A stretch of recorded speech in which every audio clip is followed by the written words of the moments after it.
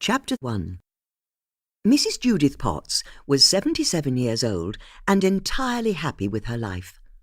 She lived in an arts and crafts mansion on the River Thames. She had a job she loved that took up just enough of her time and no more. And best of all, she didn't have to share her life with any man. This meant there was no one asking her what was for dinner that night, or wanting to know where she was going every time she left the house, or moaning that she was spending too much money on whiskey, a small glass of which she'd have at about 6 p.m. each evening. On the day Judith's life changed, it was the height of summer, and England had been in the grip of a heat wave for weeks. She'd kept all of her windows open to capture whatever breezes blew down the valley, but it seemed to make no difference. The heat of the sun had got into the bricks and timbers of her home, into the oak staircase and minstrel's gallery.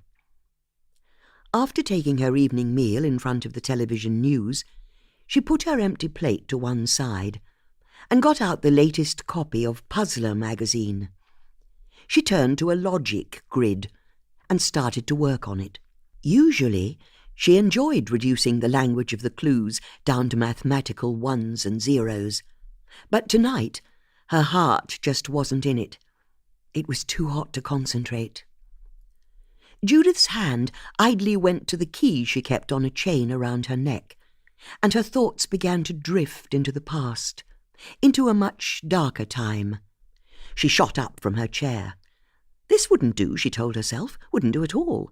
There was always something else she could do to keep herself busy.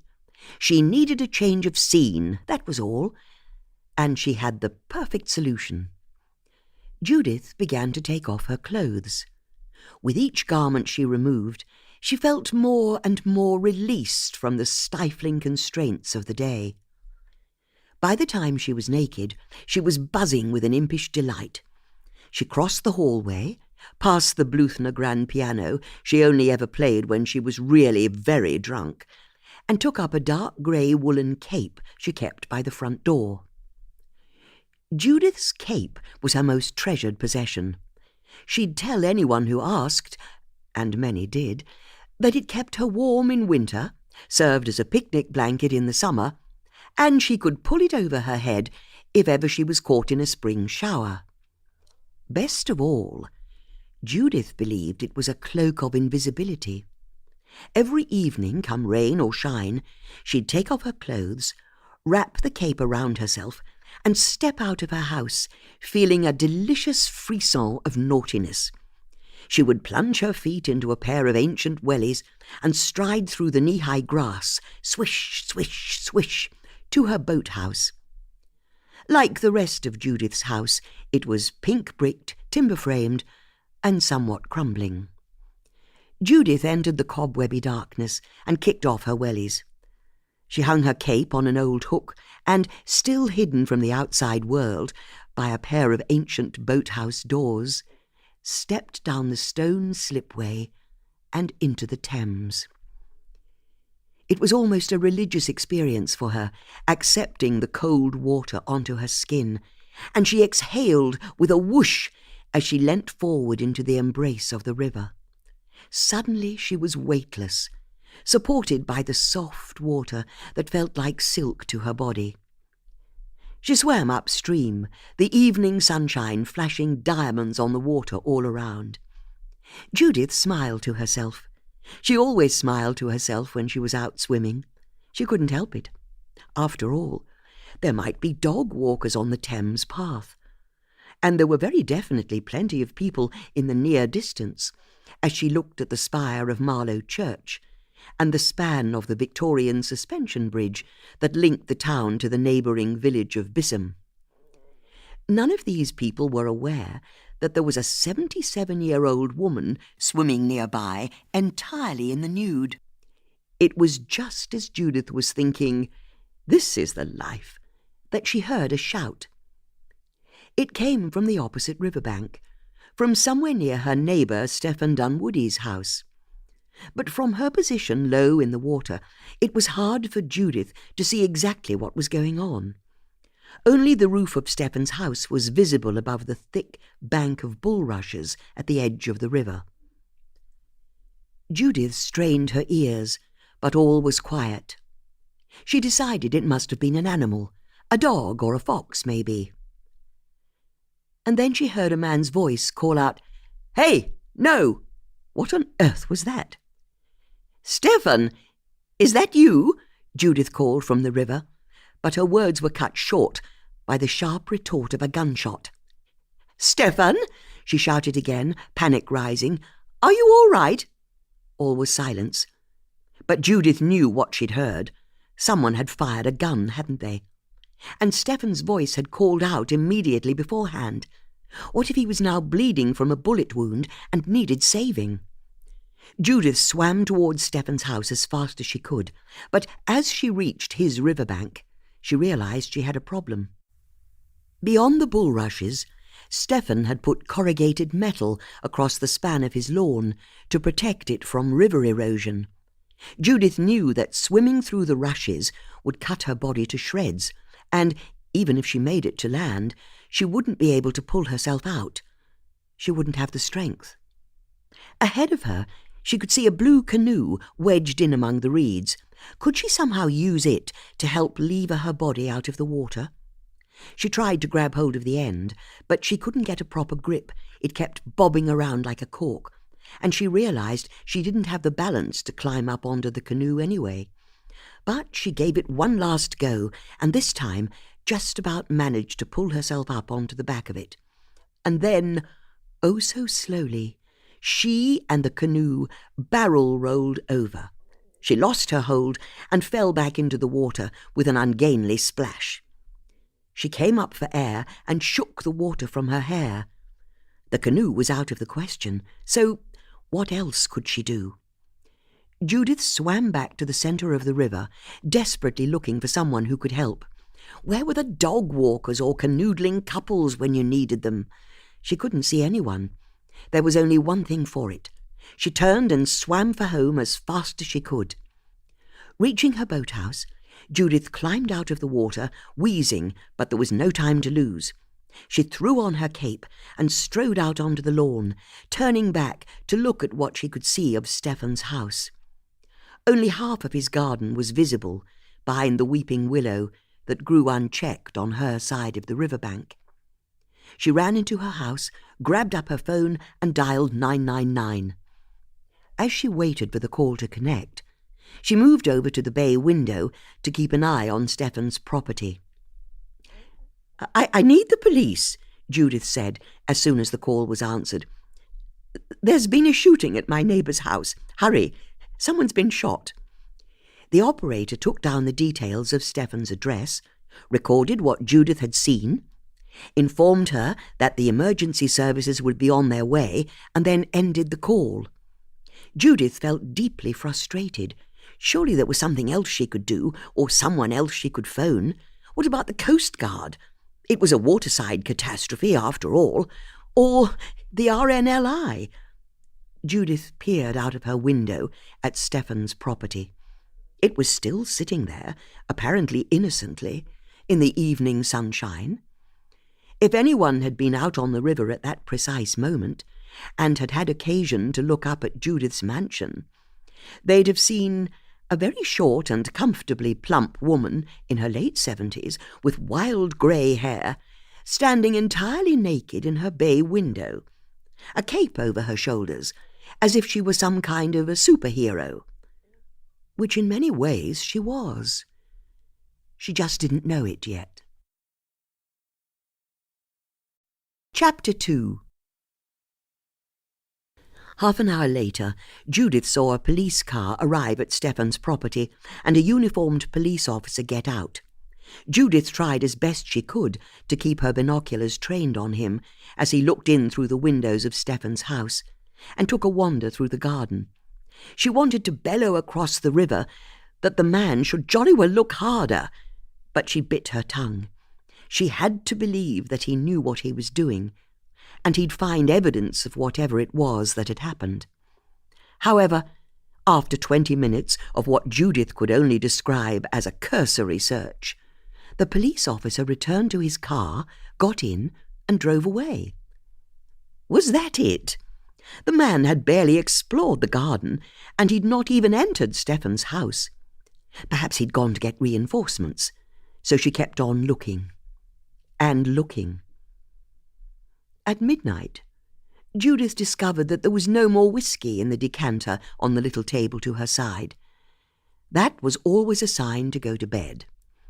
As she woozily ascended the heavy oak staircase, she found she had to hold on to the banister a bit more tightly than normal. She then turned left to go to her bedroom, when her bedroom was really on her right. But once she'd corrected her course, via a brief tangle with a recalcitrant aspidistra, she safely made her destination. Judith adored her bedroom. The wood panels were painted light green, and there was a majestic four-poster bed with a tapestry of a medieval hunting scene as its canopy. That the room was covered in old clothes, half-finished meals, and piles of discarded newspapers and magazines didn't bother her one jot. Judith never noticed the mess. In fact, she let it encompass her, in the same way that she let the river embrace her when she went swimming. The messier her bedroom, the more she felt cocooned and safe. The following morning, Judith was woken by the sound of the phone ringing. She reached for it, blearily seeing it had just gone 10 a.m. "Hello?" she croaked. "Good morning," an efficient female voice said. "My name's Detective Sergeant Tanika Malik from the Maidenhead Police Station. I'm following up on the incident you reported at Mr. Dunwoody's property last night." "Ah, thank you for calling," Judith said, still somewhat groggily. The detective sergeant explained that she'd sent a constable to inspect Mr. Dunwoody's house and garden. He'd not found anything of note, so she was ringing to inform Judith that there was nothing to worry about. "But I know what I heard," Judith said. "Yes, the report said you heard a gunshot. Not just a gunshot. I heard someone call out something like, 'Hey, no!' And then I heard the gunshot." "But I understand you were swimming in the river at the time. Are you sure it was in fact a gunshot?" Judith was now fully awake and thoroughly irritated. "I grew up on a farm. I know what a gunshot sounds like." "But what if it was something else?" "Like what?" "Well, for example, maybe it was a car backfiring." This hadn't occurred to Judith. She thought for a moment before answering. "No, I'm sure I'd have known if it were a car. It was a gunshot. I take it this constable of yours reported that Stephen's car is still parked at his house?" "Why do you mention that?" "Because I presume Stephen didn't answer his phone when you called him, did he?" "No, I'm sorry. I can't quite follow your line of thought there. What phone call?" "Well, you must have phoned him last night." "I'm afraid I'm not allowed to share specific details with you." "But a neighbour reports a shooting at a house. Of course you phoned to check up on him. And the fact you haven't told me he answered suggests to me that he didn't answer. So, seeing as his car is still on his driveway, well, that tells me that something's up with him. After all, if you're at home, you answer your phone. If you're away, you take your car. At least, someone who owned a car would. I don't." D.S. Malik didn't respond immediately. "You've really thought this through," she eventually said. "It's all I could think about last night. I was so worried for Stephen. What if he's been shot and the gunman's escaped? In fact, what if Stephen is right now lying, bleeding in a ditch?" "I don't think he's lying in a ditch. I'm sure there's some very innocent explanation for all of this.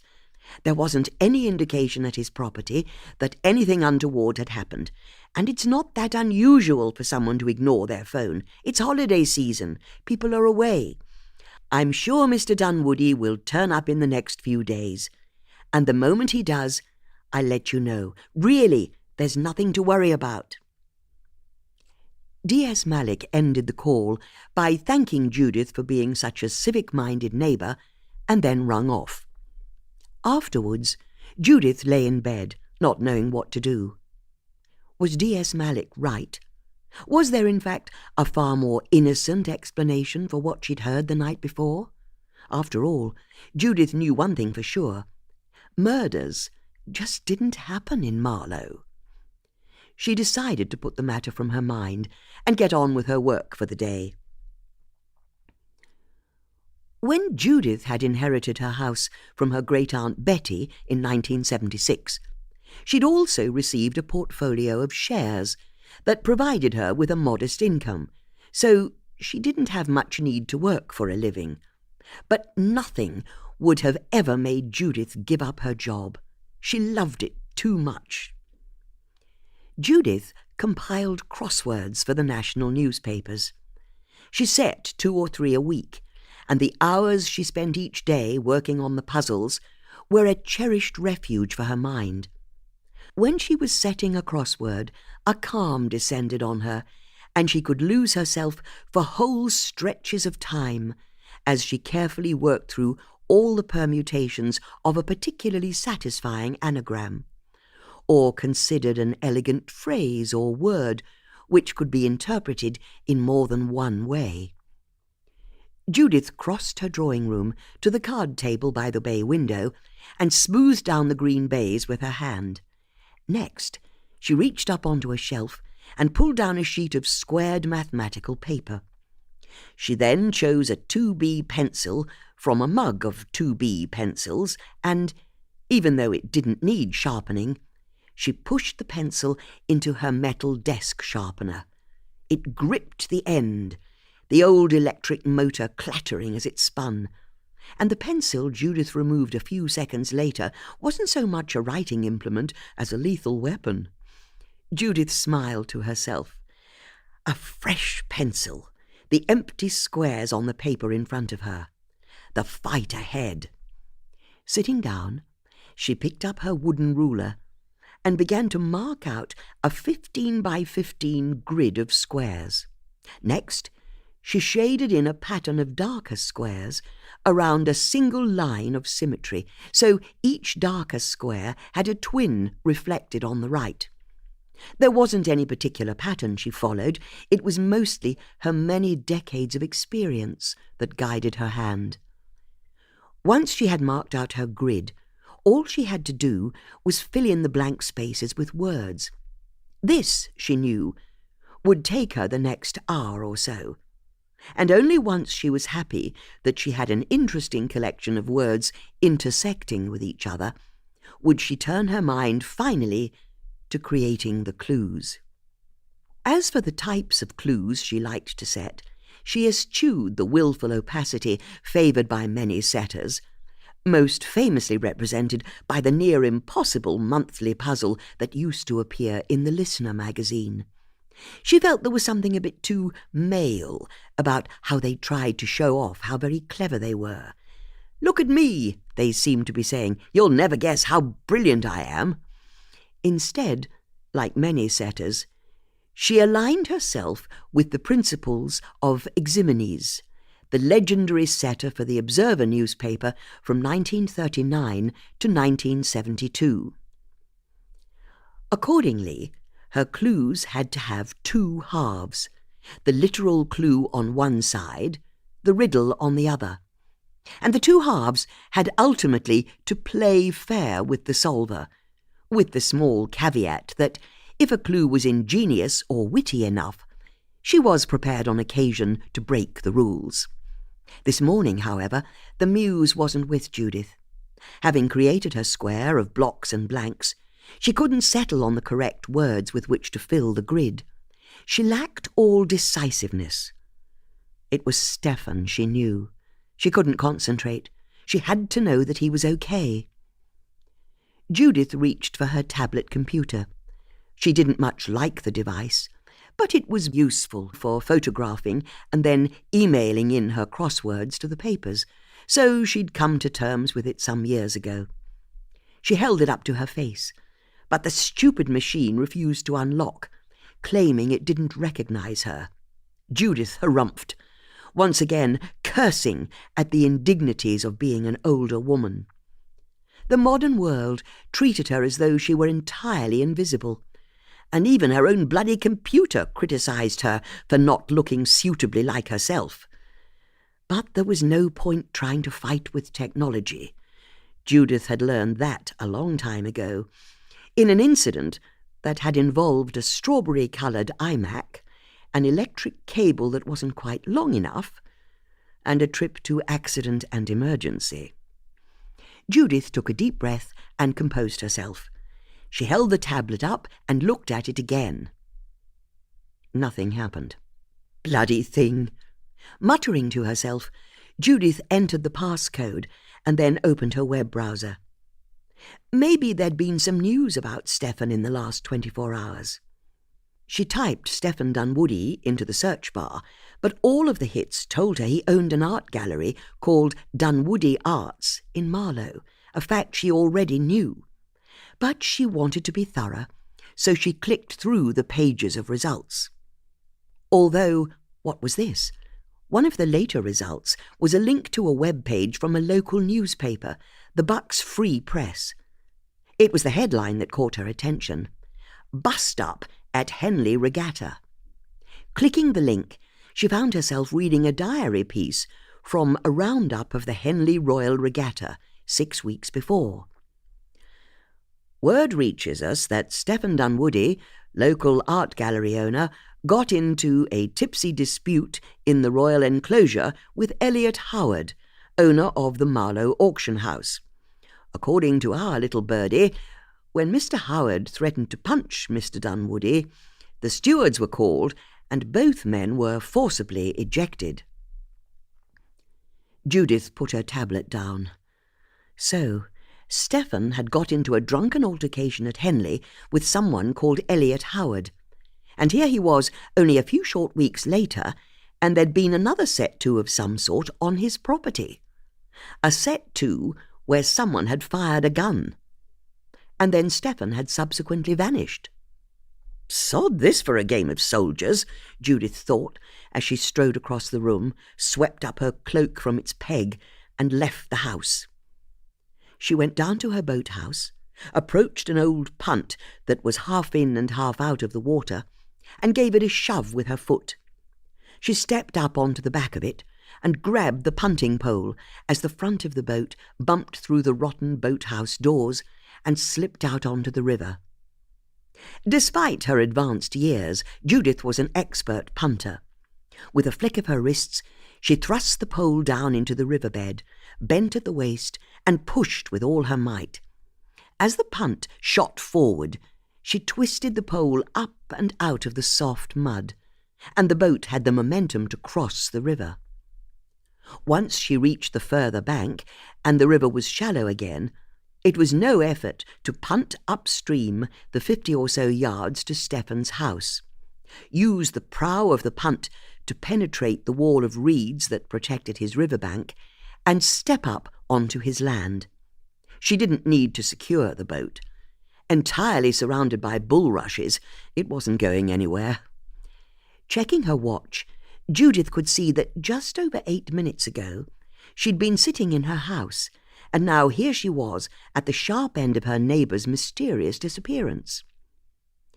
Stephen's house was really rather splendid to Judith's mind. It was a converted watermill, with a wooden wheel that still turned lazily, but differently sized rectangular glass windows had subsequently been cut into the building. It was both pleasingly old-fashioned and modern at the same time. She went and looked at Stephen's car in the driveway.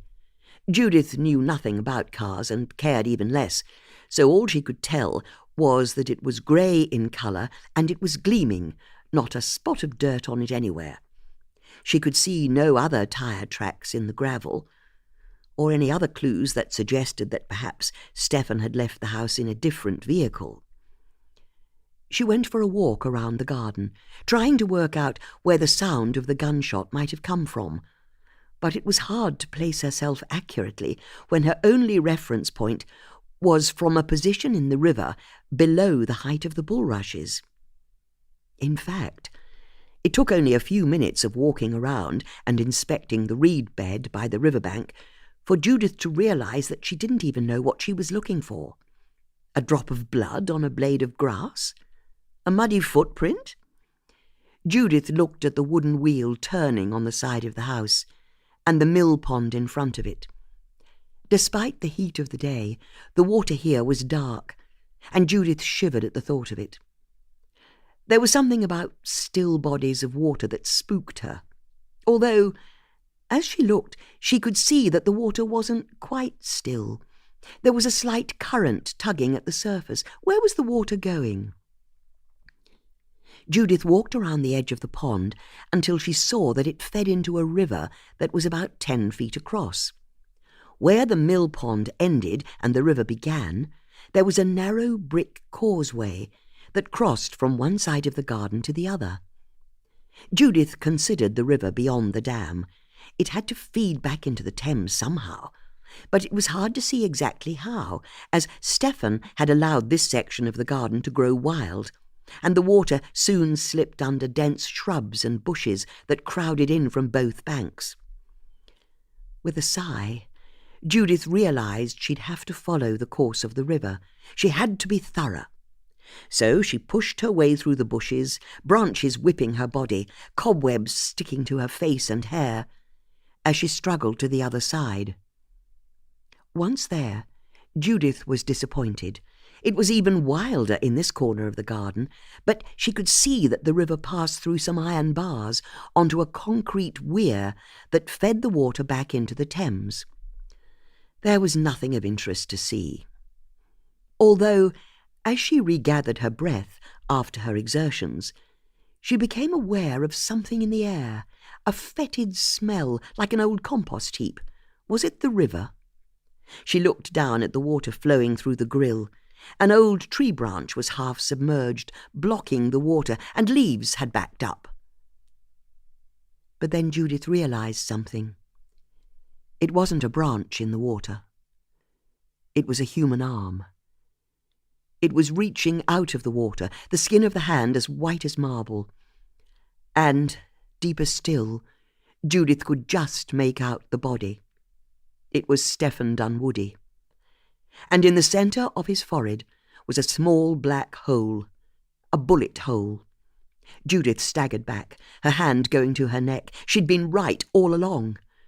Stephen Dunwoody, her friend, her neighbour, had been shot dead. Chapter 3. An hour later, Judith was sitting on a bench in Stephen's garden, being interviewed by Detective Sergeant Tanika Malik. The police officer was in her early 40s, wore a smart trouser suit, and had an air of teacherly efficiency about her that Judith already found irritating. "But I don't understand, Mrs. Potts," D.S. Malik said. "You say you came back to Mr. Dunwoody's property?" "Yes," Judith said, her chin raised in defiance. "It's like I told you on the phone.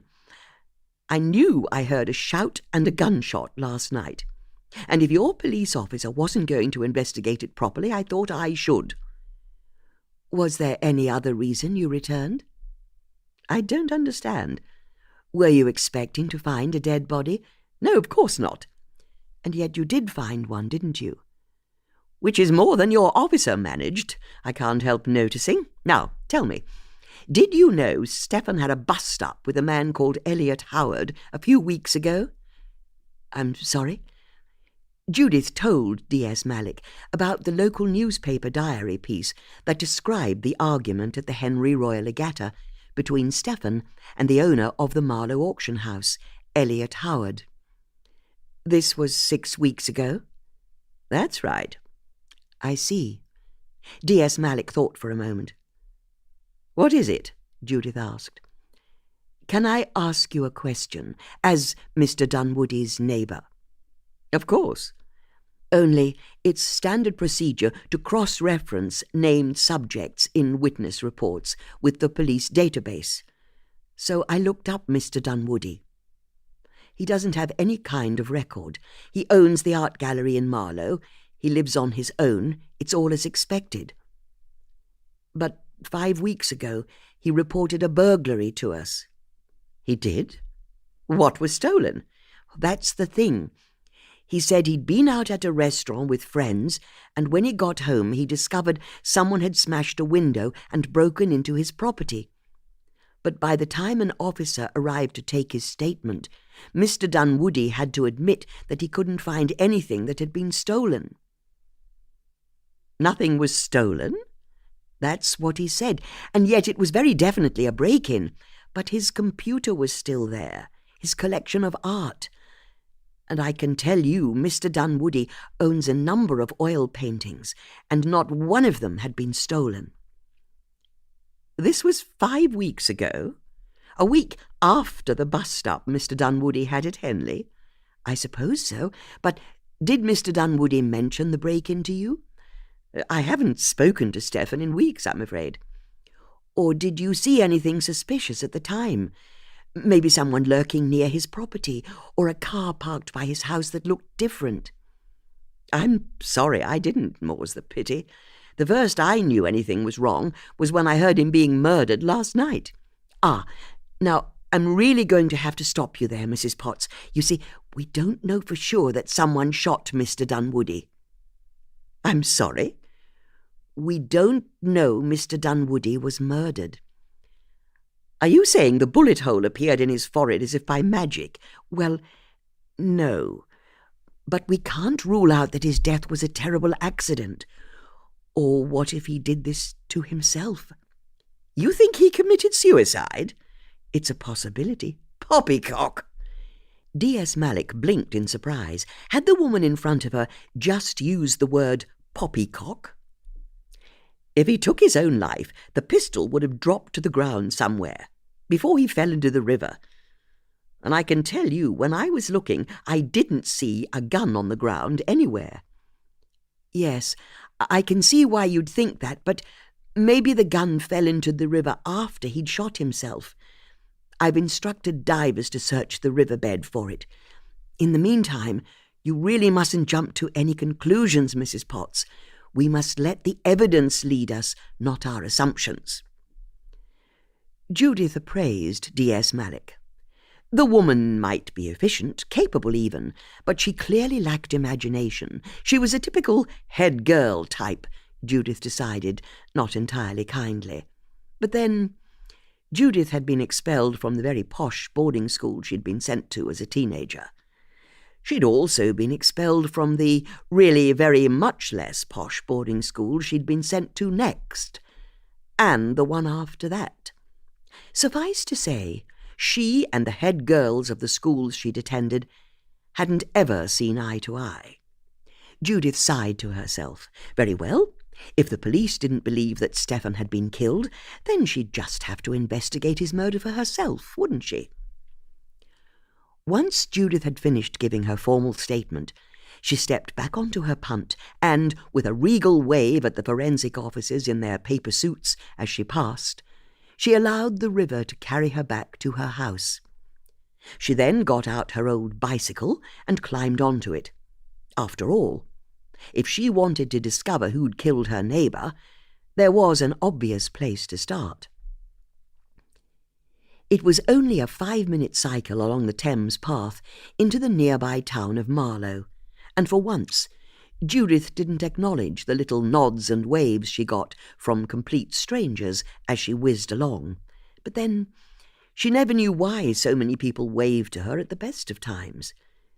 It never occurred to her that she was considered something of a minor celebrity in the town.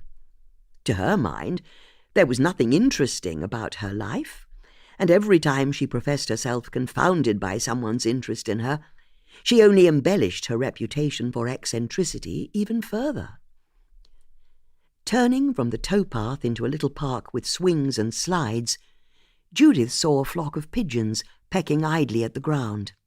Filthy creatures, she thought to herself as she sped up her bike, a big grin spreading over her face as she bore down on them.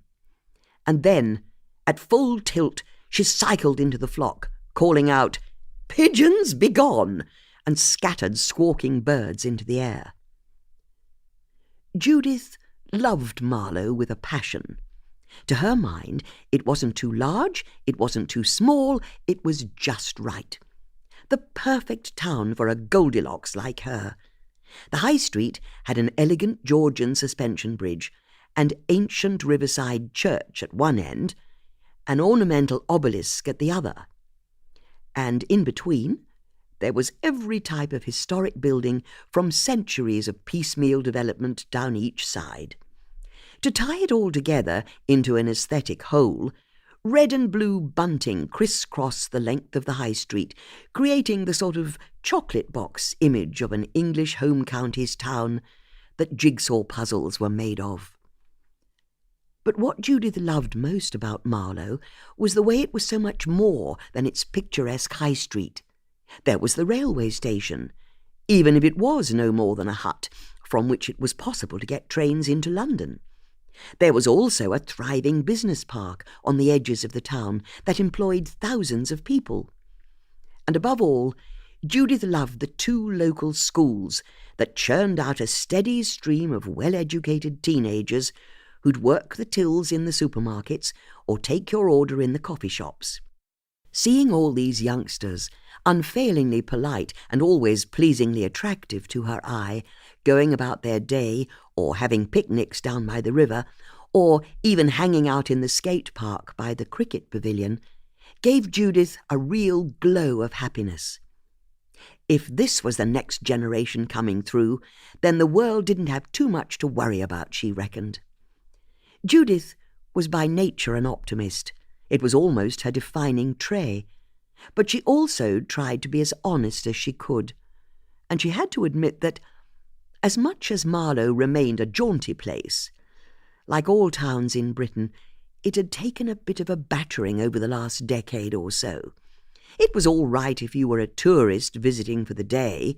There were plenty of high-end restaurants and clothes shops, so maybe you wouldn't notice the dozen or so shops that were empty, their fronts tastefully posted to hide the absence of business going on inside.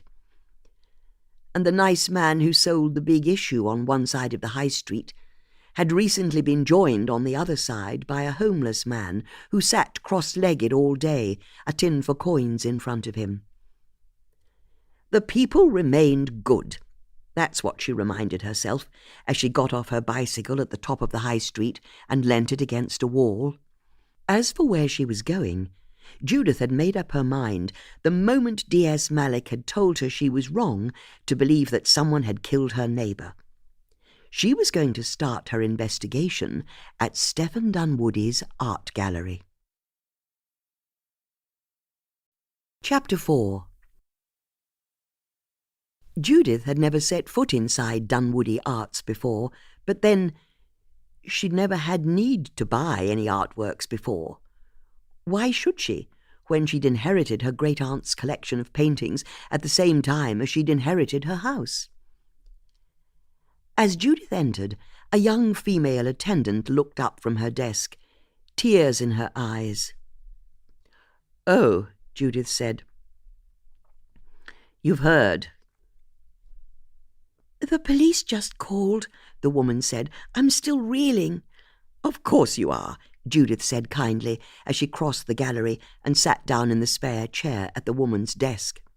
Next, Judith rootled in her handbag and pulled out a packet of pocket tissues. She handed one over. "Thank you," the woman said before blowing her nose. "I should introduce myself," Judith said. "I'm Judith Potts." "I know. You live in that big house on the river." "Oh, have we met before?"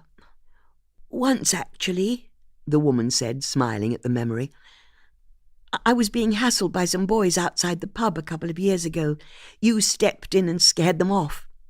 "I did?" Judith had no recollection of the event, although it sounded very much like the sort of thing she'd do. She couldn't bear how men seemed to operate in packs at times, picking on young women on their own. "I'm Antonia," the woman said, "Antonia Webster, and thanks for helping me that time. You were totally amazing." "I'm sure you didn't need any help. You look capable enough." Judith rootled in her bag again and pulled out an old-fashioned tin of travel sweets. "Would you like a sweet?" Antonia didn't quite know what to say to the question. "No? Judith asked. "Then do you mind if I have one?" Judith popped the lid of the tin, plucked a boiled sweet from within the icing sugar, put it in her mouth, and sucked on it for a few seconds. "Lime," she pronounced with satisfaction. "My favourite. Now, I hope you don't mind me coming here, but if I helped you in the past, then maybe you could help me this time. You see, I'm Stefan's neighbour, and I'm trying to work out what happened to him. It's so terribly sad. I take it you work here." "I do," Antonia said, "and of course I'll help. I'm Mr. Dunwoody's assistant, just for the summer, before I go to uni." "So you've not been here long?" "No, but Mr. Dunwoody was so kind. I can't believe he's gone." "I'd agree with you there. But how was he kind, would you say?" "Well, he was interested in me. You know, about what I thought, about politics, or the environment, or what I was going to do at uni." "He was interested in you?" "Not in that way," Antonia said, picking up on Judith's tone. "He wasn't a creep. He was just an old man. That's how he described himself. An old man who lived on his own with all of his art. I liked him." This description certainly chimed with Judith's limited wave-to-her-neighbour-once-a-fortnight relationship with Stefan. He always seemed happy enough to see her, and always had something to call across the river. "Beautiful morning," or "lovely day," he'd shout. Judith smiled sadly at the memory. "He was a good man, I think," she said. "He was," Antonia agreed. The two women sat in companionable silence for a while, Judith contentedly sucking on her boiled sweet. "And someone killed him," she said.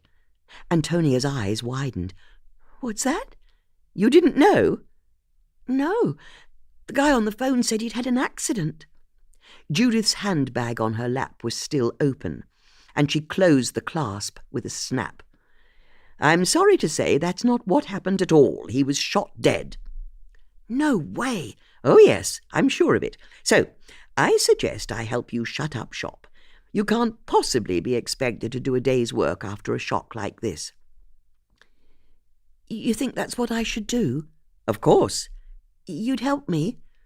"I've got nowhere else to be. Now, how do we do it?" Antonia got a set of keys, explained how the alarm system worked, and together the two women locked up the gallery, turning over the sign at the front so it said it was closed. As Judith had suspected, the simple act of doing something physical seemed to give Antonia the space to process all that had happened. Judith picked her moment with care. "You know, it can't have been as perfect as all that," she said, as though the thought had only just that moment occurred to her. "What's that?" "Mr. Dunwoody. Logic suggests he was either not as blameless as he appeared, or he had at least one friend or acquaintance who was very much a wrong-un, seeing as someone did this to him." Oh, I see what you mean, but that's not possible. He was really a nice guy, and there was no one bad in his life either." Judith saw Antonia frown. "What is it?" Judith asked. Antonia didn't say anything. "Go on," Judith cajoled, and then she waited. She knew that sometimes the best way to get someone to talk was to stay silent yourself. "Well, it's just," Antonia eventually said, "if you're going to suggest there was someone who was around here who was maybe a bit of a wrong-un, well, you put a person in my mind, that's all." "And who is this someone?" "No idea. I don't know his name." "Then why don't you tell me about him, and let's see if we can work it out together." "He's an older gentleman, with grey hair, or silver. It went down to his shoulders. He was very tall and grand." "And this was a friend of Mr. Dunwoody's?" "I don't think so. He came into the gallery last week." "What day last week?" "Monday." "OK, so this man came into the gallery last Monday." "That's right, and whoever he was, Mr. Dunwoody took him straight to his office. It was like he was embarrassed that this guy had visited. I see. How very interesting. Then what happened? Well, I'm not sure. They were in Mr. Dunwoody's office, but it wasn't long before I heard raised voices. I didn't know what to do. You see, it's my job to make coffees for Mr. Dunwoody if he ever has any guests, and I was in such a panic. I didn't know if I should make them coffee or not. Did you hear what they were arguing about? Not while I was outside the office, but in the end I got up my courage, knocked on the door, and asked if they'd like coffee. It was like thunder in there. The tall man, the silver-haired man, he didn't want anything, and he was kind of rude about it. He dismissed me with a wave of his hand. Antonia lapsed into thoughtful silence. How interesting, Judith said. But you say you didn't hear what they said while you were outside? Antonia wasn't able to follow the line of Judith's reasoning. What's that? You said you didn't hear what was said while you were outside. That suggests to me that maybe there was something you heard while you were inside.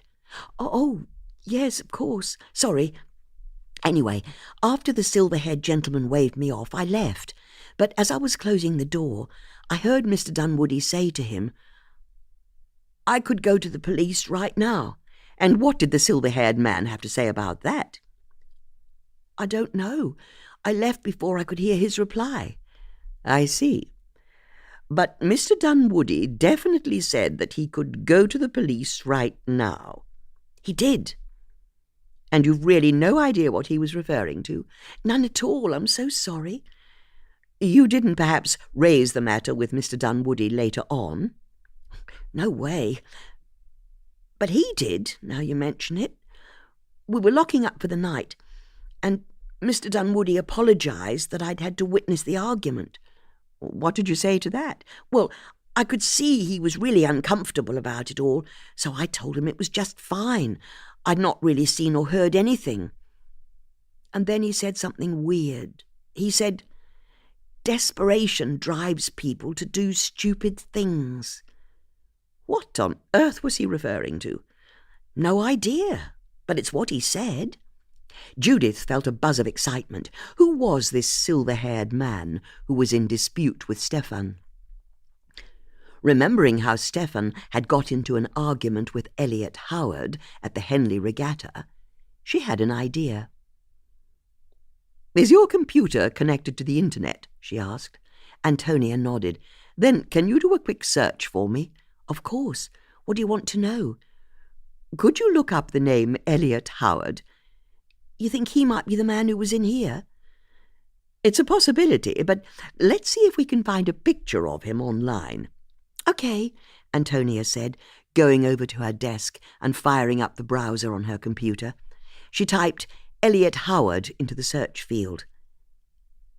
That's the one, Judith said, pointing at the top hit. Antonia clicked the link that opened the website for the Marlow auction house. Next, she found a Who We Are tab on the home page, and they were soon looking at the names and photos of the key members of staff. The very first image was of a handsome man in his late 50s, with silver hair that swept down to his shoulders. The caption said that his name was Elliot Howard, and that he was chairman of the Marlow auction house. That's him, Antonia said in surprise. That's the man who was here last Monday. Judith bent down to the screen so she could better see the photo. Got you, she whispered to the man on the screen. Chapter 5. A few minutes after her meeting with Antonia, Judith found herself leaning her bicycle against the wall of the Marlow auction house, a creaking timber-framed building that always reminded her of the old barns she'd played in as a girl, growing up on her parents' farm on the Isle of Wight, full of cobwebs, creaky floorboards, and damp hay bales that smelled of must. As she straightened her cape on her shoulders, Judith realized that she didn't have any specific plan for what she should do next. All she knew was that she had to see Elliot Howard. She wanted to see the cut of his jib. As for the wisdom of approaching a man she thought might be a murderer, she decided to ignore any such concerns. After all, she'd never met the man before, so what on earth was stopping her from visiting his place of work? She could pretend she was interested in selling a painting, or some other ruse. Something would occur to her. As Judith entered the building, she saw a woman sitting at a desk working at a computer. She was in her 50s, with dark wavy hair, bright red lipstick, and smiley eyes. "Good morning, and how can I help you?" the woman said in a friendly Irish accent. "Good morning," Judith asked brightly. "Are you open?" "I'm sorry, but we don't have any viewings until tomorrow." "You don't?" "I can give you a catalogue. This week it's coins and medals, which I can't imagine it's what you're here for. It'll be mostly men who really should get out more," she added with a conspiratorial smile. "Although, don't tell Elliot I said that. However, we've a fine art auction at the end of the month. That might be—" "Actually, it's Mr. Howard I was hoping to see." "It is?" "That's right." "May I ask why you would like to see him?" "That's a very good question." Judith was about to think of her excuse when a man's voice spoke from directly behind her. "Yes. Why do you want to see me?" Judith was so startled that her mind instantly went blank. To buy herself time, she turned and saw the man from the online photo leaning nonchalantly in a doorway behind her. He was in his late 50s, with long flowing grey hair that fell to his shoulders. He wore brogues, tan corduroy trousers, and an old checked shirt under a tatty grey cardigan. It was Elliot Howard. There was an easeful, almost amused superiority to his manner, and Judith had a sudden insight that Elliot was inordinately proud of having a full head of hair at his age, which is why he kept it so long. And for all that Elliot was looking so relaxed, there was something about him that Judith found a touch unsettling. "Well, wouldn't you like to know?" Judith said, in lieu of knowing what else to say. "I do. Which is why I asked. Why do you want to see me?" "Aha!" Inside, Judith cringed. Aha! Was that really the best she could do? The woman at the computer came to her rescue. "I know. Why don't you both go into Elliot's office? You can have a nice chat there." "Okay, darling," Elliot said to the woman with a smile. "You're the boss," he added, although it was clear from his patrician tone that she wasn't. Elliot led the way into his office, and Judith had no choice but to follow. Her mind was scrabbling for something to say, anything to say. "That's Daisy," Elliot said, as he went and sat behind a large office desk. "A wonderful woman. My wife. Don't know why she puts up with me. Anyway, how can I help you?" Judith's mind was still a whirling blank, but she could see a number of photos in frames on the walls, so she went over to look at them. They were faded with age, and mostly showed teenage boys rowing on the river or wearing blazers while holding various silver cups and medals. The shield above each photo was of one of the local schools, Sir William Borlaise's grammar school, and she could see the handwritten names of the boys underneath, always included an A. Howard. "Oh, you're a rower," Judith said, just to fill the dead air. But it was as she was looking at the photos that inspiration finally came to her. "You owe me money," she blurted. "I'm sorry. Yes, and I should have said sooner. My name's Mrs. Judith Potts, and you owe me money from Henley Regatta when you really didn't behave very well at all." This got Elliot's attention. "What on earth are you talking about?" he said. But Judith got the impression that he'd maybe been rattled by her allegation. "As far as I'm concerned, you were a disgrace. In the royal enclosure, the way you carried on in that argument with that man." What man would this be? Stephen, whatever his name is. He runs the art gallery in Marlow. I thought you were very rude to him, but then you pushed past me when you left and made me spill my red wine down my dress. It's cost over £70 to dry clean, and I expect you to pay the bill." Elliot considered Judith for a long moment. "I don't remember spilling anyone's drink," he said. "But you don't deny the argument, do you?" "It's true Mr. Dunwoody and I had a difference of opinion that day, but I don't remember you at all." "I'm not surprised. You were in such a state. I can well imagine you don't remember anything from that day. That poor man you were shouting at, he'd done nothing wrong." "Oh, he'd done wrong all right." "It can't have been anything worth losing your temper over like that." "You've no idea what you're talking about." "Well, that's as well may be, but even so—" "He was a fraud," Elliot said, interrupting Judith. "I'm sorry. In fact, I'd go further. Stephen Dunwoody was a fraud and a liar, and a cheat and a crook. Now, if you don't mind, I'm a busy man. I'd like you to leave." With a cold smile that said the meeting was over, Elliot picked up some papers on his desk and started reading. "But what about my dress?" Judith spluttered. "If you ask me," Elliot said without looking up, "you've invented the whole thing, God knows why, because I've an excellent memory for faces, and I'm sure we've not met before. What's more, I definitely didn't spill any wine on anyone's dress at Henley, and if I had, I'm sure that person wouldn't have waited nearly 2 months before approaching me. Now, I must ask you to leave my office." Judith opened her mouth a couple of times, rearranged her hold on her handbag, and then realized she still had nothing further to add. She turned to leave, but stopped as she was about to open the door. "What do you mean he was a fraud?" she asked. "Are you still here?" Elliot said with a sigh as he looked up again. "Yes, and I want to know why you're talking about Stephen in the past tense." Elliot shrugged, as if it was of no concern to him. "Isn't it obvious?" he said. "Well, he's dead, isn't he?" "But how do you know that?" "It's all over the office this morning. How the doyen of the art world, Stephen Dunwoody, has had a tragic accident and been gathered up to God. But let me ask you a question. How do you know?" "How do I know?"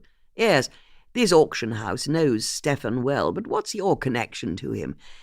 "That's rather an impertinent question." "Hardly, considering," Elliot said, and leant back in his chair, looking at Judith levelly. Once again, Judith couldn't quite place Elliot's manner. What was it he was reminding her of? "So, what's your connection?" he asked again. "As it happens, I'm his neighbour," Judith said, unable to keep up the subterfuge any longer. "The police interviewed me this morning, and if you ask me, it wasn't an accident. Someone killed him." "Oh, I see," Elliot said, delight lighting his face. "I beg your pardon? You seriously believe someone killed him? Shot him dead, yes. How interesting. This was never about the dress, was it?" Elliot's smile didn't waver, but the light seemed to die from his eyes, and Judith felt as if the air had been sucked out of the room. "Of course it was about the dress," she said, knowing that Elliot could see through her lie. "No, I don't think so, because I think you're a nosy neighbour, aren't you? A nosy neighbour who's got it into her head that just because I argued with Stephen at Henley a few weeks ago, and now he's dead, you wanted to have a poke around here, thinking yourself the amateur sleuth. I'm right, aren't I?" "Nothing of the sort." "Very well, then perhaps you can tell me precisely when Mr. Dunwoody died." Judith was surprised by the question. How could Elliot talk so easily of times of death like this? But it was all part of his attitude that she couldn't place. "About 8 last night," she said. "Maybe 8:10. "Well, wouldn't you know it? But I've an alibi for then." "You have?" At 8 o'clock last night, I was at All Saints' Church. You see, I sing in the church choir, have done for years, and every Thursday night, between the hours of 7 and 9, we have choir practice. So that's where I was, in front of the vicar, as it happens, along with the verger, various sidesmen and women of the church, and the mayor of Marlow. Elliot smiled, and Judith suddenly realized what was unsettling her about him. He seemed to be enjoying the conversation, like a cat toying with a mouse. "And don't worry," he continued. "I won't wait for that bill for your dress. We both know you were making that up, don't we? Now why don't you piss off before I call the police and have you forcibly removed?" Judith didn't have an answer to that. For the first time in years, she was entirely lost for words. Chapter 6. Judith cycled back into Marlow, replaying the conversation with Elliot in her head. What had she been thinking? Despite herself, she couldn't help but feel a delicious thrill at her audacity.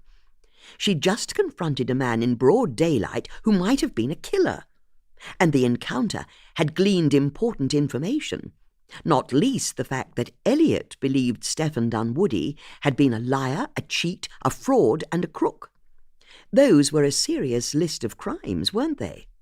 Although, how could her lovely neighbour Stephen, who his assistant Antonia had agreed was a perfect gentleman, be in any way a criminal?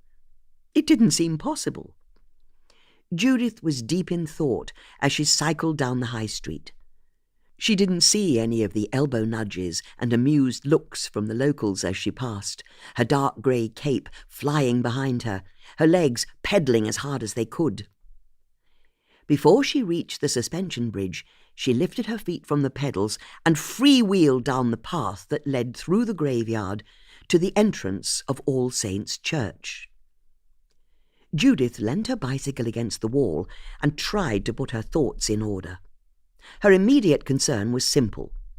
She had a theory that Elliot was involved in Stephen's death, and if he were, then he could hardly have been at choir practice the night before, could he? She just had to prove it, which was why she was popping into All Saints. Judith wasn't a regular church-goer.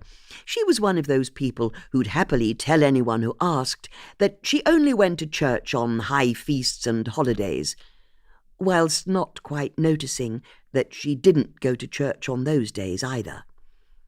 But she was on nodding acquaintance with the vicar, a very nice young man called Colin Starling. Perhaps he'd be in the church and would be able to tell her if Elliot had attended choir practice. Once inside, Judith took a moment to enjoy the feeling of peace that came over her. How a stone building, many hundreds of years old, could feel so light and airy was always a mystery to her, but she couldn't help but smile at the sight of the high vaulted ceilings, the elegant stone pillars, and the ancient banners and standards of local regiments hanging from the walls. The Church of England was the perfect metaphor for the country as a whole, she felt, pleasing to the eye, staunchly old-fashioned, and waning very much in popularity. There were notices on a cork board by the entrance, and Judith started looking for any kind of reference to choir rehearsals, or better yet, a list of everyone who sang in the choir. She couldn't find anything that helped her, which she found briefly irritating. There must be choir notices somewhere. Where were they? Judith decided to go and look in the vestry, where the choir got changed. Pushing open the oak door, Judith called out, "Hello?" There was no one about, so she entered. She could see that the choristers' surplices and ruffs hung from pegs. There was an old cupboard built into the wall that Judith guessed contained the vicar's vestments, and she also saw a desk with papers and a computer on it. But otherwise the room was empty. Or was it? Judith felt a prickling sensation, as if someone was watching her. But how could that be possible? There was no one else in the room. Very well, she thought to herself, it was time to find out about the choir's rehearsals. Judith searched the desk, but she still felt unsettled. Some sixth sense was telling her she wasn't alone. But the room was so tiny there was nowhere to hide, although Judith supposed there was the built-in cupboard. But why would anyone hide inside a cupboard? Judith saw some choral music on a shelf, so went over to see if she could find a list of choristers there, but she had to stop herself again. She still felt as though someone was looking at her. To settle her mind, more than for any other reason, Judith went over to the cupboard, opened the door, and saw that it contained nothing more than the vicar's robes on hangers, just as she'd suspected. Although it also seemed to contain a middle-aged woman who was looking straight at her. "Oh," Judith said, surprised. "Hello." "Yes, sorry about being in a cupboard," the woman said, embarrassment pinking her cheeks. "You must think me quite strange." Judith was baffled. The woman in the cupboard looked entirely respectable. In fact, more than that, she positively glowed with expensive good health. She was in her early 40s, with sleek blonde hair, and was wearing a quilted black gilet over her top half, tight-fitting jeggings over her lower, and bright pink running shoes. What on earth was she doing hiding in a cupboard in an empty church? "It does seem a bit unconventional," Judith conceded. "I can explain," the woman said in a rush. "You see, I only came in to tidy up the vicar's crockery." The woman held up her hands, each of them brandishing a floral mug. "Colin is so bad at tidying, and they've been in here gathering dust and mould for days. Anyway, I didn't think I'd meet anyone, and then I heard someone come into the church and I panicked. I just didn't want to meet anyone today, especially one of Colin's parishioners. Oh, God, that sounds bad, doesn't it? You're not one of his parishioners, are you?" "I wouldn't worry about that," Judith said with a smile. "Good. I mean, not that it's good that you don't come to church. Oh, I'm sorry. I'm making rather a hash of this, aren't I? But anyway, the point is, when I heard footsteps approaching the vestry, I hid in the cupboard." "And closed the door behind you?" "That's right. It sounds mad, doesn't it? Now I'm saying it out loud. Do you think it's mad?" "Not at all. But let me introduce myself. I'm Judith Potts." "Yes, I know." "You do?" Now it was Judith's turn to be surprised. She was sure she'd not met the woman in front of her before. "And I'm Bex Starling," the other woman said, offering her hand. "Becky, actually, although most people call me Bex." "You're the vicar's wife?" Judith asked, delighted. "I'm afraid so," Bex said with a bashful smile. "Someone has to be. Do you mind if I get out of the cupboard?" "No, please do." "Thanks," Bex said, and clambered out. This left the two women at something of an impasse. There wasn't any kind of agreed etiquette for continuing a first meeting between two middle-class women when one of them has just been found hiding in a cupboard. "I mean, it's not ideal, is it?" Bex said, "hiding away like that, at my age." "Oh, I don't know. I remember at university I had a ground-floor set of rooms, and I hid under my desk when a friend came to visit who I didn't want to see." "You did?" "Only for a few moments. Or so I thought. Turned out my friend really, really wanted to see me. She waited outside my window for nearly 3 hours, which meant I had to hide under the desk for nearly 3 hours.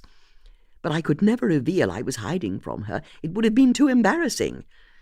I ended up having to pee in a metal wastepaper bin, and you've no idea how hard it is peeing in a metal bin while hiding under a desk." "I don't normally hide in wardrobes," Bex said, in an attempt to distance herself from the woman in front of her, who openly admitted to peeing in bins, and who, she now realized, could very well be mad. "But how can I help you?" she continued. "Are you looking for Reverend Colin?" "Oh, no, nothing so grand. I was just wondering if there was a list anywhere of the people who sing in the church choir." "Well, as it happens, there is," Bex said, heading over to a piece of paper that was hanging on the back of the door to the vestry. "It's here." Judith saw 30 or so names on the paper written out in different hands and different inks, with quite a few crossed out.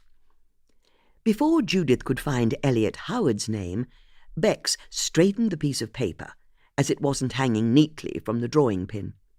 "Sorry, if you could let me read—" But now it was skew-whiff in the other direction, so Bex rotated it back. "Sorry, it's not straight. If you don't mind." Bex yanked the paper from the wall and carried it over to the desk. "I'd better write this out again. It's a mess," she said, getting a sheet of A4 from a printer to the side of the desk. "I only wanted to see if Elliot Howard was a member of the choir." Bex stopped what she was doing and looked at Judith, surprised. "Elliot? Oh, yes, he's been in the choir for years." "He has? For as long as I can remember. Then can you tell me, was there a choir practice last night?" "There was." "And he was here, was he?" "He was." "Are you sure?" "Quite sure. You see, I sing in the choir as well. He's a baritone. I'm a soprano." "What time was choir rehearsal?" "Well, we first have a full rehearsal with the boy trebles from 7 till 8. And then at about 8 we let the trebles go, and the adults stay on to rehearse until about 9. "So Elliot was here at 8 o'clock?" "He was here the whole time, from 7 until 9. "Are you sure?" "Absolutely sure. But why are you asking?" Judith hesitated, wondering what to say. Then, as was so often the case with her, she decided that honesty was the best policy. "I think he's involved in a murder." Bex shot up from her chair. "What?" "In fact, I think there's a chance he killed my neighbour last night." Judith could see Bex's mind spinning, speech very much beyond her. "I know," Judith agreed. "It's quite the statement." "He's a murderer?" "Would that surprise you?" "Of course. We're talking about Elliot Howard here." "You know him well?" "Not really, now you mention it. He's one of those men who prefer the company of the men in the choir, I think. Sorry, what murder? There's been a murder?" Judith explained the chain of events that had led her to the church, and Bex hung on her every word. "You think Elliot killed Mr. Dunwoody, and you went and talked to him?" she asked, when Judith had finished her tale. "Someone has to. The police are being useless. They think Stefan's death was an accident or suicide." "Well, I can tell you that Elliot was here last night between 7 and 9. "And you're sure he didn't slip off at all?" "Oh, yes, quite sure. Not even for a few minutes?" There's always a short break at about 8 o'clock as the trebles leave and people go for a loo break, so it's possible Elliot left then." "You think maybe he left the rehearsal at 8 and didn't come back for the second half?" "I'm not sure. I don't know, although, now you mention it, I remember seeing Elliot arrive for 7, but I'm not sure I noticed him after that. It's possible he left during the loo break at 8 and didn't come back. It's like I said, he and I don't really talk." Judith was thrilled. If Elliot left the rehearsal at 8, he'd maybe have had time to get in a car and drive over to Stefan's house to shoot him dead at 10 past 8. It would have been tight, but just about possible, she thought. "I don't suppose the church has any security cameras, does it? Any kind of video recording that might show the choir rehearsal last night, or people coming and going?" "As it happens, we do. There's a little camera in the gallery, in case of break-ins or any other sort of antisocial behaviour." "Do you think we could look at the footage from last night?" Judith could see that the idea shocked Bex. "I'm not sure about that. I don't think I should be showing you anything on Colin's computer." Judith considered Bex for a moment. Then she reached into her handbag and pulled out her tin of travel sweets. She popped the lid in a puff of icing sugar and held the tin up for Bex. "Travel sweet?" Judith asked. "No, thanks," Bex said, who was startled that someone would offer her a sweet. Did she look like someone who ate sweets? Judith put a sweet into her mouth and sucked on it, while she considered her options. "Then I suppose we've no choice," she said, snapping the lid closed and putting the tin back into her handbag. "We'll have to get the police involved." "You think the police will need to look?" "It's inevitable, I'm afraid. Once I tell them about Elliot, there'll be police with search warrants crawling over this place. I imagine it will cause quite the scandal, and the press will follow. You know what they're like. There'll be paparazzi hiding in your shrubbery and publishing unflattering photos of you taking out the bins."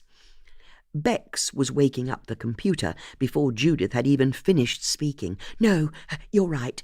We should have a look for ourselves, so the police don't need to get involved." Judith smiled warmly. "Now that's an excellent idea." Bex began clicking various icons on the monitor and opened up a window that showed a live black and white feed of the main body of the church, including the choir stalls. Bex double-clicked a video file and another window opened, looking exactly the same as the live feed, but Judith could see it was dated the day before. She then watched as Bex dragged the slider on the window until the timestamp read 7 p.m. As she did so, the choir stalls started filling up with an assortment of boys in the front pews and 20 or so men and women in the others. It was possible to see that Elliot Howard was standing in the back row. "I don't believe it," Bex said in horror. "What is it?" Judith asked, excitement blooming, as she wondered if this was the moment she was about to discover that Elliot Howard was the killer. "Am I really that fat?" Bex said, pointing at the recording of herself as she chatted to friends. "You're not fat." "I am, if that's how I look." "Believe me, you've nothing to worry about," Judith said. "That's it. I'm going to cut all dairy out of my diet." Judith struggled to be sympathetic. Why couldn't people be happy with who they were? But there was no point arguing with a woman like Bex. She was too far gone. Instead, Judith peered at the monitor. "That's Elliot there, isn't it?" Bex refocused on the screen. "That's him. And if I fast forward, let's see if he leaves." Bex hit the button a few times until the timestamp in the bottom corner started whizzing forward, and Judith could see that the choirmaster and choir were in position the whole time. Then, as the clock rushed up to 8 p.m., the boys all suddenly left, and plenty of the adults left their positions, chatting to each other or heading off for a few minutes, but Elliot stayed where he was. By 8:07 p.m., the adults were all back in the choir stalls, and the rehearsal carried on, and still Elliot hadn't moved, not once. Nor did he pluck out his mobile to make a call or check it in any way. He just sat on his own in quiet contemplation. "He didn't go anywhere," Judith said, disappointed. "Well, that's good news, isn't it?" Bex said. Bex kept the footage whizzing forward, and the two women saw that Elliot didn't leave his position until shortly after 9 p.m., when the rehearsal began to break up for everyone. Bex took her finger from the mouse, and the footage resumed playing at normal speed. "So, there we are," Bex said. "Elliot was there from 7 till 9. He can't be your murderer. Thank heavens." "I suppose not." Judith felt cheated. This wasn't the answer she'd been looking for. And as she watched Elliot chatting easily with 3 other men as they left the rehearsal, she had to admit that he wasn't behaving like someone who'd been involved in a murder either. He seemed relaxed and in good spirits. "Hold on," Judith said, indicating the monitor. "What was that?" On the screen, Elliot had just passed out of shot with his friends. "What was what?" "Can you rewind to show Elliot leaving?" Bex rewound the footage, Elliot and his friends walking backwards into the frame. "Can you replay it from there?" Judith asked. Bex pressed play, and Elliot and his friends started to walk down the aisle again. This time, Both Judith and Bex saw it. Just before he disappeared from view, Elliot looked directly into the lens of the camera. But almost as soon as he'd looked, he turned and clapped one of his friends on the back, the men all leaving, chatting happily together. "He looked at the camera," Bex said. "He did, didn't he? He knew it was there." "I suppose he's had years to notice it. Maybe it's a coincidence." "I don't think so. You saw it too, didn't you? That look on his face." Bex bit her lip. It was true, she'd seen it as well. It's like he knew someone would watch the footage to check up on his alibi. And for a split second, his ego took over, and he couldn't help himself. He had to look at the camera. "But how would you describe that look on his face?" "I know exactly how I'd describe it," Judith said. "It was a look of triumph." The women looked at each other. They both knew that Judith had hit the nail on the head. Elliot had looked at the camera triumphantly. Bex shivered. "Sorry. These old stone buildings, even in the height of summer, they're cold." "Okay," Judith said. "So what's our next move?" "I'm sorry?" "That footage proves he can't be the killer, but he's definitely involved in Stefan's murder. Somehow, he managed to be in two places at once. Or he hired someone else to do the killing, but that look he gave to the camera proves his guilt as far as I'm concerned. Don't you think?" "Hang on. What do you mean, what's our next move?" "Well, we're the only two people in the world who currently believe Elliot's implicated in any way in Stefan's murder. So it's up to us to work out how he did it." Oh, no, I couldn't possibly get involved," Bex said. "This is a matter for the police. We have to let them do their job. That's what they do, catch criminals and murderers, whereas I make sandwiches. That's my job. I serve tea and biscuits, raise my kids, and help my husband. So I'm sorry. It's been lovely meeting you, Judith, but I couldn't possibly get involved." And with that, Bex left the room all of a twitter. Judith smiled to herself. She remembered being that young, not neurotic like Bex, or desperately worried about what people thought of her. But in her book, anyone who could pick up a couple of coffee cups and a few short minutes later find herself hiding inside a cupboard was okay by her. She looked forward to meeting Bex again. In the meantime, though, how could she prove Elliot was involved?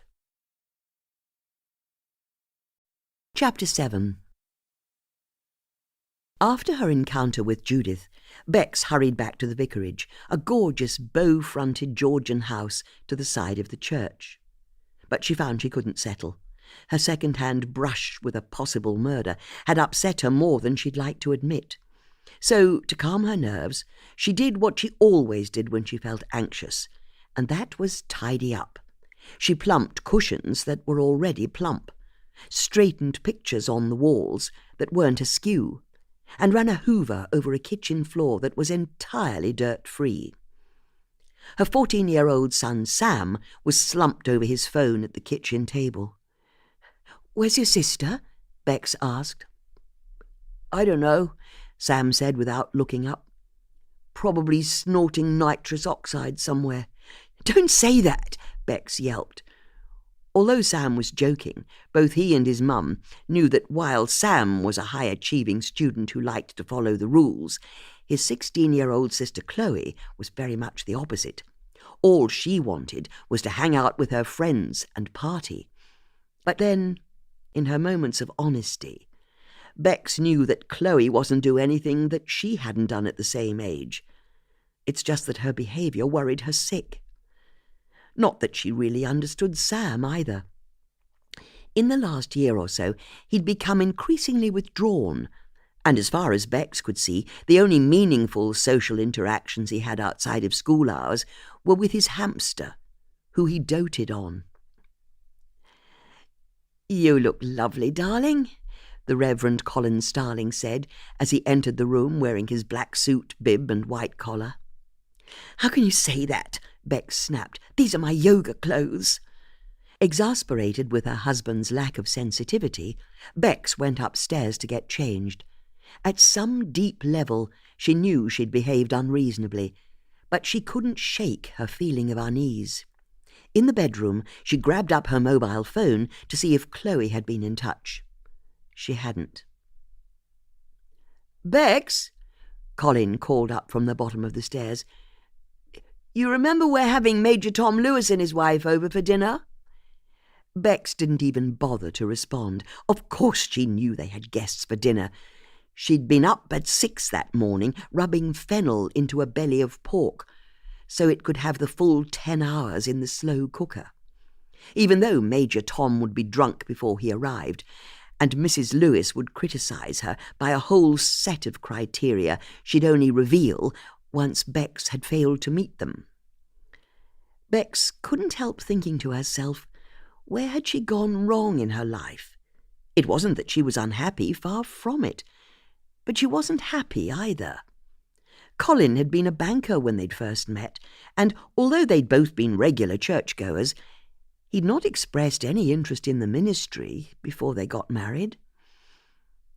It was only after Chloe was born that he began to have doubts about all the lovely money he was making, and then, right after Sam's arrival, when their need for money had spiralled, he'd had his calling. Being a good wife, Bex had supported her husband in his radical change of career from rich banker to country vicar. And here she was, all these years later, a homemaker, a wife, and a mother. All wonderful roles, and she kept telling herself she was lucky her life was so blessed. But she couldn't help noticing that everything about her existence seemed to be defined by someone who wasn't her. She was the kids' mum, the vicar's wife, and the house's wife for that matter. Bex opened a social media app on her phone. She was looking for a community group she'd joined not long after her husband had been made vicar of Marlow. The group was called Let's Talk Marlow. When Bex had joined, she'd not used her real name, she'd used the moniker Jezebel. This anonymity had allowed her to be a bit more loose-lipped online than she'd ever be in real life. But she'd made herself give up on the site a few years ago. It had been altogether too intoxicating having an alter ego, and she knew it wasn't healthy, especially when she suspected she liked her alter ego more than she did her real self. For the first time in a long while, she went to the forum. A quick scan of the live threads told her it was still mostly preoccupied with the fear of travellers moving into Seymour Park and the refusal of people to pick up dog poo.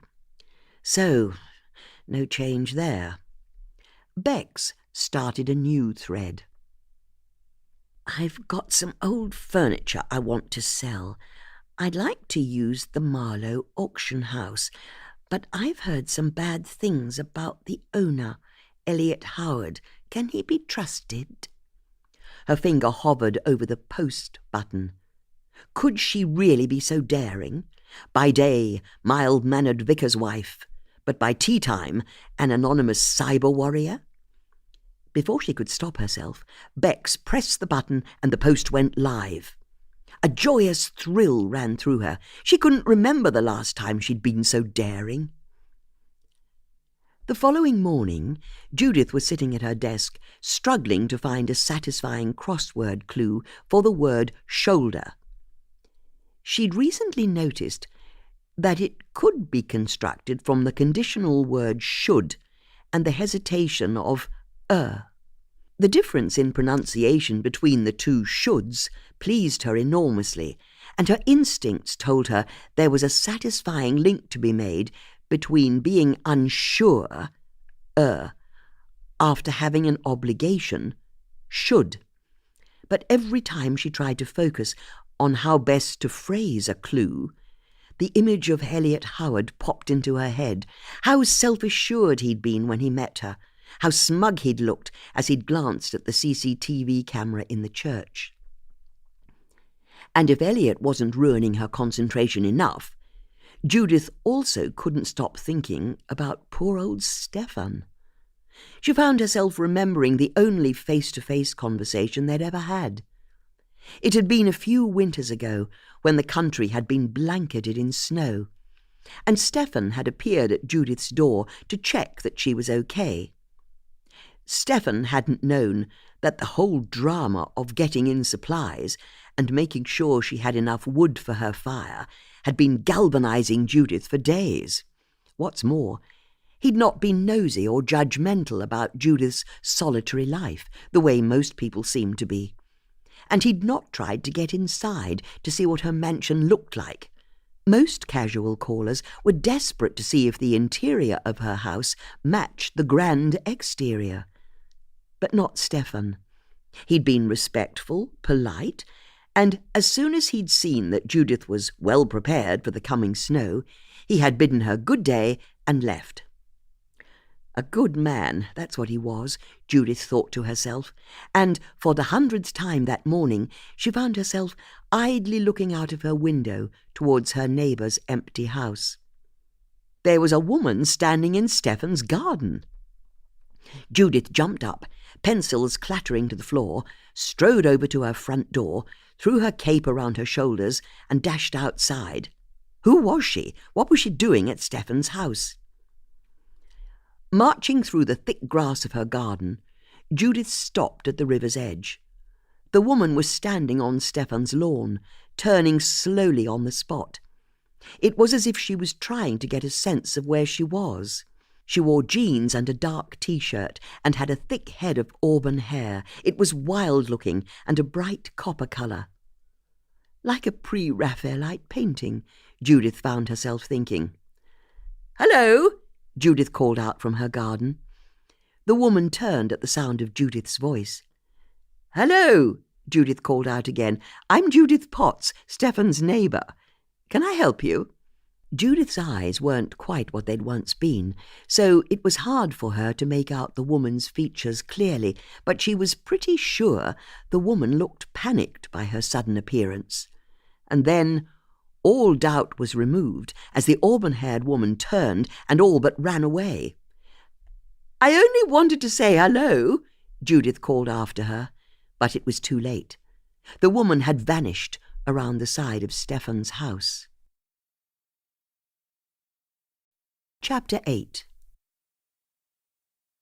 D.S. Tanika Malik was reading the ballistics report on Stefan Dunwoodie's death when an officer rang through to tell her that a woman called Mrs. Judith Potts was waiting in the reception area for her. D.S. Malik was briefly puzzled, but told the officer to take Mrs. Potts to a meeting room and tell her she'd join her in a few minutes. There was a very pressing matter she needed to deal with first. She picked up her phone and dialed the number at the top of the report.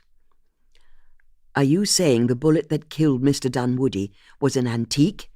she asked the forensic officer as soon as she was put through. "That's right," the woman on the other end of the line said. "Are you sure?"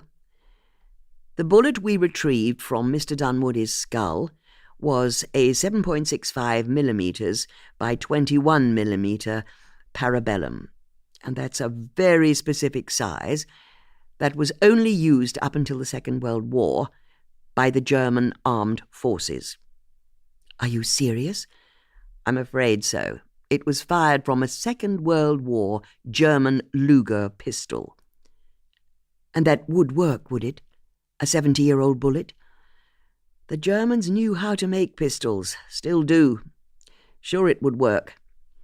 D.S. Malik thanked the officer for her help and hung up the call. One of the truisms of policing in the UK was how hard it was to lay your hands on a working handgun. It was just as hard to get hold of an antique gun that hadn't been decommissioned. Unless you were an antique dealer, perhaps.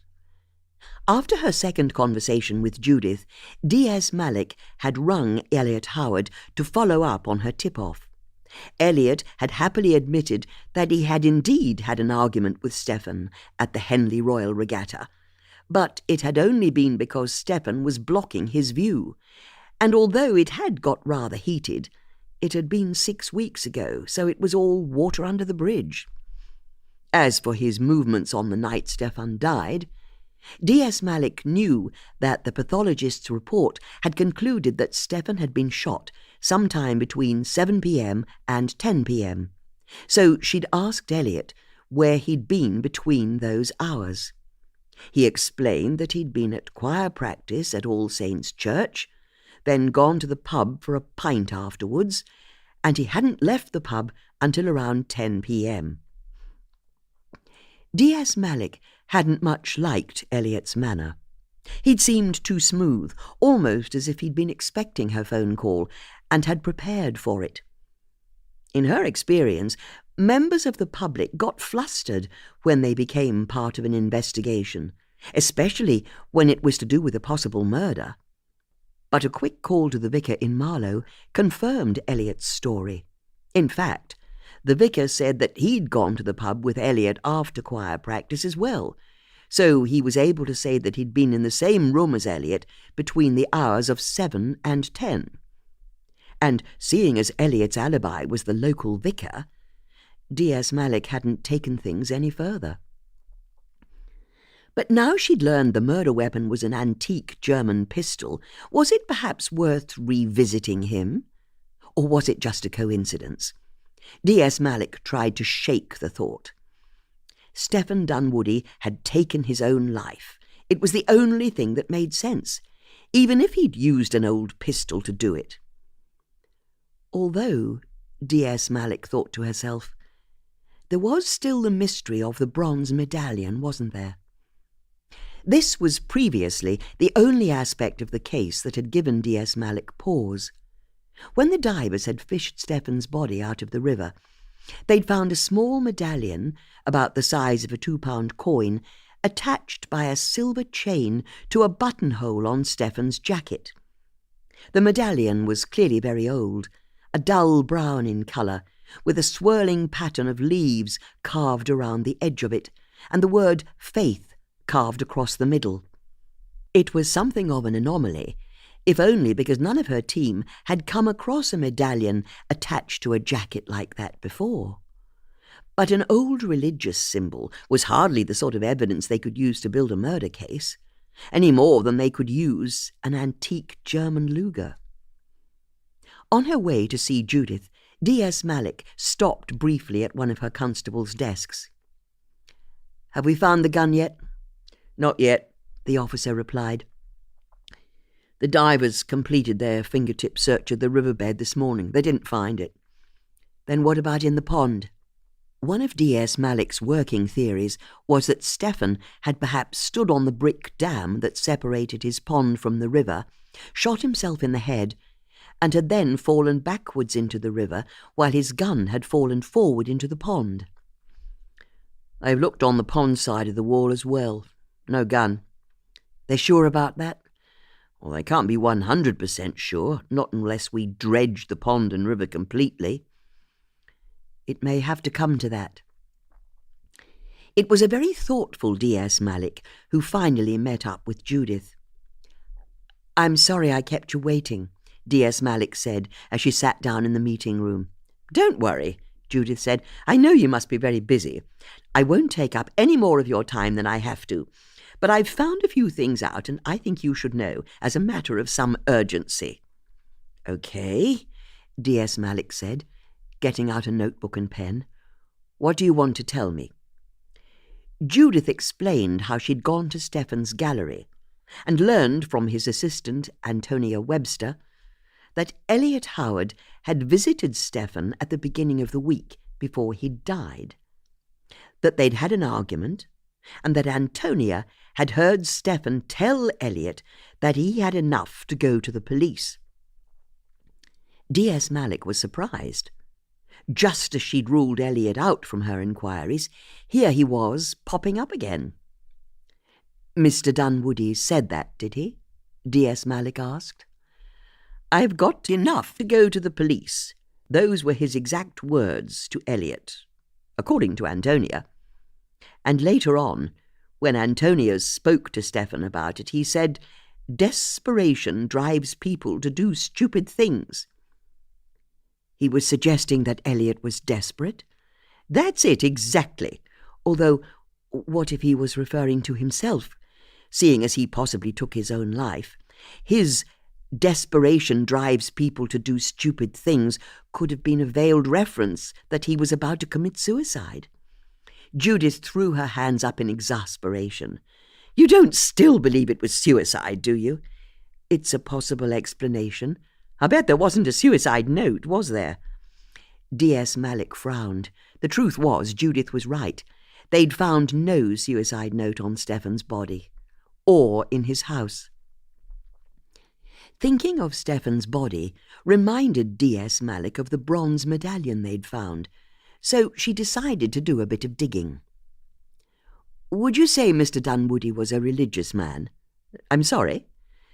D.S. Malik explained how they'd found a medallion with the word faith carved into it, attached to Stefan's jacket. You mean he wore it like a badge? Yes, something like that. How was it attached to his jacket? It was on a short chain looped through the middle buttonhole on his jacket. Oh, like those badges they wear at rowing regattas. That's right, just like that. I see. Well, I've no idea whether Stefan was particularly religious. I don't go to church that often, so I wouldn't know. But you've not answered my question. Did you find a suicide note? I'm sorry, but I can't discuss operational details with a civilian. Which is all I need to know that you didn't find a suicide note, because he didn't take his own life. Elliot Howard killed him. You really must stop saying that. Mr. Howard can't have done it. Oh, you mean because he was at choir practice? How on earth do you know that? After Antonia told me about the argument in his office, I went and talked to Elliot Howard. You did what? I had to see him for myself. Was that wise? If we only did what was wise, nothing would ever get done, would it? Anyway, that's when he told me he'd been at choir practice when I heard the gunshot. Yes, he said the same to me. Oh, so you've spoken to him, have you? I had to follow up on the lead after you'd told me about him. I bet you didn't like him, did you? What's that? It's his tone, isn't it? Like he's playing with us. D.S. Malik was about to agree with Judith before she caught herself. Less of this us, if you don't mind, Mrs. Potts. I'm happy to talk to you as the witness who found the body and because you knew the deceased. But you mustn't go around thinking you can do the work of the police. Of course, Judith said. That's your job, I completely understand. But tell me, have you found the gun yet? What's that? I imagine you've not, have you? D.S. Malik didn't immediately know what to say. You see, there's no suicide note and no gun, because the murderer took it away with him afterwards. And even if Elliot Howard was at choir practice when Stefan was killed, he's still involved, somehow. I'm sure of it. Is it possible he hired a hitman? I don't think that's likely. But it's a possibility, isn't it? Mrs. Potts, Marlow's won the Best in Bloom prize every year for the last 7 years. And the last time I was called to an incident there, it was because 2 swans were taking a walk down the high street and had stopped the traffic. I can promise you, there are no hitmen in Marlow. The door banged open, and an out-of-breath police officer stuck his head into the room. Sarge, a guy's just been shot dead in Marlow. Chapter 9. The murder had happened in a bungalow on the Wickham Road, a perfectly ordinary street that linked Marlow to High Wycombe, with suburban houses on both sides and smart hedges and cars on driveways. Once she arrived, D.S. Malik got out and saw a squad car already at the scene, lights flashing. It was parked on the driveway next to a white van and an old Prius that she could see had a taxi's license plates. There was a male police constable guarding the front door. D.S. Malik took a deep breath to steady herself. The truth was that she wouldn't normally head up a case this serious. After all, She was only a detective sergeant. But her boss, Detective Inspector Gareth Hoskins, had signed himself off work with a stress-related illness 3 weeks before, and D.S. Malik was therefore the acting senior investigating officer, just as she was the acting SIO in the Stephen Dunwoody case. D.S. Malik had spent the previous 3 weeks reading and rereading her copy of Blackstone's Senior Investigating Officer's Handbook, on the off chance that a big case might land in her lap. But she knew that it was one thing to be book smart. It was quite another to put her knowledge into practice in the real world. "Just follow the rules and regulations," she said to herself as she approached the front door of the cottage. "Just follow the rules and regulations." "Good morning, Constable," she said with a confidence she didn't feel. "So, what have we got?" The constable explained how the dead man inside the house was called Iqbal Qassam. He lived on his own and was a taxi driver. "Who discovered the body?" The constable said that a young delivery driver had arrived with a package for Mr. Qassam, but when he'd got to the door, he'd seen that it was already open. So he'd stepped into the hallway to put the package on the side table, which was when he'd seen into the bedroom where Mr. Qassam was lying, blood all over the pillows, stone-cold dead. "I see. Tell me about the delivery person who found the body." "He's pretty shaken up." "Could he be our shooter?" "We've taken his clothes in for GSR analysis, but I think the body's been there a few hours." He nodded at the van in the driveway. "There's a tracking device in that. He was able to show me his route this morning. He'd been nowhere near Marlow until 12:37 p.m, which is when he found the body and called it in. See if you can speak to the other people he made deliveries to this morning. Let's make sure his story stacks up." "Yes, Sarge." D.S. Malik pulled out a pair of crime scene gloves and put them on. "Now, what about the scene?" she asked. "No signs of a break-in. No signs of a struggle either, or any kind of theft as far as we can tell. The body's in the bedroom with a bullet through its skull." "Okay," she said. "Let's see Mr. Qassam." Once inside, D.S. Malik took a moment to check her surroundings. The bungalow was modest. The mismatched furniture looked like it had all come from a second-hand shop, but it was tidy and clean. Far tidier, D.S. Malik knew, than her husband would keep a house if he lived on his own. She saw a little bookcase by the front door that was crammed with books on boats and sailing. There was also a bronze statue on the hall table that depicted an old-fashioned ship under full sail. The constable coughed and nodded towards an open doorway to the side of the entrance lobby. She went over, entered, and saw a man she presumed was Mr. Qassam lying in a double bed, blood all over his face and drenched into his pillows and sheets. D.S. Malik approached the body and saw a blister pack of pills, a half-empty glass of water, and a leather-bound copy of the Koran on the bedside table. She picked up the pills. They were a brand called diphenacine. "I looked them up," the constable said from the doorway. "They're prescription sleeping pills." "Thank you," D.S. Malik said, putting them down and making a mental note to check Mr. Qassam's medical history with his GP. Looking at the body, she could see that Mr. Qassam appeared to be in his 30s, had a thick black beard and curly black hair. He also had a bullet hole in the centre of his forehead, and the back of his head had been blown off, blood, bone and brain spread out in a shocking mess of gore on the pillow. A shiver ran through D.S. Malik's body. This was her second gunshot death in 3 days, and the second bullet fired into the centre of a forehead. But D.S. Malik knew that now was not the time for speculation. Initially, her job as acting SIO was to identify, secure, and preserve the scene. Theorizing could come later. So she made herself focus on the physical evidence in front of her. The constable had been right. There were no signs of a struggle. The duvet was tucked up neatly under the victim's chin, his arms still to his sides underneath. He'd not kicked out in any way. This wasn't just a murder. It was an execution. A high-pitched whine and scratching noise started up somewhere in the house, like an animal in pain. "What's that?" she asked. "No idea," the constable said, nonplussed. Diaz Malik headed back into the sitting room. The strange keening sound was louder here. It seemed to be coming from behind a set of curtains.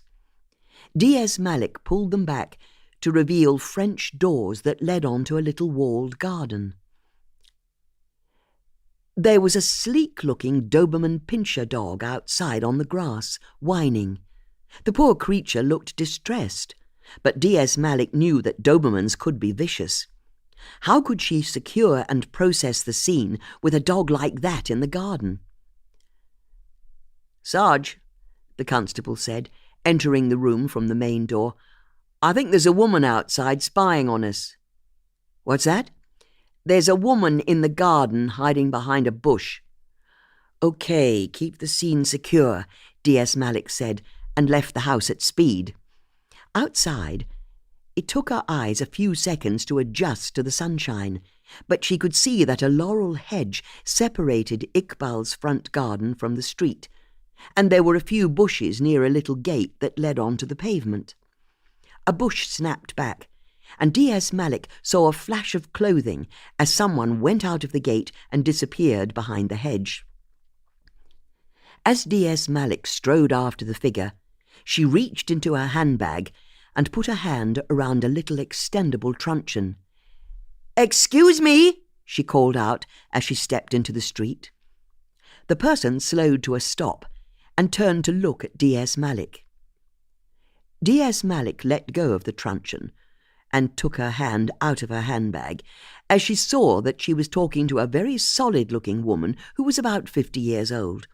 She had ruddy, sunburnt cheeks and was wearing dirty walking boots, a tatty, wide-brimmed hat, and various little bags and frayed dog leads hung off a belt tied tight around her waist. A jolly farmer type, Diaz Malik thought to herself. "Me," the woman said, pointing at herself as though she was the last person in the world Diaz Malik would want to talk to. "That's right, you've been spying on us." The woman put her hand to her chest in another show of mock surprise, and this time mouthed the word, "me."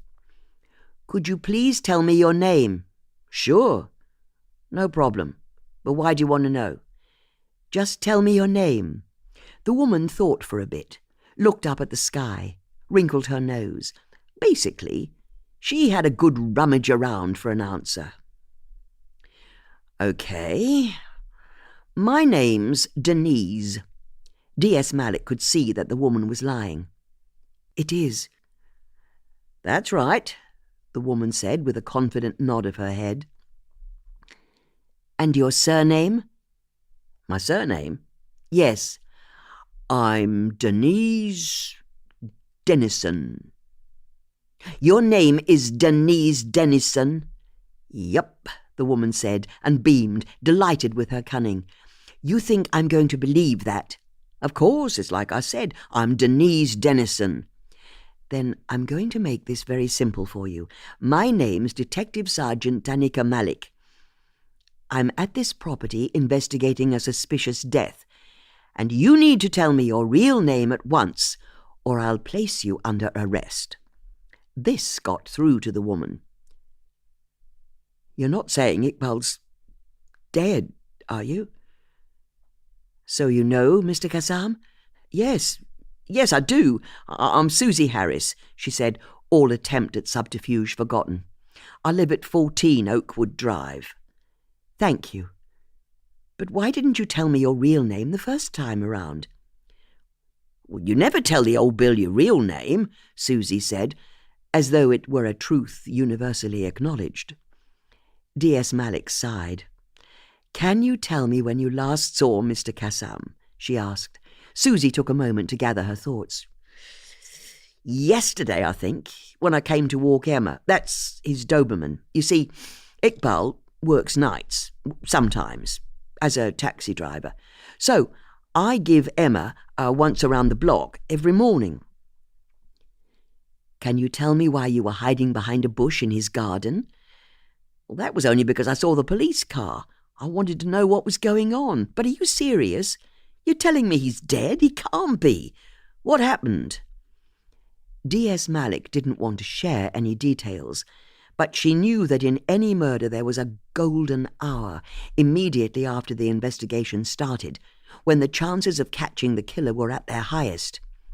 There was no one else who lived with Mr. Kassam to talk to, and she could see that there was only one neighbouring property, and the garden was overgrown, the curtains drawn, and there was a for sale board up by the pavement. There was no one living there. Susie was currently the only witness they had who had even remotely known the deceased. So D.S. Malik explained how it looked as though an intruder had got into Mr. Kassam's house and shot him while he slept. But that's not possible, Susie said, once she'd absorbed the news. Why not? Iqbal was about the nicest person in the world. Ask anyone who knew him. He was kind. He never lost his temper. All he wanted to do was earn enough money to buy himself a nice boat he could keep on the river. D.S. Malik remembered the sailing books and the little statue of an old sailing ship in the house. Then what about family? Do you know who his next of kin might be? No idea. But he was from Bradford originally, that's what he told me. And he spent some of his childhood in Marlow. That's why he ended up back here. Do you have any contact details for his family? I think his parents died some time ago, and he was an only child. So he's got no immediate family? I don't know. There'll be cousins, I suppose. Maybe. Somewhere. One last thing. You say you walked Mr. Kassam's dog every morning? That's right. So you have a key to Mr. Kassam's property? No way. You're not putting that on me. Iqbal was security conscious. Very. I could only access his garden, and I did it through there. Susie pointed to a gate in between Mr. Kassam's bungalow and the empty property that was for sale next door. You're sure he never gave you a key? Quite sure, thank you. Then can I ask, where have you been this morning? Well, one of my clients picked up her black labs from me at about 8 o'clock. I've been looking after them overnight, but since then I've been at home. Was anyone with you? No, I live on my own. And if I was involved in any way in whatever happened here, do you think I'd turn up at Iqbal's house right after the police? You might think I'm stupid, but I'm not that stupid. A grey van with a satellite dish on the roof pulled up on the street outside the house, and D.S. Malik's shoulders sagged. How did the press find out about a crime so quickly? She'd have to get the constable to see them off. But she was also aware that she had to get Mr. Kassam's dog off the premises. OK, then I've got 2 favours to ask. Firstly, would you take Mr. Kassam's dog in for us, just until we can find someone who's happy to look after her more permanently? Sure, I'll look after Emma. What's the other favour? That's the local press over there, D.S. Malik said, indicating a reporter and camera operator getting their equipment from the back of the van. I'd appreciate it if you didn't speak to them. Then you've nothing to worry about. My lips are sealed. Thank you. D.S. Malik accompanied Susie down the side of the house and saw how happily Mr. Kassam's dog welcomed her. Susie also made a great play of fussing Emma. It was clear her connection with the dog was natural and authentic. Once Susie had left, with Emma on a lead, D.S. Malik headed back inside and returned to the body. If it wasn't for the blood everywhere, Mr. Kassam could well have been asleep. And the bullet hole in the centre of his head, of course. It was clearly murder. But was Judith right? Was this the second murder? It didn't seem possible, but there was no denying the similarities between the two deaths. D.S. Malik was about to turn away when the sunlight through the window flashed on something inside Iqbal's mouth. She'd not seen it the first time, as his mouth was almost completely closed. "Constable, have you got a light there?" The constable came over with a torch. "Could you shine it at the victim's mouth?" The constable did so. There was a faint glow as it shone on a small object inside. What was it? D.S. Malik reached in and carefully pulled out a short silver chain. On the end of it was a small bronze medallion with flowery swirls carved into the edges. It looked identical to the medallion they'd found on Stefan's body. It even had a word carved across the front. But this time the word wasn't faith. It was hope. Understanding came to D.S. Malik in an ice-cold rush. Judith Potts was right. Stefan had been murdered, with a bullet to the centre of the forehead. The killer had then struck again by murdering Iqbal in exactly the same way, and then he'd left a bronze medallion behind at the second scene, just as he'd done at the first. But this wasn't the end of it, D.S. Malik knew, because the old saying was faith, hope and charity, wasn't it? With the first two killings they'd had faith and hope, but they hadn't had charity yet, had they? The message from the killer couldn't have been any clearer. This wasn't going to be the end of it. There was going to be a third murder. Chapter 10. Judith was fizzing with excitement when she got home. Who was this second person who'd been shot in Marlow? She decided she'd only have a short wait until the local television bulletin came on after the 6 o'clock news. It was bound to be featured. But until then, what should she do? Judith looked at all of the old newspapers, periodicals and magazines that lay littered around her drawing room. The mess was getting untenable, she knew, and as she looked at the piles of paper, her fingers went to the chain she wore around her neck, day and night. As she pulled out the key that was on the end, her eyes slipped to the door to the side of her drinks table. She couldn't stop herself from looking and thinking. After a long moment, she shoved the key back down the neckline of her blouse. She had to keep herself busy, that was the answer. It was always the answer. So she went over to her dining table, where she had an unfinished jigsaw puzzle. Yes, that would suit her much better, she decided. It was safe, achievable, just diverting enough, but no more. The puzzle she'd been working on depicted a West Highland terrier in a tartan waistcoat, standing in front of Edinburgh Castle. Not that Judith liked West Highland terriers, and she was very sure she didn't like West Highland terriers in tartan waistcoats. But she bought all of her jigsaw puzzles from the charity shops in Marlow, and took them back once she'd completed them, so she'd just been grateful to find a puzzle she'd not done before. The task absorbed Judith all afternoon, but by 6 p.m. she realised she was feeling peckish. She'd recently been trying to shift a bit of weight, so she decided she'd have a poached egg on a single slice of toast for her tea. Then again, there was no way that one egg would ever be enough, so she had 2 eggs and plenty of butter on 2 slices of toast, and a few oven chips to fill in the corners of her hunger, seeing as the rest of the meal was so healthy, and a nice cup of sweet tea and one of those super tiny bars of speciality chocolate for her pudding. Although she'd not been able to find one of the tiny bars when she'd done her weekly shop, so she'd bought herself a family-size fruit and nut bar. Not that she'd finish it in one sitting, of course. It would easily last her the rest of the week.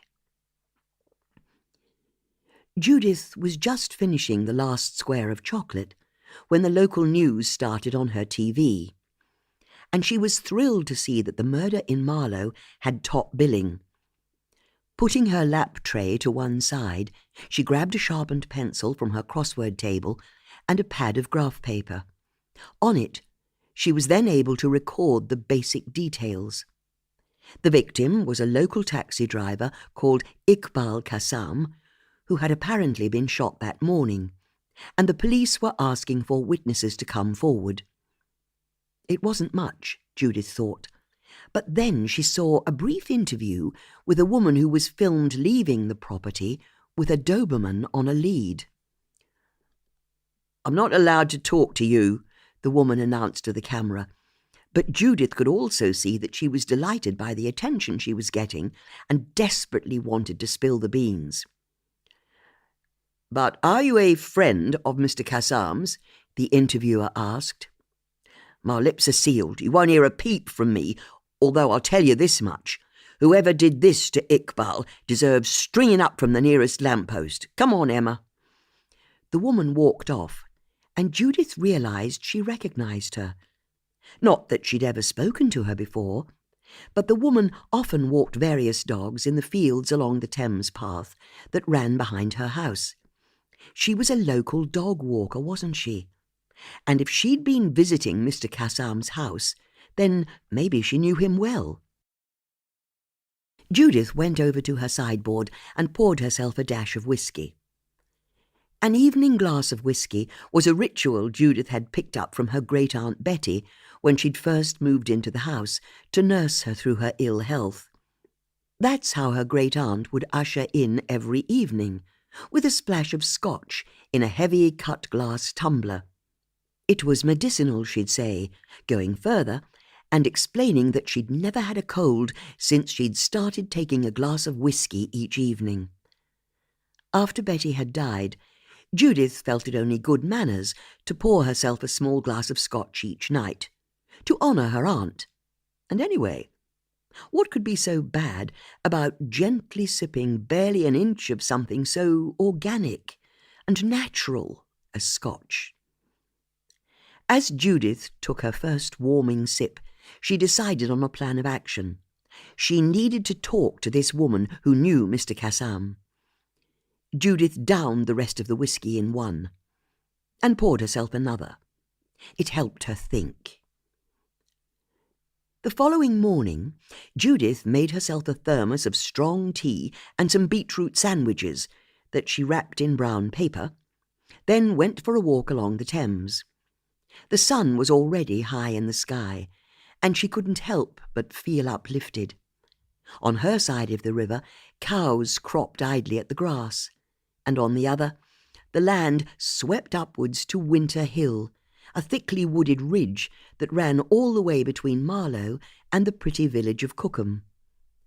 What Judith loved most about this particular walk was how there was always activity on the river, whether it was a local school's rowing eight scything at thrilling speed through the water, or a self-regarding older gent driving his motor launch like it was a Volvo estate, or maybe a feathery clutch of cygnets following their mummy in a line on the water.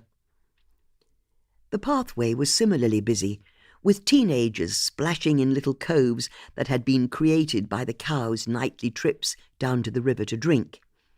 Families on bicycle rides, everyone wearing sensible safety helmets. And every field always had its share of people letting their dogs off the lead so they could run wild. Judith had a favourite spot in the shade of a weeping willow, so she swished off her cape, laid it down, and sat on it to wait with her tea and sandwiches. She'd not brought a book or indeed any of her crossword work to be getting on with, as she knew she'd be busy enough taking in the scene. Within a few minutes, her focus had drifted until all she was aware of was the ticking of a grasshopper nearby, and the sun warming her body, seemingly right down to her bones. It was bliss. Judith's reverie was broken by the arrival of a pack of dogs who were barking, tumbling over each other, and generally running riot. Judith was thrilled to see the woman who'd been interviewed on the news after Mr. Qassam's death walking with the dogs, just as she'd hoped. Now all she had to do was get up, which was easier said than done at her age. With a grunt, Judith used a tree root for purchase and levered herself up off the ground, her knees finally unlocking and allowing her to stand. Bloody hell, she thought to herself. If she had one piece of advice she'd give to her younger self, it would be, don't get old. Judith picked up her cape, flapped it to get rid of the loose grass, put it on, and headed over. As she got closer, Judith could see that the woman seemed to have a very solid quality to her. It was the way she stood with her feet so firmly planted to the ground, Judith thought to herself. Like a general surveying her troops, or a captain standing at the bridge of an old schooner. Yes, Judith decided, that was it. With her wide-brimmed hat, heavy walking boots, and criss-crossed dog leads around her body that she wore like bandoliers, the woman had a faintly nautical look. Piratical, even. "Good morning," Judith called out as she approached. "Good morning," Susie said with a friendly smile. "I know you. You're that woman who lives in that mansion along the river from here, aren't you?" "You know me?" "I've been walking past your house for years. If I'm honest, I've always wanted to see inside." The woman chuckled at the thought, but Judith was baffled. What a strange thing to say to a complete stranger. "I'm Judith Potts. Susie Harris." The women lapsed into companionable silence, both of them watching the dogs run in and out of the river. "Lovely dogs," Judith said. "Aren't they? You know where you are with dogs. I must confess I'm more of a cat person myself." "Cats," Susie said, in the same way that Captain Ahab might have said whales. "Can't say I agree with you there at all. They're always judging you, cats." "They are? Dogs aren't like that. They're loyal. They don't let you down." "Yes, I suppose so. Look, I hope you don't mind me talking to you, but our meeting isn't entirely accidental." "It isn't?" "I saw you on the TV last night. You knew that poor man who was shot, didn't you?" "You mean Iqbal?" "That's right." "I knew him very well," Susie said. "I saw him most days. Did you know him?" "Sadly not. But the thing is, I think my neighbour, Stephen Dunwoody, was murdered last week, and I'm trying to work out if Iqbal's murder is related." Susie looked about herself to check they were on their own, which she already knew they were, as they were the only two people in the field. "Are you for real?" she whispered in delight. "I'm sorry?" "You're investigating your neighbour's murder?" "That's right." "Well, I think you should go for it. Amazing! I love it!" With a broad smile, Susie went back to looking at the dogs. They were dashing in and out of the river, and she smiled at the sight. Judith waited for Susie to say more. She didn't. "So, do you think they could be?" Judith asked again. "What's that?" "Could they be linked, the two murders?" "Oh, of course," Susie said, remembering. "Sorry, I got distracted." Susie pulled out an old tin from a pouch on her belt, got out a pack of tobacco and some licorice papers, and started rolling herself a cigarette. "I know. Why don't you tell me everything? Go on." Judith launched into the story of how she'd heard Stefan being shot, later found his body, and then worked out that Elliot Howard was a possible suspect, even though he had an alibi for the time of the murder. "That's amazing." "I know. But you think Elliot Howard's the killer. You know him?" "I've lived here my whole life. I know everyone." "Then what can you tell me about him?" "He's very tall, isn't he?" Judith agreed with this statement, and then waited for Susie's next insight. "And he's got all that lovely hair," she added after a bit more thought.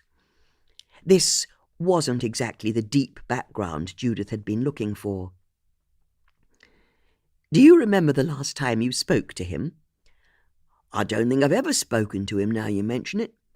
But he lives in that new house up at the end of Gypsy Lane, I know that much. That's something, isn't it?" Judith tried not to let her frustration show. "Well, that's very interesting. Can you tell me, do you have any idea why Iqbal might have been killed?" "None at all. Is it possible he was up to no good?" Susie picked a thread of tobacco from her teeth and flicked it away. "No way. Iqbal was as honest as they come. You see that dog in the river?" Susie nodded at Emma as she swam in the cooling waters. "She's Iqbal's Doberman." "He had a Doberman?" Judith asked, knowing the reputation of the breed. "I'm not having any of that. Dobermans are the best. I mean, they're guard dogs. They can be dangerous if you don't introduce them to people properly, or they think their owner is under threat, or anyone they know for that matter. So yes, don't get on the wrong side of a Doberman pinscher, or they'll tear your arm off. And the females are more vicious than the males, if you ask me. But Emma's the sweetest dog you'll ever meet." Judith waited for Susie to continue. She didn't. "And Emma is Iqbal's dog?" Judith prompted. "Damn right she is," Susie said, her engines firing up again. "But not originally. First of all, she belonged to his neighbour, an old guy named Ezra. Ezra Harrington, I think. But Ezra got cancer last year, poor man, and he lived on his own. So if Ezra needed to go to the hospital or pick up any medication, Iqbal took him in his taxi and never charged him. All out of the goodness of his heart. I mean, I wouldn't have done it for any of my neighbours, and I've known them for years." Judith smiled politely, not quite finding Susie's joke as funny as she did. "Anyway, things got bad for Ezra. He only had months left to live, weeks, and he was in a panic because he didn't know who'd look after his dog when he died. So Iqbal, who I can tell you didn't know the first thing about dogs, said he'd take Emma in, and that's what he did. He took Emma in when Ezra died. This was last year, and anyone else would have got rid of Emma as soon as they could. That's what I'd have done. But the way Iqbal put it to me, he'd made a promise to a dying man, he couldn't break it. So Emma became Iqbal's dog. And seeing as Dobermans need a lot of exercise, he got me in every day to walk her, when Iqbal was asleep after working nights. And that's all you need to know about Iqbal. There's no way he could be mixed up in anything dodgy. He was nothing less than a saint. Even so, someone had reason to shoot him dead. Doesn't mean it had anything to do with Iqbal. It must have had something to do with him. That's not how I see it. What I'm thinking is, he's a taxi driver. He could have had some criminal in the back of his car and overheard something or seen something, and this criminal, whoever he was, realised Iqbal could put him in prison, or whatever. I don't know the details. So he heads over to Iqbal's house and rubs him out. Judith realised that for all her bluster, Susie had a point. Yes, perhaps you're right. Maybe Iqbal saw something bad in his line of work. Although it rather begs the question, what on earth's going on in Marlow that's worth killing over? Susie chortled huskily, took one last drag on her cigarette, and then threw it away. "Oh, there's plenty of wrongdoing going on. Don't be fooled by the nice front gardens and smart cars." "You think so?" "I've been a dog walker the best part of 3 decades, and I can tell you, people around here are wicked." There was a finality to Susie's pronouncement that surprised Judith. "Emma, no!" Susie suddenly shouted, looking over as Emma the Doberman started to chase down a dachshund that was part of the group. Having caught the tiny dog, she grabbed it by the neck. "Put Arnold down!" Susie yelled, running towards the 2 dogs. "Sorry, gotta go," Susie called back to Judith as she ran after the Doberman again. "Emma, no! Put Arnold down!" As soon as Susie had left, Judith went over to the cigarette that she'd dropped and stepped on it to stop it from smouldering. With the sort of heat wave they'd been having, it could have started a grass fire. She then took a moment to consider what she'd learned, and realised that it hadn't been very much, although Susie had been right about one thing. It was very possible that Iqbal had overheard or seen something in his taxi, and that's why he'd later been killed. Judith decided that she could do with a good think and a walk, so she carried on in the direction of Marlow. Passing through a couple of fields, she was soon in Higginson Park, where she briefly stopped to watch the children running around the playground like tiny hooligans. She loved their energy and joie de vivre. She then carried on past the church and entered a field on the other side of town. In the distance, she saw a woman walking towards her. She was a good way away, but Judith could see that she had red hair, a bit like the auburn-haired woman she'd seen in Stefan's garden the day before. But then, as the woman got nearer, Judith realised something with a jolt. It wasn't just someone who looked like the woman from Stefan's garden. It was the same woman. Judith waved her arms and called, "Hello!" across the field.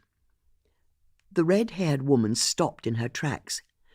"Hold on a second," Judith called, and started striding towards her. The red-haired woman turned on her heels and ran out of the field. Judith started to run as well, but the other woman was much younger, and although Judith's regime of swimming and cycling meant she was fit for her age, her legs weren't very long, and the grass was high, so she struggled to close the distance on the woman before she'd clanged back out through the metal gate again. Judith reached the gate half a minute later, yanked it open, and stepped into a little gravel car park. There were a dozen or so cars parked up, but where was the red-haired woman? A maroon-coloured car pulled out of a parking space with a squeal of tyres, and Judith caught a flash of bronze hair as the driver drove away at speed, the old car briefly backfiring as it belched fumes from the exhaust. Why had the woman run away from her a second time? But it wasn't just that. There was something else as well. Now that she'd seen her at closer quarters, Judith knew that she recognised the woman. She'd spoken to her before, or knew her from Marlow somehow. But she couldn't place the memory. Where had they met? Judith racked her brain, but to her frustration, the auburn-haired woman's identity remained tantalisingly out of reach. Chapter 11. At work the next morning, D.S. Malik was feeling deeply frustrated. The local press were giving extensive coverage to Iqbal's murder, and she feared it would be only a matter of time before they found out that Stephen Dunwoody had also been murdered. As her superintendent kept telling her, the clock was ticking. But D.S. Malik and her team couldn't find a single person who might have had a motive to kill Iqbal Qassam. It was, as the dog walker Susie Harris had said. Iqbal was entirely blameless, or so it seemed. Their door-to-door enquiries also drew a blank. None of the people on his street remembered hearing a gunshot on the morning that Iqbal was killed, or saw anyone suspicious lurking nearby, or entering or leaving Iqbal's property. And yet, someone had got into his bungalow and shot him dead. D.S. Malik had briefly been excited when she'd discovered that Iqbal logged every taxi journey he'd made in an electronic diary.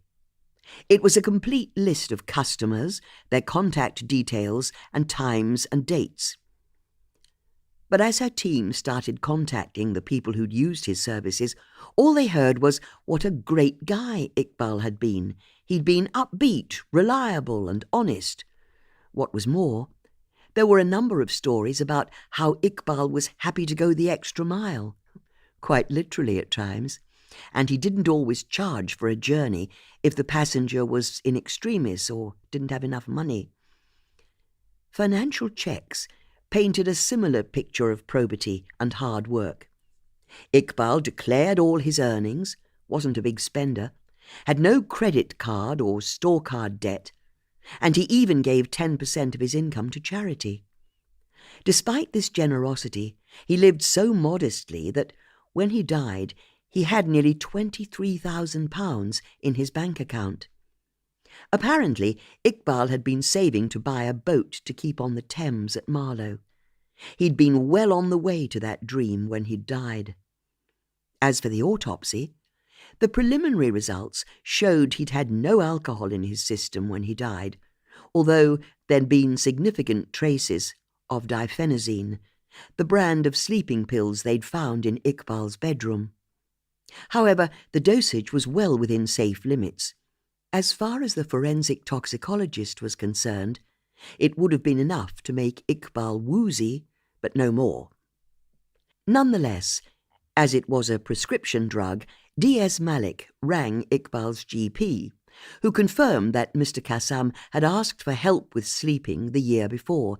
He'd been working a lot of nights, and he was struggling to sleep during the day. This information gave D.S. Malik pause. After all, there'd been no break-in before the murder, or signs of a struggle for that matter.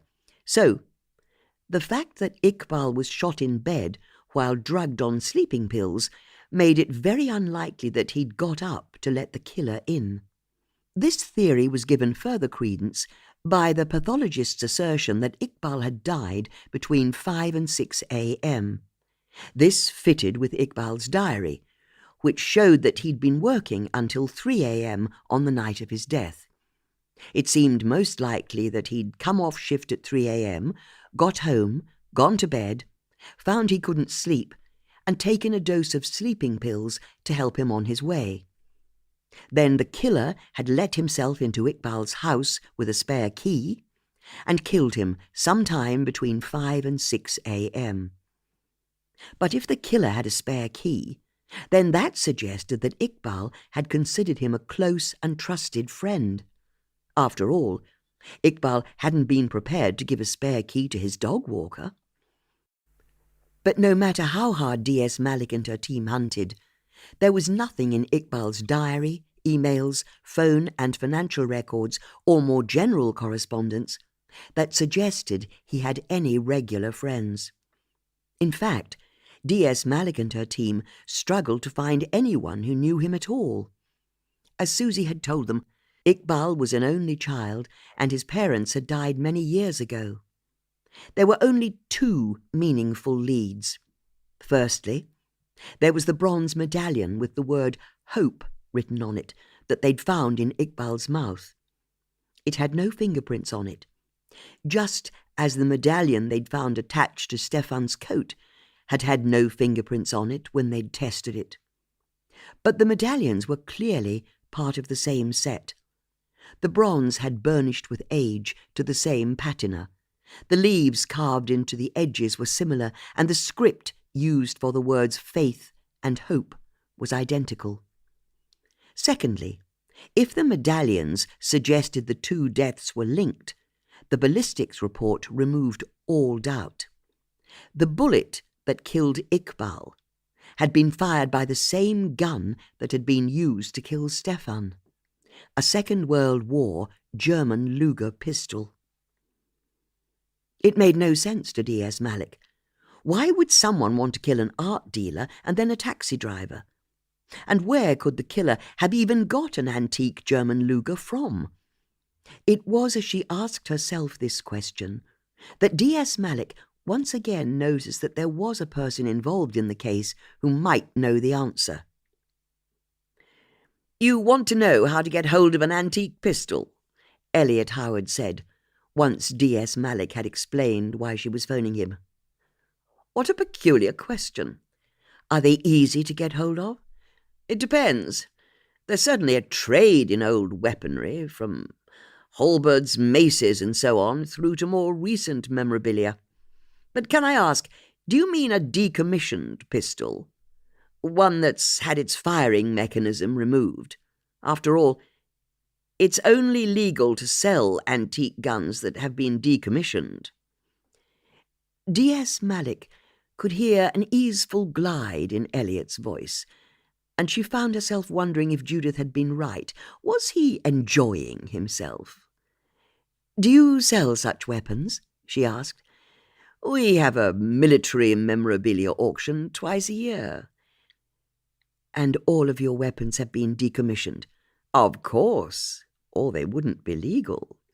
"Is it possible you've ever sold an antique pistol that hadn't been decommissioned, by mistake?" "Impossible. We have a military expert who checks all the lots thoroughly before we put them up for auction. If we're ever offered a working pistol, we refuse to have anything to do with it and report it to the police." "But why are you asking me about decommissioned pistols?" "Because we've discovered evidence of one that hasn't been decommissioned." "Then I can tell you it didn't pass through my auction house." "So where could it have come from?" "Online, I'd imagine. There's a whole black market out there for historical weaponry, mostly driven by reenactors and fantasists, in my opinion. But you can buy functional antique pistols if you look hard enough. And there are plenty of people who offer advice on how to recommission old guns, so I imagine there's any number of ways of getting hold of a working antique pistol, if you try hard enough." "I see. Then can I ask you something else?" "Go ahead," Eliot said. "Always happy to help the police." "If I said faith and hope to you, what would you say?" "Well, charity, as I'm sure anyone would." "And does that phrase mean anything to you?" "Faith, hope, and charity? Well, it's a saying, isn't it? From the Bible, I suppose. I can't say it has any special meaning for me." "It's from the first book of Corinthians, chapter 13, verse 13.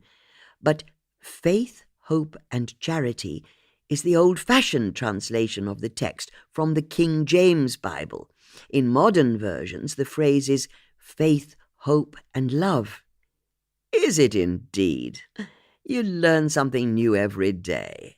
Now, is there anything else I can help you with?" "One last question. Could you tell me where you were yesterday morning between 5 and 6 a.m.? "Where was I between 5 and 6 yesterday morning?" "That's right." "Are you being serious?"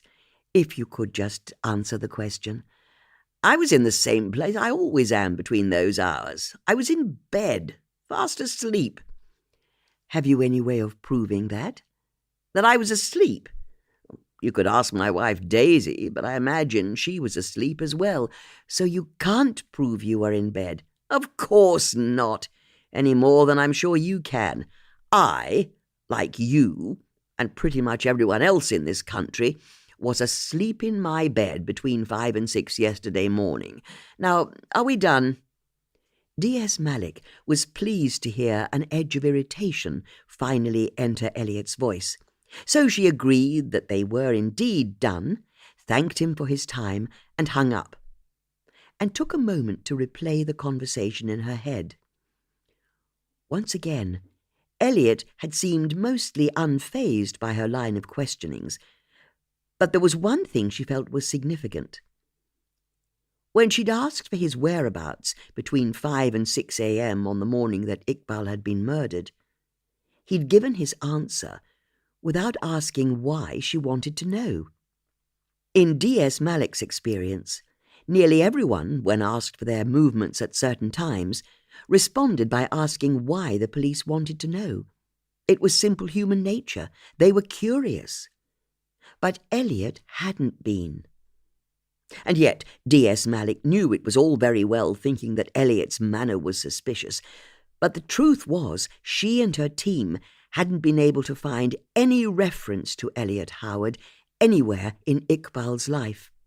There were no phone calls, no emails, no texts, no taxi rides. And without any kind of evidence, she couldn't possibly spare the resources to investigate him further. D.S. Malik checked her watch. Back home, she knew her husband would be sitting on the sofa, snuggling with their gorgeous daughter watching the movies. The washing up from tea would still be in the sink. The piles of dirty clothes she'd separated out into piles of white, darks, and mixed would still be sitting on the upstairs landing. And no homework would have been done or packed lunches prepared for tomorrow. She'd have to do all that when she got back. She'd also agreed to pop in on her dad on the way home. He'd phoned earlier to remind her that his boiler was broken, and what sort of daughter would let an old man not have hot water to wash in? With a start, D.S. Malik realised a constable had entered her office. "Sorry," she said. "Drifted off there. What have you got?" "I've had a call from the Daily Mirror. They're saying they know that Iqbal's the killer's second victim. The first was Stephen Dunwoody." D.S. Malik sighed. She'd hoped she'd have a few more days before the national press got involved. "Did they mention anything about German Lugers or bronze medallions?" "Not in their call to me." "Then we can be thankful for that. What did you tell them?" "The usual. I wouldn't talk to anyone about an ongoing investigation, and if they had any questions, they should direct them to the press office." Tanika's phone started ringing. It was the press officer for the Thames Valley Police. She steeled herself as she answered the call. It was going to be a long night. Chapter 12. Judith was sitting in her favourite wing-back chair, nursing a small glass of whisky, when the doorbell rang. She tutted to herself. The whole point of living on your own was that you didn't have to share your home with anyone. Judith went to her front door, opened it, and was surprised to see Bex Starling, the vicar's wife, standing there. "I hope you don't mind me calling on you," Bex said. "No, of course not. But how did you know where I live?" "Everyone knows where you live." Judith harumphed. First, that Susie woman had claimed to know where she lived, and now it turned out that another complete stranger knew as well. People in Marlow were so nosy. "And I know I shouldn't have come round," Bex continued, "particularly so late in the day, but I wanted to speak to you, and we had drinks after evensong tonight, and then I had to do dinner for the family and the washing up. This is the first chance I've had to get away all day." "Is it to do with Elliot Howard?" "It is."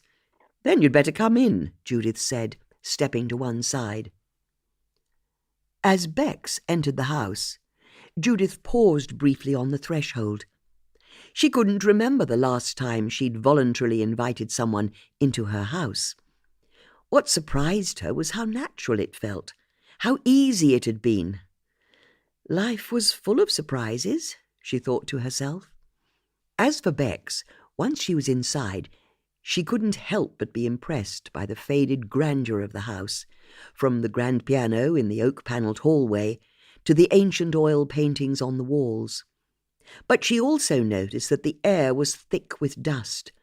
Piles of old newspapers and magazines covered just about every surface. Crockery and empty glasses littered side tables and windowsills.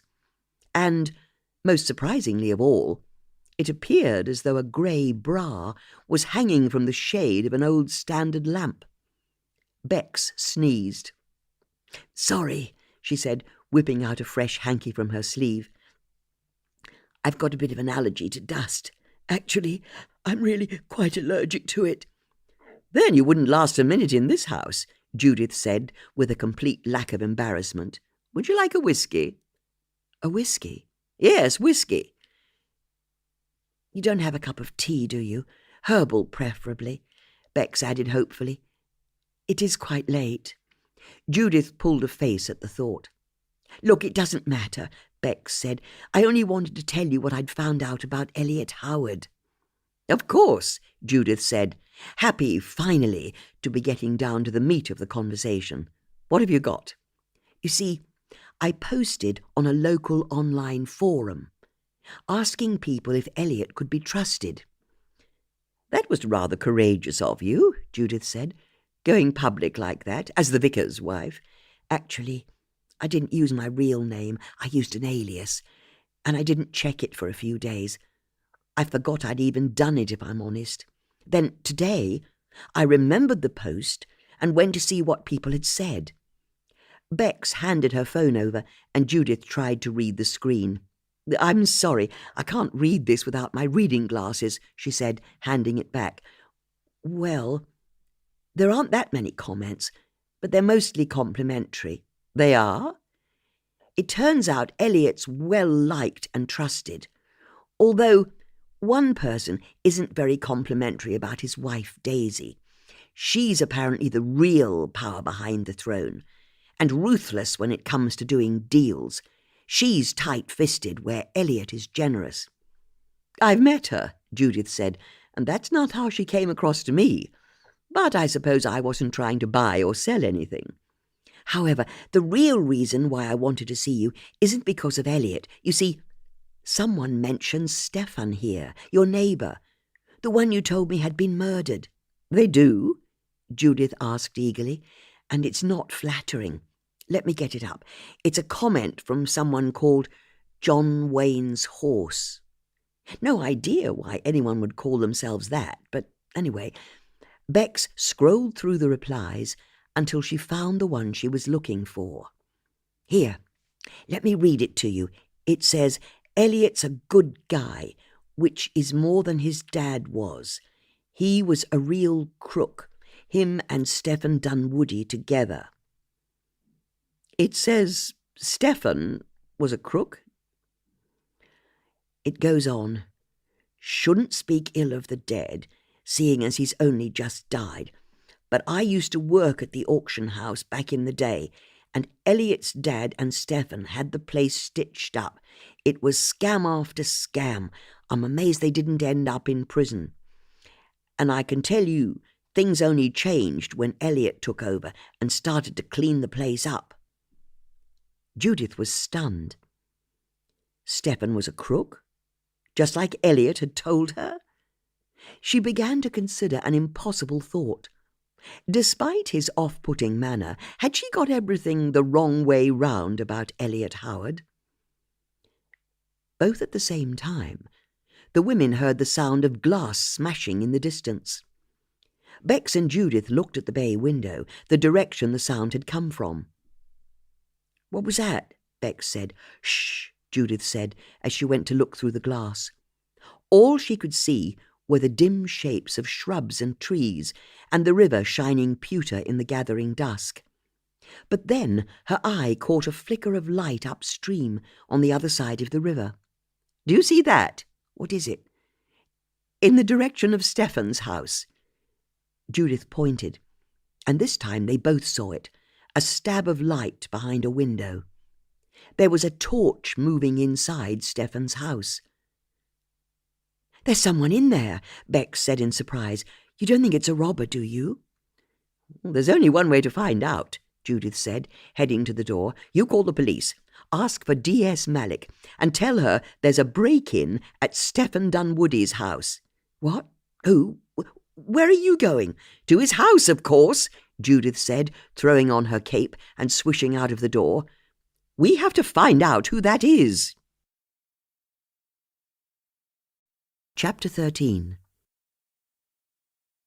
Before Bex had even finished her phone call to the police, Judith had released her punt and once again thrust her way upstream to Stefan's house. Leaving the boat embedded in the reeds, she stepped up onto the grass.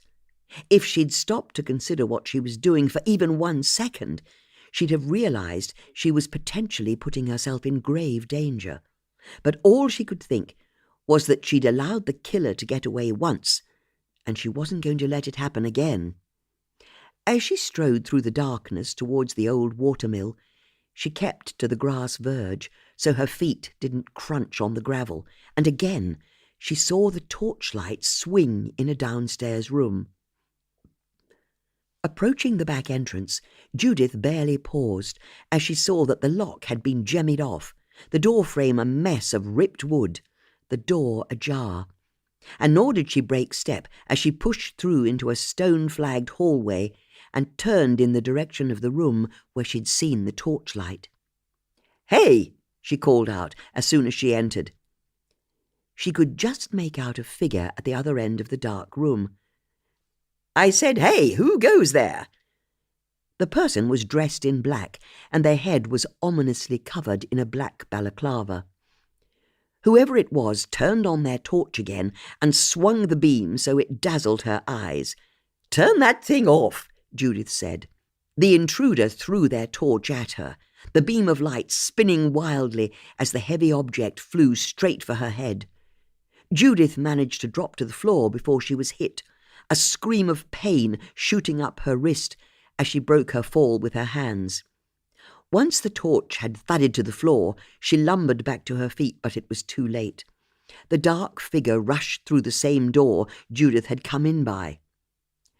"Stop right there!" she called out as she grabbed hold of her right wrist in agony.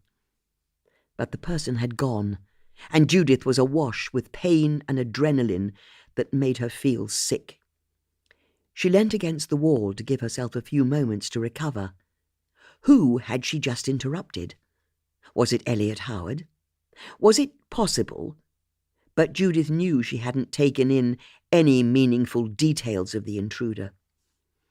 Once she'd got her breathing back under control, Judith found the light switch to the room and turned it on. Wall lights in sconces lit up, and Judith whistled under her breath in quiet wonder. The burgundy walls were covered in dozens of paintings in golden frames, all hung with gallery precision.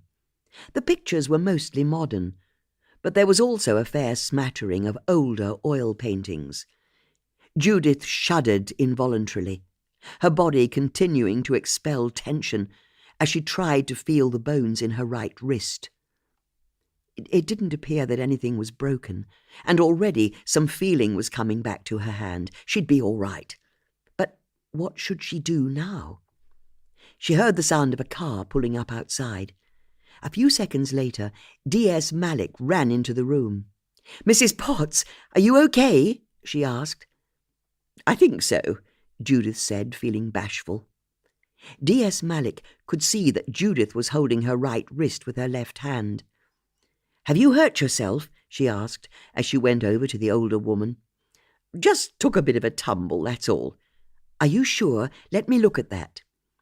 D.S. Malik checked over Judith's wrist, asked her to wriggle her fingers, and even though she said there probably wasn't any major damage, Judith should still get it checked out at the minor injuries unit in High Wycombe in the morning. "Now, are you up to telling me what happened, or do you want me to get you home and we can do this in the morning?"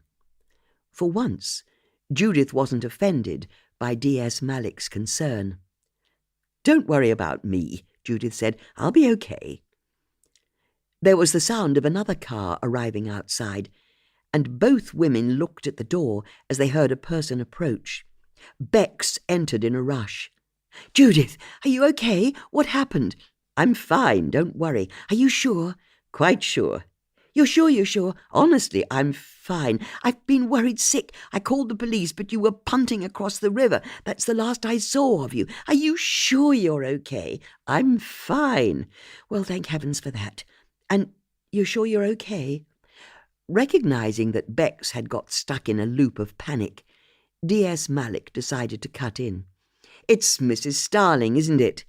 D.S. Malik said. Bex looked over and saw the policewoman for the first time. "Oh, hello," she said, delight in her voice. "You're Shanty's mum, aren't you?" D.S. Malik smiled warmly. "I am. You've got a trumpeter, haven't you?"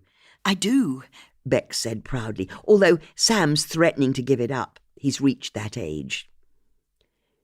Judith looked from one woman to the other, as though they were speaking a foreign language, which, in many respects, they were.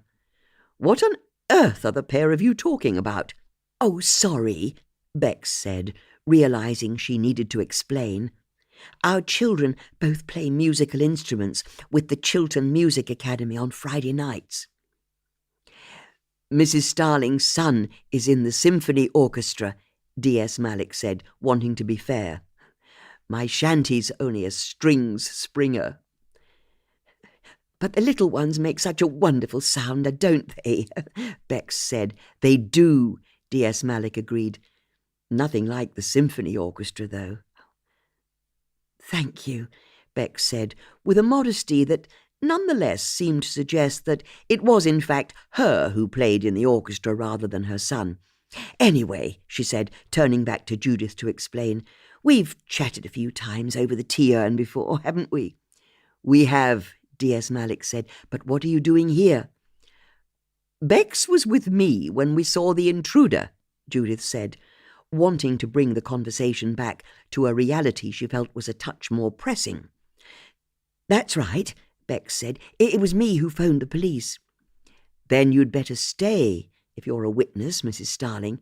But, Mrs. Potts, I'd very much like to know how you ended up inside Mr. Dunwoody's house, and why the door back there has been forced." "Of course," Judith said. "I'll tell you exactly what happened." Judith explained how she and Bex had been in her home, had seen someone moving in Stefan's house, how she'd punted over, and how the intruder had thrown his torch at her head before scarpering. D.S. Malik took notes as Judith spoke. "I see," she said once Judith had finished. "Perhaps you could show me where this torch is."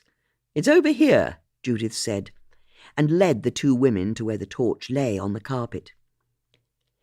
"Do you think the intruder could have been the auburn-haired woman?" Bex asked. "I don't know," Judith said. "What auburn-haired woman?" D.S. Malik asked. Judith explained how she'd seen an auburn-haired woman in Stefan's garden, how she'd seen the same woman on the Thames path the following day, and how the woman had run away from her both times. "Do you know who she is?" D.S. Malik asked. "No, infuriatingly. But I think I've seen her before. In fact, I'm sure I have. But I can't place her. I need to keep thinking. Hopefully it will come to me." "But you don't think it was her?" Bex asked. "I don't know," Judith said. "It's possible, I suppose. Whoever it was had their hair hidden underneath a balaclava." "Can you tell me where the intruder was standing when you entered the room?" D.S. Malik asked. "Over by that far wall," Judith said, pointing. The three women went over to look. "Someone's left a terrible mess," Bex said, indicating some wood shavings that were spread across a walnut writing table. There was also an old cloth and a hammer and a chisel. "Yes, this was about where they were standing," Judith said, "by this desk." "There's no way the owner of this house left this mess here," Bex said, suddenly animated, "because I'm telling you, there's not a spot of dust anywhere, and these paintings are all perfectly spaced. I mean, look at them." Bex indicated the walls, and the other women could see that she was right. The 50 or so paintings were all placed at perfect right angles to each other. Bex was almost wistful as she spoke. "Your neighbour was very tidy, I can tell you." "You're right about these tools," D.S. Malik said. "I checked over the house after Mr. Dunwoody's death, and there were no wood shavings on this table, and no chisel or hammer either." "Apart from that painting," Bex said, puzzled. "I'm sorry?" Bex indicated a painting on the wall a few feet away. "That painting's not quite straight." "Isn't it?" "Not quite." D.S. Malik and Judith shared a look. "It is," Judith said. "It's nearly straight, but it's a bit off, believe me." "You're at a crime scene," Judith said, "a scene where someone has been using a chisel, throwing a torch at me, and you notice that a painting is a bit skew-whiff." "I prefer it when things are nice and straight," Bex said with a tight smile. "Do you mind if I—" Bex went over to straighten the picture. "You mustn't straighten the picture," D.S. Malik said kindly. "This is a crime scene." Bex stopped, her hand hovering over the corner of the picture. "But it's not straight." "I'm sorry. You can't interfere with the scene. I mean, who'd even know? Me, and I'm the acting senior investigating officer here. But I'll hardly touch it, just a nudge. Bex, Judith barked, step away from the painting right now. I was only going to straighten it. But I think you've uncovered what the intruder was doing in here. Bex was stunned. I have? But then so was D.S. Malik. She has? I think so, Judith said, as she went over to look at the painting. I don't understand, Bex said. You'll see it when you see it, Judith said. D.S. Malik went over and joined the other two women looking at the painting. It was mid-20th century, she guessed. Just 3 thick bands of colour. A deep red across the bottom third, a light grey in the middle, and a warm yellow covering the top third of the picture. The effect was calming, she thought. I'm sorry, D.S. Malik said. I don't see it. Of course, Bex said, stepping back and looking at the other paintings hanging on the wall. All the pictures in the room have frames, but this is the only one that doesn't. Bingo, Judith said. Bex leant in closer to look at the edges of the frameless painting. And if you look closely, she said, like a doctor describing a particularly fascinating X-ray, you can see how the wall is a darker colour around the painting, where a frame has been stopping any sunlight from bleaching the paint on the wall. Okay, that's thorough, D.S. Malik said. So, this picture's lost its frame very recently, Judith said, thinking the chain of events through for all of them, which explains the chisel, hammer and wood shavings on the desk over there, don't you think? The intruder broke in and was removing the frame from the painting when I interrupted him. Was he holding anything like a picture frame in his hand when he attacked you? D.S. Malik answered. I couldn't see, Judith said, frustrated. It was too dark. Or maybe you noticed something in his hands as he fled. I'm sorry, I dropped to the floor by then. I didn't see anything in his hands. But it makes no sense, Bex blurted. The art in this room must be worth hundreds of thousands of pounds, maybe millions. Who'd break in, ignore everything else, and instead make off with a picture frame? Judith peered at the painting and at the space where the frame had been. She then took a step back and looked at all of the paintings in the room. It's like a crossword clue, she said. I'm sorry, Bex said, frowning. A crossword clue never makes any sense when you read the surface meaning, but that's because you haven't decoded it yet. I don't follow, D.S. Malik said. Each cryptic crossword clue is made up of 2 parts, generally. One half of the clue is the wordplay, and the other half is the basic definition. Unless it's the sort of clue where the whole thing is both the wordplay and the definition. But let's not get bogged down. The point being, when you know how to decode the clue, it makes perfect sense. But until that point, the clue appears nonsensical. Take 2 girls, 1 on each knee. 7 letters. Take what? Bex asked, struggling to keep up with Judith's logic. 2 girls, 1 on each knee. Why? Not literally, just take the clue. What clue? 2 girls, 1 on each knee. I have to be honest, I'm not really following this. It couldn't be simpler. 2 girls, 1 on each knee, is about the most famous crossword clue there's ever been, compiled by a splendid setter called Roger Squires. It was his 2 millionth clue. Imagine that. At the moment, I'm busy trying to imagine a famous clue, D.S. Malik offered with a wry smile. Well, this one's a delight, because if you look at the surface meaning of 2 girls, 1 on each knee, it maybe conjures up an image of a bawdy nightclub with lewd strippers on a businessman's lap, or a loving parent with young daughters in a homely domestic setting, but the answer's got nothing to do with what it appears to be about. OK, so what's the answer? D.S. Malik asked.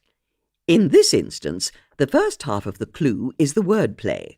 You're looking for the names of two girls, each short enough that when you put them together, you get a 7-letter word for something that you have one of on each knee. Just so you know, Beck said, I'm still not following any of this. Don't worry, I'm only saying there has to be a logical explanation for why the intruder broke into Stefan's house. We've got the surface meaning. He chiselled away a picture frame and then ran off with it. But let's not worry too much that it appears to make no sense. We simply need to break it down. Work out what the rules were that he was following, and I'm sure we can work out what the answer is. For example, maybe it connects with Stefan being a con man. What's that? D.S. Malik asked. Judith explained how Bex had started a thread on an online forum and garnered a response that said that while people liked Elliot, his father had been in cahoots with Stefan, who'd apparently been something of a crook. How was Stefan a crook? D.S. Malik asked. We don't know, Bex said. The person online didn't say. They just said he ran scams with Elliot's father. OK, that's something I can get my team to check out. A silence descended on the women as they looked at the frameless painting. Why on earth had the intruder stolen the frame, but not the picture? D.S. Malik's face suddenly lit up. "Patella," she said. I'm sorry? "I've got it. The names of two girls, Pat and Ella, and when you put them together you get patella. You have one of those on each knee. Two girls, one each knee. Patella." "Bravo!" Judith exclaimed, delighted. I still don't get it, Bex said. "Don't worry, I'll explain later." "That's very clever," D.S. Malik said, as she got a pair of evidence gloves from her pocket and put them on. "Anyway, I think it's time we looked at this painting more closely, don't you?" D.S. Malik lifted the frameless painting from the wall and angled it so they could see it better in the light. "It's not signed by the artist," Bex observed. "Which maybe explains why the intruder didn't take it," Judith offered, "if it's not valuable." D.S. Malik turned the painting over, and together they looked at the simple wooden backing and metal twine from which it had been hanging. It was dusty, but there still wasn't anything in particular of interest to see. "I'm not saying you should dust the backs of pictures," Bex said, in a tone that suggested that she very much was. "But they are such terrible dust collectors. Once a year, at the very least, you have to take them down for a thorough clean. What's that?" she added, indicating a smudge of something on the inside of the frame. It was a small, faded sticker with spidery handwriting on it. D.S. Malik bent down to look at it. It says, "Sold by Marlow Auction House, 15th December 1988. "I was right," Judith said. "This proves Elliot Howard is involved. It's from his auction house. Elliot killed Stefan, and now he's broken into his house and stolen the frame from this painting he sold Stefan back in 1988. Don't you think, D.S. Malik?" D.S. Malik looked at the short, passionate woman in front of her, and the tall, somewhat bewildered woman who was standing to her side, a woman she'd last seen trying to make a cup of herbal tea for herself while holding a trumpet case under one arm and a pile of sheet music under the other. "You know what I think? I think you should call me Tanika." "Quite right," Judith agreed. "And none of this Mrs. Potts nonsense. I'm Judith." "I've never introduced myself properly to you, have I? I'm Bex Starling. Becky Starling. Rebecca, really. Most people call me Bex." Judith looked at Tanika with a feeling of real warmth. Tanika looked back at the two women with a similar understanding, although both she and Judith could see that Bex still wasn't sure if she should have introduced herself as Becky or Bex. "So, this is what I'm thinking," Judith said. "Elliot argued with Stefan at Henley. We know that. Not that we know what it was about." "He told me it was because Stefan was blocking his view of the races," Tanika said. "I find that very hard to believe." "I agree with you." "So, they had their argument, and I bet it was about this picture. Then, a week later, there's a break-in at Stefan's house, but Stefan reported that nothing had been stolen, which is interesting, don't you think? Because I think that was Elliot's first attempt to get hold of the picture frame. And it didn't work out for him on that occasion. But Stefan eventually worked out that Elliot had been behind the break-in. So he organized a meeting with Elliot at his gallery, which is why it was such an angry encounter, and why afterwards Stefan told his assistant Antonia that he could go to the police right now, and desperation drives people to do stupid things. "You remember all that?" Bex asked.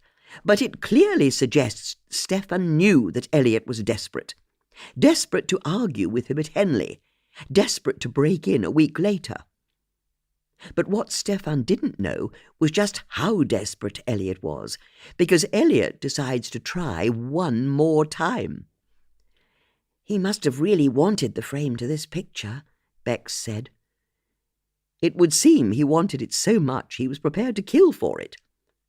But this time, God knows how, Stefan once again discovers what Elliot is up to. Or maybe Elliot always planned to kill Stefan. I don't see how we'll know for sure, but either way, Stefan was down by the little dam at the end of his mill pond, although that doesn't make sense, does it?" "Why not?" Tanika asked. "Well, what was Elliot doing down at the end of the garden? And why did Stefan agree to join him there? It seems odd when you think about it. Anyway, for whatever reason, Elliot and Stefan were down at that end of the garden when Elliot shot Stefan dead. He's finally free to steal the frame, but the absolute last thing he expects happens. He hears a woman's voice call out." "Really?" Bex asked, eyes wide, lost in the story. "That's right, from the river." Bex was hanging on Judith's every word. "And who was that?" "It was me." It took a moment for the penny to drop. "Of course it was you. You were out swimming. Sorry, I'm so thick sometimes." "You're not thick," Judith said to Bex before getting back to her story. "And I bet Elliot panicked when I called out. With a witness possibly about to haul herself out of the water to see what was going on, he no doubt shelved his plans to break into Stefan's house for a second time. And instead he legged it. After all, you don't want to be found breaking into someone's house while the dead body of the man you just killed is in the garden, do you?" But it left Elliot with the same problem he'd always had. The picture frame that had started all of this off, the very thing he'd originally broken into the house to get, that he'd been prepared to commit murder over, was still hanging on Stefan's wall. So he had to leave it a few days for the heat to die down, and then he made his third attempt to break into Stefan's house, stupid man, this evening. But this time, although I nearly managed to stop him, he finally got what he'd always wanted, the frame. "But how can a picture frame be that important?" Bex asked. "Why would it be worth killing over?" "I've no idea, but if we can find the frame, I'm sure we'll be able to work it out." "Well, I tell you this much," Tanika said. "It's an impressive theory." "Thank you." "Except for one small detail," she added.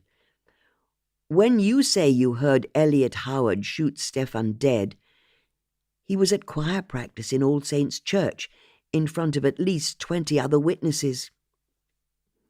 "Including me," Bex said apologetically, and there's also CCTV footage of him at the practice, she offered to Tanika. He very definitely was at All Saints the whole time. But you've seen the look he gives the camera at the end, Judith said in frustration. He's smug, he's superior. All of which I'd say he is naturally, Tanika said. And I can tell you, we found no link between Elliot and Iqbal Qassam, none at all. But Elliot has to be our killer, because if he isn't, then who is? Neither Tanika nor Bex had an answer to that. Chapter 14. 2 police cars arrived, and Tanika was soon leading her team in processing the scene of the break-in. Judith and Bex gave their formal statements and found themselves leaving Stefan's house at the same time. "You can't possibly punt back home," Bex said to Judith, "not with an injured wrist." "Don't worry about the wrist, it's feeling better already." "Even so, let me give you a lift home. You can return and pick up your punt tomorrow." "Actually, that would be very kind of you. Thank you." "Hop in," Bex said, opening the passenger door to her gleaming white 4x4. It was such a massive machine that Judith had to pull herself up to get into it. Why on earth did home county housewives drive such monsters? Judith asked herself, as Bex climbed in on her side. A few minutes later, Bex was crossing the suspension bridge and turning down Ferry Lane, the single-track road on the Bisham side of the river that led to Judith's house. "You must pop in for a quick drink when we get there," Judith said. "What a lovely idea," Bex said with a sincerity that was entirely false. "But I'll drop you off and head home if that's okay. It's late." "Nonsense, you've had a shock. We both have. You're coming in for a stiff drink." "Colin needs me at home." "Why?" Judith asked bluntly. "Well, he works so hard during the day." "As I'm sure you do," Judith said, interrupting. "Has he rung you?" "I don't know. I don't think so." "So we can assume he's fine." "Even so," Bex said, trying to articulate why it was so important that she be at home for her husband. It was something to do with the fact that, since she didn't work outside the home, she felt a sense of duty to be there for Colin, and something to do with a sense of guilt that she didn't have a proper career. So she had to be the best, most perfect housewife in order to feel a sense of worth. It was also, she knew, at a far more humdrum level, simply a habit she'd got into. But how could she even begin to put these half-thoughts into words? "He needs me," she eventually offered. "You have needs as well," Judith said, as Bex drove up to Judith's house and parked by the front door. There was a grey van outside the house that hadn't been there before. As they got out of the vehicle, Judith saw the dog walker Susie Harris looking in through a downstairs window. "Excuse me?" Judith asked in her most matronly voice. "Oh, there you are," Susie said, entirely unfazed at having been caught snooping. "Just trying to see in through your windows. What on earth are you doing here?" "No, good question," she agreed. Judith waited and realized that Susie had come to one of her halts. "And the answer is—" "Oh, right. Well, I've got a favour to ask about Iqbal. And I was taking Emma for a late-night walk anyway, so I thought I'd knock on your door, see if you were in. And when I wasn't, I thought I'd look in through your window. It's like I told you, I've always wanted to see inside your house." Susie was being so very matter-of-fact about her motives that Judith couldn't help herself and laughed, all offence forgotten. "Who's Iqbal?" Bex asked. "Sorry," Judith said, turning to include Bex. "I should introduce you both. Bex, this is Susie Harris." "I'm actually Rebecca," Bex said, offering her hand, "although no one calls me that apart from my mother." "Look, why don't you both come in?" Judith said. "It's been a long day, and I could do with taking the weight off my feet." I can have a look inside? Susie asked. Judith smiled. Yes, you can come inside. Judith unlocked the front door, opened it, and ushered Susie in. Bex still hovered on the doorstep. I don't think I can spare the time, she said.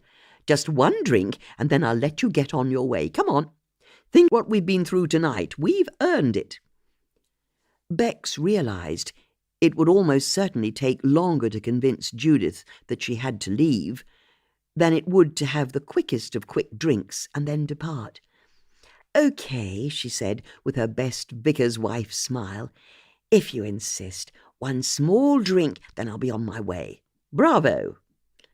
Following Bex inside, Judith found Susie standing by the grand piano, agog. Bloody hell, you must be minted, she said. I think you can guess from the state of the fabric that I'm not, as you say, minted, Judith said with a laugh as she went over to her drinks table and blew dust out of 2 extra cut-glass tumblers, lined them up with her regular glass, and poured 3 stiff measures of whiskey. Even so, this house must be worth millions. Judith couldn't help but find Susie's manner a breath of fresh air. I've no idea what it's worth, she said, heading over with 2 drinks. I inherited it from my great-aunt. Didn't she have any children of her own? Fortunately for me, no, she never married. So I was like the daughter she never had. Now, I strongly suggest you have these, Judith said, holding up the 2 glasses. Is that whiskey? Bex asked, her forehead creasing. I think, when it's as cheap as this, it's better to call it Scotch. Oh, well, thank you, but I'd rather have a glass of water, or herbal tea if you have any, at this time of night. I think we can agree we need something a bit stiffer than tea. I'm with you there, Susie said, taking the glass and knocking it back in one, wincing as the drink burnt into her chest, and then she smiled. Now, that hits the spot, she said in appreciation. While Susie went over to the sideboard to return the glass, Bex finally took a tiny sip from her glass before rubbing at her lips with her fingers. It's better if you don't let it touch your lips, Judith said. It stings less. Sorry, is your toilet through here? Susie said, indicating the oak door to the side of the drinks table. Before Judith could stop her, Susie tried to push the door open, but it was locked. That door's locked, Judith said with a polite smile. Why? Susie said, laughing. Is that where you keep the dead bodies? Judith's smile froze, and Susie's eyes widened in surprise. How come her joke had spooked Judith? As for Bex, being the vicar's wife, she was a past master at saving awkward situations. You were telling us about Iqbal, she said to Susie.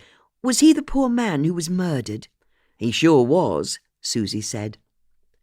As Susie filled Bex in on how she knew Iqbal, Judith went over to the sideboard, downed her drink, and poured herself another. When the women weren't looking, she touched the silver chain around her neck with the key on the end. It was still there, still safe. As Susie finished telling her story, Judith put on a smile and went over to join the other 2. And he was shot dead? Bex asked, still trying to process what she'd heard. I know, Susie said, crazy, but the thing is, Judith here came and found me because she thinks Iqbal's murder is connected to the death of her neighbour. It must be, Judith said. Murders don't happen in Marlow. If 2 happen in the space of 3 days, they have to be linked. I reckon you're right, Susie said. It's the reason I wanted to speak to you. You see, Iqbal's imam rang me this afternoon. He said he was putting together the funeral arrangements, and the police gave him my number. Did I know how to contact Iqbal's family? And do you? Bex asked. No. Whenever I asked him about his family, he said he didn't have any, and then he'd changed the subject. He was much happier talking about boats. Boats? Bex asked. Oh, God, yes, they were his passion. Once he got going on the subject, there was no stopping him. He was saving up to buy his own boat that he could keep on the river in Marlow. His dream was to do all of the waterways of the UK. But the point is, the Imam said Iqbal didn't attend his mosques that much, so he didn't have any friends there. In fact, I was about the only person he could find who he could invite to the funeral, so would I come? And what did you say to that? Bex asked. I said I'd go. It's the least I can do. Iqbal was my friend. But it's not good that no one else will be there, so I was wondering, Susie said, turning to Judith, would you come as well? To Iqbal's funeral? Seeing as you think his death may be connected to your neighbours. Maybe someone will turn up out of the woodwork, like a long-lost sister or something. It'll give you a chance to have a poke around. And anyway, the more the merrier, I say, when it comes to funerals. You do? Judith asked, tickled by Susie's turn of phrase. Of course. I've never been to a bad funeral, have you? I don't suppose I have, Judith said after a moment's thought. And thank you very much for the invitation. You're right. No one should be buried on their own. I'd be delighted to come along. Well, that's that sorted then, isn't it? Susie said. At least there'll be 2 people at his service. I wouldn't worry too much about no one being there, Bex said. Men from the mosque will be expected to attend the service, even if they didn't know him. Was this Imam Latif who called you? It was, Susie said. You know him? Only a bit. We do a food bank together on Thursday mornings. I have to say, he's lovely. Judith was impressed with how easily Bex talked about working in the local food bank with the imam of a local mosque.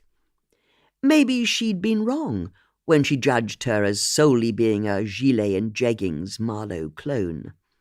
In fact, as she looked at the 2 other women, Judith realized she was having more fun than she'd had in a long time, and decided that she didn't want the evening to end yet. I'll come to the funeral on one condition, she said to Susie with a smile. I'd like you to help me for the next half an hour or so. Doing what? Susie asked.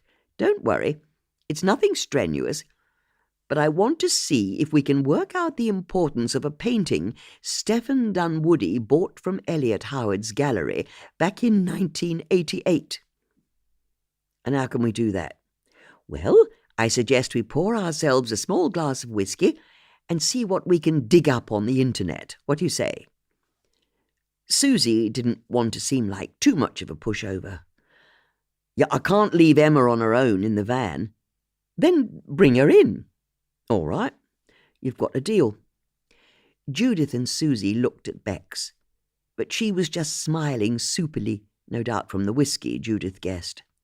Good for her, she thought. She deserved to let her hair down. So, that's a yes from all of us, Judith said, grinning. Then I suggest, ladies, we get to work. Chapter 15.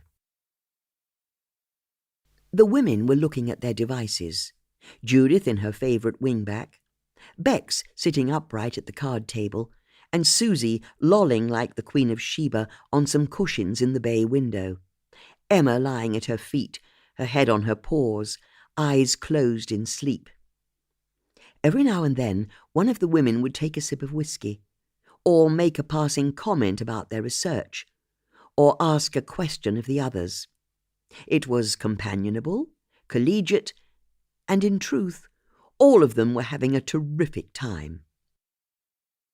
So, do you have any kids? Bex asked Susie. I've got 2 of the best kids in the world, Susie said, smiling. Tell me about them. Well, they're in their 20s now. Rachel is 22, lives in Newcastle with her girlfriend. And Amy is 25, married, has a kid of her own. You're a grandmother. I am, Susie said proudly.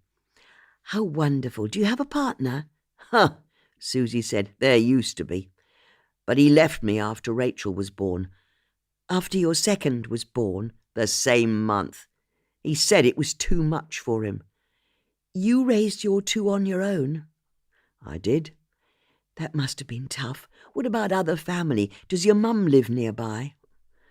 My parents died when I was small, like Iqbal. Yeah, we had that in common. I'm so sorry to hear that. What about cousins or aunts or uncles? Susie took a sip of scotch before replying. No. No family to speak of. This really is a horrible drink, she said to Judith, with a smile that Bex could see was a touch forced. It's the nectar of the gods, Judith said, before returning her attention to her tablet. Haven't you got any wine? Sorry, I can't have wine in the house. Why's that? Well, if I do, I drink it. Susie and Bex shared a glance as they looked over at the all but empty decanter of whisky. If this was how Judith downed whisky, what on earth did she do to wine? Then what about you, Judith? Bex asked, her cheeks radiating a warm glow from the scotch. Do you have any kids? Oh, no, I wasn't so blessed. But you're married? I'm sorry. If it's not rude to ask. I see you've got a wedding ring. Bex indicated the gold band on the ring finger of Judith's left hand. You're very observant. Sorry, occupational hazard. When you're the vicar's wife, you notice things like wedding rings. If you must know, my husband died, Judith said. He did? My lovely Philippos. He was Greek. Philippos Dimitriou. I fell in love with his name before I'd even met him. But he died in a boating accident in Corfu. I'm so sorry. When did this happen? I was 27. Now, I think I found something rather interesting, Judith said, wanting to move the conversation on. Hold on, Susie said. You were widowed when you were 27. Has there been anyone else since then? Why would there be? Most men you meet don't really pass muster, do they? I can drink to that, Susie said quietly, or at least Judith presumed it had been Susie who'd spoken. But she realised that Susie's lips hadn't moved. She and Susie looked over, and they saw that Bex was raising her whisky glass in a quiet toast before she downed the remainder of her drink. This scotch is very Moorish, Bex proclaimed, slurring slightly. It is, isn't it? Judith agreed, going to refill Bex's glass. But what have you found? Susie asked. Well, it may be something, it may be nothing, but I've been looking at the website for the Marlow auction house, since that's where Stefan's painting came from. There's a page that explains the history of the business. It was founded by Eliot's father. His name was Dudley. When he retired in 1985, Eliot took over as chairman. But this is what I've noticed. Eliot was initially only chairman for 3 years. Look, Judith said, handing her tablet to Susie. Susie looked at the website and saw that Eliot Howard was listed as the chairman from 1985 to 1988. And then in 1988, a man called Fred Smith took over, Judith said. Fred Smith? Susie asked, her interest piqued. That's right, and he stayed chairman for the next 13 years, until 2001, which is when Eliot Howard became chairman again, for a second time. So why did Eliot leave for a number of years and then come back?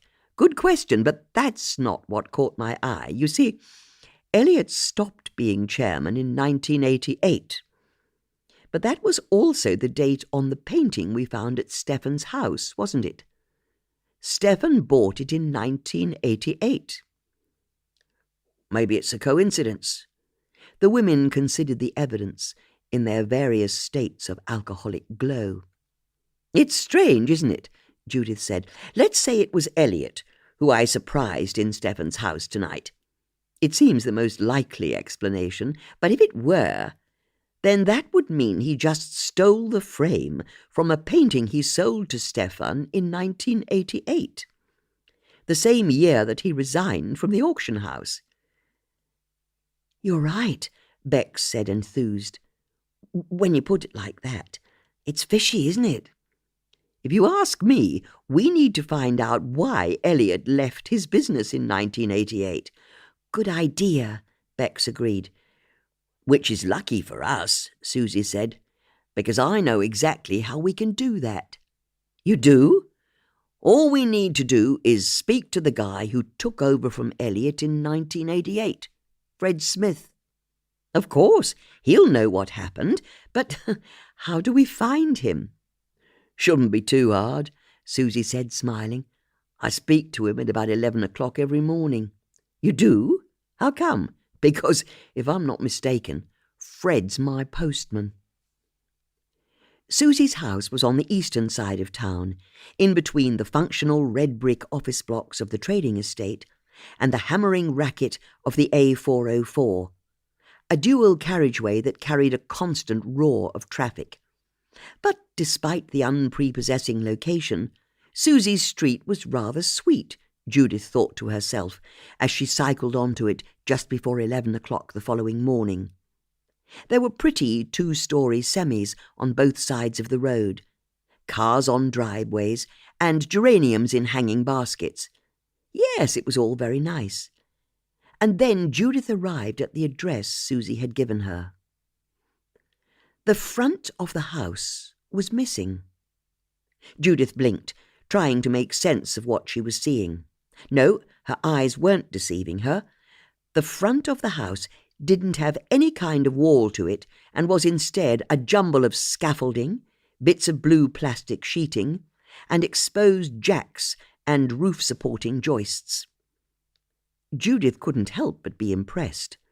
She knew that she was someone who was happy to let things slide when it came to keeping up appearances, but even she would draw the line at not having a front to her house. However, as she looked closer, Judith realized that maybe the building work was actually an as-yet-to-be-finished extension, and the original house was still lurking behind the unfinished brickwork. Susie emerged from the front door as Judith was leaning her bike against an old cement mixer. "Sorry about the building work," she said. "Nothing to apologize for. What are you having done?" "Oh, just an extension," she said airily. "I imagine it will be splendid when it's done." "Sure will. That's the plan, anyway." "How long will it take to finish?" "Another 2 months, the builder says. Maybe a bit less if the weather remains good." "Well, there we are then. It will soon be over." "Oh, that's what he told me 3 years ago when he took all my money and scarpered. I've not seen him since." "I'm sorry?" "The house has been like this for the last 3 years." Judith was lost for words. "Oh," she eventually managed. "But that's life, isn't it?" Susie said breezily, as though it barely bothered her at all. "People leave you, your husband, your kids, and if you're me, your builder as well. Come on in. It's much nicer inside, and don't worry, I've got no dogs staying with me. It's only me and Emma." The inside of Susie's house smelled of dogs and stale cigarette smoke. There was scuffed, heavy-duty linoleum on the floor. The door to the sitting room had been removed, and Judith could see that there was no furniture anywhere. Not in the hallway, not in the sitting room. There were only old dog beds and blankets scattered about. Emma padded in from the kitchen and nudged Judith's hand with her head for a stroke. "She likes you," Susie said. "And I like her," Judith said, bending down to give Emma a quick fuss. "Such silky ears," she said to the dog. "We should go upstairs. That's where I live. The dogs have down here. I have upstairs. Come on." Susie unclipped the baby gate at the bottom of the stairs, told Emma to wait, and headed upstairs.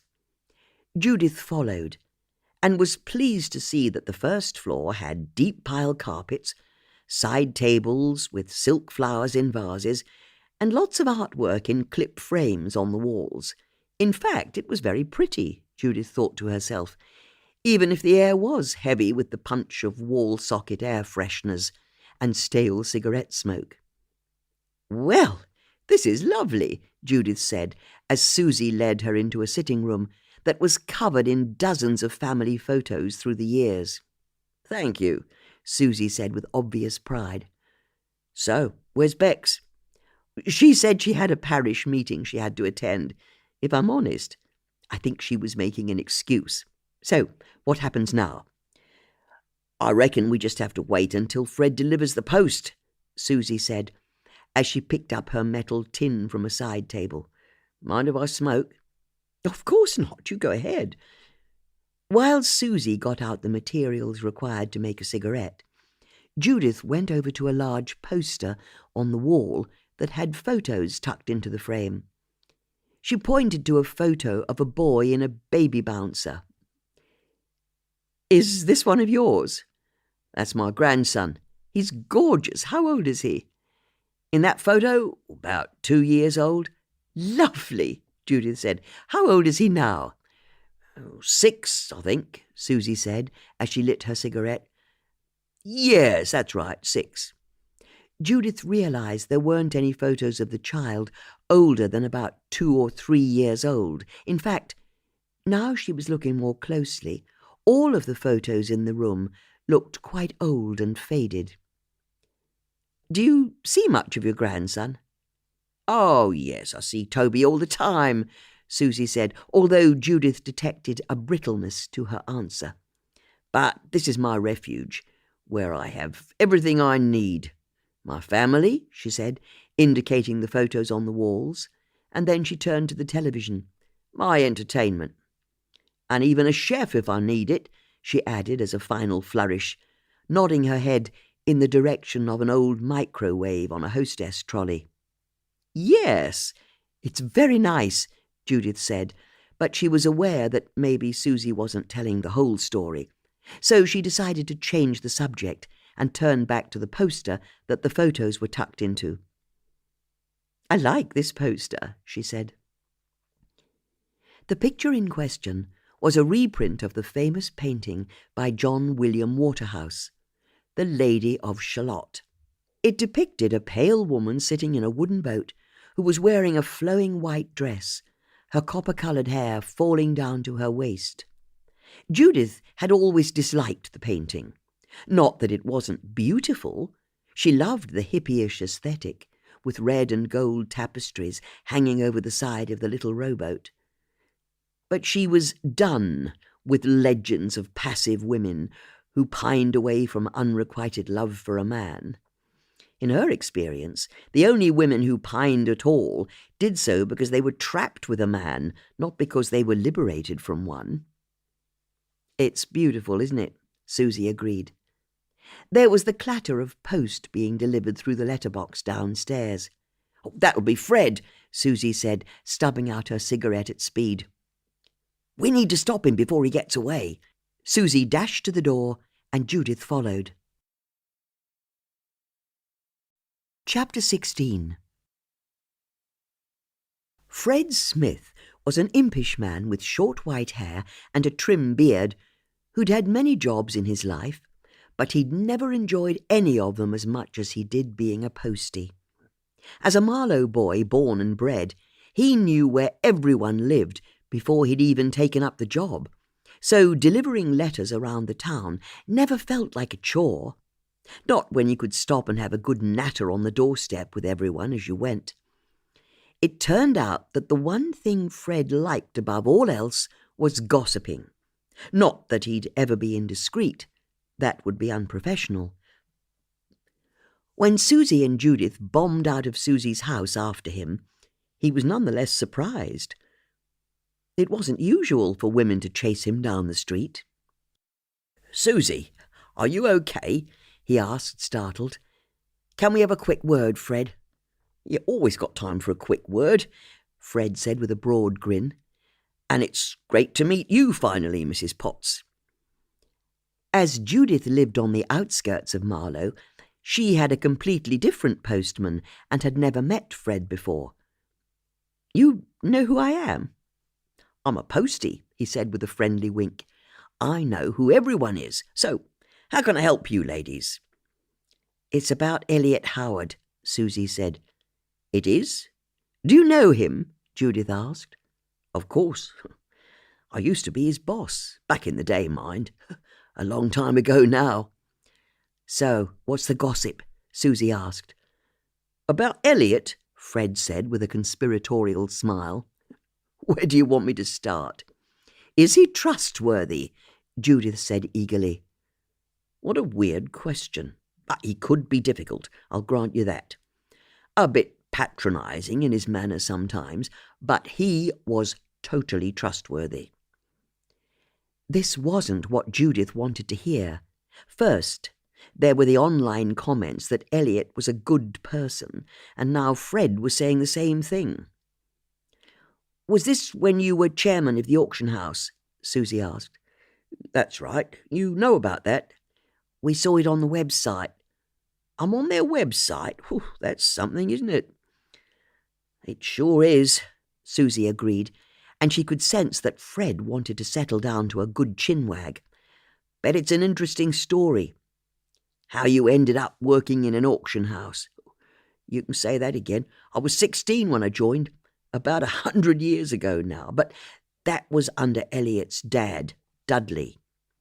"Yes, what was he like?" Judith asked. Fred looked guarded. "Why'd you ask?" "Only we've done some digging, and we've heard he was something of a crook." "Was he?" "You're not wrong there. He was a piece of work, I can tell you. Always doing deals on the side or using stooges to push prices up in the auctions. If there was a sharp practice, he'd do it. And he didn't like his son, not one bit." "He didn't?" "No way. Elliot's big thing was rowing when he was a teenager." Judith remembered the photos in Elliot's study of him in various rowing teams. "And he was good. But his dad wouldn't have any of it. The way Elliot told it, Dudley spoke to his rowing coach to find out if Elliot could go professional. And as soon as he said he couldn't, that was it for him as far as he was concerned. He wouldn't pay for any more coaching. Wouldn't take his son to any of the training sessions or regattas. It was over." "That's harsh," Susie said. "Dudley was a harsh man." "Where was Elliot's mother in all of this?" Judith asked. "I think she left Dudley when Elliot was young. I don't know the story, but Elliot was raised by his dad on his own. That's why it was so bad for Elliot when Dudley said it was over for his rowing. He was his only parent, so his word was gospel." "Hang on a minute," Judith interjected, an idea flashing in her mind. But what was it? There was a connection that her brain had just tried to make, something to do with rowing, but what could it be? What was the thought that she'd nearly had but couldn't quite chase down? "Rowing," she said out loud, as though tasting the word, trying to let the sound of it help her thoughts coalesce. "What about rowing?" Susie asked. Judith tried to recapture the moment, but the gossamer thin idea had already dissipated. "No, it's gone," she said, frustrated. But she also knew that there was nothing she could do about it. At her age, if something slipped her mind, it tended to stay slipped. "Sorry, ladies, but I have to get on," Fred said, turning to go. "I can't stand here gassing all day." "We aren't done, though," Susie said. "You aren't?" "It could be important." "Look, I'll get in trouble if I don't complete my round on time." "Then how about we come with you?" Judith asked. "What's that?" "We won't get in the way, but we do have a few more questions to ask." "You want to accompany me on my round?" Fred said, amused. "Well, if you put it like that, I can't think of anything nicer than having an attractive lady on each arm as I deliver the post. Come on, then." Judith and Susie spent the next hour accompanying Fred as he delivered the post to the neighbouring streets. It was a somewhat frustrating process, because they only got to speak to Fred in between houses, and he kept stopping for a chat on the doorstep with his regulars. At one point, he disappeared inside for a few minutes and when he came out he apologised and explained that the old woman lived on her own and the ball cock on her cistern had stopped working, but it was a quick fix, so it hadn't taken him too long. But between the chatting, plumbing, and the actual delivery of letters and parcels from his bright red trolley, Judith and Susie were able to piece together some of Fred and Elliot's background. Fred had left school at 16 and had joined the auction house, first as their porter and then, a few years later, working front desk, checking in the auction items. As he was only a few years younger than Elliot, they'd go for a beer together after work every now and again. It was in these sessions at the pub that Elliot revealed to Fred how much he felt trapped having to work for his dad. What made it all the worse was how Elliot was falling in love with the art they were selling. He started painting, Fred told them. Apparently, there'd been a granddad who'd been a good artist. It's how the family had ended up owning an auction house. But Elliot threw himself into it, reading books, educating himself so he could get better as an artist, and he was good. Even I could see that. I mean, Elliot's paintings were mostly abstract stuff, very mid-20th century. You put two blocks of colour next to each other and call it art. Judith looked at Susie, knowing that the two blocks of colour next to each other was a very good description of the work of art that the intruder into Stephen's house had stolen the frame from. But Judith could see that Susie didn't pick up on the connection. Of course she didn't, Judith realised. Susie hadn't been with her, Bex and Tanika. But was this an important link? The sort of art that was the cause of the break-in was also the sort of art that Elliot liked to paint. Or was it a coincidence? After all, anyone learning to paint in the late 20th century, as Elliot had, would no doubt paint like a painter from the late 20th century. Anyway, Fred said, there came a point, after a couple of years, where Elliot realised he wanted to give up the business and have a go at being a professional artist. So he applied to the Slade School of Art, and guess what? He got in. It's like the best art school in the country, and Elliot had got a place. An amazing achievement. But get this, his dad said no. Again. Elliot's painting was like his rowing, he told him. Just a hobby. No one made any money as an artist. The only money to be made was in selling the stuff. So he wouldn't give him the money to go to art school. It set Elliot back. I bet it did, Judith said. And it made him resentful, because his dad swore that if Elliot walked away from the business, he wouldn't be allowed back. It was stay and help him run the auction house or leave. Wow, Judith said. I know, Fred agreed. So, Elliot let his place at the art school go and stayed at the auction house. And then, when his dad got ill, he became chairman. I was managing director by then, but Elliot's heart wasn't in his work, if I'm honest. He just didn't want to be there. And then his dad died. A heart attack on the golf course of all things. Elliot couldn't wait to get out of the business. He reapplied to art school. He didn't get into the Slade this time, but he got into a good enough school in Reading, and he left the business. Was this in 1988? That's right. When you became chairman, got it in one. Elliot wanted a safe pair of hands to run the shop while he trained, but it never worked out for him. He said he was so much older than everyone else on the course, and I know he resented the fact it wasn't as prestigious a course as the Slade. When he graduated, he tried to make it as a young artist, but he was too old to be a young Turk. And this was in the 90s, when the art world was all about pickling sharks in formaldehyde. There wasn't much interest in the mid-century stuff anymore. And you know what the kicker was? Turns out I wasn't all that good at running an auction house on my own, Fred admitted without any apparent rancour. I could do it when I was just in charge of admin, but I never understood the art side of things. And the auction house took a dive. To be honest, Elliot should have never left me in charge. After a few years, he realised he'd never make it as an artist. That boat, if it was ever going to sail, had left harbour years ago. And if he didn't come back to run the auction house, he'd lose that as well. So he relieved me of my duties. And relief is the right word from my point of view. The one thing I'd learned from running a business was I never wanted to run a business. All that pressure, all those people working for you, this suits me much more, Fred said, indicating his postman's uniform. I'm out in the fresh air, and when I finish my day's shift, I don't take work home with me. I get a good night's sleep every night, and that's priceless. Fred smiled. But how was Elliot when he came back to the business? Judith asked. The same. A bit superior, a bit full of himself at times, but a good person.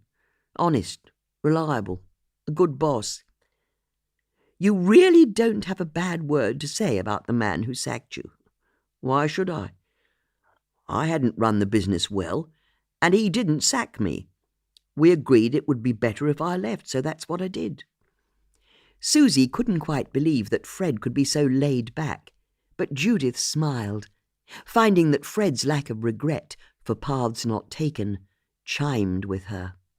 Now, if you don't mind, ladies, I need to get back to the depot, Fred said with a smile, or they'll think I've bunked off. Thanks for your help, Susie said, although, can I ask, why are you so interested in Elliot? Oh, no reason, Judith said with a fake smile. Fred considered Judith's answer and then decided he'd let it go. Very well. It's none of my business. Have a nice day, ladies. Fred touched his forehead in salute, turned and left. Oh, one last thing, Judith said, catching up with him. What is it? Fred said. Can you tell us about Stephen Dunwoody? You want to know about Stephen? Fred said, surprised. He then looked up and down the street, saw that no one was in sight, and stepped behind a buddleia bush in a front garden. The women followed him into the garden. Now, why do you want to know about Stephen? He whispered. We heard he was a bit of a crook, working with Dudley. Apparently they had a number of scams going. I don't know if you heard, but Stephen died last week. I don't want to speak ill of the dead, but it could be important. We think someone killed him. What? I know. So anything you can tell us would be gold dust. Fred wrestled with his conscience, but not for very long. Okay. So, Stephen was always charming, always well turned out, always interested in you, polite to a fault, the perfect gent. But it was all an act, because you're right, he was a crook, every bit as bad as Dudley. He worked for the auction house, as our art expert back in the day. His trick was to misidentify art. And how did he do that? Well, someone who knew nothing about art would take a painting to Dudley's auction house. He'd bring Stephen in as the expert to value it, and Stephen would say it was a second-rate copy or some such. Dudley would then convince the owner to sell it to him privately for a knocked-down rate. Then, wonder of wonders, the artwork would magically reappear at the Marlow auction house a few months later, this time properly identified as being the work of a well-known artist. Mind you, the sort of art we're talking about was never worth tens of thousands. It was only a few £1,000s here and there, but it was still illegal, and I know for a fact the pair of them were making a fair bit on the side each year. It was despicable. Did anything happen in 1988? Judith asked. Like what? We think Stephen bought a painting from the Marlow auction house, the same year that Elliot left for art college. Fred thought for a few seconds before the memory came to him. He did. You're right. It was a massive scandal at the time, or at least it was to us in the industry. You see, when Dudley died, Elliot inherited all of his art, and Elliot got Stephen to value his dad's artwork to get it ready to be auctioned off. And at that point, he didn't know what a crook Stephen was. None of us did. And the collection was worth a few £100,000. It was a serious windfall for Elliot, even though, in among the good stuff, there was quite a bit of tat. Including, Judith said, an abstract painting that was 3 plain bands of colour. The top one yellow, the middle one grey, and the bottom a sort of dark red. You know it, Fred said. So, following your logic, I take it that Stephen said it wasn't worth much. That's it. You see, it wasn't signed, and it was found in a box with a couple of other unsigned paintings.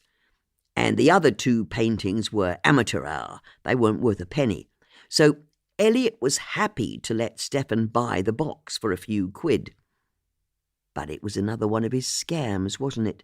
Because as soon as he owned it, Stephen said he wasn't sure if it was what he thought it was.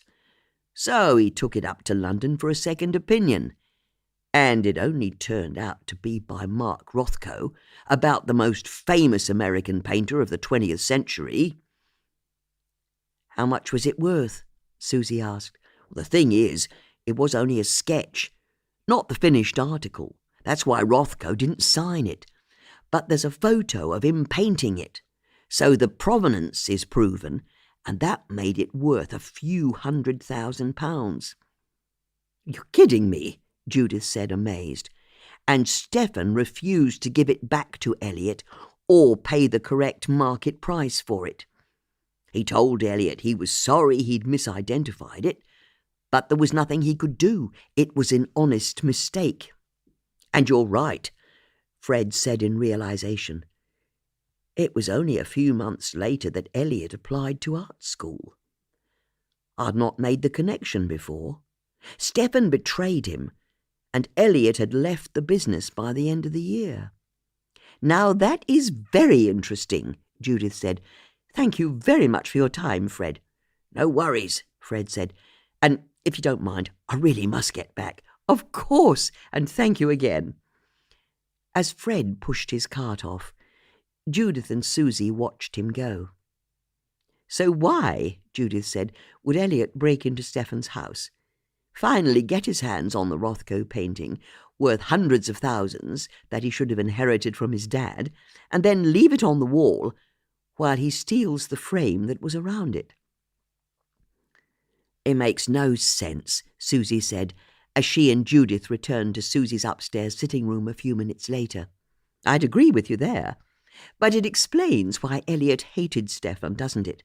And you know what else? Fred told us that Elliot's painting style was mid-century, didn't he? Whatever that means. It means he would have known all about Rothko, a mid-century painter. So he'd have known his techniques, his palette of colourings, and how he made his paintings. What are you saying? Imagine you're Elliot, and you want to reclaim the Rothko that Stephen stole from you. What can you do? You can't very well walk in there and take it back. Stephen would notice the gap on his wall and know who'd stolen it. But Elliot is a painter who's trained in the techniques of Rothko, isn't he? Oh, you think he painted a fake? Susie asked, her eyes alight at the idea. It's a possibility, isn't it?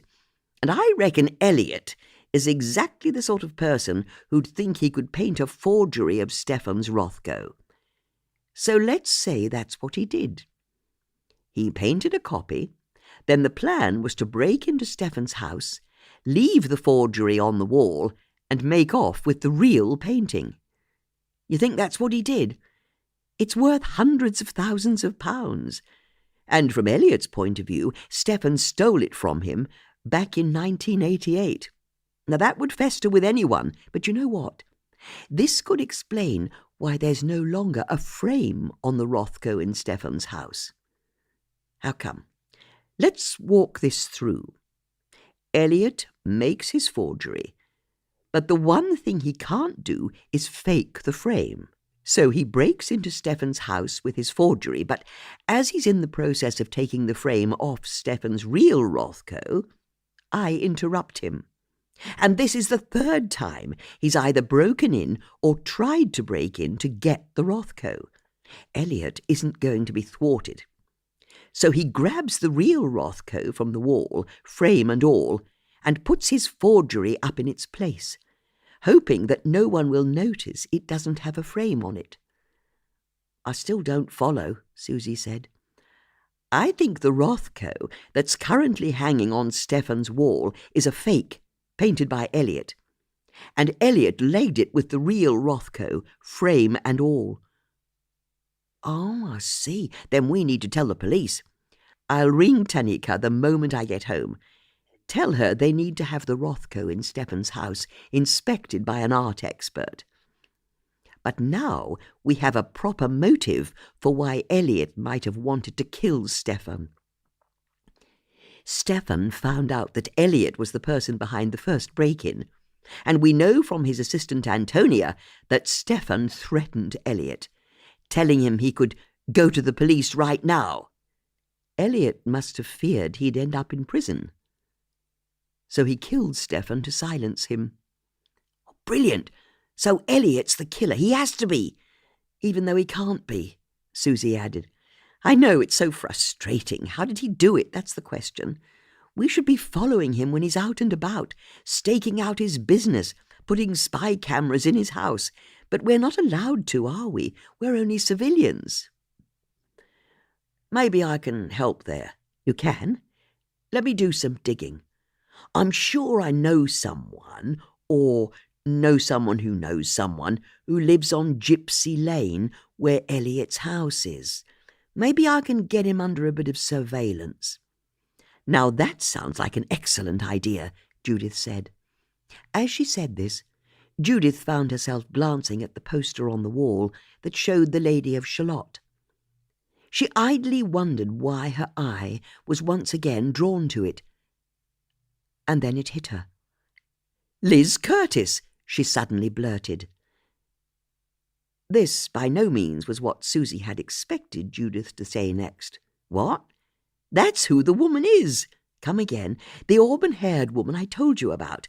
The one who was in the garden of Stefan's house after he died, and who ran away from me in the field the first time I spoke to you. I knew I recognized her from somewhere. Her name's Liz Curtis. How on earth did you work that out? Well, she's got auburn hair, like your Lady of Shalott in the poster here. And just like your Lady of Shalott, the last time I saw her she was in a rowboat. You see, Liz Curtis runs the Marlow Rowing Centre. Now it was Susie's turn to be excited. And you're sure the woman you saw those 2 times was Liz Curtis? I am. Do you know her? Damn right I do. And if you're looking for someone capable of murder, then I'd put Liz Curtis at the top of your list. You think so?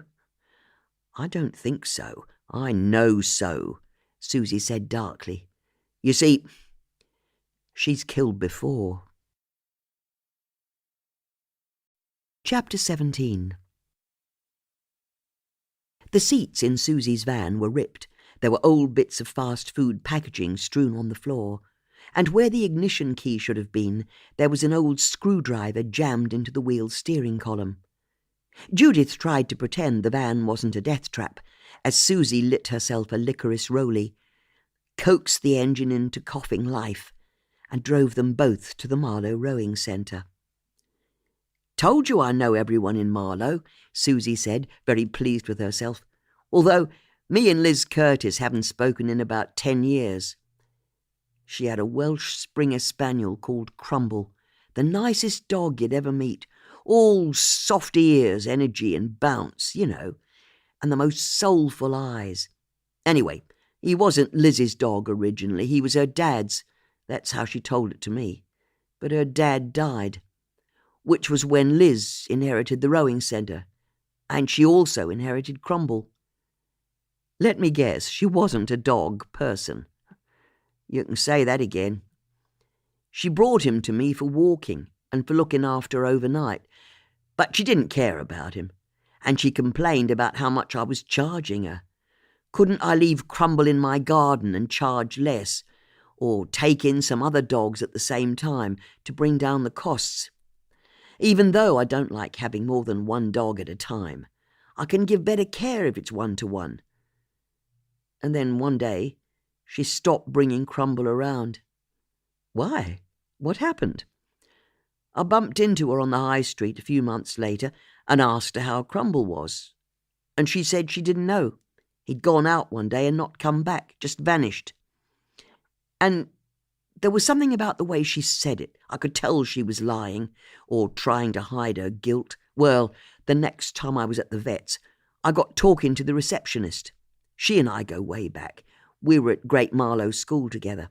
So I asked her if Lizzie's Crumble had ever been found. She was shocked I knew about it, which I didn't, but I pretended I did. Anyway, she told me she'd heard that Liz had taken her dog up to the vet in Bovington Green and had him put down. I'm sorry, she did what? Even though Crumble was perfectly healthy. She killed her own dog. That's what the receptionist told me. Is that even legal?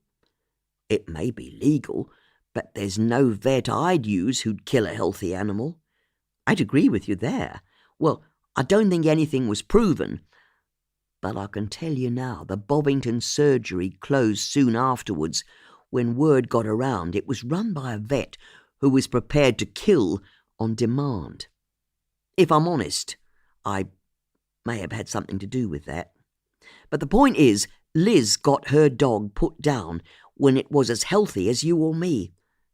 And you're sure that's what she did? As sure as I am of anything. It's wicked. Crumble had such a lovely soul. Anyone would have taken him in if Liz didn't want the responsibility. I'd have taken him, but that's Liz. She's a dog killer. Judith and Susie lapsed into silence as they pulled into the little gravel parking area of the Marlow Rowing Centre. It was made up of a clutch of porter cabins and huts that had been built on the edge of town on a bend of the Thames. The setting was gorgeous, but the buildings were weather-beaten, and the red, blue and white canoes and kayaks that were stored in metal stacks had all seen better days. "You're right," Judith said to Susie as they got out of the van. "We could be about to speak to the killer. Are you sure you want to do this?" "Bring it on," Susie said, and there was something about her blind enthusiasm that gave Judith pause. She pulled her phone out and dialed Tanika's mobile number. "Judith, are you okay?" Tanika said as she answered the call. "I'm fine, thank you for asking. I just wanted to let you know I've worked out who the auburn-haired woman is. You know, the one I saw in Stefan's garden and in the field the day after." "You do? Who is she?" "Her name's Liz Curtis, and she runs the Marlow Rowing Centre." "Are you sure?" As Tanika asked the question, Judith saw the auburn-haired woman step out of a porter cabin with a paintbrush, shake the water out of it, and then head back inside. She didn't look over, and so didn't see Judith or Susie. "Oh, yes, I'm sure," Judith said. "Then you have to promise me something." "What?" "You won't try and investigate her." "What's that?" "Because you've already put yourself at risk once when you chased that intruder in Stephen Dunwoody's house, and I'm not having you do that again." "I wouldn't worry about that. It was very much a one-off." "Because I don't think the killer's done yet." "How do you mean?" "I can't be sure, but I think there might be another murder, a third murder." Judith's hand tightened on her phone. How could Tanika possibly know this? "So you have to promise me you won't do anything to put yourself in danger. I want to hear you say the words." "Of course," Judith said. "I promise. No more amateur sleuthing. You have my word." "Thank you." Tanika sounded relieved. "And thanks for the information about Liz Curtis. I'll see what I can find out about her." Tanika rang off, and Susie, who'd only heard Judith's end of the conversation, asked her friend what it was that she had just promised. "Oh, nothing important," Judith said with a bright smile. "Now, come on. We need to talk to Liz Curtis." They went over to the porter cabin they'd seen Liz come out of. They found her inside, halfway up a ladder, painting the walls white. "Hello," she said as she climbed down from the ladder. Liz was tall, thin and angular, her limbs almost longer than seemed entirely natural, Judith thought to herself, like a praying mantis. Most importantly, she also had a shock of flame-red hair and was very definitely the person who'd run away from her twice. Liz's face fell as soon as she saw Judith. "Oh, it's you," she said. "Hello, Liz," Susie said. Liz was even more dismayed to see Susie standing next to Judith. "Hello, Susie," Liz said, turning her back on the women and heading over to a metal samovar that was on a trestle table next to some tea things. "Are you looking to make a booking?" "Not on this occasion," Judith said, glancing at Susie. Both women could see how guiltily Liz was acting. "You see," Susie said, "my friend here wants to know why you keep running away from her." "What's that?" Liz said, as she poured herself a cup of tea, still keeping her back to the women. "Are you saying you didn't run away from me in the field?" Judith asked. Liz didn't reply immediately, but once she'd stirred her tea and put her teaspoon down, she finally turned around. "What's that?" she said, as if she'd not heard. "I saw you in Stefan's garden 2 days after he died," Judith said, "and in a field the day after that. Both times you ran away from me. I want to know why." Liz took a gulp of her tea and then headed over to the reception desk. It was obvious she was trying to buy herself time. "No, I'm sorry, but I don't know what you're talking about," she said. "But we saw each other." "I said, I don't know what you're talking about," Liz said again, and Judith and Susie could see that she was trying to hide her panic. "Oh," Judith said, "are you saying you didn't go to Stephen Dunwoody's house after he died?" "That's right. I don't even know who Stephen Dunwoody is," Liz said. "I've never heard that name before. Now, do you want to make a booking, or do I have to ask you to leave?" "What about Iqbal Qassam?" Susie asked. Liz took a moment before answering the question. "Who?" "Iqbal Qassam, the taxi driver who was murdered the other day." "Yes, I read about that in the papers. It's horrible, but why are you asking me?" "We want to know if you know him." Liz's eyes widened in surprise as she guessed why Susie had asked the question. "What on earth are you suggesting?" "We're not suggesting anything. We're just asking if you know him." "Of course I don't. Why would I take a taxi when I've got a perfectly good car of my own? I have to say that I resent you coming in here and making insinuations." "I'm sorry," Susie said. "I don't know why you're asking me all these questions about those dead men." "I think you know well enough." "I don't." "Then let me say one word to you. Crumble." Liz looked like she'd been slapped in the face. "Because we both know what you did to that poor dog," Susie added. "I didn't do anything to him." "You killed him." "You can't say that," Liz yelped, tears forming in her eyes as a combination of fear, guilt and confusion seemed to overwhelm her all at once. "You killed him because you never wanted him, because he was too expensive." "You've got to believe me, you're right. I never wanted him when Dad died. I knew a dog wouldn't fit with our lives, and he was expensive, it's true, but that's because we've got no money. I loved Crumble, surely you know that. I was distraught when he went missing. We made posters, stuck them to lampposts. It was about the worst time of my life. How on earth can you say I killed him? I'm sorry. You're not doing this to me, not today, not now."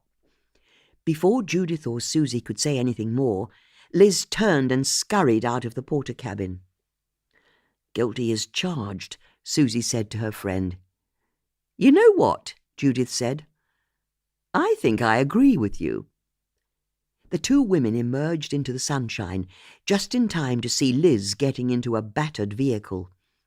It was the same maroon-coloured car that Judith had seen Liz driving when they'd met in the field, once again confirming that it had indeed been Liz she'd encountered. They watched as she drove out onto the main road, and with a squeal of wheels and a loud bang as her exhaust backfired, the car turned right and disappeared in the direction of Marlow town. "Now that's what I call an exit," Susie said. "Where do you think she's going?" "She's in a hurry, wherever it is." "And why would she deny meeting me? That's the car I saw her driving." "Because she's the killer." "Yes, it's how it looks, isn't it? Although, if she were the killer, you would have thought she'd have prepared her answers a bit better. I mean, I saw her twice. She and I both know I did. So why didn't she come up with a story to explain her running away? Something like how she mistook me for someone else, or how she was lost the first time I saw her at Stefan's, and she was embarrassed and ran away the second time." Judith looked around for further inspiration and saw a man in dark green overalls doing some work to a canoe down by the river's edge. "You know who that is?" she asked. "An employee? Then I suggest we have a quick word with him, don't you? I think we should find out a bit more about our recently departed hostess." As Judith approached the man, she could see that he was tall and rather plump. His midriff, in particular, seemed to strain against the cotton of his overalls. Something of a beer drinker, she thought to herself, as she called out a hello. The man had been attending to a rack of old canoes, and he stood up from his work, a spanner in his hand. "Hi," he said.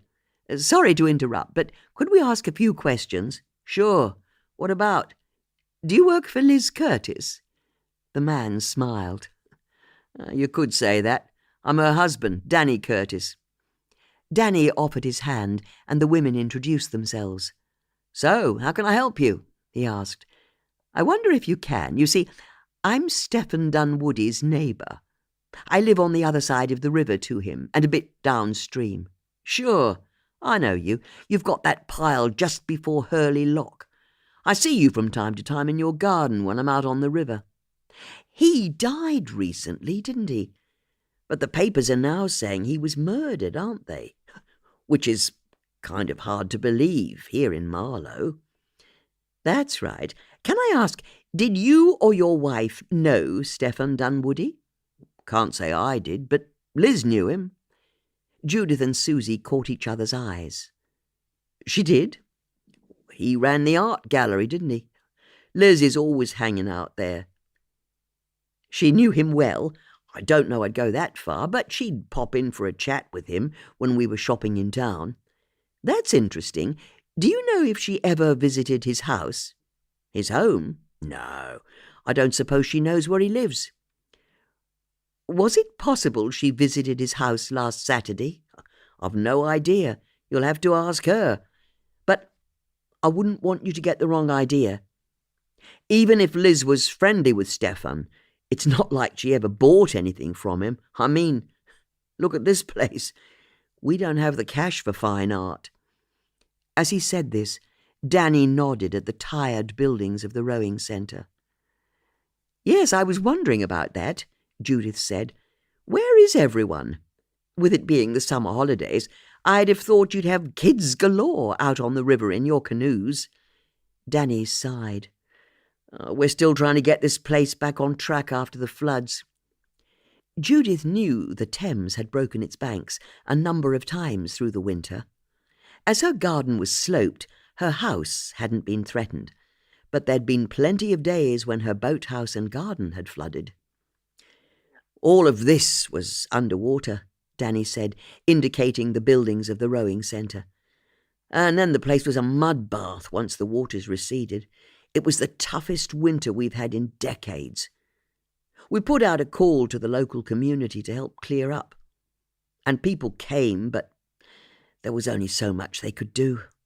It's been about as tough a time as we've ever had, and we've had tough times. You frequently get flooded. Liz's dad used to say when he first built this place, they weren't flooded 1 year in 10. Now, it seems to happen every year. I'm sorry to hear that. Our facilities still aren't back up to what they should be, so we're limited to the number of people we can have on site on any given day, and there's only Liz and me here. The plan was to fix things over the summer, hope we survive another winter, and then hit the ground running next spring. That sounds tough, Susie said, and Judith could see that there was something of a bond between her and Danny. They both knew what it was like to have to work hard. Liz is a good Christian, goes to church every Sunday, which is more than I do. But what we've had to put up with here has tested even her. Now, if you don't mind, I've got to get these canoes to Nottingham tonight for training. Training? Judith said, unable to stop herself from glancing at Danny's portly frame. Danny laughed. Oh, not me. The Youth GB squad. I coach them. They're based in Nottingham. You train the GB team? Susie said, impressed. It's the youth team, and there are a few coaches, but yes, I'm involved. Then we'll take up no more of your time, Judith said. Thank you so much for talking to us. Judith and Susie turned to leave, but Judith stopped after a few paces, as it occurred to her that if Liz had lied to them about knowing Stefan, then maybe there was something else she'd lied about as well. One last thing, she said, turning to Danny. Did you or your wife know that taxi driver who was shot? What's that? Danny asked. Iqbal Qassam. Danny was puzzled by the question, but he nodded his head. I suppose so. I mean, I never met him, but we used him a couple of weeks ago. Our car was at the garage and we had to do our shopping, so we booked Iqbal to take us to the supermarket and back. He seemed like a nice guy when I spoke to him on the phone. He was, wasn't he? Susie agreed. Oh, you knew him. I was his dog walker. And is it true what the papers are saying, that someone shot him as well? That's what they're saying, Judith said, not wishing to reveal how close to the case she and Susie were. Christ, Danny said, it's hard to believe, isn't it? You don't by any chance have any idea who might have wanted him dead? Me? No, I never met him. But you should ask Liz. She was the one who took the taxi. It was your wife who used Iqbal. It's Liz who does the shopping. How many times has she used him? I don't know. Just that once, I think. Why are you asking? How long was she with him? Couple of hours. It's like I said. He took her to the Handy Cross Asda, waited while she went shopping, drove her back. But yeah, I don't understand. Why are you so interested? We're trying to work out what happened, Judith said, deciding, as ever, that honesty was the best policy. Danny frowned as he considered this. Isn't that a job that's better left to the police? Oh, don't worry, Judith said with a smile. The police know full well what we're doing. They do? Danny looked sceptical and then shrugged. If you want to know more about your taxi driver or your neighbour, go and have a word with my wife. She'll be somewhere around here. Thank you, Judith said. If we see her, we will. Judith thanked Danny again for his help, wished him all the best with his coaching in Nottingham that night, and she and Susie left. Once they were out of earshot, Susie said to Judith, Liz lied to us. She did, didn't she? Judith agreed. She knew both Stefan and Iqbal. And yet she told us she knew neither man, just like she denied being in Stefan's garden, or running away from me. She's involved in this up to her neck, isn't she? What made you think of asking Danny about Iqbal? Judith paused, trying to work it out for herself. I don't know. I think it's all my years of setting crosswords. You get used to making connections. and once Danny had confirmed that she'd lied to us about knowing Stefan.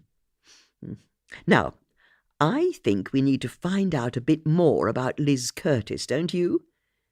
And how can we do that? Well, I couldn't help noticing that Danny told us that Liz was a regular churchgoer, in which case there's one person I can think of. Of course, Susie said, realising. Bex. Chapter 18. "What are you doing here?" Bex blurted as soon as she opened her front door and found Judith and Susie outside. "Pleased to see you as well," Susie said. "You can't come here." Bex tried again, desperation in her eyes. "You don't know why we're here. I've got a very good idea, and you can't bring your murders to the vicarage. What would Colin say?" "Firstly," Judith said, drawing herself up to her full but diminutive height, "these aren't our murders. And secondly, if we can't bring them to the vicarage, where can we bring them?" "Well, I'm sorry, but I can't be seen talking about murder." "Why not?" Bex was affronted, but for reasons she couldn't quite specify. "Why not?" Judith asked again. "Who is it, darling?" a male voice called out from inside the house. "No one," Bex called. "They're just going." "We want to know about Liz Curtis," Susie said. This caught Bex by surprise. "What do you want to know about Liz?" "Do you know her?" "Enough to say hello to after church on a Sunday. Why are you asking?" "Because as far as I can see, she could be our killer." Beck's eyes widened in amazement. "But that's not possible. She does yoga." Judith wasn't sure she'd heard correctly. "Are you saying people who do yoga can't commit murder?" she asked. "Yes." "Then maybe," Judith said, deciding to go in for the kill, "you could tell us all about Liz Curtis over a nice cup of tea." Beck's smile froze. As a true-born Englishwoman, she knew there were no circumstances under which she could ever refuse the request of a cup of tea. "What a lovely idea," she lied, and then invited the women in. "Bloody hell," Susie said as she stepped into the house. "It's like an advert." Susie was referring to the tasteful wallpaper, pictures and furniture in the hallway. "An advert?" Bex asked, confused. "You know, like you get in magazines. But it's not real. No one actually lives like this." Bex smiled at what she mistook to be a compliment. "Thank you, that's very kind of you. Why don't you come through? Sorry about the mess," she said as she led the two women into a kitchen that didn't contain a single mote of dust. "Wow," Susie said in wonder. "It really is very clean," Judith agreed. "Do you clean your sink?" Susie said, going over to look at the sparkling metal sink. Only when I've finished washing. I'm not obsessive." Susie turned to Judith and said, "She washes her sink." Bex took up a bottle of spray cleaner, squirted it at an imaginary smear on the countertop, and then wiped it away with a clean J-cloth. "Now, who'd like tea? I've got caffeinated or decaffeinated." "Normal tea's good for me," Susie said. Black, green or oolong?" "Oolong? What's oolong when it's at home?" "Normal will do fine, thanks. Or how about herbal? We've got rooibos or chai." "Just a cup of normal tea, milk, 1 sugar." Bex dithered, knowing she still didn't have enough information to proceed. "What is it?" Susie asked. "Cow's milk?" "What?" "Would you like cow's milk in your tea, or would you rather have soya or almond? Oat or coconut?" "Cow's milk. Just an ordinary cup of tea with ordinary milk." "Oh," Bex said, almost affronted, but also intrigued by the novelty of Susie's wishes. Ordinary tea with normal milk. It clearly hadn't been heard of in the vicarage for a long time. As Bex got down the polka-dot Emma Bridgewater teapot, which matched the polka-dot Emma Bridgewater cups, polka-dot Emma Bridgewater saucers, and polka-dot Emma Bridgewater milk jug, Judith explained how they discovered that it had been Liz Curtis who'd visited Stefan's property after he died, and who ran away from Judith after Iqbal was killed. And the thing is, Susie said, when we asked her, she said she didn't know Stefan or Iqbal, even though her husband Danny said that Liz knew Stefan to say hello to at least, and she'd also travelled in Iqbal's taxi a couple of weeks ago. She lied to you? Bex said, not quite believing the other women. To our faces. Why would she do that? That's where you come in, Judith said. What can you tell us about her? Well, for starters, you know she's got an Olympic silver medal, don't you? She has, Judith said, knowing that the achievements of a person weren't how she'd have started an explanation, but also guessing that it was exactly these external badges of merit that defined people for someone like Bex. She's got that winner's attitude, so focused, so determined. What's her medal for? Susie asked. She's a rower, or she was. It's how she and Danny met. He was a rower as well, but only at a junior level, I think. Liz told me Danny had all the talent in the world, but he didn't have the necessary drive. I'll be honest, she could be a bit scary when she talked about what you needed to be a top-level athlete. It was all about the tiniest margins, she'd say, being committed to your goal and not letting anything get in the way, which is how you end up with an Olympic silver medal, I suppose. What was her class? Judith asked. Class? What sort of rowing did she do? Was she in an 8?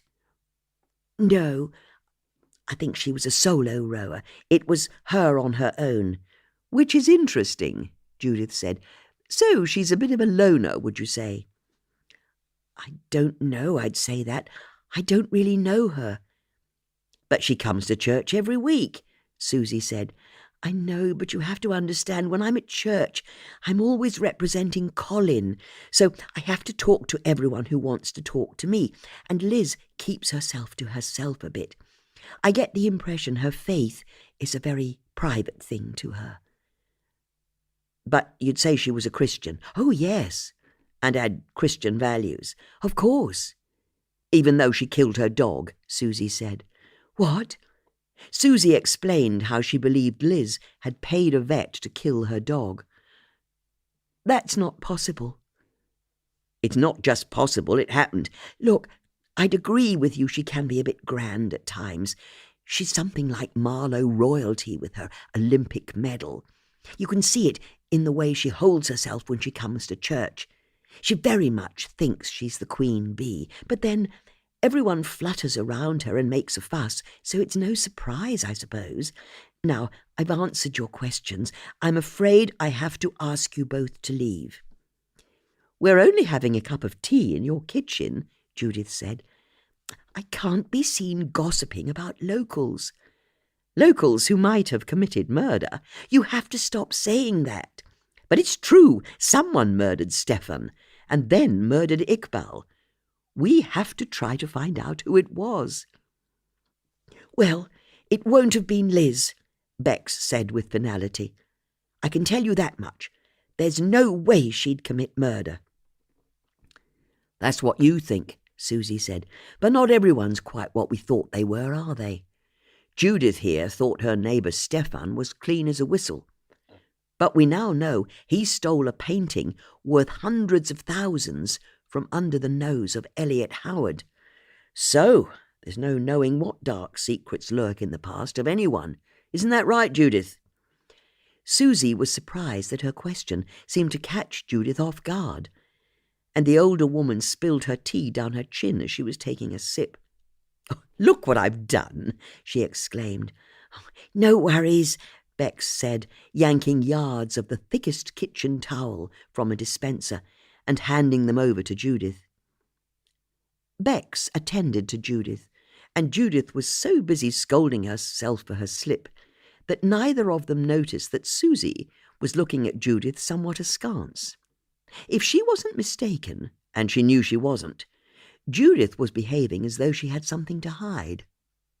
Susie had a hunch it was linked to the time Judith had blushed when they'd talked about her husband, and, now she was thinking about it, the memory of the locked door in Judith's house also popped into her head. Why did Judith, who was so open and upfront about so much, have a locked door in her house? Everyone was startled by the sound of a mobile phone ringing.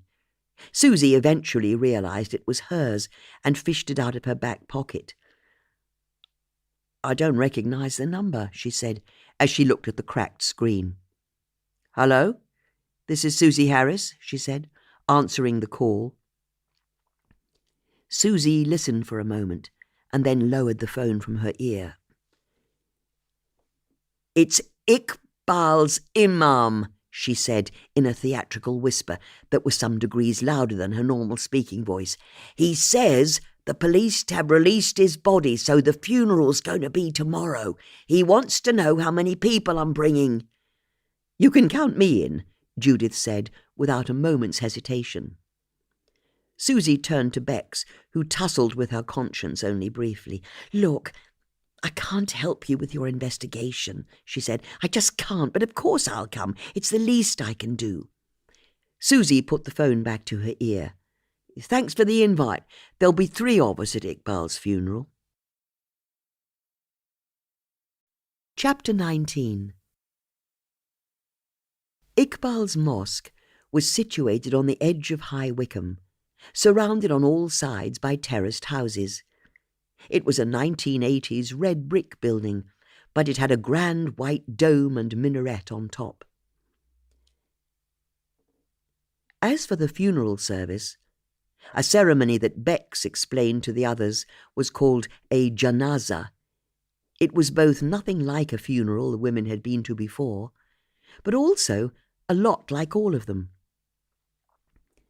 The main difference was that they had to remove their shoes and put on head coverings before they entered the mosque. Judith had brought a rather splendid 1940s Hermes silk headscarf that had belonged to her great-aunt. Bex had a pretty dupatta in red and gold, and in her handbag were 2 spares in case anyone hadn't come prepared, which turned out to be the case with Susie. Once inside, they were directed to a large prayer room that had a dark red carpet with thick golden lines woven into it that ran the full length of the room. There was also a midnight blue curtain strung down the middle, dividing the space in 2. Apart from a few plastic chairs by the walls, there was no other furniture. At the front, an elderly man in a salwar kameez was reading tonelessly from the Koran into a microphone as 6 men mingled. To the man's side, Iqbal's coffin lay under a clean white cloth on a trestle table. One of the men saw the women enter and headed over, anger furrowing his brow. "You can't come this side," he hissed at them, indicating the curtain. "Women are on that side." "I'm so sorry," Bex said, diffusing the situation with the well-practiced smile of a vicar's wife. "We're going straight there, thank you." Bex led her friends to the other side of the curtain and saw a solitary woman waiting at the front. The woman noticed them and nodded a smile of welcome. The 3 friends smiled back. "We'd better sit here," Bex said, indicating some plastic chairs lined up against the wall.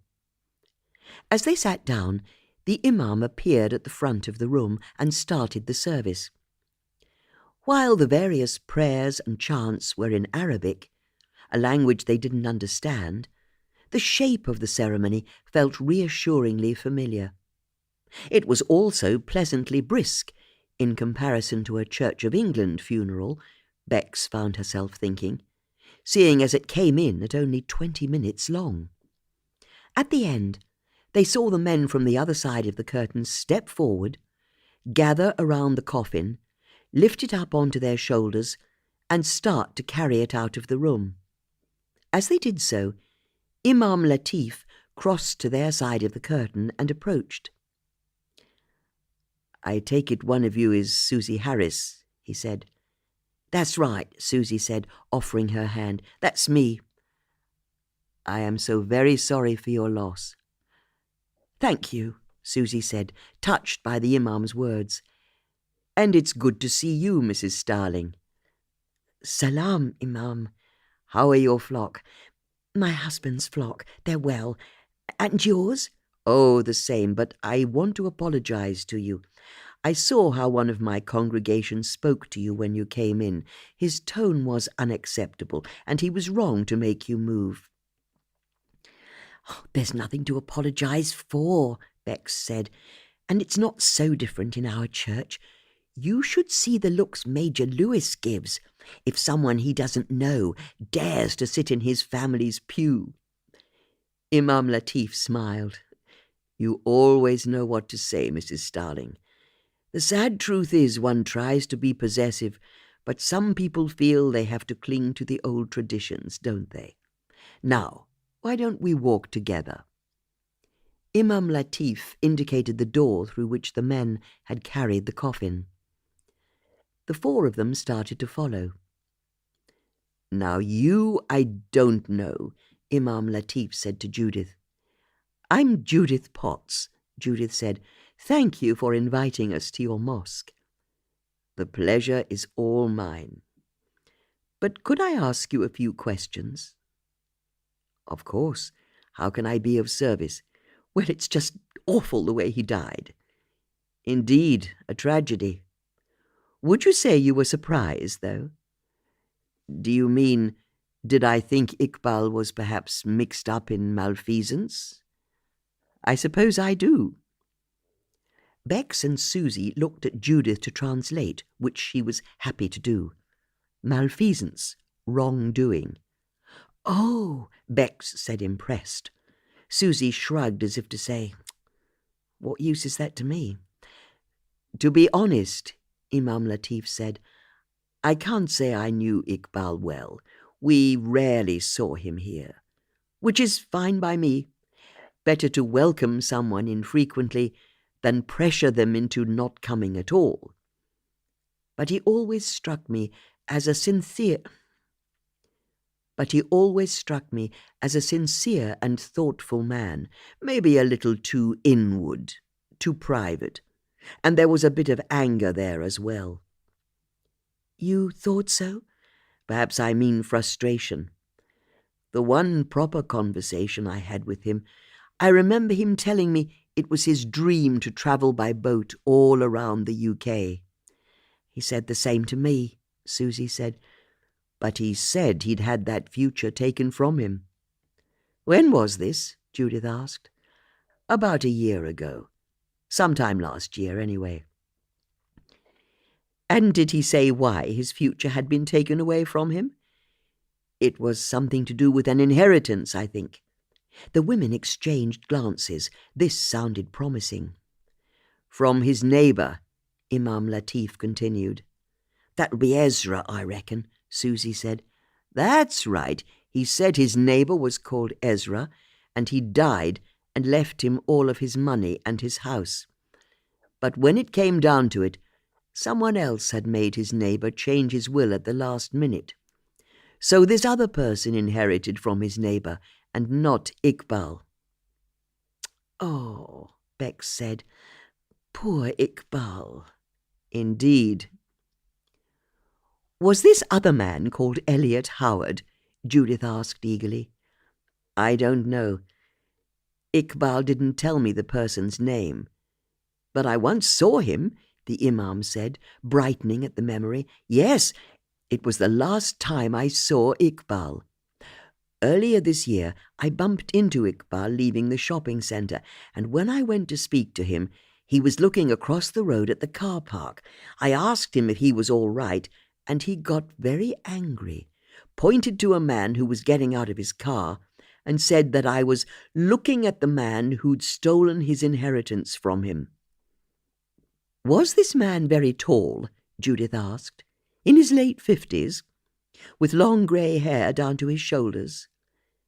Imam Latif thought carefully before answering.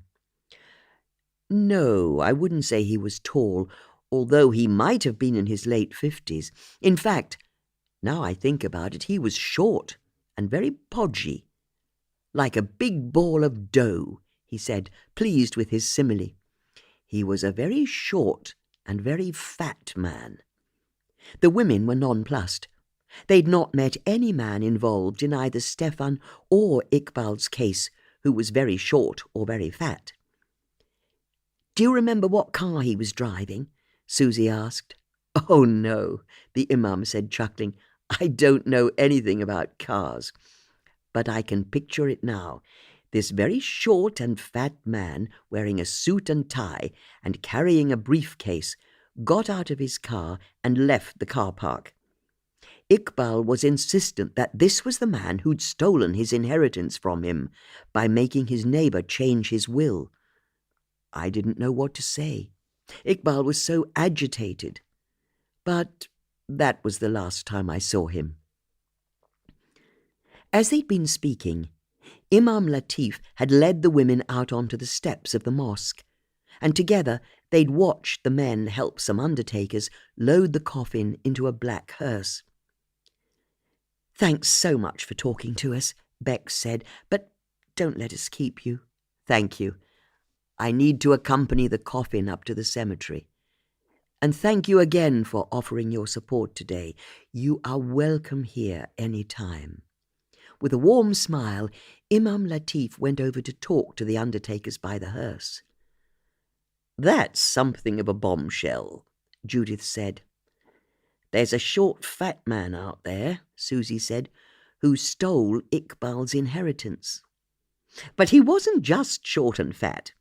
He was wearing a suit and had a briefcase, so that suggests he's a businessman of some sort. But before we get too excited, how much money are we talking about? Well, Susie said, I can tell you. Ezra's house is in a right old state. I don't reckon it can be worth that much. But it's currently for sale, Bex asked. There's a board outside the house. And where exactly is it? Halfway up the Wickham Road on the way out of Marlow. Oh, I know the one. 3-bed bungalow, plenty of potential for development, on for £650,000. The other two women looked at Bex, surprised. You know that? Or nearest offer, but it will make the asking price. A local builder will snap it up, I imagine, knock it down and build something more substantial. How do you know that? Susie asked. Bex had the good grace to look a touch embarrassed. I'm interested in the local property market. But you knew the exact amount it's selling for. Yes, well, it's like I say, I'm interested. Do you know all of the house prices in Marlow? Of course not. That would be stupid. But you know the price of a bungalow on the Wickham Road. A lucky coincidence, Bex said modestly. What about the house that's for sale on the High Street? Susie asked, next door to the pet shop. Oh, I don't know, Bex said, but the other two women could see she was lying. Go on, Judith said, grinning. I bet you know exactly what it's on for.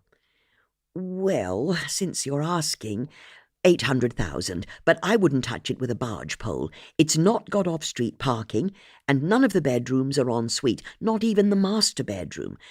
And these days, that's the least you'd expect for a family home. Judith clapped her hands together in delight.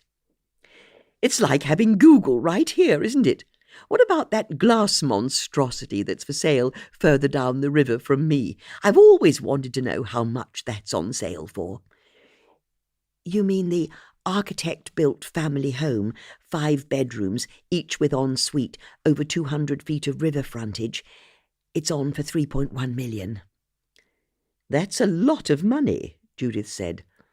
But it explains why Iqbal was so angry, doesn't it?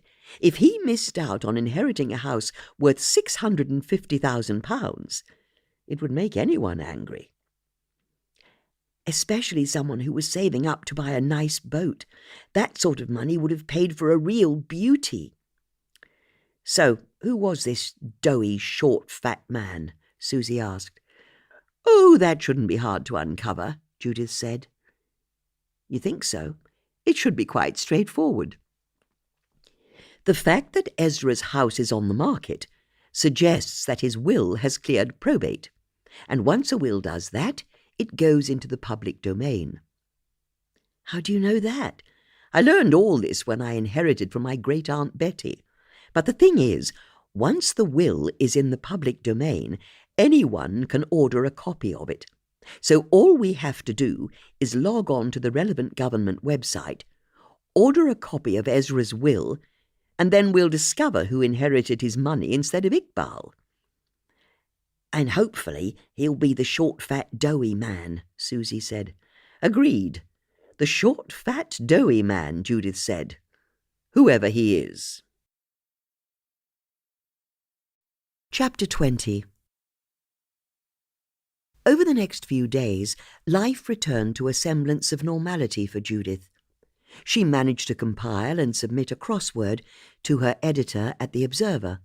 She completed her jigsaw of the West Highland Terrier before returning it to the charity shop she'd bought it from. And she swam every evening in the Thames. She felt she had no choice. The weather continued to be swelteringly hot all day, every day. As for her new friends, Susie was able to throw herself back into her work, but she couldn't shift a nagging feeling that she was missing out. It wasn't so much that she wanted to solve Iqbal's murder. It was more that she'd enjoyed the sense of camaraderie that working with Judith and Bex had given her. The sad truth was, despite being surrounded by dogs, getting out every day for long walks, and even having people constantly coming and going in her house, Susie was lonely. She had Emma, of course. Susie had grown to like her new Doberman a lot.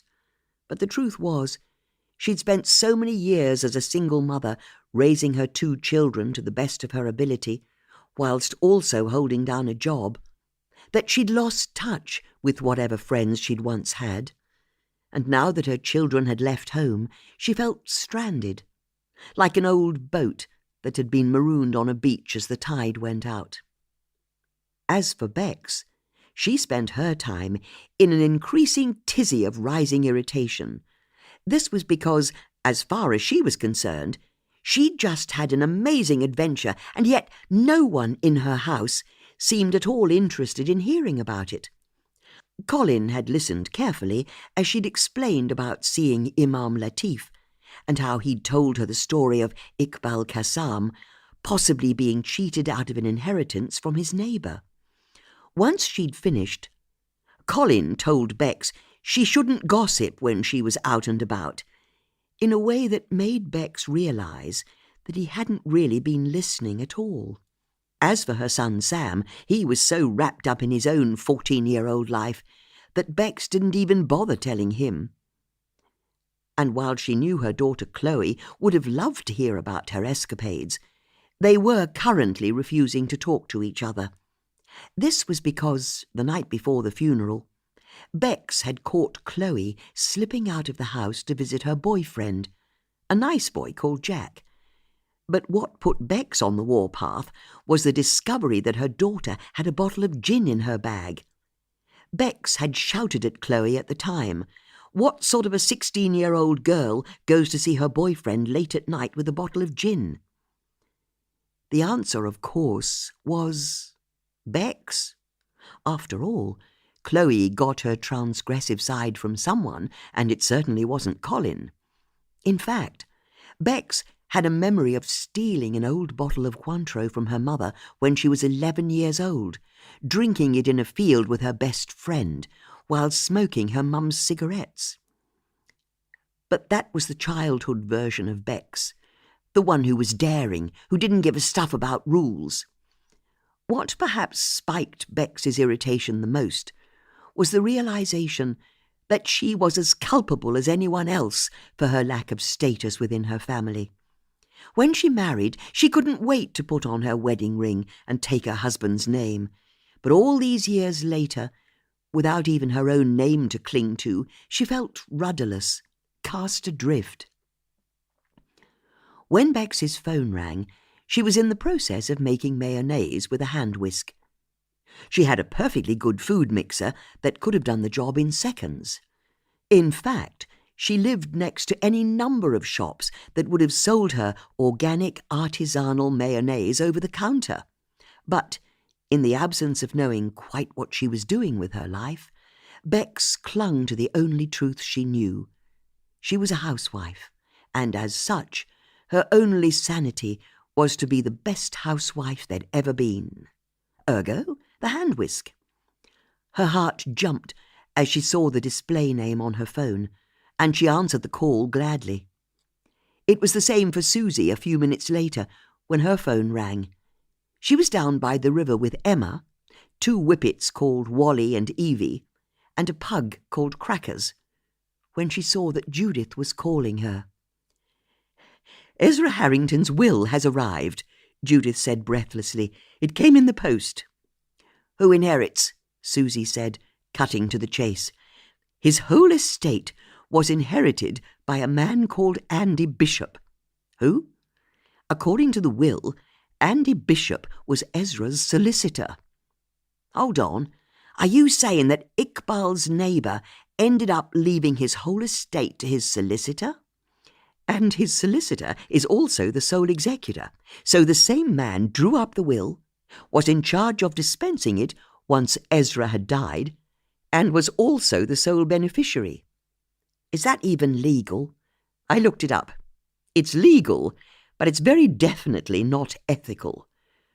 We need to meet up, don't we?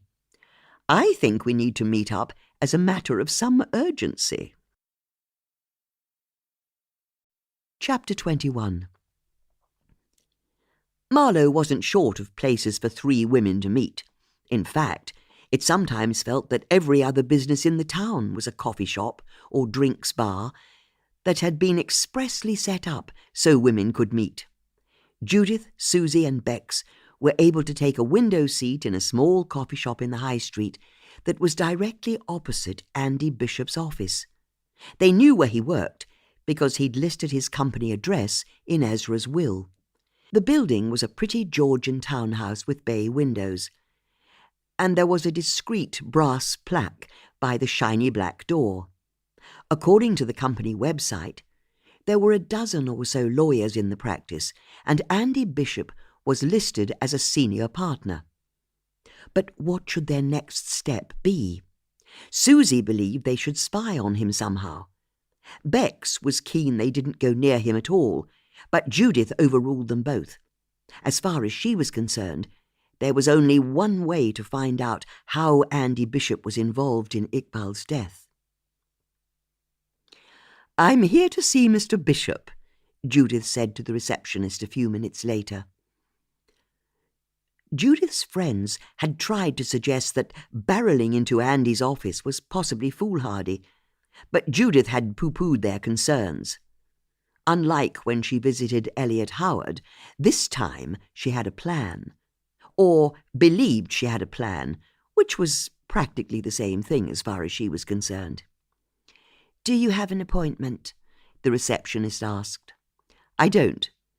But could you tell him my name is Mrs. Judith Potts, and I'd like to talk to him about Ezra Harrington's will?" The receptionist was puzzled. "Mr. Harrington's will? We dealt with that last year, didn't we?" "Don't worry. Mr. Bishop will know what I'm talking about." With a polite smile, Judith went and sat down in a chair by an empty fireplace. The receptionist, seeing that Judith wasn't going anywhere, got up and went through a nearby door. She was back less than a minute later. "Mrs. Potts," she said, clearly puzzled, "Mr. Bishop will see you now."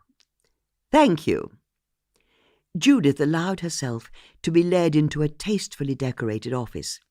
There were 2 leather armchairs by a coffee table, and faded oil paintings of hunting scenes on the walls. But Judith couldn't help noticing that, Although the room was on the ground floor and had a lovely sash window with views of the bustling High Street, it also had a window on the other side that overlooked a tatty piece of tarmac and the office car park. Andy Bishop was sitting behind a desk covered in papers, and as he stood up to greet her, Judith was thrilled to see that he wasn't very tall at all, maybe less than 5 feet 5 inches, and what he lacked in height he made up in girth. In fact, he was so round that the fabric of his waistcoat was stretched tight, the buttons seemingly about to burst at the seam. There was no doubting it in her mind. This was the very short, very fat man Iqbal had pointed out to his imam, the man who had apparently stolen Iqbal's inheritance. Judith felt a thrill at the danger of it all as she introduced herself. Andy indicated that they should sit down in the leather armchairs. "You wanted to see me about Mr. Harrington's will?" he asked. "That's right, he was a friend of mine." "Yes, and mine as well. He was a rather splendid gentleman, wasn't he? Sorry about the heat," he said, getting out a handkerchief and mopping his shiny forehead before indicating the windows. "We don't have any air conditioning. All I can do is open the windows." "That's no problem." "Anyway, how can I help you?" "I just wanted to check. You're the same Andy Bishop who drew up Ezra's will?" "That's right." "Or rather, changed it." "What's that?" "Only I know that originally Ezra left his estate to his neighbour, Iqbal Qassam." Andy looked slightly embarrassed. "I'm afraid I'm not allowed to comment on a client's private financial affairs." "But it's true, isn't it? Ezra told me yonks ago that he was leaving his estate to his neighbour Iqbal, because Iqbal was being so helpful, you see, when Ezra got ill, taking him to the hospital in his taxi for his tests and so on." I'm sure he did. I don't much remember Iqbal, but, and I wouldn't want to stress the point too much, Iqbal wasn't the only one who helped Ezra. "I'm sorry." "As it happens, I was visiting Ezra every day towards the end, taking him to hospital as well, making sure he was getting the right prescriptions. And I can tell you he had a lot of prescriptions. He'd never been the healthiest of men, had he?" Andy smiled fondly at the memory. "Judith Potts," he added as an afterthought. "You know, now I think about it, I don't remember Ezra ever mentioning a Judith to me." "Well, I hadn't seen him for a while, not until he got in touch again when he fell ill." "Tell me, how did you know each other?" Judith smiled. She'd been expecting the question. "We're both Marlow residents. We've known each other simply ages." "But how did you meet?" "Oh, was it a mutual friend? I don't remember. It must have been 40 years ago." "Perhaps you knew his sister?" Judith's smile didn't falter, but her mind was racing. Sister? What sister? And then she realized the truth that was implied by Ezra's will. What an odd thing to say. He didn't have a sister. After a moment, Andy's face lit up. "Oh, that's right, he didn't," he said. "For some reason, I always thought he had one. More fool me. Anyway, how can I help you?" "Well," Judith said, hoping her relief at passing Andy's test wasn't showing on her face, "the thing is, I've got a great-aunt who's very ill. Cancer of the esophagus." Judith didn't feel even a twinge of guilt at using her great-aunt's terminal illness to bamboozle Andy. She knew Betty would have thoroughly approved. "And she's not got long left to be with us, but she's appointed her solicitor as executor of her will." "I see. That seems entirely sensible." "Indeed.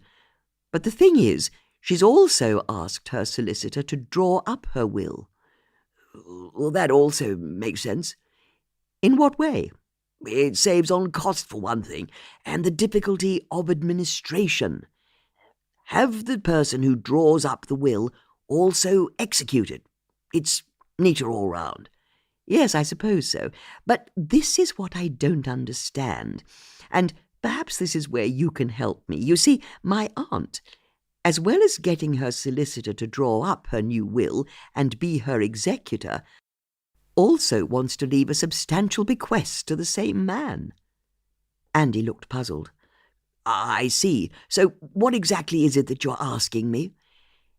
It's just that I know that Ezra did the same with you. Shortly before he died, he got you to draw up a new will, made you executor, and also named you as a sole beneficiary. And how on earth do you know that?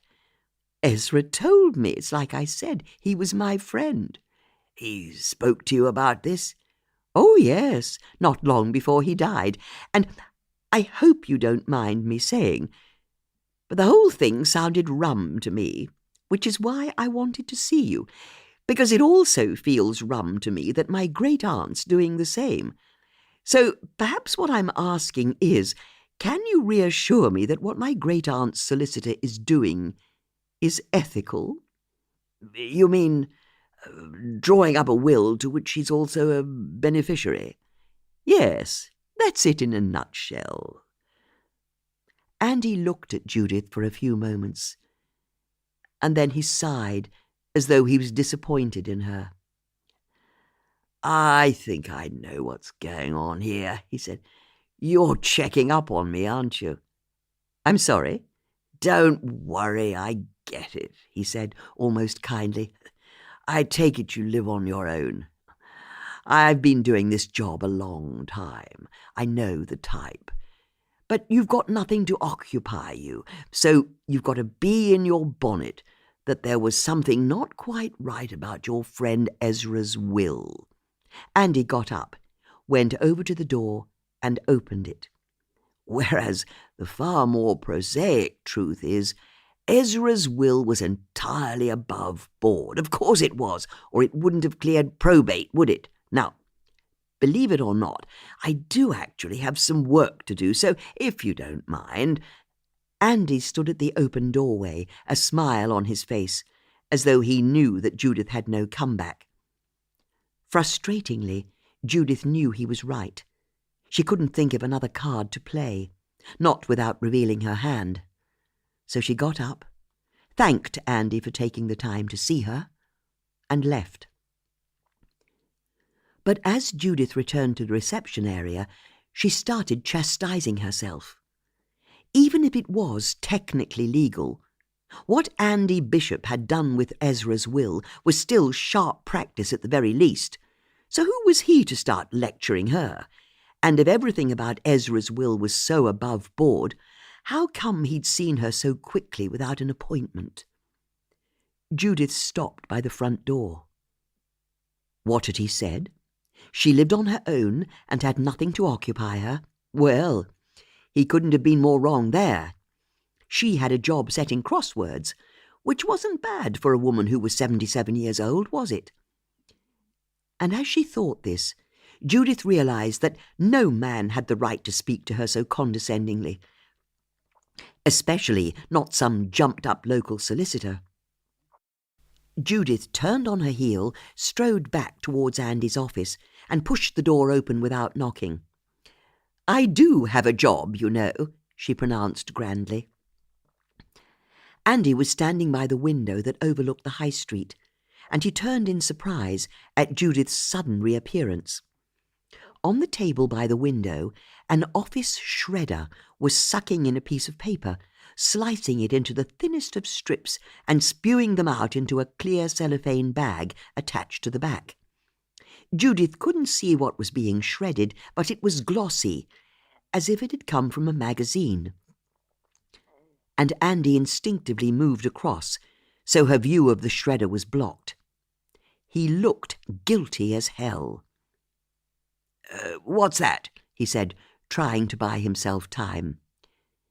"Which is all I wanted to say," Judith said, if only so she could make a quick exit. "I do have a job. I'm not a busybody, and you should treat your elders and betters with a bit more respect. Good day to you." And with that, she turned and left the room. But this time she knew that Andy was implicated somehow in Iqbal's death. After all, an innocent man doesn't immediately start shredding papers the moment he's accused of wrongdoing, does he? So what was the document that Andy was shredding? And why was it so important to him to destroy it the moment he'd finished talking to Judith? Chapter 22. The three women repaired to the vicarage for a council of war, it being only a little way down the high street from Andy Bishop's office. "We need to find out what Andy was shredding," Judith said, as she sat down and was almost entirely engulfed by the puffy Laura Ashley sofa in Bex's sitting room. "There's no way of finding out," Bex said as she entered the room with cups of tea and a plate of biscuits. "Tea?" "Oh, thanks," Susie said as she grabbed a biscuit. "It's normal builder's tea," Bex said, failing to hide her distaste at the thought. "And there's a ramekin of sugar." "Lovely," Susie said, delighted. "If only we could get hold of the shredded paper," Judith said. "I think I'd be able to work out what was on it." "How?" Susie asked. "Surely it's impossible if it's shredded." "Oh, no, I think it's eminently possible. But it's something of a moot point if we can't get hold of the pieces." "Which we won't be able to do," Bex said, pouring out 3 steaming cups of tea. "I'm not sure I agree with you there," Susie said. "You don't?" "There's a way we can get our hands on whatever it was Andy Bishop shredded." "But how?" "Well, that's simple enough. We walk in there and take it." "He won't let us do that." "Well, of course not. So we'll have to take it without him realising." "But," Bex said, as she followed through the logic of what Susie had said, "that's theft." "You could call it that." Bex was horrified. Judith leant forward, excitement sparkling her eyes. "And how do you think we should get hold of it?" "There's only one thing for it. We'll have to break in." "Oh, no, no, no," Bex said. "We can't break into a solicitor's office and steal anything." "You make it sound bad," Susie said. "That's because it is bad."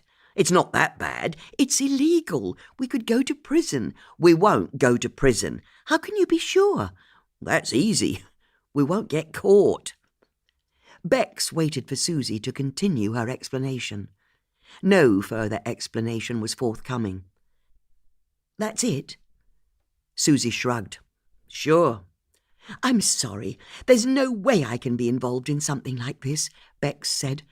"I'm the vicar's wife." "You still have free will," Judith said. "Very funny. And you're wrong. No vicar's wife has free will. But what little I have, I won't use to break the law." "It's hardly even theft," Susie said before taking a sip of her tea. "It's exactly theft, and I won't have anything to do with it." Bex had spoken far louder than she'd intended, and she looked in fear at the door to the sitting room. If anyone else was in, they'd possibly have heard her outburst. But the house remained silent. "I quite understand," Judith said, reaching out and patting Bex on the knee. "You have a position to keep up. As you say, you're the vicar's wife." "OK," Susie said. "If you don't want to be involved, that's your call. But do you have a pen and paper? I think Judith and I need to make a plan." Bex went over to the dresser and pulled out some of her stationery. She handed the sheets of paper to Judith, who looked at them in surprise.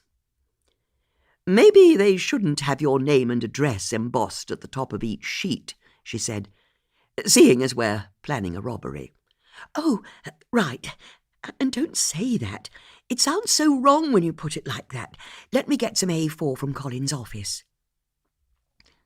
As Bex left the sitting room, Susie started asking Judith about the layout of Andy's office, where the main door was, and the precise location of the shredding machine. By the time Bex returned and handed over some sheets of plain paper, a weariness had crept into her like a cold fog. She couldn't explain why, because it went without saying that she had no interest in breaking the law. But There was a vitality to the way that Susie and Judith were talking about ground-floor offices, and the fact that the window at the back of Andy's office was open on such a hot day that Bex desperately wanted to be a part of. "But even if his office window is open, how can we get in?" Judith asked. "We climb in." Judith hooted with laughter. "There's no way we could climb in through a window." "All we have to do is make sure we can get up to it." "You said it was a ground-floor window." "I know, but it's still quite a way off the ground." "Then we'll have to get a ladder." "I think people might notice if they saw two older women walking around Marlow with a ladder." "I suppose. So, what can we do?" This seemed to stump Judith, but not for long. "We've got one thing going for us, haven't we?" "What's that?" "We're invisible." "How do you mean?" "It's like I said, we're older women, aren't we? No one notices women over the age of about 40. "You can say that again," Susie said, chuckling darkly. "My days of turning heads are long gone." "More fool the rest of the world, as far as I'm concerned," Judith said primly. "But society's decided that I'm just a little old lady, invisible, as I say. We should play to that." "In what way?" "Well, we should try and look even more old and decrepit than we are." "You mean go around in a wheelchair?" "You know what?" Judith said. "I think a wheelchair is exactly what we're looking for. One of those old ones with strong brakes. Although, where could we possibly get one from?" "I reckon I know," Susie said. "You do?" Bex said. "There's one for sale in the Marlow hospice shop." "You're right, there is," Judith agreed. This surprised Susie. "You go into charity shops?" "Of course I go in charity shops. Where else am I going to get my jigsaws from?" "Well, you learn something new every day. But if we can get ourselves an old wheelchair, I think we can get into Andy's office, and I reckon we'll be able to get everything else we need from the charity shops on the high street." "But it's no bloody good." "Why not?" Judith asked. "Because we'll need you to sit in the wheelchair as you're the oldest here, and I'll need to push it as it'll be me who goes in through the window. But we'll also need someone who can enter the building from the front and create a diversion." "I'll do it," Bex said. "What's that?" "Does this other person break the law?" Susie wrinkled her nose. "I don't think so." "And does she have anything to do with the break-in?" "God, no. I don't think anyone at the solicitors will even realise the third person had anything to do with it." "Really?" "I reckon so." "Then I'm in." Bex felt a rush of adrenaline as she realised that she was finally doing something so daring, something her younger self would have done. "As long as I can pretend I had nothing to do with you if you get caught," she added. She was prepared to take a baby step towards greater independence, but no more than that. "Sure," Susie said. "Now, I'm going to ask you a question, and I bet the answer is yes." "OK," Bex said. "Do you bake your own bread?" "As it happens, I baked a sourdough loaf this morning." "I knew it. That would be perfect."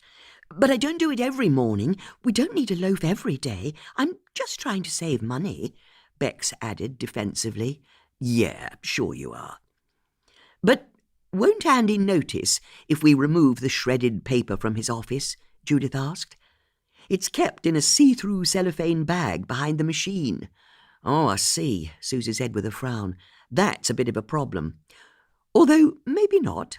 Logically, when we take it, we need to replace it with some shredded paper that looks the same." "And where are we going to get a load of shredded paper from?" "Maybe one of the charity shops has a shredder," Bex offered. "They don't," Judith and Susie both said at the same time. "Then we're a bit stuck," Bex said, and then her eyes lit up as she had an idea. "Or maybe not. In fact, I think I know exactly where I can get a load of shredded paper from." "Then that's rather splendid," Judith said, clapping her hands together in delight, before turning back towards Susie. But tell me, why on earth do we need a loaf of bread? Let's go and cut ourselves a couple of slices and I'll explain. Because between Bex's loaf of bread, some shredded paper and a charity shop wheelchair, I reckon we'll have a good chance of getting our hands on whatever we need by the close of play this afternoon. Chapter 23. At just after 4 p.m, Bex entered Andy Bishop's office building without an appointment, but with 2 thick slices of white bread, one in each pocket of her coat. As for Judith and Susie, they were at the sharp end of the sting, not that anyone would have realised this if they'd passed them in the street.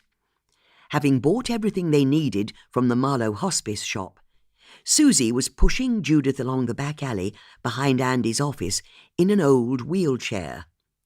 Judith's dark grey cape covered her lap, and they couldn't have looked more harmless if they'd tried. Certainly, no one would have thought they were about to carry out a daring heist. They passed a number of terraced Victorian cottages with pretty front gardens, but they soon reached the back of Andy's larger Georgian office building with several cars parked on the tarmac. They could see that his window was still open. "OK," Susie said. "Here goes." Susie pushed Judith across the tarmac, past a back door to the building, and stopped underneath Andy's open window. As the ground on this side of the building was a little lower, the sill was higher than Susie's head. "You reckon you can get up there?" Judith whispered. Susie didn't reply for a moment. "Sure," she eventually said. They both knew she was by no means sure. It looked far too high for her to climb through. As for Bex, she was inside the building, introducing herself to the receptionist. "Oh, good afternoon. I understand you handle family disputes, that sort of thing." "We do. How can I help?" "Well, it's a delicate matter, but I wondered if there was perhaps a lawyer I could talk to." "Do you have an appointment?" "I don't, but I'm happy to wait until someone's free." "We've a number of lawyers in today, but Mr. Bishop's got a gap in his schedule in half an hour." "Mr. Bishop?" Bex said, suddenly unsure. "If you don't mind waiting." Bex made herself reply brightly, "No, that suits me fine." Andy Bishop was the last person Bex wanted to see. But as she went over to the chairs in the waiting area, she reminded herself that if everything went to plan, she'd be out of the building long before she had to meet him. "Can I take your coat?" the receptionist asked. "What's that?" "It's such a hot day, I'm sure you'll want to take your coat off." Beck's smile froze. "No, I'm all right," she said, her hand unconsciously going to one of the pockets of her coat and touching the thick slice of bread that was wedged inside. "Are you sure?" "Quite sure, thank you." The receptionist looked at Bex askance. She could tell that something was off with Bex, but couldn't work out what it was. "OK, but if you change your mind, you only have to say."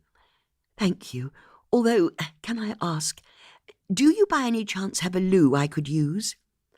Bex knew the whole plan hinged on the answer the receptionist was about to give.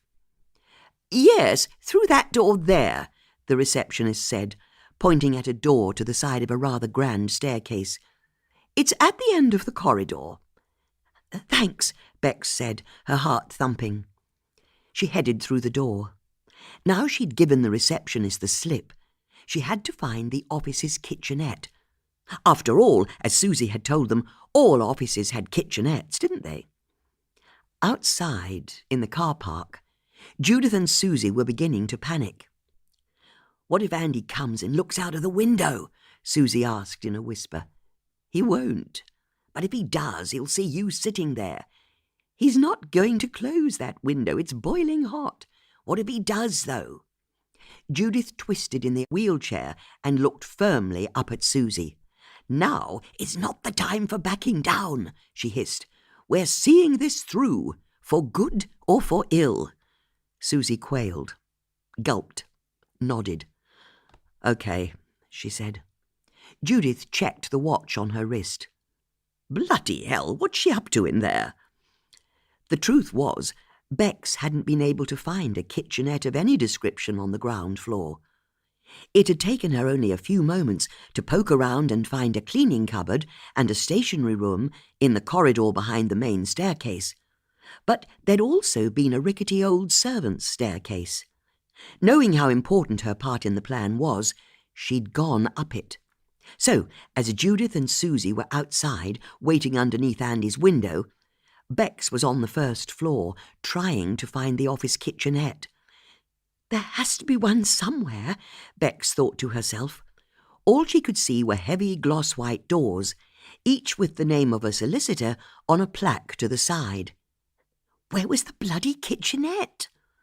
But then she saw an opening at the end of the corridor that had no door to it, so she headed towards it and was thrilled to see that it led into the office kitchenette. Checking that no one else was in the corridor to see her go in, she slipped into the little room. Inside, a short, fat man was standing by the kettle. Adrenaline flooded Beck's system. This was Andy Bishop, wasn't it? Unless there were two very short, fat men who worked in the building, which seemed very unlikely.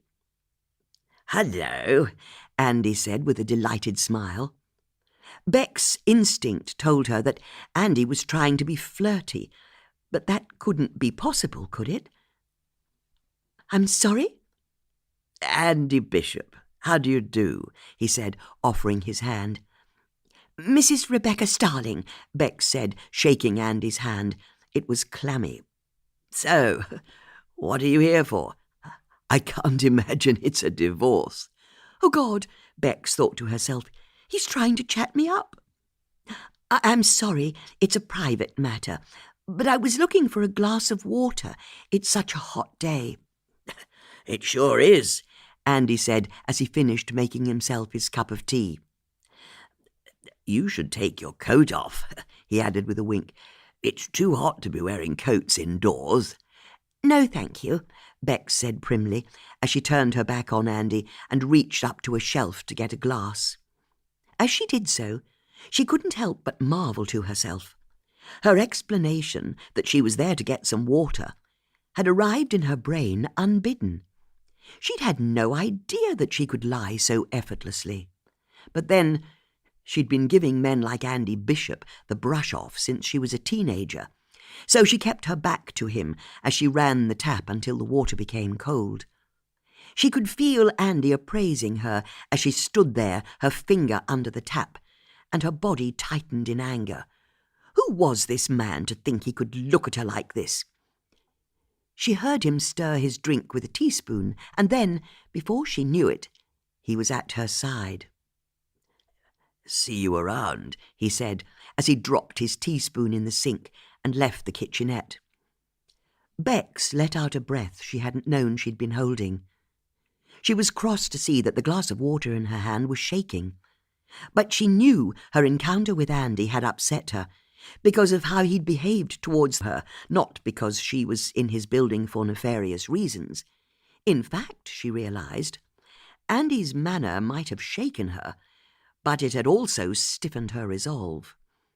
She moved over to the toaster that Susie had predicted would be there, got out the 2 thick slices of sourdough bread from her pockets, and jammed them into the machine, yanking the lever down and making sure that the heating elements inside lit up red. The bread was too thick for the slot. There was no way it was popping back up when the machine finished. For good measure, Bex twisted the dial on the side of the toaster up to its maximum setting, and with a quick glance up at the ceiling where the fire alarm was placed, a little green LED lit up to show it was working. She left at speed. Her job now was to put as much distance between herself and the jammed toaster as possible. "I wondered if we'd lost you," the receptionist said, as Bex finally returned to the lobby. "Sorry," Bex said. "I had to wait to use the facilities." Again, she was surprised at how easily the lie tripped off her tongue. "Anyway," the receptionist said, already moving on, Mr. Bishop just came past, and I had a quick word with him. He's finishing up some work, and he'll be able to see you in a few minutes." "Thank you," Beck said with a smile, and sat down. She knew that if all went well, she'd be leaving the building before then. Inside his office, Andy Bishop was reliving his encounter with the yummy mummy he'd bumped into in the upstairs kitchenette. "I wonder why she needs a lawyer," he thought to himself as he took a sip on his cup of tea before realizing the office was unbearably hot. He glanced over at the window that overlooked the car park. It was open, but he was sure he could open it further. Andy went across to the window and yanked it up a few more inches. He half noticed an old woman sitting outside in a wheelchair with what looked like her caregiver. He returned to his desk, but stopped as he realized the person in the wheelchair looked a lot like the Judith woman who'd visited him earlier on, asking questions about Ezra. Andy strode back to the window and stuck his head out, but the woman in the wheelchair had vanished. He thought to himself, before losing interest in the whole question and returning to his desk. As for Judith and Susie, they'd panicked the moment Andy had first appeared at the window, and Susie had pushed Judith at speed towards the first house that was next to the car park. Judith had kicked the little picket gate open with her feet as Susie had shoved her in, and both women were ducking down behind a pink hydrangea at the precise moment Andy had looked out of his back window for a second time. "Do you think he saw us?" Judith asked. "Shh," Susie said, her heart hammering against her chest. The sound of a piercing alarm suddenly filled the air. Finally! "Okay, you're on," Judith said, straightening up as Susie wheeled her back towards the window that Andy had so recently vacated. As they approached, the sill looked even higher above their heads than it had done before. How on earth was Susie going to climb up and into Andy's office? Inside, Bex sat in the reception area, her hands on her lap in quiet satisfaction as the fire alarm screamed. Half a dozen solicitors and clients emerged from various doors and drifted down the stairs from the floor above. "Is this a drill?" one of them asked. "I don't think so," the receptionist replied. "Okay, everyone to the assembly point. Round the back." Bex stood up, all smug satisfaction gone. "Round the back?" she asked. "When we evacuate the building, the assembly point is the little car park behind the building." "Not out the front?" she asked in quiet desperation. "No, we can't go clogging up the high street, so let's get to the back, everyone," the man called out. Bex was frozen to the spot as the clutch of people started to head towards the corridor that led to the back of the building. There was no way of warning Susie and Judith that the whole office was about to leave the building right next to where they were breaking in. But then, what Bex didn't know was that, at that precise moment, Susie and Judith were failing to break in anywhere. It had been Susie's theory that, as long as Judith stayed sitting in the wheelchair to act as ballast, she'd be able to climb up onto the back of the chair and in through the window. However, the practice was proving harder than theory. This was mainly because it turned out that Susie had terrible balance, and Judith kept trying to shift position to help her, which made the wheelchair risk tipping over. "Stop moving!" Susie called out as she stood on the armrest, one hand holding a wheelchair handle, the other gripping onto the top of Judith's head. "You're hurting. I need to get up. Ow! Hold on." Susie tried to step up, got one foot onto the back of the wheelchair and both hands firmly onto the windowsill. She was halfway there. Or was she? With her weight pressing down on the back of the wheelchair, it was only Judith's mass in the seat that was stopping it from tipping over, and it was precariously balanced. They could both feel it. In fact, the front two wheels on the old wheelchair rose gently into the air as the whole thing started to tip backwards, but Susie was able to shift her weight so that it didn't topple over. "You remember the end of the Italian job?" Judith found time to ask. "Don't make me laugh," Susie wheezed, and then they both gasped as a door at the back of the building crashed open and people started to emerge. Bloody hell, what was going on? It was precisely the impetus Susie needed to push down on the wheelchair and launch herself through the open window, where she landed with a woof of expelled air on the other side, as the first office workers turned and saw Judith sitting on her own in a wheelchair under the open window of Andy's office. Judith smiled to them like the old lady she was. But then she saw Andy Bishop emerge, with Bex stepping out from behind him, so she was blocking his direct view of her. Judith knew she only had seconds before Andy saw her, so she turned the wheelchair around and began to wheel herself away from the car park. Bex glanced across with a sinking heart as she saw Judith leaving in her wheelchair. The plan had been for Susie to get the shredded paper and slip back out of the window before anyone discovered what had set off the fire alarm. But with all of the staff milling about in the car park, how was Susie going to get out of the building now? Susie wasn't thinking that far ahead. Instead, she was in a panic of fear inside Andy's office, her senses overloaded by adrenaline, the fire alarm screaming loudly in her ears as she went over to the shredder. It sat on the table by the window that overlooked the high street, just as Judith had said, and she'd crossed the room and was inspecting it when a fire engine pulled up on the pavement outside, fire officers jumping out with their yellow helmets on. Susie dropped to the floor. Bloody hell, she thought to herself, and now the fire brigade have turned up. She only had a matter of seconds before she would be discovered, and she saw that her hands were shaking. She had to make herself go through with the plan. With a force of will, she reached up onto the table and ripped the clear cellophane bag from the back of the shredder. Pulling it down to the floor, she then opened a leatherette handbag they'd also bought that afternoon from the charity shop and yanked out a carrier bag. Bex had stuffed it full of shredded paper that she'd got from her son's hamster cage. Putting this bag of hamster shredded paper to one side, Susie tipped all of Andy's shredded paper into the handbag and clicked the clasp closed.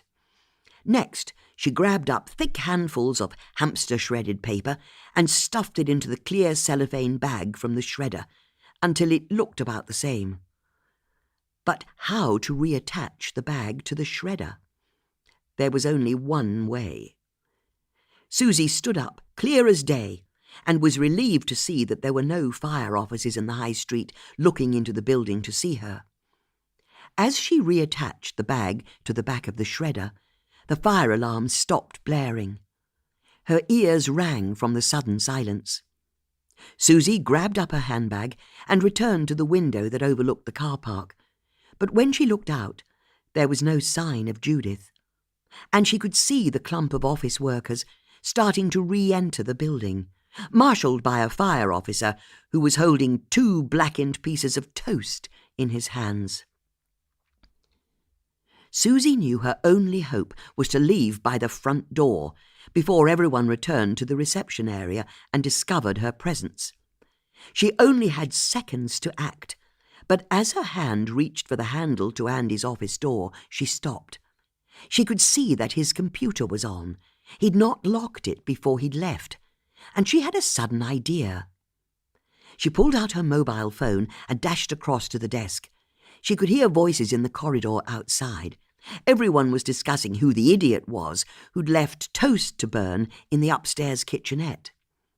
Using Andy's mouse, Susie found his office applications and then clicked the calendar icon.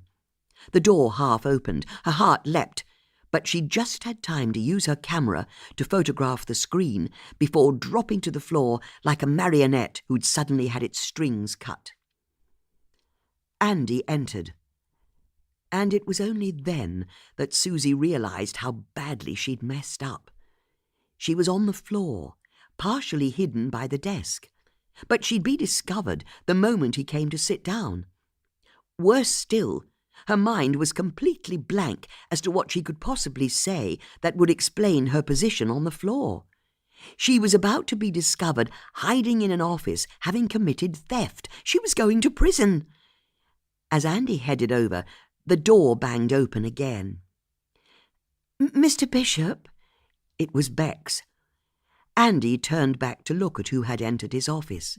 "Oh, Mrs. Starling," he said, delighted. "I wonder if you could help me after all," Bex said, doing her best impression of a little girl lost. "You see, you were right. I'm here on a very personal matter. It's life or death to me, but I don't want my husband to see me visiting your office.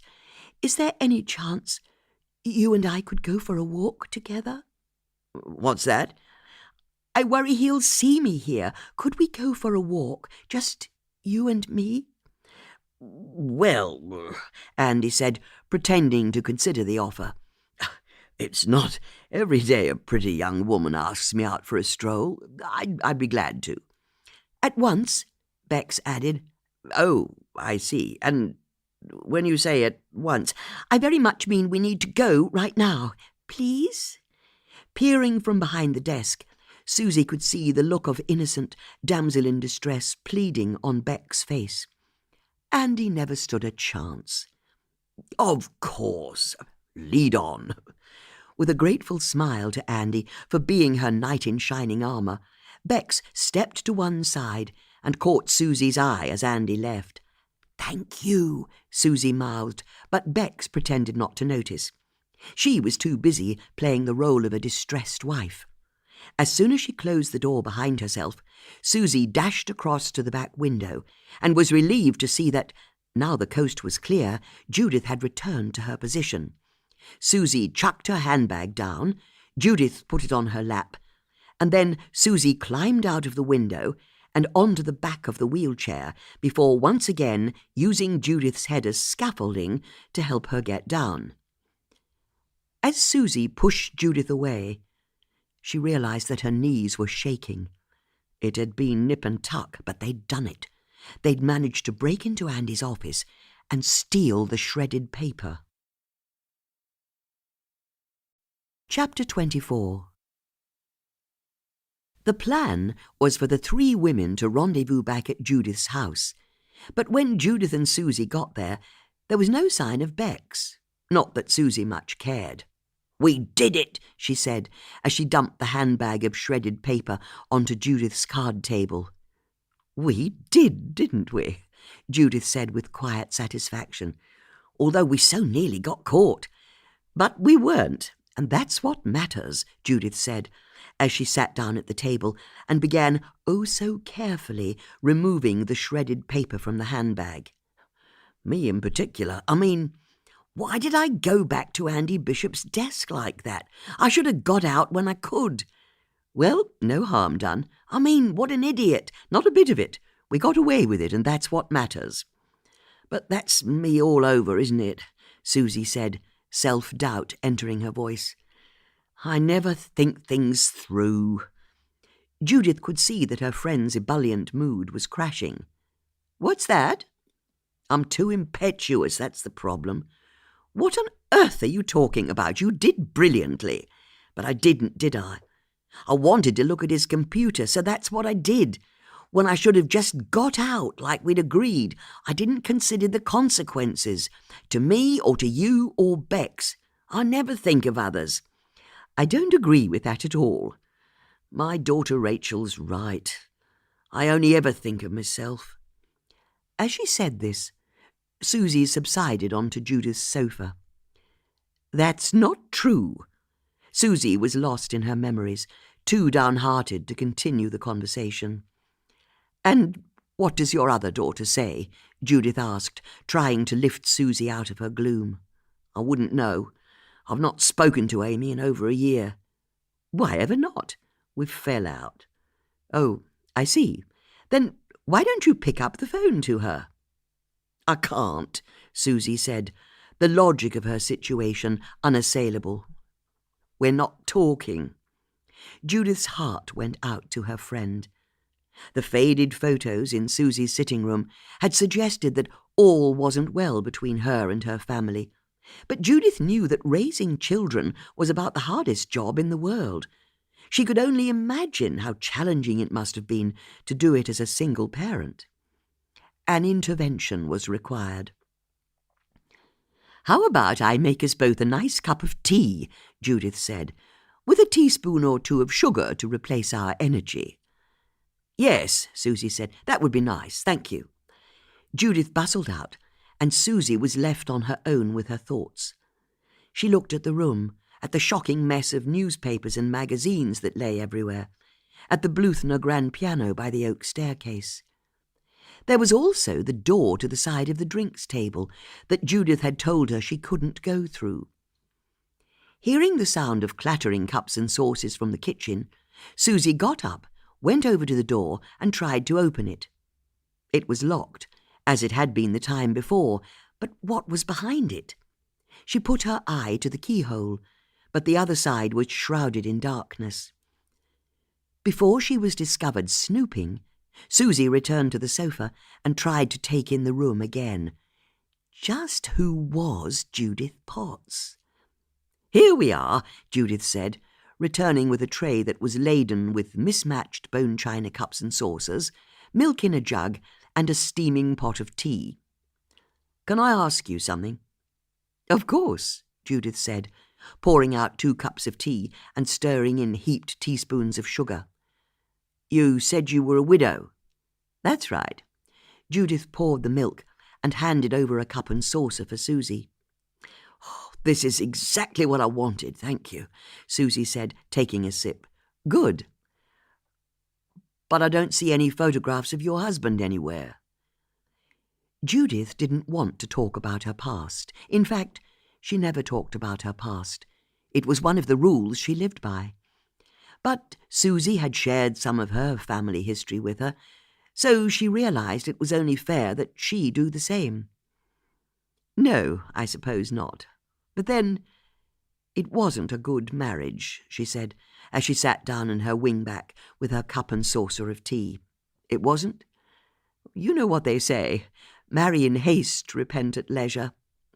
And I was young. What happened? You really want to know? If you don't mind talking about it." "No, it's fine. I don't often think about it these days, that's all. Anyway, I'd just come down from Oxford, and I didn't know what to do with my life." "You were a student?" "It was the 1960s, and love was in the air, as they say."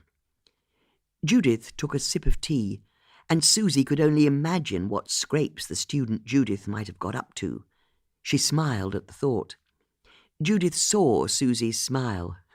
"Indeed," she said. "But when I left Oxford, the rest of England wasn't quite as advanced. Women were still expected to keep home, to marry well, to help their husband in his career. And none of that appealed to me, not one bit. But what could I do? And that's when my mother told me about her aunt in Marlow, who was something of an invalid, and was looking for some live-in help. This would be your great-aunt Betty." Judith smiled at the mention of her name. "We hit it off right from the start. You see, she'd never married and was fiercely independent. The only thing we ever argued over was Philippos." "Your husband?" "My husband. He worked for a Greek tour operator, and I'm afraid I fell for him hook, line, and sinker. He was so very handsome, strong in mind, word, and deed, and he was a terrific sailor. I don't know the first thing about boats, but he'd take me to the sailing club at Bourne End, and it was so thrilling, whizzing across the Thames on a little sailboat, the wind in my hair. You see, Philippos had grown up on Corfu, and he was one of those people who had the sea in his soul. He could read the wind and the tides. Really, our affair was hugely romantic." "How old were you?" 26 when we met. and I was still 26 when we married, in Corfu. That's when Betty and I fell out. You see, she said Philippos was a wrong 'un, that I couldn't trust him. Oh, you should have seen the arguments we had in this room, Judith said, looking sadly about herself. But I was in love, and as far as I could tell, Betty was being selfish. She knew she'd be losing her home help if I married. She was just trying to poison my mind so I'd never leave her. Fool that I was. She was right, more than you can imagine. I moved to Corfu once we married, and things went wrong almost from the start. You see, Philippos was a drinker, and he'd always been fiery and somewhat controlling. But he only revealed himself fully when he got home. Judith stopped speaking as she lost herself in her memories. It was bad. It was bad, she said simply, but Susie could see the oceans of pain those simple words covered. But you make your bed in life, don't you? Sometimes you just have to lie in it. I endured. What happened? Providence, that's what happened. You see, no matter how good a sailor you are, the Ionian Sea is capricious. Squalls can whip up from nowhere, and one day Philippos was out on his boat. It wasn't anything grand, just a single sail, a cabin with a bed, and a little galley kitchen. This was in the days before mobile phones and GPS whatnots. And we still don't know what happened for sure, but he didn't come home that day, or the next. I thought he'd gone off with his fancy lady. You see, I knew by then he'd been having affairs throughout our courtship and marriage. But the day after he'd gone, his boat was found wrecked on some rocks. No sign of Philippos anywhere. Where was he? There'd been something of a storm the night before, and the authorities thought he must have fallen overboard. His body washed up a week later. A silence settled between the two women. Bloody hell, Susie eventually said. Yes, thank you. But it was decades ago, and it was all my own fault, really. Anyway, I came back to the UK, my tail firmly between my legs. I only got through it all because Betty didn't ever ask me about it. We simply picked up where we'd left off. That's when I started compiling crosswords. They helped me keep my equilibrium. Judith took a moment to regather her focus. So, that's the sad story of Judith and Philippos. Not exactly Pyramus and Thisbe. More tea? No, I'm fine, thank you. But can I ask you something? Of course. You say you weren't happy with your husband. I was not. Then, why do you still wear your wedding ring? The question caught Judith unawares. She smiled, but Susie could see that it was a touch forced. It's to remind me, Judith said. What of? Of mistakes. There was a coolness to Judith's response that made Susie think of thick ice on a winter pond. It might look solid, but it would crack at any moment, and there would be whole swirls of dark water underneath. Judith could sense that she'd somehow revealed too much, and she was grateful to hear the jangle of the front door bell. At last, she said, putting her cup and saucer to one side as she stood up. That will be Beck's. Let's go and find out what happened. Judith and Susie went to the front door and opened it. But it wasn't Beck's who was standing there. It was Detective Sergeant Tanika Malik. She looked like she'd seen a ghost. Tanika, are you all right? Judith asked. Judith, I'm so sorry, but there's been another murder. Chapter 25. Judith recovered first. It's not Beck's, is it? She asked. Beck's? Tanika asked, surprised. You mean Beck's Starling? That's right. She's okay, as far as I know. Why wouldn't she be? No reason, Judith said quickly, before she implicated herself any further. But someone else has been murdered? Liz Curtis, Tanika said. The woman you saw on Mr. Dunwoody's property. Liz is dead, Judith said, horrified. We need someone to formally identify the body, and I was wondering if you could do it. After all, you've recently seen her. Twice, in fact. Judith had the good grace to look awkward. It's 3, she said under her breath. What's that? I met Liz a 3rd time. When? She said. Well, you remember when you told me I absolutely shouldn't talk to her? Of course, you promised. Well, the only problem was, I was at the rowing centre when you told me that, so I couldn't very well not talk to her, seeing as I was already there. You talked to Liz Curtis after I told you not to, Tanika said, exasperated. Which is fortunate for you, since she's now dead. I'm a witness. I can tell you all about what she was like. She's a dog killer, Susie chipped in. Can I ask you what you're even doing here? Tanika said to Susie. She's my friend, Judith said. Look, Tanika said, trying to take control of the situation. I need you to come with me, Judith. And you'd better tell me about your 3rd meeting with Liz on the way. What about me? Susie asked. What about you? I met Liz Curtis as well. Can I come? No. Are you sure?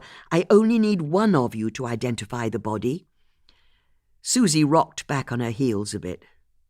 Well, can't say fairer than that, she conceded. As Tanika drove Judith to the rowing centre, Judith recapped her and Susie's encounter with Liz. In particular, she explained how Liz had denied knowing both Stefan and Iqbal, even though her husband Danny later told them that Liz had known both men. Throughout the story, Tanika kept her eyes on the road and her jaw clenched. As they pulled up at the rowing centre, Tanika parked her car and crunched the handbrake on. Judith finally realised how cross Tanika was. I should have told you sooner, shouldn't I? You shouldn't have spoken to her at all, Tanika all but shouted. There's someone out there who's killed 3 people, and your life is at risk every time you get involved. Judith felt abashed, so she reached into her handbag, pulled out her tin of travel sweets and popped the lid. Travel sweet? She asked, by way of a peace offering. No, thank you, Tanika said, in a tone that told Judith that she wasn't going to be let off the hook that easily. Judith put a sweet into her mouth and pretended to be insouciant as she said, Then perhaps I should tell you about Andy Bishop as well. Who's Andy Bishop? A local solicitor. He drew up the will of Ezra Harrington, the neighbour to Iqbal Qassam. What are you talking about? Judith told the story of how Susie had been invited to Iqbal's funeral, and so she, Bex and Susie had all gone along and talked to his imam, who'd explained how Iqbal had died, believing that Andy Bishop had stolen his inheritance. However, Judith was careful to stop her story there. After seeing how cross Tanika had been about her conversation with Liz, she didn't want to tell her that she'd not only spoken to Andy Bishop, but had also broken into his office and stolen a bag of shredded paper. You went to Iqbal Qassam's funeral? Tanika asked when Judith finished. We were invited, so we went. It was the right thing to do. Are you sure you don't want a sweet? Judith said, offering the tin again. No, thank you, Tanika said, and Judith had the distinct impression that the police officer was barely managing to control her temper as she opened the door to her car and stepped out. Judith put her tin back in her handbag and got out of her side of the car. Is there anything else you need to tell me? Tanika asked tartly. Oh, no, that's absolutely everything, Judith said, and she even believed her words as she said them. But then Her eyes were drawn to a navy blue forensics tent that had been erected on the grass down by the river. Tanika saw Judith frown, and she softened a little. "Don't worry," she said. "You don't need to approach the body. You can identify her from the photos we've taken. That should be enough." Tanika led Judith into the reception building, and Judith couldn't help but notice the ladder, paint pot, and brush that was still in the corner. Liz would never finish painting the room. Somehow Judith found this fact sadder than anything else. The bathos of it all. "I'm sorry to ask you to do this, Judith, but the only other person I could have asked was the scoutmaster who discovered her body, and he's a bit busy trying to care for the scouts who were with him at the time. Don't worry, I'm happy to help. But where's Danny, her husband?" "In Nottingham. A police officer's driving him down as we speak." "Then I'm ready. I can do this." Tanika took a tablet computer from a police officer who was logging evidence. Bringing it over to Judith, she warned her that the photos would be upsetting. "Don't worry, I'm made of strong stuff." Tanika swiped the screen a few times until an image appeared. It was of Liz Curtis lying on the grass, her limbs splayed like a rag doll's, her face a shocking mess of red blood. In the centre of her forehead there was a bullet hole. "It's Liz Curtis," Judith said, resisting her instinct to look away. "Thank you." "Any signs of a struggle?" Tanika didn't answer, but Judith correctly interpreted her silence as assent. "And she was found by a scoutmaster?" "That's right. He and his scouts hired kayaks from Liz this morning and went out on the river at about 9. "So she was alive at 9 o'clock?" "Very much so. She did the safety briefing for everyone. Anyway, the scouts were out on the river about an hour and returned to the rowing centre shortly after 10. That's when the scoutmaster found her body. Fortunately, he was able to stop the children from approaching, rounded them up and got them back into Marlow. I've a constable taking his statement now." "That's a very clear time of death, between 9ish and 10ish this morning. Have you checked up on Elliot Howard?" "I'll be honest, it was the first thing I did. He's been running an auction since 8:30 this morning." "He has? And it's all being filmed on a live stream for the internet. You're kidding me." "I know. But why would an auction start at 8:30? Apparently it's for the overseas buyers. But he's in the clear. He's got witnesses all around the world who can alibi him for between 9 and 10 this morning." Judith said, deeply frustrated. She was sure that Elliot was behind Stefan's murder. In fact, the theory that had been bubbling away on the back burner for her had been the idea that Liz had maybe killed Stefan on Elliot's behalf, for some reason yet to be established. And Elliot had now killed Liz, so there'd never be a chance for anyone to pin the first murder on him. But her theory fell apart if Elliot had an alibi for the time of Liz's murder. Judith realized there was a question she'd not asked yet. "You said her husband was in Nottingham? You think he might be involved? It would be nice if one of these murders was carried out by someone obvious."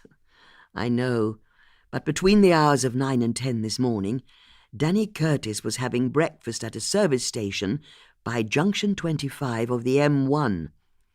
He was at the National Water Sports Centre last night." "He has an alibi for this morning?" "He was over 100 miles away at the time." "Are you certain?" "A uniformed officer picked Mr. Curtis up from outside Nottingham at 10:30 this morning. Whoever did this was in Marlow this morning." As Tanika spoke, Judith looked more closely at the photo on the tablet. "What's that?" she asked, indicating a small object on a chain that was lying on the ground to the side of Lizzie's face. Tanika knew it was a bronze medallion. The third bronze medallion, just as she'd feared. They'd found it on a little chain around Liz's neck. As she'd predicted, the word across the middle read, Charity. "It's a bronze medallion," she said. "She was wearing a bronze medallion," Judith said, her interest sharpening. "You mean like the one Stefan was wearing on his jacket?" "You remember me telling you about that?" "Of course. You also said Stefan's medallion had the word faith written on it." "It did." "Then was there anything written on this medallion?" "I'm sorry, but I can't tell you." "Why ever not?" "Because I'm not supposed to be sharing any details of the case with a civilian. I think we can both agree it would be better if you did. But I can't. I'm sorry. It's against rules and regulations," an exasperated Judith said, finishing Tanika's sentence for her. "Exactly." A uniformed officer entered the building. "Sarge," he said, "an officer has just arrived with the deceased's husband, Mr. Curtis." Chapter 26. As Judith and Tanika emerged from the reception building, they saw a police van pull up and an officer help a disoriented-looking Danny Curtis out of the back. "Would you wait here?" Tanika said to Judith. "Of course," Judith said. "Thank you," Tanika said, and went over to introduce herself to Danny. Judith had been entirely sincere when she'd said she would stay put, but she found it so very frustrating not being able to hear what was going on. Surely there was something she could do. Well, no one could really blame her if she went for a little stroll, could they? She ambled off to the side of the porter cabin, hoping Tanika wouldn't notice. She didn't appear to. So Judith looked up at the sky, as though idly checking the weather, and then slipped around the edge of the building. Now she was out of view, she picked up her pace, moved along to the next building, the toilet block, raced around it, and emerged next to where the police van had parked. Tanika and Danny were standing on the other side. Oh, so slowly, Judith edged along the side of the van, for once grateful for her diminutive size. Her head barely appeared above the van's windows, so she was pretty sure that Tanika and the other police officers on the far side wouldn't be able to see her through the smoked glass. But if she stood on her tiptoes, she could make out Danny and Tanika's faces, and if she really concentrated, she could just about hear what they were saying. "It can't be true," Judith heard Danny say. "I'm so sorry," Tanika said. "We'll have a family liaison officer here as soon as we can." "But what am I going to do now?" "I know this is hard, Mr. Curtis, but I need to ask you a couple of questions. I'll be as quick as I can." Judith saw Danny nod. "Starting with, can I ask what you were doing in Nottingham last night?" "Last night? We need to get a sense of your movements. I'm a coach, one of the GB junior canoeing team. They're based outside Nottingham." "It was a planned trip then?" "When we're not in competition. Training's every Tuesday night." "So you go to Nottingham every week?" "That's right. I go up in the afternoon. We train that evening. I spend the night at the centre, and I come back Wednesday morning." "So if anyone knew you well, they'd know you'd be away from the family home between Tuesday afternoon and late Wednesday morning every week?" "I suppose so." "Can you think of anyone who might have wished your wife harm?" "No, it's impossible. Everyone liked Liz." "Are you sure?" "I'm the one who's grumpy, who shouts and is difficult. Liz just gets on with things. You know, never loses her temper. She didn't have a bad bone in her body." As Danny said this, Judith couldn't help thinking about Liz's dog Crumble. If Susie's story were true, then Danny had wildly misjudged his wife. "Then can I ask," Tanika continued, "how had things been between you and Mrs. Curtis?" "I'm sorry," Danny replied. It would be good to get a sense of your relationship. Well, I started going out with Liz when I was 20. We've been together ever since. She's the only person I've ever seriously dated. And you were getting on? Yes. I love her. I've always loved her. Why are you asking? Is it possible she didn't feel the same towards you as you did towards her? Are you asking, was she playing around? You've got to be kidding me. We've been working down here all the hours God gave, trying to get the place back on its feet since the floods, working 7 days a week, painting, mending, rebuilding. Okay, then can I ask, did she perhaps have any financial problems? Danny gave a bitter laugh. We were all financial problems. We're broke. That's the problem. She was in debt? Not personally. I don't think so. We never joined our bank accounts, so I can't tell you exactly what her financial situation was, but we've been living on thin air for years. Turns out, these days, if you want to follow your dream of working on the river, you'd be wise to put all your buildings on stilts. Your business was in trouble? Not the business. Liz inherited it from her dad years ago, so there's no mortgage or anything. As long as we take more money than we spend, we're in clover. But we didn't have the sort of savings set aside for the last flood.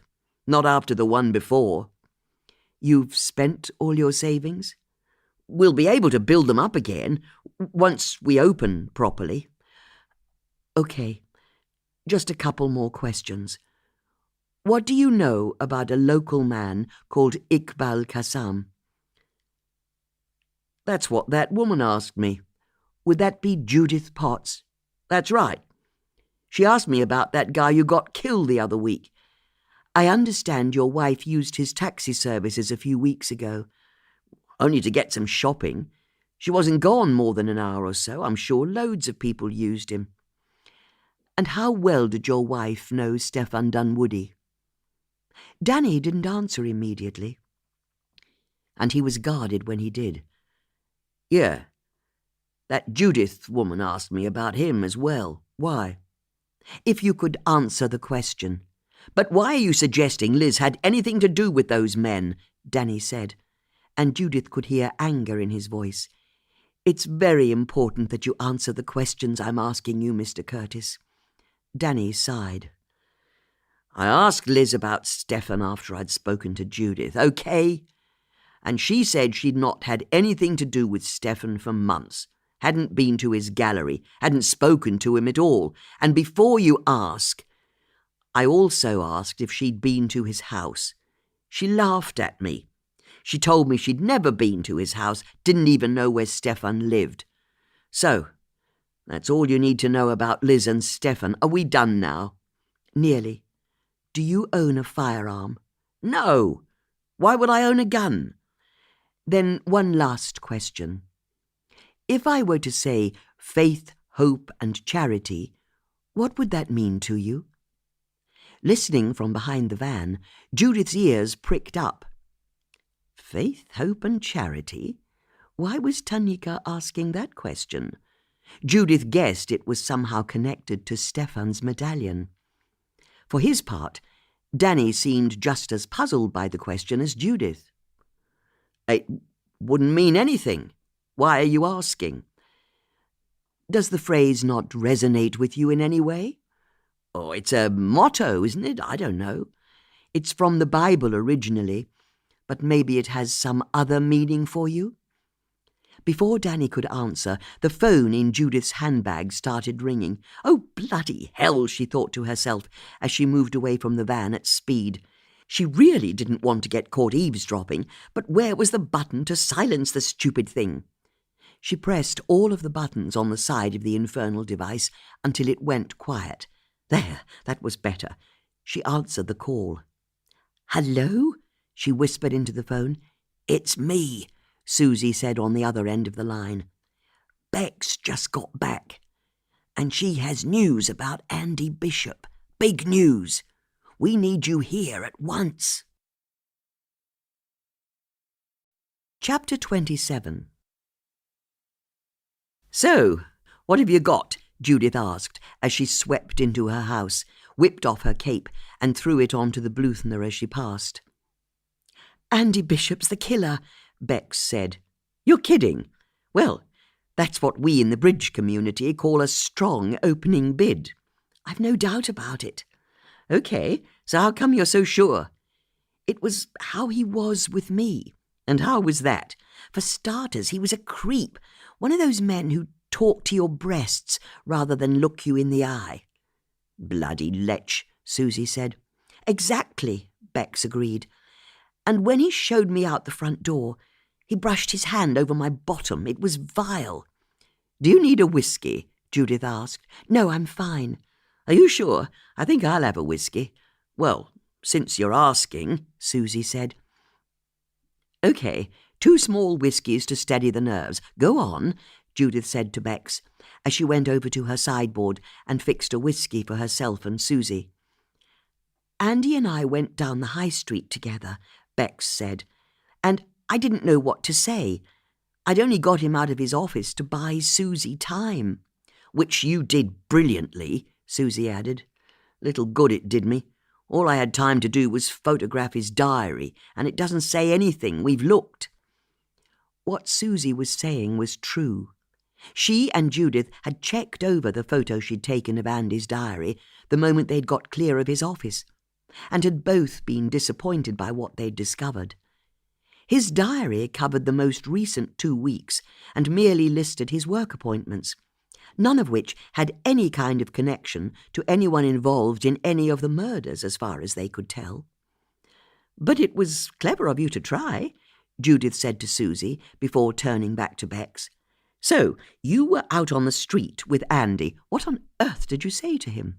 "Well, I'd managed to get him out of his office by saying I wanted to see him about my husband, so all I could say was how my husband didn't appreciate me, how I'd become invisible in my own life, just a mother, a wife, and how I was being driven mad by not having any kind of independent identity."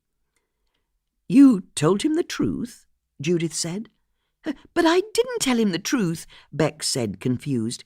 "It was all a fib, just to get him talking."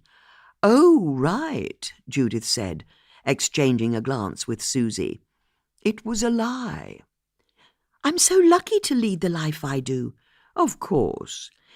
"But I had to make up something for Andy. So I said I wasn't happy and that I was looking to leave Colin, and I wanted to know what I could expect in a divorce settlement, whether I'd get the full 50%, and whether I'd have access to an income as the main caregiver to our children, and what responsibility he'd have to cover the costs of my move out of the vicarage." Judith and Susie caught each other's eyes again. For someone who was happy in her life, Bex certainly seemed to have the facts of divorce at her fingertips. "And what did Andy say?" "He said that someone as pretty as me could take her husband to the cleaners." "He said that, did he?" "In his experience, judges didn't take too kindly to husbands ignoring pretty wives." "That can't be true." "I'm sure it isn't. I think it was Andy's way of coming on to me. And then he suggested we take a walk along the Thames path, not towards the church, thank heavens, but towards Hurley Lock. And once he were out of earshot of anyone else, he told me that if I could suggest there'd been physical violence from my husband, I'd get an even better settlement. I was outraged. I mean, Colin may be boring, but he's never been violent." Judith and Susie didn't even need to catch each other's eyes this time. "But he said it could be quite subtle. After all, if I was able to suggest mental cruelty and then refuse to answer questions about physical violence, the judge would draw his own conclusion. It was, according to Andy, all about throwing as much mud as possible at Colin. I was outraged." "I'm sure none of this is actually legal." "That's what I said to him, and you know what he did? He laughed. Said I was a naive little girl and I had a lot to learn before I could screw my husband for the last time." "The repulsive little man," Judith said. But it gets worse, because I realised we were walking along the path towards Stefan's house. You made it up this way? But on the Marlow side of the river, Stefan's side. I had no idea why. But I figured I'd better keep the conversation going until we reached Stefan's house, if only to find out why we were heading that way. So I asked Andy if he always took his clients for walks along the Thames path. And you know what he said? He said that whenever he needed to have a conversation with a client that was deniable, he'd always suggest a little walk here, up to that stupid man's house and back again. That's how he referred to Stefan, that stupid man. Naturally, I pretended to be all innocent and asked who he could be talking about. And he explained how Stefan's house blocked the Thames path. You had to take a detour to get around it. But luckily enough, he'd recently been shot dead. He called him Stefan by name? Judith asked. He did. So he knew him, Susie chipped in. But it's more than that, Judith said, her eyes ablaze. Are you sure he said Stefan had been shot? He did. Not that he died, or even that he'd been murdered, but that he'd been shot. Why's that of interest? Susie asked. Because, Judith said, the police have never said for definite how Stefan was killed. Although the papers have been speculating, it's never been confirmed. So I said to him, "How do you know he was shot dead?" Bex said. The other two women were stunned. You said that? I couldn't help myself. I mean, here are we trying to discover who killed Stefan, and there I was talking to someone who knew everything about it. Judith and Susie didn't know what to say. Without having ever conferred on the subject, they'd always dismissed Bex as being cowardly. How wrong they were. What did he say? Judith asked. He laughed, said he knew someone on the inside, and the word was that Stefan had been shot dead with an antique pistol. I'll never forget the moment. It was the look in his face. He was smirking, so sure of himself. He said it was an antique? Judith asked. He did, Bex said. The three women looked at each other. Well, that's very interesting, Judith said, because we're about as close to these cases as you can be, and we've not heard anything about an antique pistol. I know, Bex agreed. So when he told me, I said, "How horrible," or something like that. I don't remember. I was reeling a bit, if I'm honest. And then Andy turned to me and said, all matter of fact, "I don't suppose you want your husband out of the way like that?" I was horrified, and he laughed, saying he was joking, so I pretended that I was an idiot for believing him. People always believe it when I pretend to be an idiot. It's how I look. Don't be stupid, Judith said. No, they do. And for once, I was glad I'm just a silly housewife, because he relaxed, thinking we'd bonded over the whole joke, rather than him making me feel sick to my stomach. And as we turned and walked back to Marlow, I asked him about his life, purely to change the subject. I can tell you, he's got a pumped-up view of himself. Despite having joked about getting my husband killed, he started coming on to me again. It was horrendous, with him saying how he'd been a significant athlete in his youth, how he might have thickened a bit since then, but he was still strong, still capable. That's the word he used. It was disgusting. And you know what? Maybe I'll have a whiskey after all. Bloody hell, you deserve it, Judith said, going to her sideboard, splashing a whiskey into a glass and bringing it over to Bex. Bex, the perfect vicar's wife, the perfect mother, daughter and housewife, took a sip. "Shh," she said, wiping the stinging liquid from her lips with the back of her hand. "Does it always have to be whiskey?" "I'll be honest," Judith said. "Susie and I had tea earlier and it felt wrong. But well done, Bex, you've been a real hero. Setting the fire alarm off with your toast, that was brave enough. Taking Andy out of his office was incredibly quick thinking. And getting that information about the gun was even more amazing, let alone making him break cover and offer to get your husband killed for you, even if he claimed it was a joke at the time. I'm telling you, you've achieved more than any of us." The flush of red in Bex's cheeks wasn't entirely caused by the sudden rush of whiskey in her blood. "So," Judith said, returning to the whiskey bottle on the sideboard, "now that Andy has admitted that he knows Stefan was shot, and with an antique pistol to boot, what do we think that means?" "He's the killer," Bex said. "Although," Judith said, thinking it through, "if he were the killer, would he really tell you he knew someone had shot him?" "Sounds like he couldn't keep himself from bragging," Susie said. "But surely he'd have stayed quiet. And I can well imagine a local solicitor having contacts in the police, or he would know someone who does. I bet there's actually quite a lot of people in Marlow who've heard that Stefan was shot dead. He was showing off, as you say." "But with an antique pistol?" Susie asked. "How did he hear about that?" "And I spent over an hour with him," Bex said. "He may pretend to be all smooth and sophisticated, but he's the killer, I'm sure of it. We already know he's connected to Iqbal's murder, or he wouldn't have been shredding that paper straight after you saw him in his office." "That's true," Susie agreed. "But it's like we said, the most obvious reason he'd know that Stefan had been shot with an antique pistol was because he was the one who shot him. So all we need to do is link him to Liz's murder, and then we can say we finally found someone with clear links to all 3 murders." Judith sipped on her whiskey thoughtfully. "It's so frustrating," she said. "According to Tanika, Liz Curtis was last seen alive at 9 this morning by a gaggle of scouts. Their scoutmaster then found her body shortly after 10 o'clock.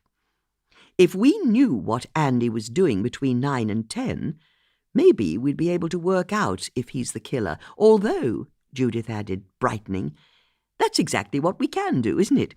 Susie, get up that photo you took of Andy Bishop's diary." "Sure," Susie said, and pulled out her mobile phone. A few swipes later, and she was able to show the other women the photo she'd taken of Andy's diary. While there were plenty of office meetings across each day, not one of them started before 9:30 a.m. "Well, thanks to Susie's quick thinking earlier today," Judith said, "we now know that Andy Bishop is never in his office before 9:30 a.m. "You're right," Susie said, thrilled. "I did that, didn't I?" "You did," Judith agreed. "Well done. Although it would be tight, wouldn't it? Andy would have to wait in the shadows at the rowing centre with the gun, let the scouts go out on their canoes, and then shoot Liz dead pretty sharpish before turning up for work at 9:30. "But it would have been doable," Bex said. "And he'd have had to have known that her husband Danny would be away," Judith added. "He was away?" Bex asked. Judith explained how she'd overheard part of Tanika's interview with Danny, and that he'd been in Nottingham since the day before. "Yes, well, that wouldn't have been hard to find out, would it?" Susie said. "I mean, we found out about Danny's Tuesday nights in Nottingham the very first time we talked to him, didn't we?" "You're right," Judith said. "He couldn't wait to tell us. He was that proud." "So, what have we got?" Bex said, taking control of the conversation. "We know Iqbal believed Andy Bishop stole his inheritance, and Iqbal ended up dead. And although we don't know what links Andy to Stefan, Stefan was a bit of a crook, wasn't he? And Andy's definitely a bit of a crook. So maybe that's what links them. They're crooks working together. Either way, Andy knows that Stefan was killed by an antique gun, and that could only be known by the killer, couldn't it? If it's true. And now his diary tells us that he had time to kill Liz before getting into his office this morning." As Bex spoke, Judith pulled her phone out of her handbag and made a call. Judith, Tanika answered. Just a quickie, Judith said, as though she were ringing on a matter no more urgent than an upcoming whist drive. Would I be right in saying that our killer's been using an antique pistol for the murders? There was a charged silence on the other end of the line. How on earth do you know that? Tanika asked. Well, that's a very interesting development. Thank you, Judith said, and hung up. That confirms it, she said. It's like Andy told Bex. The killer used an antique pistol. The three women looked at each other. Was Andy Bishop the killer? Judith's phone started ringing, and Judith looked at it in surprise. How could it be ringing when no one was calling her? With a start, Susie realised it was her phone, and she pulled it out of her back pocket. Sorry about this, she said, as she looked at the screen. It's an old client of mine. Hello, Brenda, she said into the phone as she answered the call. How are you? Susie listened for a few moments and then said, No way. She listened for a while longer, her eyes alight with excitement. OK, we'll be over in 5 minutes, and thanks, Brenda, you're a star. Susie hung up the phone and turned to her friends. That was Brenda McFarlane. Who's Brenda McFarlane? Judith asked. She used to be one of my clients. Had a cocker spaniel called Monty. Anyway, the point is, Brenda lives next door to Elliot Howard. So I asked her to keep an eye on him. You did? Judith asked. Remember, when you first told me about him, I said I'd find someone to keep him under surveillance? And she has? Brenda's a good sort. You can rely on her. But why's she rung you now? Because she says that half an hour ago, Elliot started a bonfire in his garden. Oh, Bex said, a touch underwhelmed. Is that so suspicious? It's what he's burning that's suspicious. Why? Elliot's just set fire to an old oil painting. Chapter 28. I don't think this is a good idea, Bex said, as Susie drove her friends in her tatty van through Marlow at speed. We should be letting the police deal with Elliot. We are, Susie said. But it'll take Tanika 10 minutes to get from Maidenhead to Marlow. We've got a head start. And anyway, what's the problem? You said Andy Bishop's the killer. Yes, but we shouldn't be doing this. We're just some housewives. Speak for yourself, Judith said. Can't this thing go any faster? I'm going as fast as I can. Hold on, Susie said, as, with a screech of wheels, she turned at speed onto Gypsy Lane without indicating. We've got to get there before he's finished burning the evidence. Gypsy Lane was an old route that had once linked Marlow to the neighbouring village of Marlow Bottom, but it had recently been developed, with family homes on both sides, and it ended in a turning circle, where the last house was much grander than the rest. There were remote-controlled security gates, thick laurel hedges, and the driveway was a rather startling green tarmac, which clashed with the bright red bricks of the house. This was where Elliot Howard and his wife Daisy lived. Susie's van bombed into the turning circle, shuddered to a halt as she slammed on the brakes, and then came to a rest in a puff of dust, the left side wheels bumping up onto the curb. Remind me never to let you drive me anywhere again, Bex said. So, which house is Brenda's? Judith asked. That one, Susie said, indicating a small house that was next door but one to Elliot's. A twinkly-eyed old dear in her late 80s came to the door as the three women bustled up to her house, and then she looked about herself conspiratorially before beckoning them inside. This is Brenda, Susie said, once they'd entered the little hallway. This is all very Vichy France, Judith said in delight, taking in her surroundings. There were net curtains, thimbles on display, and horse brasses on the wall. What a lovely home, she said. Thank you, Brenda said, and thank you for coming, Susie. We'd better go upstairs. Come on. Brenda ushered the women up a staircase into a darkened room off the main hallway, that contained a green baize table already laid out with playing cards, bridge notepads, and pencils. "Oh, you play bridge?" Judith asked. I do. Do you? I used to, but I always overbid. It infuriates my partners. What bidding system did you use? It makes no difference. We always seem to end up in 7 spades. Hello, Susie said, interrupting. Elliot Howard? Oh, of course. Sorry, Brenda said, going over to the curtains and pulling them back an inch. Because I must say I've never quite liked him, or his wife. They never say hello, and I can see into their house from up here. There's something not right about the way they go about their lives. They're rarely in the same room as each other. Never listen to music or the radio. There's no joy in that house. Anyway, it was all normal up until today. I had nothing to report, although I've been keeping an eye on them like you asked, Susie. And then I was up here getting ready for bridge, and I saw, well, you can see for yourself. Go on, have a look. Brenda stepped to one side, and the 3 other women all sidled up to the gap in the curtains and peered through. From their position on the first floor, they could see over the laurel hedge into the garden of the grand house at the end of the road. Elliot was standing alone, a small bonfire at his feet. It looked like he was burning a square of canvas on a frame. "You're right," Susie said. "He's burning a painting." "That's what it looked like to me," Brenda said, and Susie had said I should keep my eye out for anything strange. And burning a painting is very definitely what I'd call strange. As she said this, the 4 women watched Elliot head back towards his house. He then reappeared, holding a few more canvases in his hands. "He's not just burning one painting," Judith said, as they watched Elliot throw the new paintings onto the bonfire. "Why is he burning all those other paintings?" Bex asked. Before anyone could offer an answer, they saw a police car pull up outside Elliot's house and Tanika get out.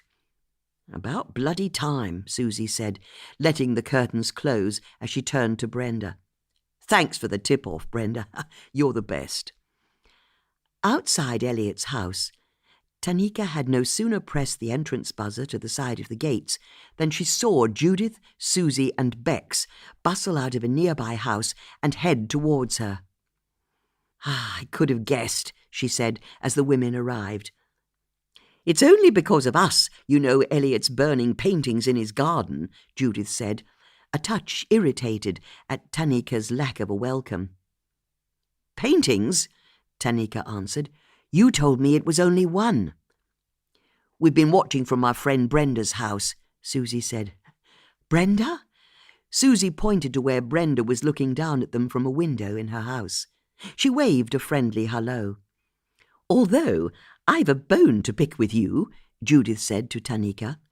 "Why didn't you tell me straight away that Stefan and Iqbal had been killed with an antique pistol?" "Because you're not investigating the murders," Tanika said, unable to keep the frustration out of her voice. "But you'd get so much further if you kept us in the loop." "That's as maybe, but you're civilians. I'm not allowed to. It's that simple. For example," Judith said, ignoring Tanika's words, "I'd be able to tell you the significance of the phrase faith, hope, and charity." "You know about that?" she asked. "I'm guessing they're the words on the bronze medallions you found at each of the murders." "How can you possibly know that?" "Simple deduction.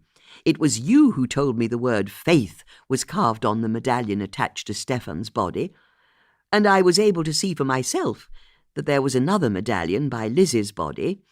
So, if you're now asking about the phrase faith, hope, and charity, it seems only logical to conclude that the words faith, hope, and charity were found carved on 3 medallions you found with each body." "She's very clever," Susie said, indicating Judith with her thumb for Tanika's benefit. Judith beamed at the compliment. "Okay," Tanika said. "According to you, what does faith, hope, and charity mean?" "Well, it's from Corinthians, of course, but beyond that, any crossword compiler worth her salt would be able to tell you it's also the motto of the Freemasons. It is? Or to be precise, they are the 3 cardinal virtues of the Freemasons. Tanika didn't quite know what to say to that. That is actually very useful, she said. Thank you. So, I suggest you find out who's a Mason, because it's somehow connected to the 3 murders. Yes, I see that. You could be right. Judith turned to her 2 friends. Come on, she said grandly. We need to let Tanika get on with her work. The 3 women turned and headed over to an old van that Tanika could see was parked illegally on the pavement. On the left of the trio was the perfect housewife with her flicky hair, jeggings and gilet. On the right, a solidly built oak of a woman who walked and dressed as if she were about to set sail with Long John Silver. And in between them, the eccentric aristo who wasn't much taller than she was wide, and who was wearing, as ever, her dark grey cape. A more motley trio it was hard to imagine. But Tanika couldn't help but smile to herself as the women drove off in a belch of diesel fumes from Susie's vehicle. Still shaking her head in wonder, Tanika pressed the buzzer again. A woman's voice came out of the speaker. "The Howard residence?" "Good morning," Tanika said into the machine. "My name's Detective Sergeant Tanika Malik. May I come in?" Chapter 29. Once Tanika was through the security gates, she passed a pair of gleaming BMWs. As she approached the front door, it was answered by Elliot's wife, Daisy. "Good morning to you," the woman said. "My name's Daisy Howard. How can I help you?" Tanika introduced herself, but was surprised that a man like Elliot should be married to someone who was so instantly warm and welcoming. "Could I have a word with your husband?" Tanika asked. "Of course. Come on in." Daisy led Tanika through a house that was effortlessly luxurious. There were thick cream carpets, cut flowers in modernist vases, and old oil paintings on the walls. "Can I get you a drink?" Daisy asked as they entered the marble and chrome kitchen. "I'm fine, thank you. Are you sure it's such a hot day?" "If I could just have a word with your husband." "Why do you want to see him?" "I'm afraid it's a police matter," Tanika said as kindly as she could. "Then you'll find him in the garden, setting fire to things. Typical man." Daisy indicated the bifold doors that led from the kitchen onto a patio of old York flagstones. Stepping outside, the 2 women saw Elliot standing by a small bonfire at the bottom of the garden. They watched him in silence for a moment. "How did the 2 of you meet?" Tanika asked. "At an art gallery in London. We both tried to buy the same painting." Daisy smiled at the memory, and he was typically English, all pretend bluster, but I could see he was a kind man. Damaged, but kind. "You think he's damaged?" "He's got an artist's soul. He bruises easily. Whatever you've come to see him about today, it's not his fault. Someone will have led him astray. He's not as strong as he looks." "You think he could be in trouble?" "The police never arrive to ask you the time of day." Tanika looked at Daisy, and although she was still smiling, there was a hint of steel there as well. With a nod of thanks, Tanika entered the garden. As she got nearer to Elliot, she could see that Judith and her friends had been right. It looked like the fire was made up of wooden frames and colourful painted canvases. Elliot turned as she approached. Tanika had seen his photo on the auction house website and spoken to him twice on the phone, but she'd not met him in the flesh before. He seemed more subdued than she was expecting. A little less commanding, perhaps. "Hello," he said. As Tanika introduced herself, she saw that the fire was made up of 6 paintings, if not more. She started pulling them out to try and save them. And as she did so, she noted that they were all similar to the painting in Stefan's house that had had its frame removed. Elliot just stood to one side and watched her, puzzled. "What are you doing?" he said. "A neighbour saw you setting fire to some paintings in your garden and called you in." "Why is that a police matter?" Elliot said, turning to look at the clutch of houses that had windows overlooking his garden. "Bloody nosy Parkers." "It's a police matter because we have reason to believe Stefan Dunwoody was killed in connection with a Rothko painting you sold to him in 1988, Tanika said, as she pulled another painting from the fire and wiped the flames off it on the grass until it was only smouldering. A third of the painting hadn't yet caught fire, and Tanika could see that it had originally been 3 bands of plain colour, each of them a different shade of orange. "You've got to be kidding me," Elliot said, superiority slipping back into his voice. But Tanika guessed it was false confidence. "You aren't seriously suggesting I've just set fire to a bunch of Rothkos, are you? They'd be worth millions of pounds." Tanika examined a charred batten of wood. It was made of modern pine, and didn't look as though it could have come from the frame around the Rothko in Stefan's house. Stefan's frames were all old, and most of them were gilt or ornate. In fact, as she removed the last burnt painting from the fire and smothered the flames on the grass, she realized that all of the wood she could see was cheap, such as would be used to make a modern canvas for a painting. Indeed, at the corners of each piece of wood she'd taken from the fire, she could see modern staples where canvas had been attached to the frame. "These paintings look like Rothko's to me," Tanika said, not wanting to give any ground. "That's very gratifying. It's very much the effect I was going for." "How do you mean?" "I painted these, all of them." "You did? When?" "In the past few months. It's what I do in my spare time. Painting." "Can you tell me about the Rothko that Stefan bought from you after your father died?" Elliot thought for a moment before replying. "Okay. The thing you have to know about Stefan Dunwoody is that he was a crook." "Is that so?" "But I didn't know that when my father died, back in 1988. Which is why I got him to value Father's paintings. And he did a good job, or so it seemed to me at the time. But he said that one of Father's pictures was a fake, bought it for a pittance from me, and then, much later, got it reassigned as a Rothko, which hurt, I can tell you. Rothko's always been my specialism. I mean, look at my paintings. All these years later, and I'm still obsessed with him."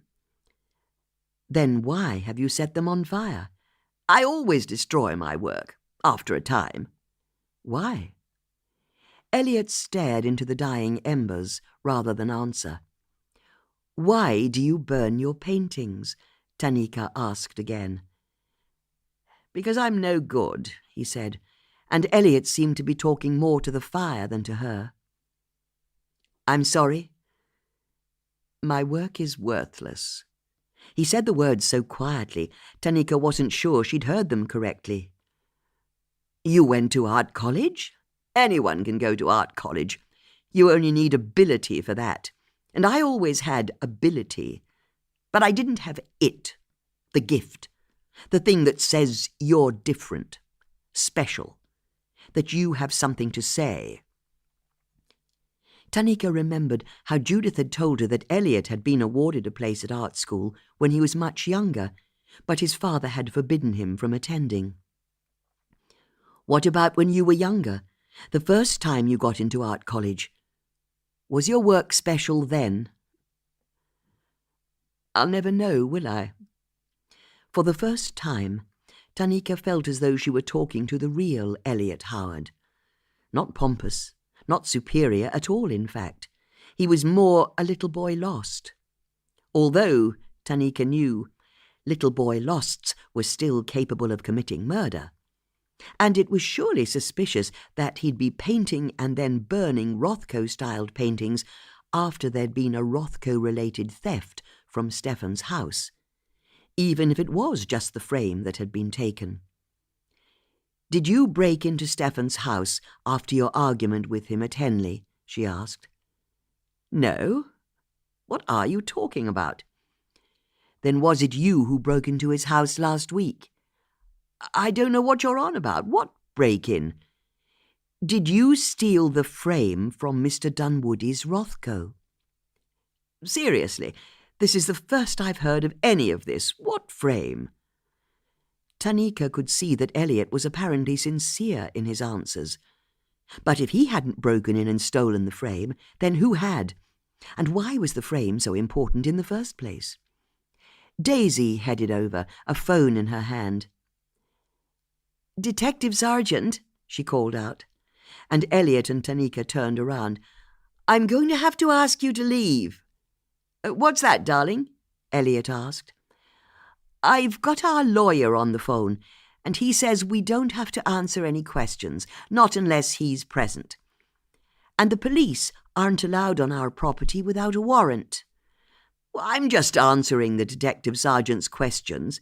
"Well, don't," Daisy said firmly, before turning to face Tanika. "Now, if you're not going to charge my husband with anything, and you don't have a warrant, then you'll have to leave at once." Tanika knew that Daisy was right. Without the owner's permission, she wasn't allowed to stay on the property.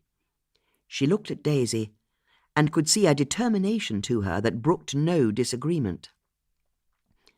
Tanika smiled tightly, made her excuses, and left. But as she returned to the house, she paused briefly by the bifolds and glanced back at Elliot and his wife. It looked very much as though Daisy was reading the riot act to her husband. Now what was that about? Chapter 30. The following day, a national newspaper splashed on its front page that a triple killer was on the loose in Marlow. By the evening, the story was being featured prominently on the TV news, and from that moment on, it felt as though the international media had taken over the town.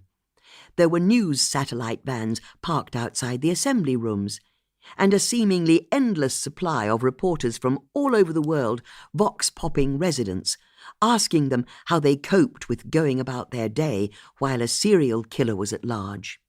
It was hugely unsettling for everyone, and local community leaders like the mayor and the Reverend Colin Starling were constantly being wheeled out to remind their residents and the wider world that Marlow was in fact a peaceful place where residents generally lived side by side in harmony.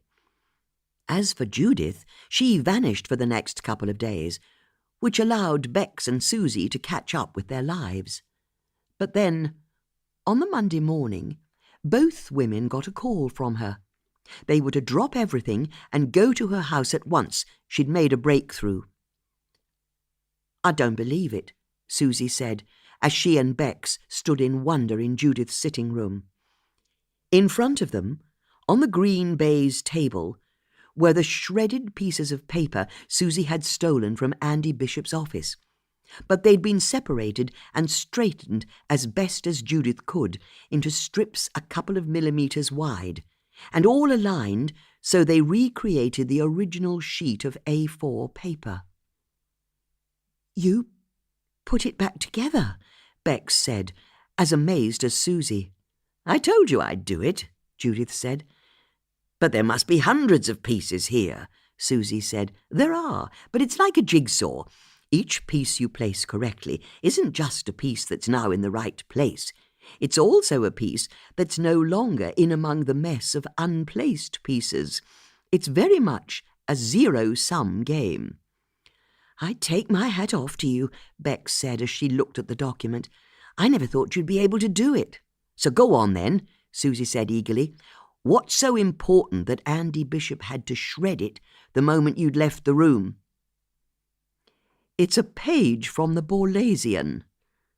What's that? It's the magazine for the old boys and girls of William Borlase' grammar school. I don't understand, Beck said. Why would Andy Bishop need to shred a page from an old school magazine? Have a look and you'll see. Susie and Bex bent down and peered at the thin strips of paper on the table. I don't want to get too near, Bex said. Don't worry, Judith said. I bought some cellophane and glue. I wasn't having a gust of wind ruin all the hours of work I'd put into this. I've glued each shredded piece of paper to the cellophane, so you can pick it up and look at both sides of the page. In fact, you'll need to look at both sides. To demonstrate, Judith picked up the document and handed it to Bex and Susie. They pored over it, but enlightenment still eluded them. It's a report on last year's school hockey team, Susie said. She was correct. The page covered the exploits of the girls' and boys' first 11 teams during the previous season. As I say, that's not the interesting side. Turn it over, Judith said. The other side of the reconstructed paper was a page dedicated to the old boys and old girls of the school. There was a message from the president of the association, news of a fundraising drive, and a list of names of old pupils who died in the past year. Again, it was entirely innocuous. OK, Susie said. Either I'm going mad, or this is just school guff. Where did he even get it from? Bex asked. Good question, Judith said. At first, I thought it was his copy of the magazine. You see, I looked Andy Bishop up on his company website. He went to Borlase's grammar school back when he was a child, so he'd get the school magazine sent to him every year. But you don't think it's his? Susie asked. Keep looking, Judith said, and the other two women could see that she was enjoying herself tremendously. There's nothing here. I can't see Ezra Harrington's name mentioned, or Iqbal Kassam, or Stephen Dunwoody, or Andy Bishop for that matter. It's got nothing to do with anything or anyone. And that's where you're wrong, Judith said, as she went over to her sideboard, returning moments later with her copy of Ezra's will. Because I was like you to start off with. I couldn't work out why Andy Bishop would have wanted to shred this one page from a school magazine, but the thing is, he did shred it. So there had to be a reason. I just had to puzzle it out, work at it from all angles. And it was when I looked at our copy of Ezra's will that I realized what was going on. Have a look at the names of the two people who witnessed it. Judith opened Ezra's will so the others could see the signatures at the end of the document. The two witnesses were listed as Spencer Chapman and Fay Kerr. Their addresses and occupations, a horse breeder and teacher respectively, were also listed. Susie realized what the link was. No way, she said, returning to the page from the Borlasian. She ran her finger down the column of names listed in the obituaries. Spencer Chapman and Fay Kerr died last year. Got it in one, Judith said, delighted that her friend had worked it out. Are you serious? Susie said. They've both died since they witnessed Ezra's will. What happened to them? Oh, it's so much better than that. Look at the dates they died. Susie looked back at the page in her hand. Spencer died last year in March, and so did Fay. They both died in March. Now look at the date of Ezra's will. Bex looked at the dates that had been written under the signatures. It says here, May the 5th last year, she said. Hang on, that doesn't make sense. Oh, it makes perfect sense, Judith said. But how did these two manage to witness Ezra's signature a month after they died? Because they didn't, did they? Susie said, now realizing what must have happened. Those aren't their real signatures. Andy Bishop forged them. Exactly, Judith said. but he couldn't risk choosing the names of people who might later stand up in court and say they'd never witnessed the will.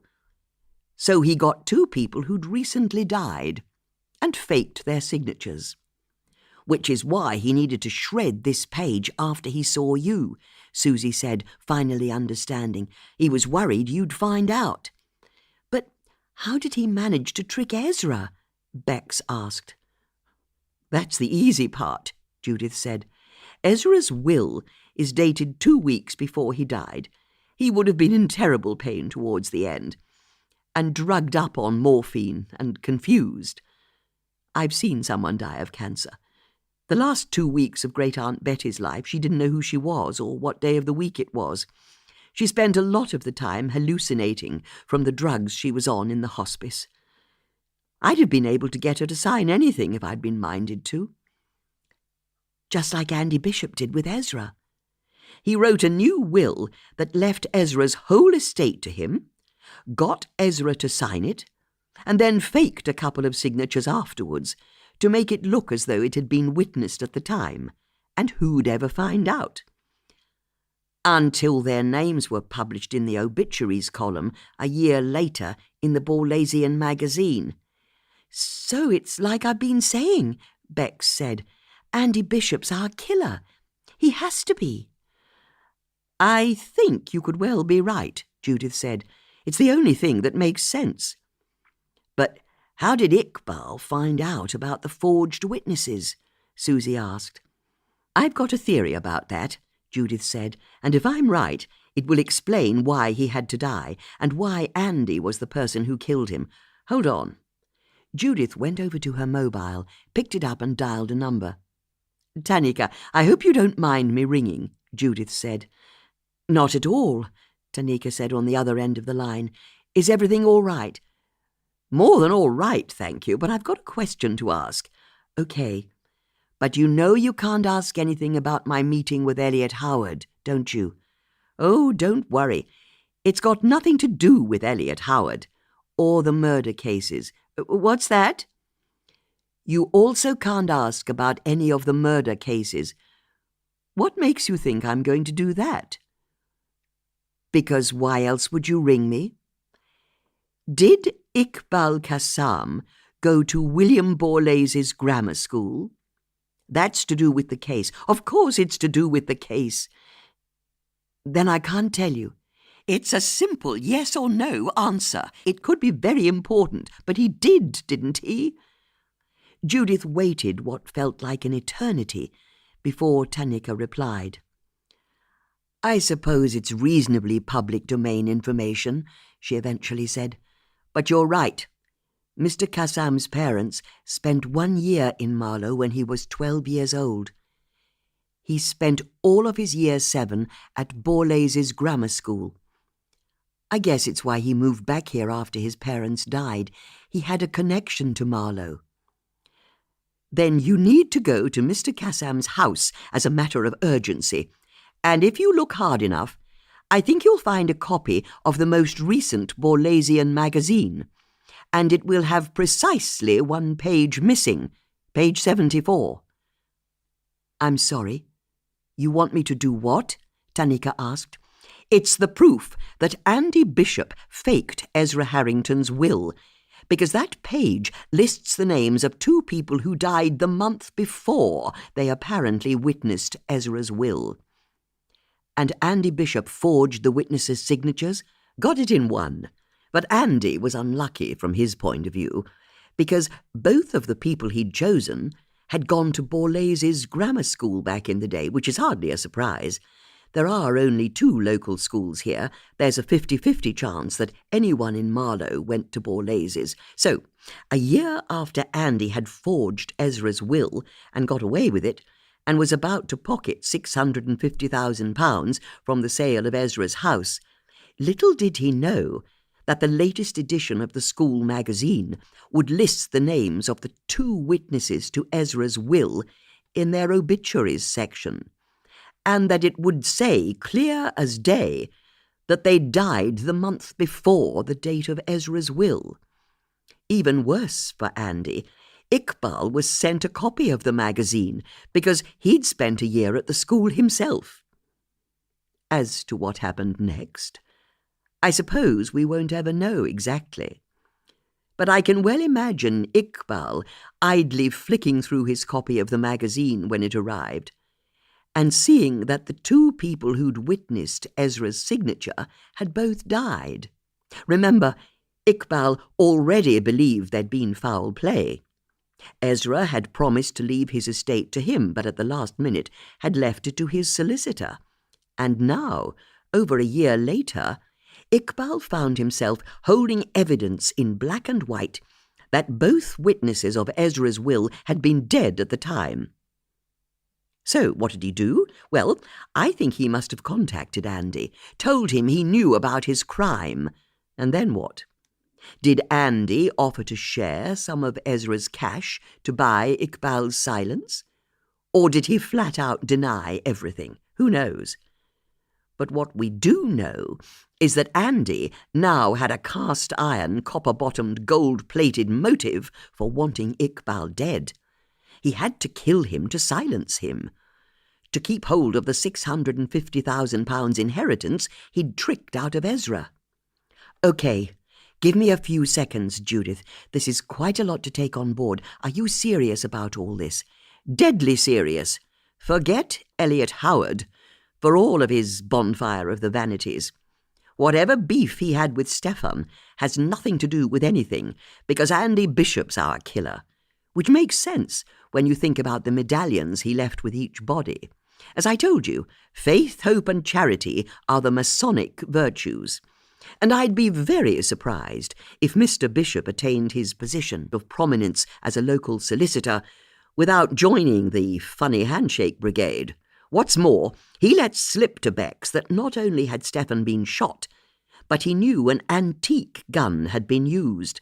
So how could he have known that if he weren't the killer? You need to arrest him at once. I'm impressed. Really, I am. The only problem is Andy Bishop didn't kill Iqbal Qassam. But he must have done. I've just explained. He didn't. You see, he wasn't in the country when Iqbal was killed. He was in Malta. Judith wasn't sure she'd heard correctly. Say that again. After you told me about him, I got my team to check him out. And according to both the UK Borders Agency and the Maltese Department of Immigration, Andy Bishop was at the end of his annual 2-week holiday when Iqbal Qassam was murdered, which means he was also in Malta when Stefan Dunwoody was killed. He was on a 2-week holiday throughout all of this? I'm sorry, Judith, but he was about 1,000 miles away at the time. There's no way he could be the killer. Judith was rendered speechless. If Andy wasn't even in the country for the first 2 murders, then it didn't matter how much of a motive he had to kill Iqbal. He didn't do it. As for the murder of Liz Curtis, it was still possible that he'd killed her, if he'd acted swiftly before arriving at his place of work that morning. But if he hadn't carried out the first 2 murders, then why on earth would he have carried out the third? Especially when they'd not been able to find a link between him and Curtis. Judith realised they were back to square one. They'd already ruled out Elliot Howard, and now they'd have to rule out Andy Bishop.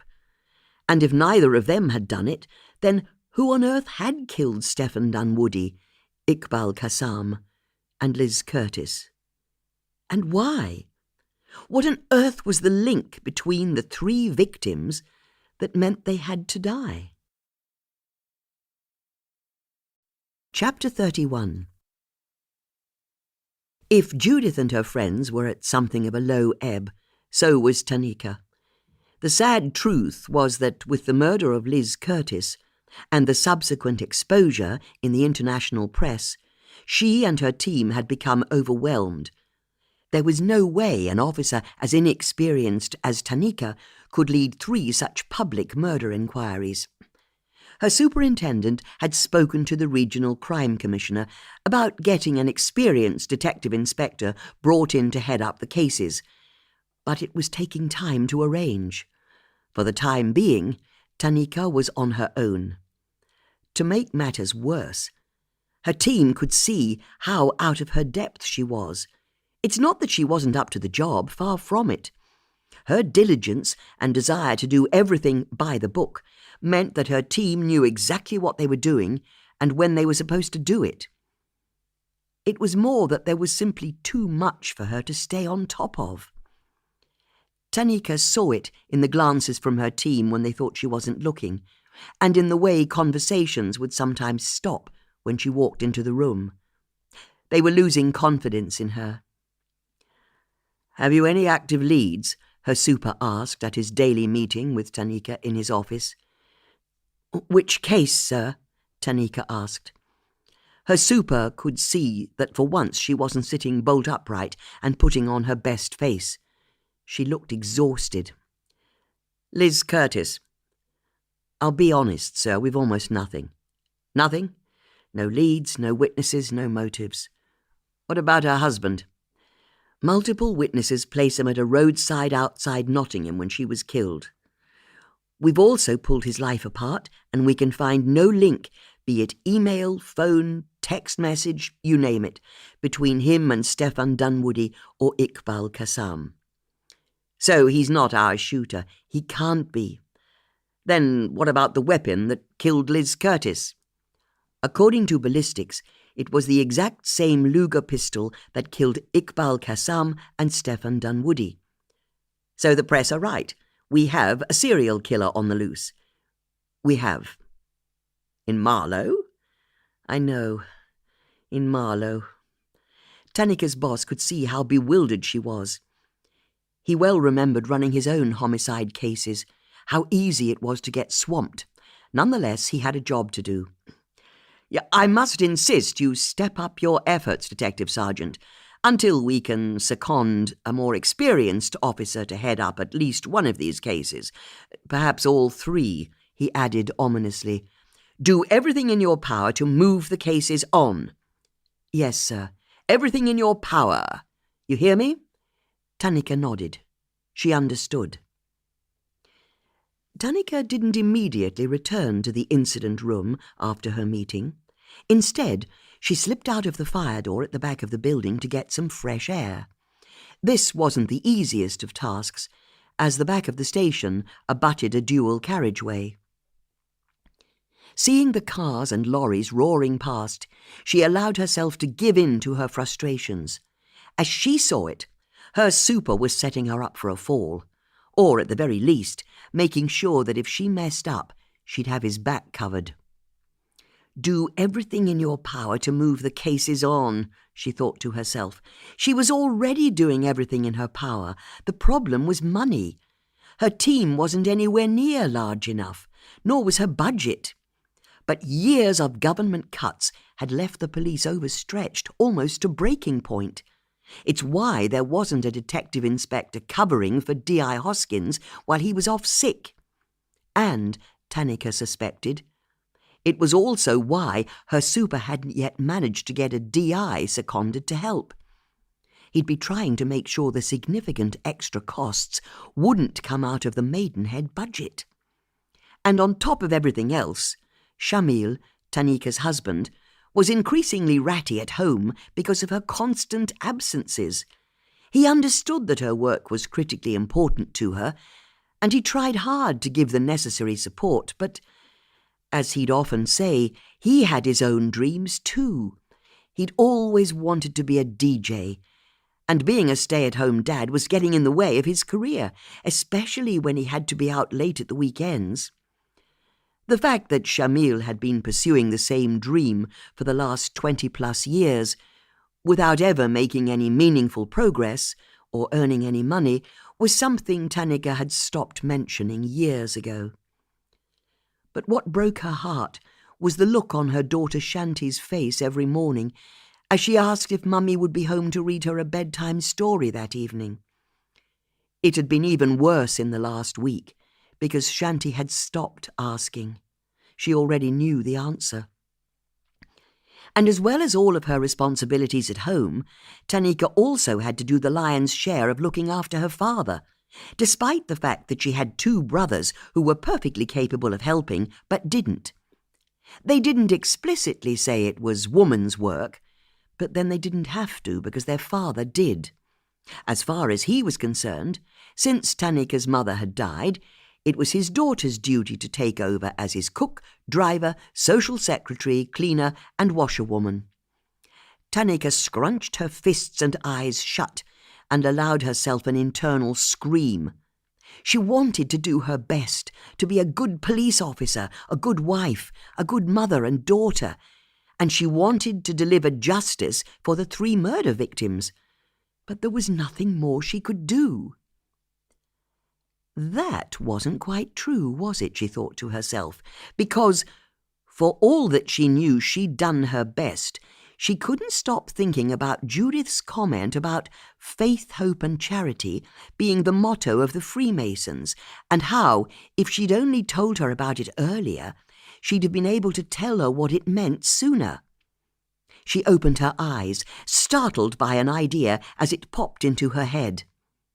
It wasn't a sensible idea, and it was by no means doing things by the book, but her super had told her to do everything in her power to move the cases on, and there was no doubting that there was still one resource she hadn't fully utilized, one that had been coming up with solid leads ever since the murder of Stephen Dunwoody. Tanika fished out her phone and dialed a number before she could change her mind. "Hello?" Judith's voice said as she answered her phone. "Any news?" "I think you could say that," Tanika said with a smile in her voice. "How very exciting. What have you got for me?" Tanika took a deep breath, and then she said a sentence she never thought she'd utter. "Judith Potts, I'm bringing you in." Chapter 32. Tanika met Judith, Susie and Bex as they arrived at Maidenhead Police Station. "I still don't understand," Bex said as Tanika handed passes to each of them. "I'm asking the 3 of you to join my team as civilian advisors, if you can spare the time." "Oh, we can spare the time," Judith said, putting her lanyard over her head. "Is there any money in it?" Susie asked. "Sadly not," Tanika said. "As you can imagine, I wouldn't be asking you to help if we were lavishly funded. But one of the things a senior investigating officer can do is co-opt civilians onto her team if they have an expertise that the SIO judges will help." "And the regulations really allow that?" Judith asked, raising an eyebrow. "Don't worry," Tanika replied, knowing that Judith was teasing her. "I've checked my copy of Blackstone's Senior Investigating Officer's Handbook. This is all above board. It's another way we're supposed to save money, by getting in civilian experts as and when." "But I have no expertise," Bex said. "I wouldn't agree with that at all," Tanika said.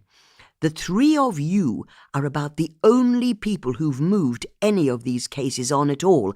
I'd say you have considerable expertise." "Do we get access to the case files?" Judith asked eagerly. "Absolutely. Pathology reports, ballistics, witness statements, the whole shebang?" "Yes. Then lead on." "Just one thing," Tanika added.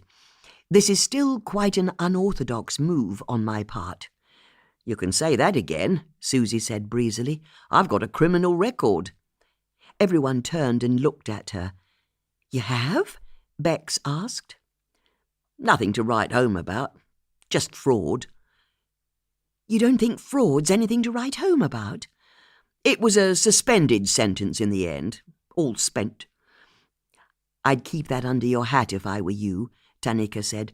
"But the point is, my team won't take too kindly to 3 civilians joining our ranks. Not that they've got any choice, but don't be surprised if you meet with a degree of resistance." Tanika wasn't wrong. When she led Judith, Susie and Bex across the main incident room, they could all feel the eyes of the other officers drilling into them. Who were these outsiders, these women? Judith held her chin up in pride. Bex looked at her feet, and Susie glared back at them as though she'd be prepared to take them all on in a fight. Tanika took the three women into a small conference room. "Okay, this is yours. Whatever you want, just ask, and I'll get one of the team to bring it to you." "Then we'd like everything you've got on all three cases," Judith said. "I'll get my data manager to bring through the files." "Seriously? Just like that?" Bex asked, amazed. "But before you go," Judith added, "I've got 3 questions. Firstly, have you had the Rothko checked in Stefan's house, the one without the frame?" "I got an expert to check it over just like you asked me to, and he said it's the real deal. It's not a forgery. The brush strokes, pigments, and age of the materials all suggest it's an authentic painting by Rothko. Now that's very interesting." "But why would Elliot steal a worthless frame from a real Rothko worth hundreds of thousands of pounds?" Susie asked. "It's the only bit that's not worth anything." Judith ignored the question. "And can you tell me what sort of antique pistol the killer's been using?" Tanika smiled, relieved finally to be open with Judith. "It's a Second World War German Luger pistol." "Why would the killer use a German pistol?" Susie asked. "That's what I'm hoping you 3 will be able to tell me," Tanika said. "Then I've got a question," Bex said. "Please, could you explain what's going on with those medallions you and Judith talked about?" Well, I have to say Judith's guess was correct, as usual. The killer left a medallion at the scene of each murder. The first had the word faith carved into it. The second and third had the words hope and charity. But why? "I believe it's a message for the police," Judith said to Tanika. "That's what I've been thinking as well," Tanika agreed. "What makes you say that?" Bex asked. "It must have been," Judith said. "Who else was going to see the 3 bodies after they'd been killed? And you know what I can't help noticing? There isn't a 4th part of the saying, is there? It's just faith, hope, and charity. 3 words. 3 bodies. So the killer's telling the police it's over." "That's what I'm hoping," Tanika agreed. "But the fact that it's Masonic has to mean something as well. Have you checked to see if Andy Bishop's a Mason?" "Not yet. We've been kind of busy, but I'll get someone to look into it now." Tanika turned to leave the room, but stopped in the doorway as a thought occurred to her. "You said you had 3 questions." Judith smiled. "Have you found a copy of the Borlasian magazine at Iqbal's house?" "You were serious about that? Could you send someone to his house? There'll be a copy of the most recent magazine, and I very much think that page 74 will have been torn out." Tanika looked from Judith to the other 2 women, but all she could see was the same eagerness. She sighed, giving in to the force of nature that was Judith Potts. "Very well, I'll send an officer to check it out," she said, and made her exit, closing the door behind her. As soon as they were on their own, Susie looked at the others in utter amazement. "What the fuck are we doing here?" "Shh," Bex said, appalled. "You can't swear in here. It's a police station." Susie wasn't listening as she got out her phone and started pressing and swiping it. "You know, I took your advice, Judith," she said. "I got back in touch with Amy, and it's the best thing I ever did. Hey, Amy," she said into the screen, "guess where I am?" Susie turned the phone around, and Bex and Judith saw that Susie had started a video call. "What's that, Mum?" a voice said from the speaker of the phone. "I'm in Maidenhead Police Station." "What have you done now?" "Nothing. The police want my help, can you believe it? And these are my friends, Judith and Bex. Go on, say hello," Susie said to Bex and Judith as she trained the camera on them. Bex and Susie started to wave awkwardly to Susie's daughter, which was the exact moment that the door was opened and a female officer brought in 3 manila files that were bulging with paper. "Oh, my God, that's a bloody copper!" the voice of Susie's daughter said from the phone. Even Susie had the good grace to look embarrassed. "Of course it's a copper," she whispered loudly into the phone. "I told you, we're at the police station." With a tight smile, the female officer put the 3 files on the table and then left the room. Once she'd gone, Susie said, "Well, she looked like she had a stick up her arse, didn't she?" She then told her daughter she'd speak to her later and hung up. "Now, how do you want to do this?" Susie asked, rubbing her hands together like a mechanic who was about to pop the bonnet on an old car. "With less swearing and video calls, I think," Bex said. "How about we take a case file each?" Judith said brightly. "Good idea," Bex said. "I'll take Liz Curtis's if that's okay, seeing as I knew her." "Then I'll have Stephen Dunwoody's case file," Judith said. "Which leaves me with Iqbal, and that's who I'd want anyway," Susie said. The 3 women took seats at the table and started to leaf through the paperwork in their files. "You know what I want?" Susie said almost immediately. "A nice cup of tea." "Oh, good idea," Judith said. "I'll sort it out," Bex said, getting up and leaving the room. A few minutes later, she returned with a little plate of biscuits and 3 steaming cups of tea. "Well, isn't this nice?" Judith said, as they settled down with their tea and biscuits over their files. "So, what do you think we should be looking for?" Susie asked. "In the first instance, I suggest we just get acquainted with the files, the witness statements, pathology reports, and so on. But I think that what we're really looking for are links between the 3 victims, because their deaths have to be connected. They were killed within 13 days of each other. Find out what that link is, and we'll be able to work out who the killer is." "But why don't we focus on Elliot Howard and Andy Bishop?" Susie asked. "I think that way lies madness. For the moment at least," Judith added. "How so?" "Because whenever I try and think about those 2, I end up tying myself in knots. Andy Bishop couldn't have killed Stefan or Iqbal. He was out of the country at the time of both deaths. So he's in the clear, even though he has a motive the size of a barn door to want Iqbal dead. And Elliot couldn't have killed Stefan either, even though he'd hated him for years for stealing a Rothko painting from him. Not unless Elliot somehow killed Stefan before choir practice, and the gunshot I heard from the river that night, just after 8 p.m., was staged for my benefit, which doesn't sound very likely if you ask me. And as for why Elliot would want to kill Iqbal Qassam or Liz Curtis, well, that's equally as impossible to imagine, and that's putting aside the fact that Elliot was at an online auction when Liz was killed, so he can't have killed her anyway." "But it has to be one or other of them," Bex said. "I'd agree with you there," Judith said. "Their fingerprints are all over the murders, metaphorically at least." "Maybe someone setting them up," Susie said. "Although that's not true for Liz Curtis, is it?" Bex said to Judith, holding up her folder. "What's that?" Judith asked.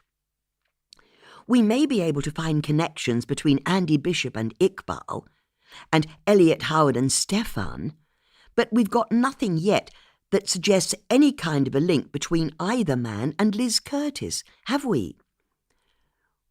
"Which is my point exactly," Judith agreed. "We're only guessing when it comes to Andy Bishop and Elliot Howard, whereas we aren't when we come to the victims. We know they were killed. We know their deaths are related. So I suggest we try to find out what that link is." "There isn't one," Susie said. "Nothing links a local art dealer, a taxi driver, and the owner of a rowing centre. Nonsense. Something links them, or they wouldn't have been killed. We simply have to discover what it is." "It's funny you should say that," Bex said, indicating a report in her file. "I've got a list of all the clients who Iqbal had in his taxi here, and so you know, he never drove Elliot Howard. Not once. It's the same for Andy Bishop. and Stephen Dunwoody for that matter. But he did drive Liz Curtis. 2 weeks before she died, it cost £15. That's exactly what I mean, Judith said, enthused. Because her husband Danny told us she'd used Iqbal's taxi, and that's the proof right there, isn't it? Liz met Iqbal 2 weeks before she died. And we know she was a regular in Stefan's art gallery as well. So that's one clear and direct link between all three of them. Liz knew the other 2 victims. Although her husband said it shouldn't be much of a surprise, Susie said, what with her running the rowing centre her whole life and going to church and everything, she knew everyone in Marlow. It's still a connection, Judith said with finality.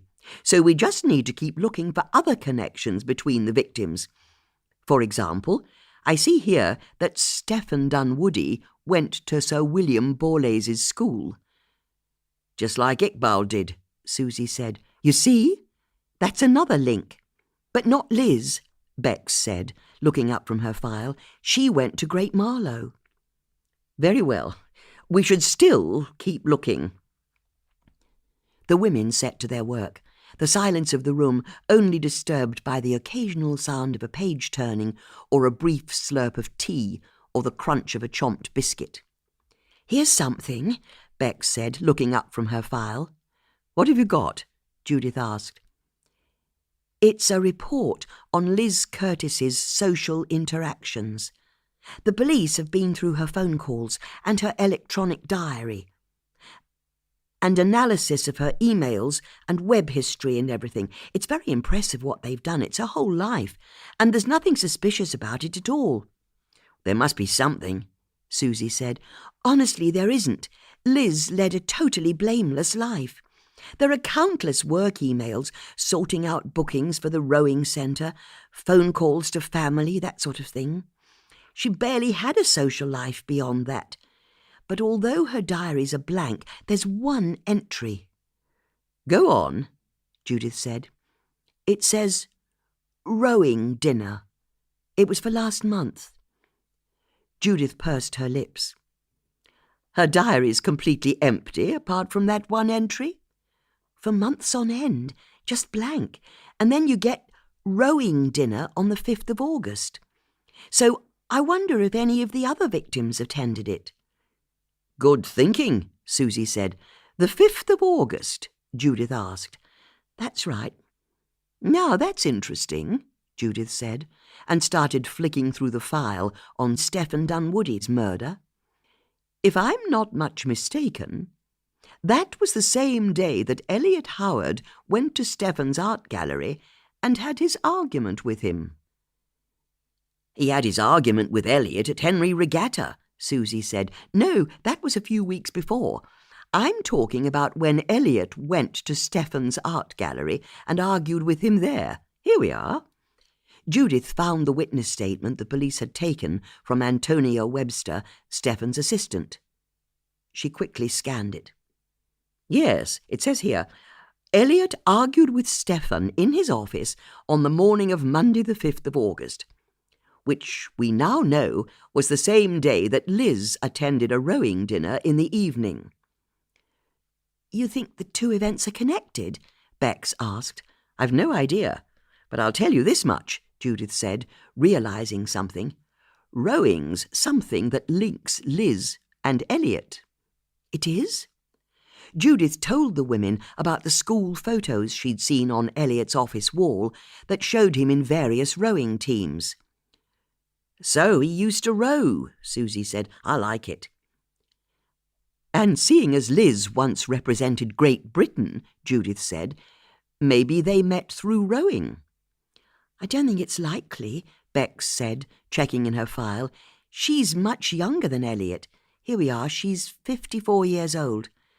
Elliot is 58, Judith said, after she'd found the relevant information in her file.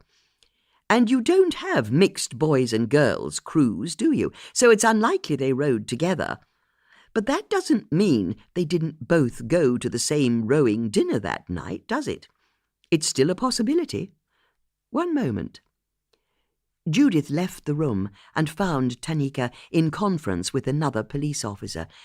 "Dears Malik, can you find out what Elliot Howard was doing on the night of Monday, the 5th of August?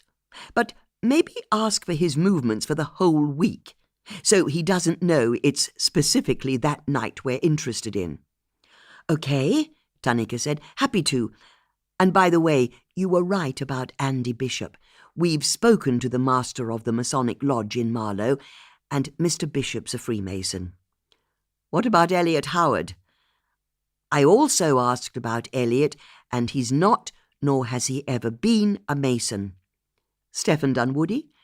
"It's the same for him and Iqbal Qassam. The only Mason in all of this is Andy Bishop." "Well, that's good to know. I'll tell the team," Judith said, and bustled back to her office. As Judith returned, she found Susie and Bex deep in conversation. "Don't let me interrupt," Judith said as she retook her place at the table. "I'm reading Iqbal's crime scene report," Susie explained for Judith's benefit, "and it makes for grim reading, I can tell you. But there's one thing that jumps out at me. The killer didn't have to break in to kill him." "You think Iqbal let him in?" Judith asked. "Not at 5 o'clock in the morning, which was when he was killed. And according to the pathologist's report, Iqbal had a heavy dose of sleeping pills in his system when he was killed." "He'd been drugged?" Bex asked in dismay. "It's a prescription sleeping pill. Iqbal told me he took pills to help him sleep when he'd been on a night shift. But I don't think he opened the door to anyone that night." "So the killer had a key?" Judith asked. "Is that what you're saying?" "It's the only thing that makes sense. But I know how security conscious Iqbal was. I mean, he wouldn't even give me a key to his side gate so I could pick up Emma. Every day he'd open the gate for me, or leave it open when he knew I was coming. I even asked him about it one day. I said it would be easier if he just gave me a key, but he wouldn't. He said he'd rather let me in." "So, if he wouldn't give a key to you, who would he give a key to?" Judith asked. "That's the thing. We all went to his funeral. The only people there who weren't us had been told to attend by Imam Latif. There's no one he'd give his key to." "You'd give it to your neighbour," Bex said, almost to herself. "What's that?" Judith asked. "We don't give the front door key of the vicarage to anyone, but we have given a copy to our neighbour." "Of course," Judith said, suddenly excited. "You give it to your neighbour. That's exactly what Iqbal did." "But how does that help us?" "Because Iqbal's neighbour was Ezra, and they were good friends, so I'm sure Iqbal trusted him with a key." "But Ezra's dead," Susie said. "What are you saying? Think about it. There's Iqbal's key in Ezra's house, in a cupboard or a drawer. Ezra dies, and who inherits his entire estate, including the contents of his house? One Andy Bishop. All Andy has to do is go through Ezra's house, as I'm sure he did after the old man died, and he'd have found the spare key to Iqbal Qassam's house." "Hang on, I don't understand," Bex said. "Are you saying Andy Bishop killed Iqbal after all?" "All I know is Andy had a motive to kill him, and now we know that he might have had the opportunity as well. In fact, he's possibly the only person who'd have been able to let himself into Iqbal's house without needing to break in." "But he was in Malta at the time," Susie said. "Then what if they're working for each other?" Bex said. The women looked at each other. "Keep talking," Susie said. "Well, Andy Bishop kills Stephen Dunwoody for Elliot Howard, and then Elliot Howard kills Iqbal Qassam for Andy Bishop." "Yes, I wondered about that myself," Judith said, "but I'm sorry to say it doesn't add up. Take the first murder, that of Stephen Dunwoody. Elliot was at choir practice, so can't have been the killer. And Andy was in Malta, so he can't be either. No, there's something we're missing here. I can feel it. Something obvious. Something hidden in plain sight. If we could only work out what it was.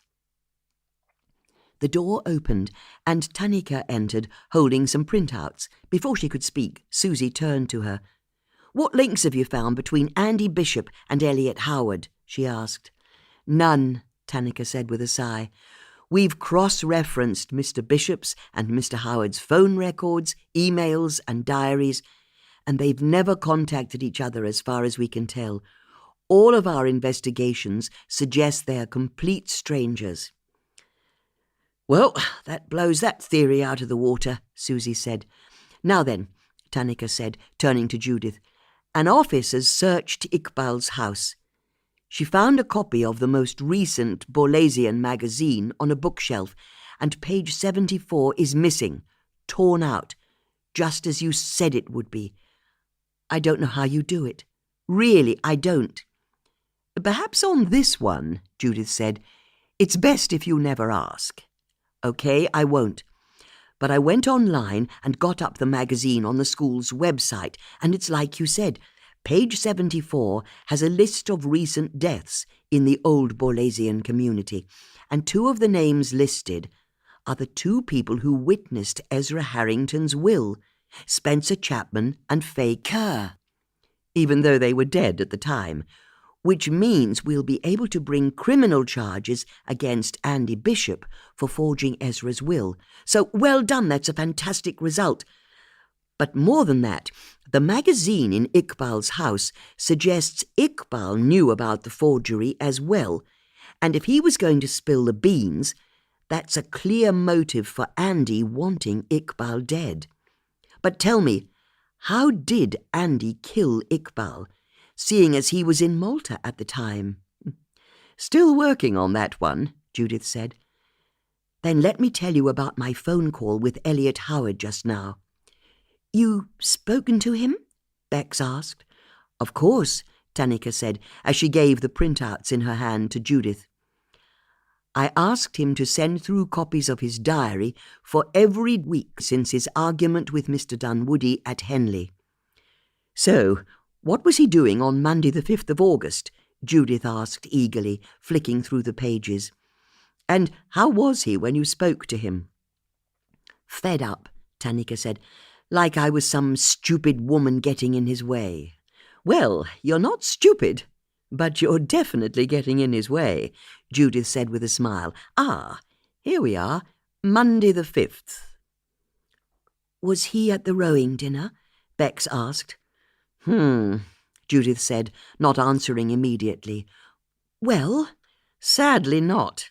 According to this, he went swimming that night," Judith said, and then flicked through the pages to get a better sense of the other diary entries. "And he records everything. We've got drinks with friends, dinners, choir practices on Thursdays, football matches, badminton on Saturdays. He and his wife lead a full life." "Why are you so interested in that Monday night?" Tanika asked. "It's the only night that Liz Curtis has an entry in her diary. It was for a rowing dinner. And seeing as we know Elliot Howard rowed back in the day, we were wondering if it was a connection between them both. But according to his diary, every Monday night from 8 until 9, Elliot goes swimming in the Court Garden Leisure Centre." "Every Monday night?" Susie asked sceptically. "Every Monday night. That's what it says here. So he's very unlikely to have been at Lizzie's dinner." Judith wasn't happy. "Does anyone else get the feeling that whenever we interrogate Elliot's life, he's already got himself an alibi? He's swimming, or he's at choir practice, or he's on a webcam holding an auction." "Policing can often feel like this," Tanika said. "You keep hitting brick walls, but you have to trust in the process, trust in yourselves, and knowing what you three have already achieved, even before you had access to the case files, I know you're going to make a major breakthrough. I just know it." Sadly, Tanika's confidence was misplaced, because although the three friends pored over the ballistics, coroners and other forensic reports, Even though they read all the witness statements and waded through the financial and other background checks, they could find nothing that significantly moved the case on any further. It was so frustrating. Someone out there was the killer, if they could only work out who it was. And all along, Judith kept telling them that there was something big they were missing, something obvious even. She could feel it in her bones. What was it? Chapter 33. There were no major breakthroughs for the women on the first day. There were none on the second either. All they seemed to do was go round and round in circles, rehashing the same clues and leads, and above all, the same watertight alibis of Elliot Howard and Andy Bishop. The spirits of the three friends started to flag. They could see the sly looks they got whenever they entered or left the police station, or had the temerity to request specific information, and they increasingly felt as though they were letting Tanika down. After all, she'd gone out on a limb to get them involved, and they weren't doing anything to repay that faith. By Wednesday, neither Bex nor Susie could spare any more time to work the case. Susie had dogs to walk, and Bex a home that she believed had completely fallen into disarray over the previous 2 days. So Judith spent Wednesday at the police station on her own. But it wasn't the same without her friends. She felt a touch foolish, like the silly interfering old woman she knew Tanika's colleagues already thought she was. When she finally got home, after a whole day cooped up inside, she decided she needed a swim more than ever to clear her mind. After weeks of sunshine, the evening brought bruised clouds and the air was oppressively hot. A storm was on the way, Judith could tell as she swam upstream. To try and relieve her feelings of frustration, Judith did what she always did. She counted her blessings. There were so many. She was fit, she wanted for nothing, and she'd even made some new friends. But despite her efforts to remain positive, Judith couldn't stop her thoughts returning to the work she'd been doing at the police station, which had led precisely nowhere as far as she could see. In particular, she kept thinking about the antique pistol the killer had used and the medallions he'd left behind at the scene of each murder. The fact that each victim had been shot dead with an antique Luger screamed to Judith that Elliot Howard had to be the killer. But the fact that Masonic medallions had been left on the bodies screamed just as loudly that it had to have been Andy Bishop. Judith had a terrible feeling that the killer was playing with her, playing with the police. After all, why leave any kind of clues like bronze medallions behind at the scene? Wouldn't any killer worth their salt focus on getting in there, committing murder, then getting out again without leaving any clues whatsoever? The medallions made no sense. As Judith's swimming brought her alongside Stefan's property, she treaded water for a minute, looking at the bank of bulrushes, her mind going back to the night of the murder. To have been this close to the killer, at the precise moment he'd shot and killed Stefan Dunwoody. It was incredible to consider. A shiver ran through Judith's body, and she decided to cut short her swim and let the river bear her back to her house. As she floated along, she found herself marvelling at how the river linked so many people in Marlow. She lived on it, as had Stefan, and if she kept going with the current, she'd pass through Marlow and come out the other side, heading towards the rowing centre. Judith found herself mulling the fact that Liz Curtis was an ex-international rower, just as Elliot Howard had also rowed in his youth. What about Stefan Dunwoody? Had he once rowed?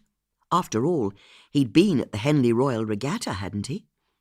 Judith realised she'd failed to make the connection before. Stefan had been at a rowing regatta when he'd first argued with Elliot. She felt a tinge of excitement. It was a sensation she associated with solving crossword puzzles. A realization that, although she still didn't know the answer, she was in the right territory. And the more she thought of Stephen and Elliot meeting at Henley, the more certain she was that her instincts were right. Once she got back to her house, Judith dressed and poured herself a generous glug of what she liked to call thinking scotch. She then went over to her baize card table and fired up her tablet computer. Pulling down some sheets of A4, she sharpened one of her already sharp HB pencils and set to work. She typed Elliot Howard and rowing into her search engine. There weren't any hits. Never mind. She tried again by searching for rowing with Stephen Dunwoody, and was surprised to get a result. It was an article in the Marlow Free Press, and Judith clicked the link. The page she navigated to was in the Homes and Gardens section of the paper, and was all about local art gallery owner Stephen Dunwoody, showing off his home for the readers. There were lots of photos of Stephen in his home, but Judith avidly read the text, trying to discover what Stephen had said about rowing. She soon found the relevant paragraph. Mr. Dunwoody laughs when I ask him why he bought a house on the River Thames. I can't swim, and I've always disliked rowing, so you'd think it was strange me buying an old watermill. But I love the wildlife you get on the river. As long as you never make me get in a boat, I'm happy. Judith's enthusiasm evaporated. That rather answered the question, didn't it? If Stephen had a connection to anyone in the case, it wouldn't be because of rowing. But Judith knew, in the same way you couldn't give up on a crossword clue until you'd gone through all of the permutations, tried every single letter of the alphabet, she should keep trying to see what link she could find to rowing among the witnesses and victims. So she typed Iqbal Qassam and rowing into the search bar. There were no hits. Next, she typed both Liz Curtis and Danny Curtis, plus the word rowing, into the search bar, but she got hundreds of hits, mostly from travel and tourism websites and blogs. Judith frowned to herself. How was it going to be possible to find out about Liz's rowing career rather than her rowing centre? She tried clicking through on the links and running the search again using different words, but she kept getting nowhere. There were any number of online articles praising the rowing centre as a great day out for the kids, or lamenting its closure during the most recent floods, but nothing that specifically tied Liz or her husband Danny to competitive rowing. By midnight, Judith's mind was scrambled.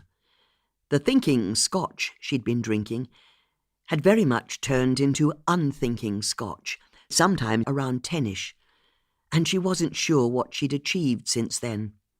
She'd tried searching every local newspaper's website, and every nearby rowing club's website as well, from William Borlase's and Great Marlow's schools to the Marlow Town Rowing Club and the Leander Club in Henley. But no matter how hard she hunted, she couldn't find the link. Her whole evening had been a busted flush.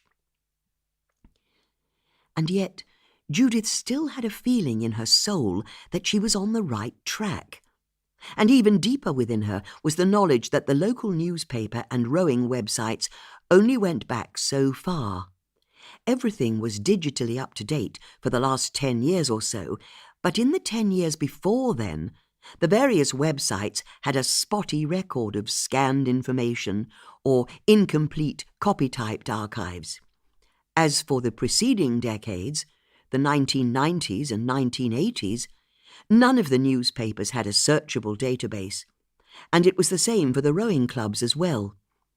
Both Elliot's career as a schoolboy rower and Liz's for Team GB predated the internet by some distance. Judith hauled herself to her feet. It was time for bed. But before she oriented herself so she could aim for the foot of the staircase, She found her hand going to the key around her neck and her eyes blurrily focusing on the oak door to the side of the drinks table. She was dimly aware that, while this was very definitely not the time, it was possible she wouldn't be able to put it off any longer. On the way to bed, Judith told herself that a good night's sleep would hopefully provide a solution. The extraordinary thing was, she was right. Chapter 34. The next day, Elliot Howard was hungry. He'd arrived at work at 10 a.m. sharp as usual, and his morning had been no more taxing than any other, but he'd felt fidgety, on edge. He wanted to get out. So, although it wasn't yet 11, he decided to leave the office. A short walk away was the commercial estate, where a sandwich van would sell him a nice bacon butty that he could accompany with a styrofoam cup of tea. Telling everyone he was popping out for half an hour, he left the building. As he strode off, Elliot didn't notice the older woman sitting on a bench by a large hydrangea bush, even though she was wearing a dark grey cape. Judith watched Elliot leave, and a surge of adrenaline coursed through her. The coast was clear. But for how long? That was the question. She got up from the bench, picked up the carrier bag that was at her side, and bustled over to the auction house. Striding in, she saw Elliot's wife, Daisy, sitting at her desk. "Good morning," Judith announced, knowing she would have to use all of her force of personality to get what she needed. Daisy looked surprised to see Judith. "What are you doing here?" "You won't remember, but I saw your husband a few weeks ago." "Oh, I remember very well. He told me all about it. You made up a story to trap him, something about a dress and a glass of wine." Judith was thrown. This was a very different Daisy to the last time they'd spoken. What on earth had changed? "I'm sorry." "He said you'd come to spy on him." "That's not true. I merely asked him to pay for a dress he'd ruined." "A lie." "I beg your pardon?" "It's a lie, I can tell. You're lying." "I'm doing no such thing," Judith blustered. "Now, if you don't mind, I need to leave the damaged dress in your husband's office." "You can't go in there," Daisy called out, but it was too late, as Judith strode into Elliot's office and tried to look at all of the framed rowing pictures on the walls. This had been the idea she'd woken up with that morning. After all, if she was looking for a record of Elliot's rowing past, where better to start than the walls of his office? Here was every triumphant crew he'd participated in, and they even had a list of the names of the people in the photos written on the cardboard mounts. It would be perfect for finding out if he'd ever rowed with any of the witnesses or victims in the murders. But before Judith could get a good look, Daisy stormed in behind her. "I said you can't come in here. This is my husband's office, his private office." There was a ferocity to Daisy that Judith found frightening. She was like a she-wolf defending her young cubs from danger. "We've worked so hard to be happy," Davy hissed, "together, Elliot and me, and I'm not having anything get in our way, or anyone. Now get out! Get out!" Judith realized she'd better do as she was told, or she was at risk of being physically assaulted. As she left the auction house, Judith tried to process what had happened. Why had Daisy overreacted like that? Was she just protecting her husband? Or was there more to it than that? It was an interesting question, but Judith couldn't give it her full attention. This was because, while she'd been in Elliot's study, she'd made what she knew was a major breakthrough. In the row of photos on the wall, there'd been a gap that hadn't been there before. Since her last visit, Elliot had removed one of the rowing photos from the wall. Judith was now convinced. Rowing was the link they'd been looking for all this time. It had to be. And if that were the case, then Judith knew she had no choice. Her hand went to the key on the chain around her neck. It was time. You wanted to see us? Bex said, as Judith showed her and Susie into her house, and explained about her trip to Elliot Howard's study, and her encounter with his wife, Daisy. She went for you? Susie asked. I couldn't understand it. The first time we met she was so lovely, but this time she was like a wounded animal.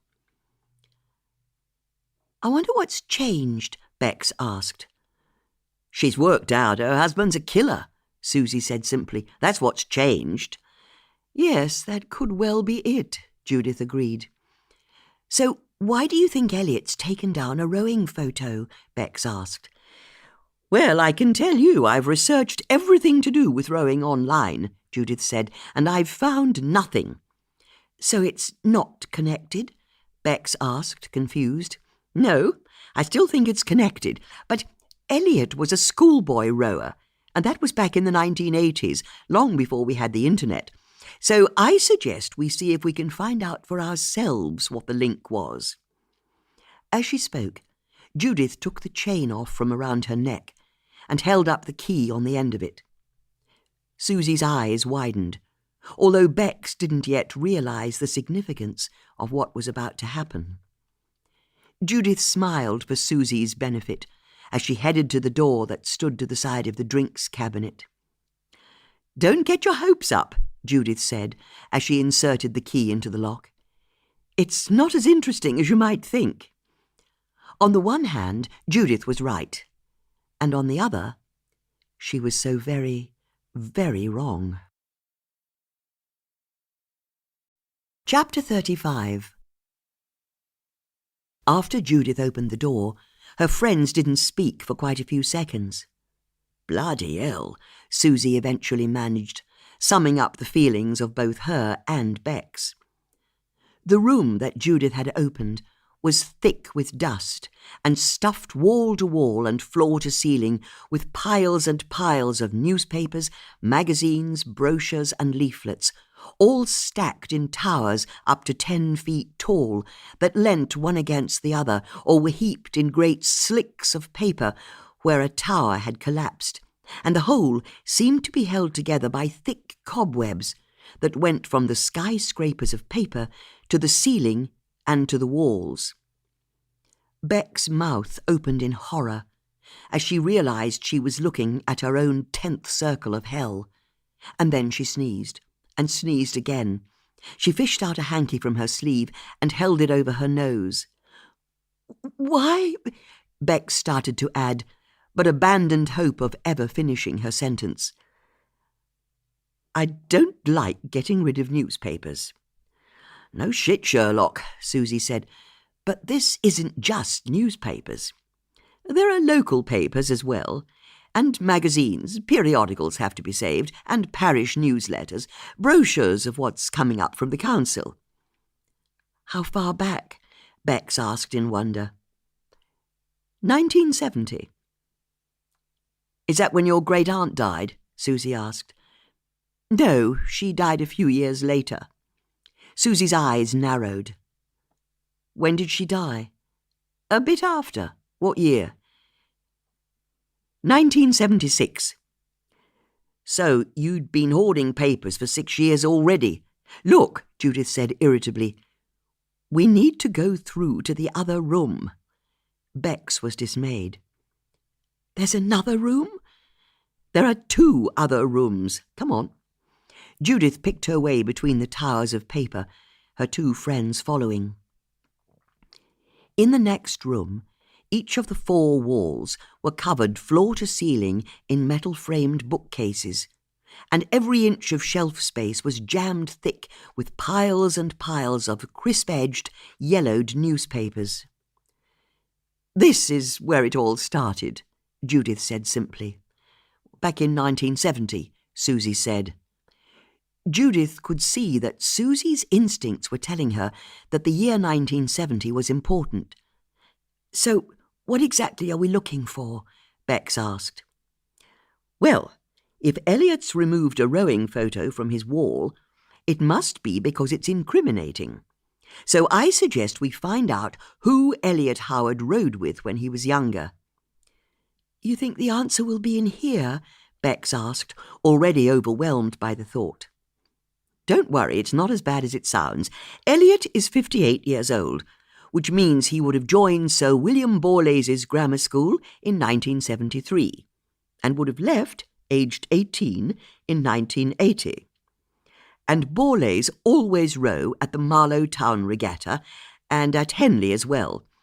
They happen in June and July. So we're only interested in checking the local papers for the months of June and July in the 7 years between 1973 and 1980. It shouldn't take too long.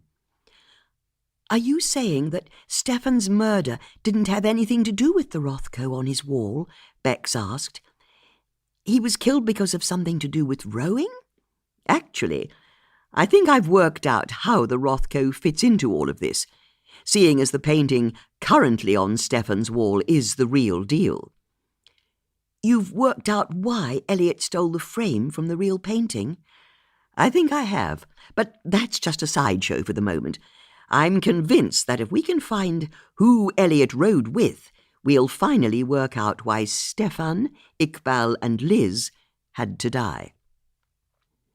Judith had said their task wouldn't take long, but she was wrong. It turned out she couldn't remember what system she'd used for storing local newspapers in the 1970s, although she was at pains to point out that there had been a system of some sort in the early days, unlike in the more recent decades. It seemed that each publication had its own stack, with the oldest papers on the very bottom. But the system was by no means thorough. It was only possible to say that there'd be a run of one local paper for a number of months, or even as long as a year, if they were lucky, and then the stack would change, for some unknown reason, to a different local newspaper, or suddenly jump to a different year. All that seemed to be broadly true was that the newspapers on the bottom of piles tended to be older than the newspapers at the top of each pile. But there were hundreds of separate stacks of newspaper, all squashed tight in the bookcases. Bex, for her part, struggled to batten down her panic as the dust swirled and settled in her hair and on her clothes and her skin. But she made herself go through with it, and it was Bex who came up with the best system for working through the newspapers. She'd riffle the dry edges of a stack, trying to find the dates on the corners of each page. If they were from before June, she'd work upwards from that point, and head downwards if the date was from after July. And once she'd found any newspapers that covered June or July, she'd oh so carefully prize them out from within the stack, so they could then be searched more thoroughly. The good news was that Judith had been right when she'd predicted that each of the local newspapers covered the Henley and Marlow regattas in great detail. There were whole pages of photos and reports, and better than that, the Henley Advertiser ran a page that listed the results of every race.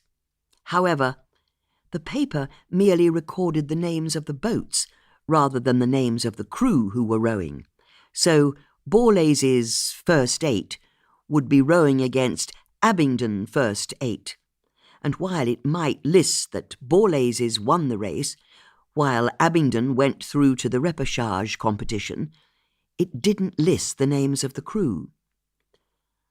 After 2 hours of searching, Judith threw up her hands in despair. "Please don't send any more dust into the air," a grime-smeared Bex begged. "But it's useless. We'll never find what we're looking for." "If it's here, we will," Bex said. "But it's not here, is it?" "We just have to keep looking." Judith knew that Bex was right. There was still a chance they'd find Elliot's grinning face in a photo somewhere, and with it the names of the other people in the photo, but it seemed such a long shot. "And you could actually try helping, Susie," Judith said, taking her frustration out on her friend. "What's that?" Susie said, looking up from the newspaper in her hands. "Only I can't help noticing that you've not found a single article in all this time." Susie looked as though she wasn't sure how to respond. but then she brandished the newspaper she was holding. "I wouldn't say I've found nothing." She was holding a truly ancient copy of the Bucks Free Press, and it was turned to one of the inner pages that had a headline that screamed, "Marlow Woman's Greek Tragedy." Underneath the headline, there was a large black and white photo of a much younger Judith Potts. Chapter 36. "Where did you find that?" Judith asked, standing quite still. "It's your wedding ring," Susie said. "What's that?" "You said your husband was a bully, that he was violent, but all these years later, you're still wearing your wedding ring. That's really none of your business, because I know what it's like to have a husband who lets you down. And I can tell you, I couldn't wait to get rid of my rings. Sold them in town, spent the money on extra Christmas presents for the girls. But you're still wearing yours. I told you, it's to remind me of mistakes made." "I know. That's what you said, but that's just weird. And every time the subject of your husband comes up, you always look guilty. So when you revealed you've been keeping all of the world's newspapers since 1970, well, I put two and two together. 1970 was the year your husband died, wasn't it? His name was Philippos. And for some reason you can't let go, which is why you still wear your ring, and why you've got this mad Aladdin's cave of every newspaper that's been published since then. And all I can think is, all of this is because you did wrong when he died. So I started looking. I reckoned I had to look at the very bottom of the bottommost pile, and I'd find the newspaper that sparked all this off. So I've been digging through every paper from 1970 I could find. The Maidenhead Advertiser, Henley Advertiser, Windsor Echo, Marlow Free Press, Reading Evening Post. And then I found it." Susie handed the old article to Bex, who started reading it avidly. Judith was still rooted to the spot, but she could feel anger bubbling up inside her. This was why she didn't let people into her house. It was why she kept these rooms behind lock and key. If people didn't know anything about you, they couldn't betray you, could they? And anyway, Judith knew that no one would understand that her need to keep the newspapers wasn't based on any kind of a weakness on her part. It was simply a habit she'd got into. That's all. At first, when she'd returned from Greece after Philippos's funeral, she'd kept them because she needed to know the papers weren't printing any more lies about her. And once she'd got into the routine, well, it was hard to know when to stop, wasn't it? After a few weeks? Months? As far as Judith was concerned, it was entirely natural that collecting newspapers and other printed materials had evolved into becoming an end in itself. She found it comforting, like the feeling of security you'd get in the old days from owning a full set of the Encyclopaedia Britannica. She had all local knowledge here in these 3 rooms. And it was useful, wasn't it? After all, who'd have known in 1970, when she'd started out, that, many decades later, she'd be using her archive to identify a potential murderer? "The article says someone else was on the boat at the time," Bex said, breaking into Judith's reverie. "That's what I noticed as well," Susie said. "They were mistaken," Judith said, wanting to get her rebuttal in first. "Although I must say," Bex continued, "this sounds terrible. I had no idea you were interviewed by the police. That it was considered a suspicious death. It must have been horrible." "Oh, it was that, I can tell you. But it was me who insisted the police start investigating. Philippos was such a good sailor, you see. But they never found anything suspicious. In the end, they ruled it was a tragic accident." "Susie's right, though. It says here, a witness on the shore saw Philippos on his boat with someone else." "It says a witness thinks they saw someone else on the boat," Judith said testily. "It was a possible lead for a time, but the man on shore was old, and he wasn't ever able to identify who this second person was, or even if it was definitely Philippos's boat. It all fizzled out, sadly. "Do you think your husband was with someone?" Bex asked, and the tone of her voice made her subtext clear. "Do you mean, was he with his fancy lady? I don't know. I know he had one at the time, he always did, but I doubt it. Only Philippos's body was ever found. If he'd been with someone, her body would have been found as well, or been reported as missing. Now, I think we're done here, don't you? I don't like coming in here at the best of times, and it's clear we're not going to find out what we came here to find." "But we're not finished," Bex said. "I think it's time you both left." Bex looked as though she'd been slapped in the face. "Come on, Judith," Susie said. "There's no need to get—" No, Judith said, interrupting. "It's nothing to do with you, Susie. I just don't like coming in here. Too many memories. Too much history." "Yes, of course," Bex said, putting the newspaper article down. "So, if you could show yourselves out." Susie and Bex stood in silence for a moment, but Bex recovered first. "Come on, Susie, we should go," she said, and started to usher Susie out of the room. "But Judith, if you need anything, someone to talk to or to get back to the case, give us a ring," Bex added as she paused in the doorway. Bex took in the calamity of mess, and the woman who stood alone in the middle of it. Judith had picked up the old newspaper article and was already lost in it. Bex and Susie let themselves out. Chapter 37.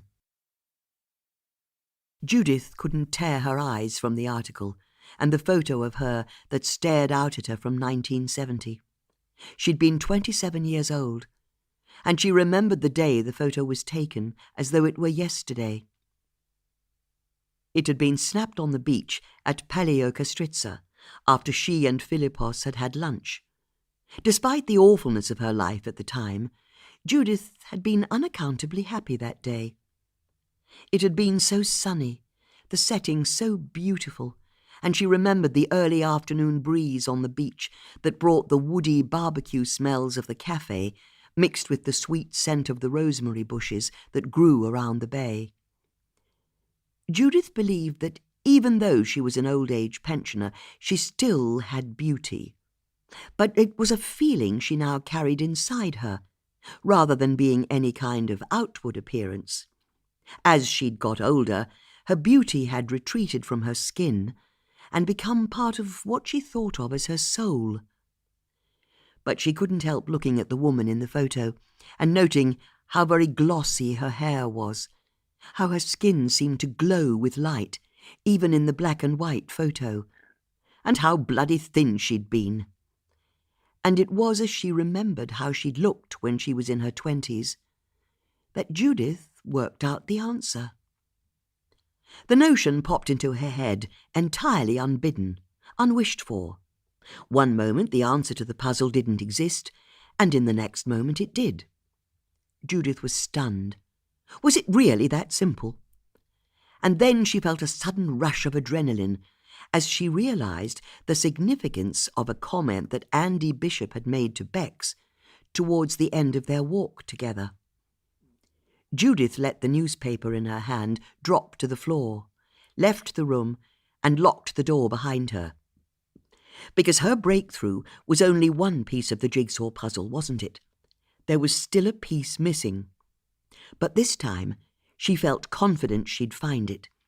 She knew the shape of the piece she was looking for, even if she didn't yet know what it was.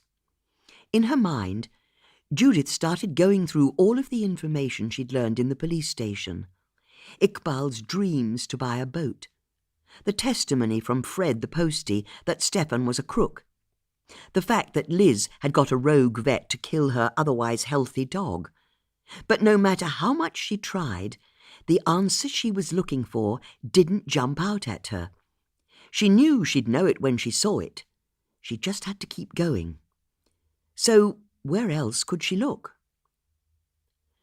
Judith got up her tablet computer and started checking through the history on her web browser. But that didn't trigger any answers either. But she knew she had to be methodical. So she went back to the very first web search she'd done after Stephen had died. It was the article on Stephen's argument at Henley with Elliot Howard. She clicked the link and carefully read the article again. But the answer to the question she was asking wasn't there. So she closed the web page down and reopened the next one in her history. As Judith worked forward in time in her web history, a calm descended on her. The same calm she felt when she was compiling a crossword. She'd open a web page, read it carefully, and then close it down and open another. It took an effort of will to stay focused, but she kept plodding, knowing she'd get there if she was patient. And then she found it. As fate would have it, it was the most recent web page she'd visited, and therefore the very last page she could check. It was the article in the Marlow Free Press about Stephen Dunwoodie's riverside house. Judith couldn't believe that she'd read it so recently, and the salient fact from it hadn't registered at the time. But since seeing the old photograph of herself and remembering Bex's comment, she now read it again with fresh understanding. Mr. Dunwoodie laughs when I ask him why he bought a house on the River Thames. I can't swim, and I've always hated everything to do with rowing, so you'd think it was strange me buying an old watermill. But I love the wildlife you get on the river. As long as you never make me get in a boat, I'm happy. It was so obvious. These few sentences revealed who'd killed Stephen Dunwoodie. And finally, everything made sense to Judith. Why you'd want to kill Stephen Dunwoodie, and then Iqbal Qassam and Liz Curtis. And why you'd use a Second World War Luger to do it. And why the killer then left a Masonic medallion behind at the scene of each murder. Judith was so deep in thought that it took her a while to realize her phone was ringing. She finally registered the sound and picked up the call. "Hello?" she said into her phone. "What were you doing in my office today?" Judith's blood chilled. It was Elliot Howard. "I'm sorry?" "My wife told me you went into my office when I wasn't there. What were you doing?" "Where did you get my number from?" Judith asked, trying to buy herself some time. "I know a lot about you, Judith Potts." "You can't call me on this number. And you can't go into my office when I'm not there." Judith's mind was reeling. She didn't know how to respond, so she lashed out. "I think you'll find I can do what I like, as long as you refuse to pay for cleaning my dress." "You're not still pretending I spilt wine on you, are you?" Judith knew her only option was to double down. "You know you did, and I've got the dress to prove it. Pathetic. And I'll come and show you it, and then you'll pay for it. Oh, I don't think we'll meet again." Elliot was so casual in the way he said this that Judith was instantly alarmed. "You can't possibly know that." "I think I can." "Well, it's a Thursday today, isn't it? So you'll be at the church at 7 for choir practice. I'll bring the dress to you then. I'd like to see you refuse to pay for its dry cleaning in front of all your friends." "Sadly, I won't be at choir practice tonight.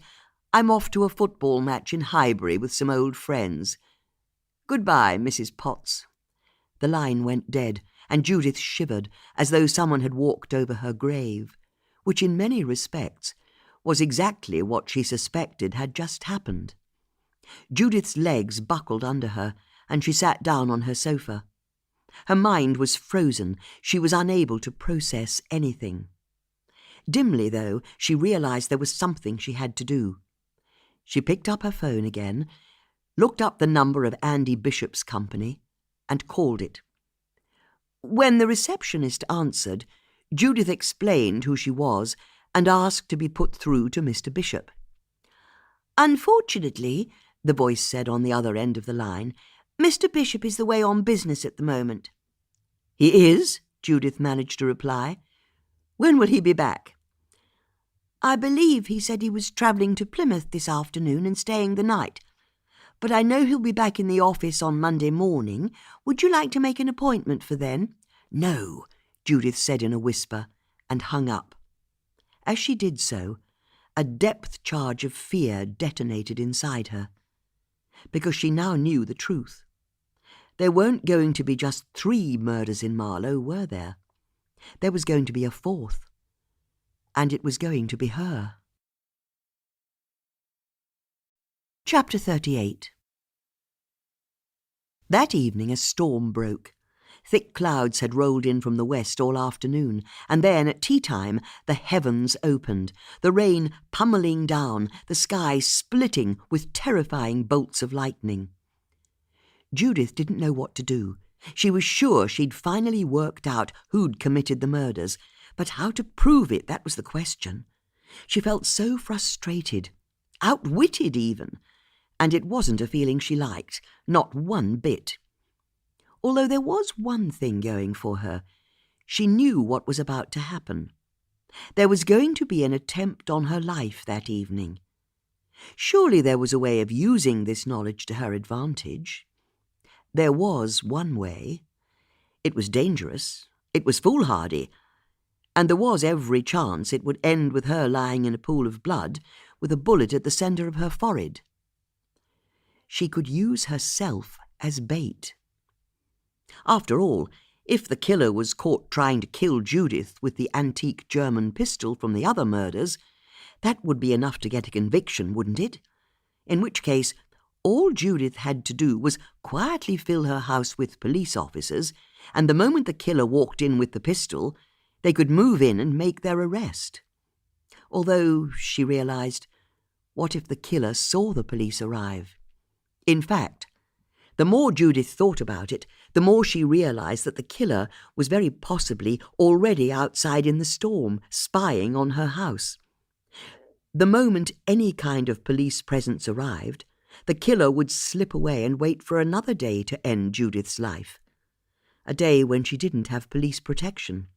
No, Judith realized, she couldn't risk involving the police, not yet. She had to do this on her own, and only after the killer was inside her house, antique Luger in hand, could the police arrive. But how could that be achieved? Judith was too wired to eat, but she poured herself a small glass of scotch, went over to her card table, sharpened a pencil, and started to write down her thoughts, what she knew, what she suspected, and what she believed was about to happen. As she finished her scotch, her hand reached for the decanter for a refill, but she paused. One drink was enough, tonight of all nights. But she still had a craving she needed to satisfy, so she reached down to her handbag and pulled out her travel sweets. She put the tin on the table, lifted the lid, and saw that the contents were now mostly icing sugar. But there were still a couple of boiled sweets left, so she popped one in her mouth and carried on with her work. By 8 p.m., the storm had intensified, the wind now violently whipping the trees, and Judith had finalized her plans. She'd come to the conclusion that while she couldn't have police cars arriving at her house, she still needed an early warning system of sorts. After all, once the killer arrived, she might not have the chance to ring the police herself. Or what if the killer asked to see her phone and saw that she'd just called the police? So Judith had rung Susie and Bex and asked them to follow a specific set of instructions. She'd not told them about any of her theories, or about her phone call with Elliot and Andy's secretary earlier in the afternoon. This was only partly because she wanted to make sure their lives weren't put in danger. It was also because Judith was still smarting from what she felt was their betrayal when they'd confronted her with the newspaper article that reported Philippos's death. So she'd told them the bare minimum that would nevertheless allow them to do what she needed them to do. And keeping them at arm's length also satisfied an atavistic part of Judith. If she'd learned one lesson in life, It was that you should never let people get too close. Things always worked out better if you did everything on your own. As she sat at her card table, Judith looked up from her notes at the driving rain outside. Lightning split the sky with a fearsome crack, and Judith jumped. Why now, she thought to herself, and after so many weeks of sunshine? She had to find something to do to calm her nerves while she waited. Starting a crossword or jigsaw was out of the question, so she got out an old pack of playing cards, shuffled them, and started to play clock patience. It wasn't a very good solitaire game, but it was the one her great-aunt Betty had taught her, so it was the one she'd play now, while she waited.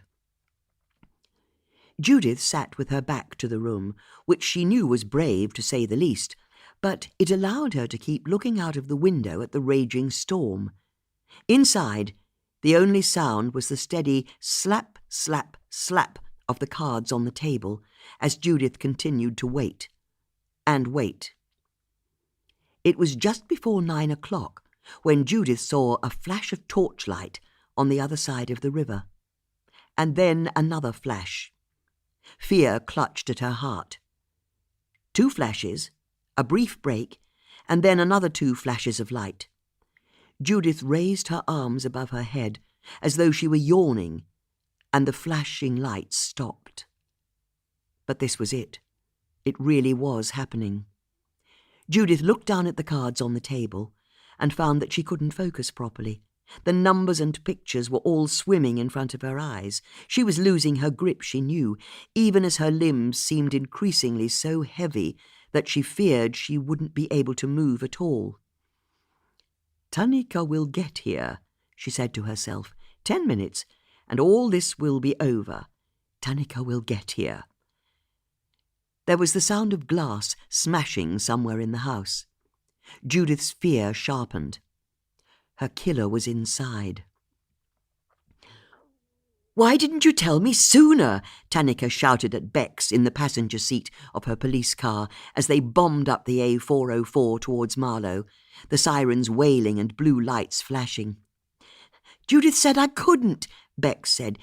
"She told me I had to wait at the station, make sure you didn't leave, and then, when Susie rang me, I had to tell you the killer had arrived at her house and was about to shoot her. But I should have been there to intercept him. She said she couldn't risk you scaring the killer off. She had to do it on her own." "She can't deal with a serial killer on her own," Tanika said as she spun the wheel, a wall of spray shooting up from the road as she took the roundabout to Marlow at speed. Bex held onto the passenger handle, petrified, but for once wishing the vehicle she was in could go faster. They were still minutes away from Judith's house. As for Judith, it felt as though time had stopped for her as she sat in her chair waiting. For seconds? Minutes?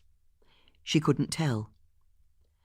And then she felt a presence enter the room behind her. There was the drip, drip, drip of water falling to the parquet. This was it. It was time to make her play. "Hello, Danny," she said. Judith turned in her chair and saw Danny Curtis standing across the room, drenched from head to foot and wearing a grey poncho-style raincoat. He'd pulled the hood back and was looking at Judith, his eyes as wild as his hair. "I said, 'Hello, Danny,'" Judith said, trying to make a connection with the man. But Danny Curtis wasn't listening. He was breathing too heavily, staring at Judith too intently. In his hand, he was holding a Luger pistol. Only 100 yards away, on the other side of the Thames, Susie stood in a panic of indecision among the dripping fronds of a weeping willow, hopping from one foot to the other to stay warm, as she tried to see through the driving rain towards Judith's house. Earlier that evening, Judith had phoned her and said that a man was going to break into her house that night. What was more, she believed the man would very possibly make his approach along the Thames in a canoe. It was his modus operandi, she'd said. which was why she wanted Susie hidden on the other side of the river and a little way downstream, so she could spot him as soon as possible.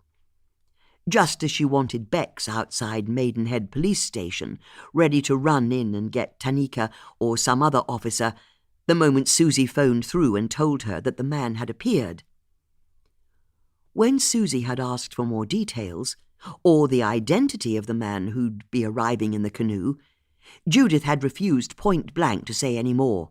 All she'd said was that Susie and Bex should do as they were told, or she'd go through with her plan without them. No amount of arguing could get Judith to change her mind. Which was how Susie ended up putting on her oilskin coat and taking her Doberman Emma for a walk on the Marlow side of the Thames in the middle of a storm, and then hiding in a weeping willow with views back across the river towards Judith's house. The whole thing seemed risky as hell to Susie's mind, but Judith had explained that it would take the canoeist time to manoeuvre to shore, extricate himself from his boat, secure it, and then make his way up to her house. And once there, it would also take him time to work out how best to get into her house. But Judith had been wrong. The dim shape of a man had indeed appeared out of the rain on the river, but he'd powered along in his canoe at an incredible speed, his panel a windmill as he churned through the water. As soon as he'd passed Susie's hiding place, she'd stepped out and flashed her torch twice for Judith's benefit. She'd then seen Judith in her downstairs sitting room stretch and yawn, which was her way of acknowledging that she'd received the message, and then Susie had stepped back into the safety of the weeping willow to phone Bex.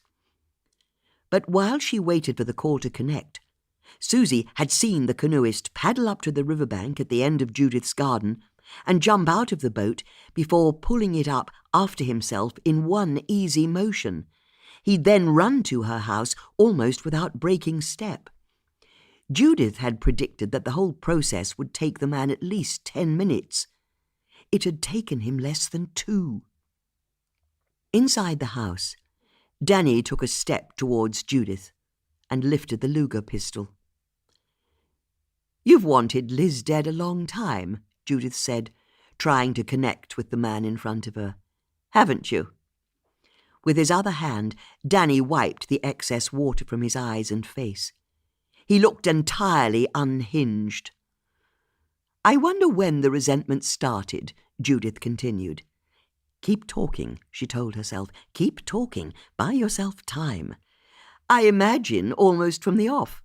From the days when you were a promising rower and you hooked up with another promising rower in Liz. But she wasn't just promising, was she? She was the real deal, and went on to represent GB at the Olympics, where she won a silver medal. Unlike you, your rowing career never quite took off, did it?" Danny's jaw tightened. "And you couldn't bear to be married to a woman who was more successful than you. You felt undermined, a failure. But then Liz did something I think you couldn't possibly forgive. At the height of her success, another 2 or 3 Olympics ahead of her, she gave it all up, in her mid-20s. Judith saw Danny frown at the memory. Yes, she thought to herself, that's it, keep him engaged. And let's remember, you can make a lot of money if you're a successful rower. And while it would have been a bitter pill for you to swallow, being the consort to your wife, at least she'd have been famous. But Liz wasn't like you. She was never driven by fame or money. She simply wanted to be the best rower she could be, and once she'd done that and got her medal, she was happy with it, which I think cut you to the quick, because there you were, so graciously prepared to play second fiddle to your more talented wife, and she'd walked away from her talents. Instead, she decided she wanted to throw herself into the family business, the Marlow Rowing Centre. Where was Tanika? Where was Bex? But the rowing centre wasn't a good idea, Judith continued, trying to keep her voice calm. I mean, It's possible it made financial sense back when Liz's dad founded it. But the climate's tipped over since then, hasn't it? And the centre keeps flooding. Every winter, or so it must seem to you. And now Liz makes her next mistake as far as you're concerned. She doesn't walk away, even though the business is failing, even though it has burned through all of your savings. At every step of the way, I think you felt that life had let you down. First, you'd failed to triumph as a rower yourself. Then you'd not been allowed to do it as the +1 to a famous rower. And now you weren't even able to do it as the successful owner of a local business. The business wasn't successful. As Judith had been speaking, she'd not taken her eyes off Danny, but in her peripheral vision she'd seen that his gun hand had started to waver and lower. Judith dared to feel the first flutterings of hope. Was her plan going to work? Was she going to be able to keep Danny talking until Bex and the police arrived? 1 minute away, Bex called out to Tanika as she gripped the passenger side handle with all her strength, while also checking her mobile phone's Maps app. We're going to make it. Hold on, Tanika said as she powered her police car through Bisham village, chicaning through the cars parked up on either side of the narrow road, and then accelerating out of Bisham and approaching Marlow Bridge at terrifying speed. At the very last moment, she spun the steering wheel, the car screeched onto Ferry Lane, and Bex screamed as she saw a massive oak tree lying across the road.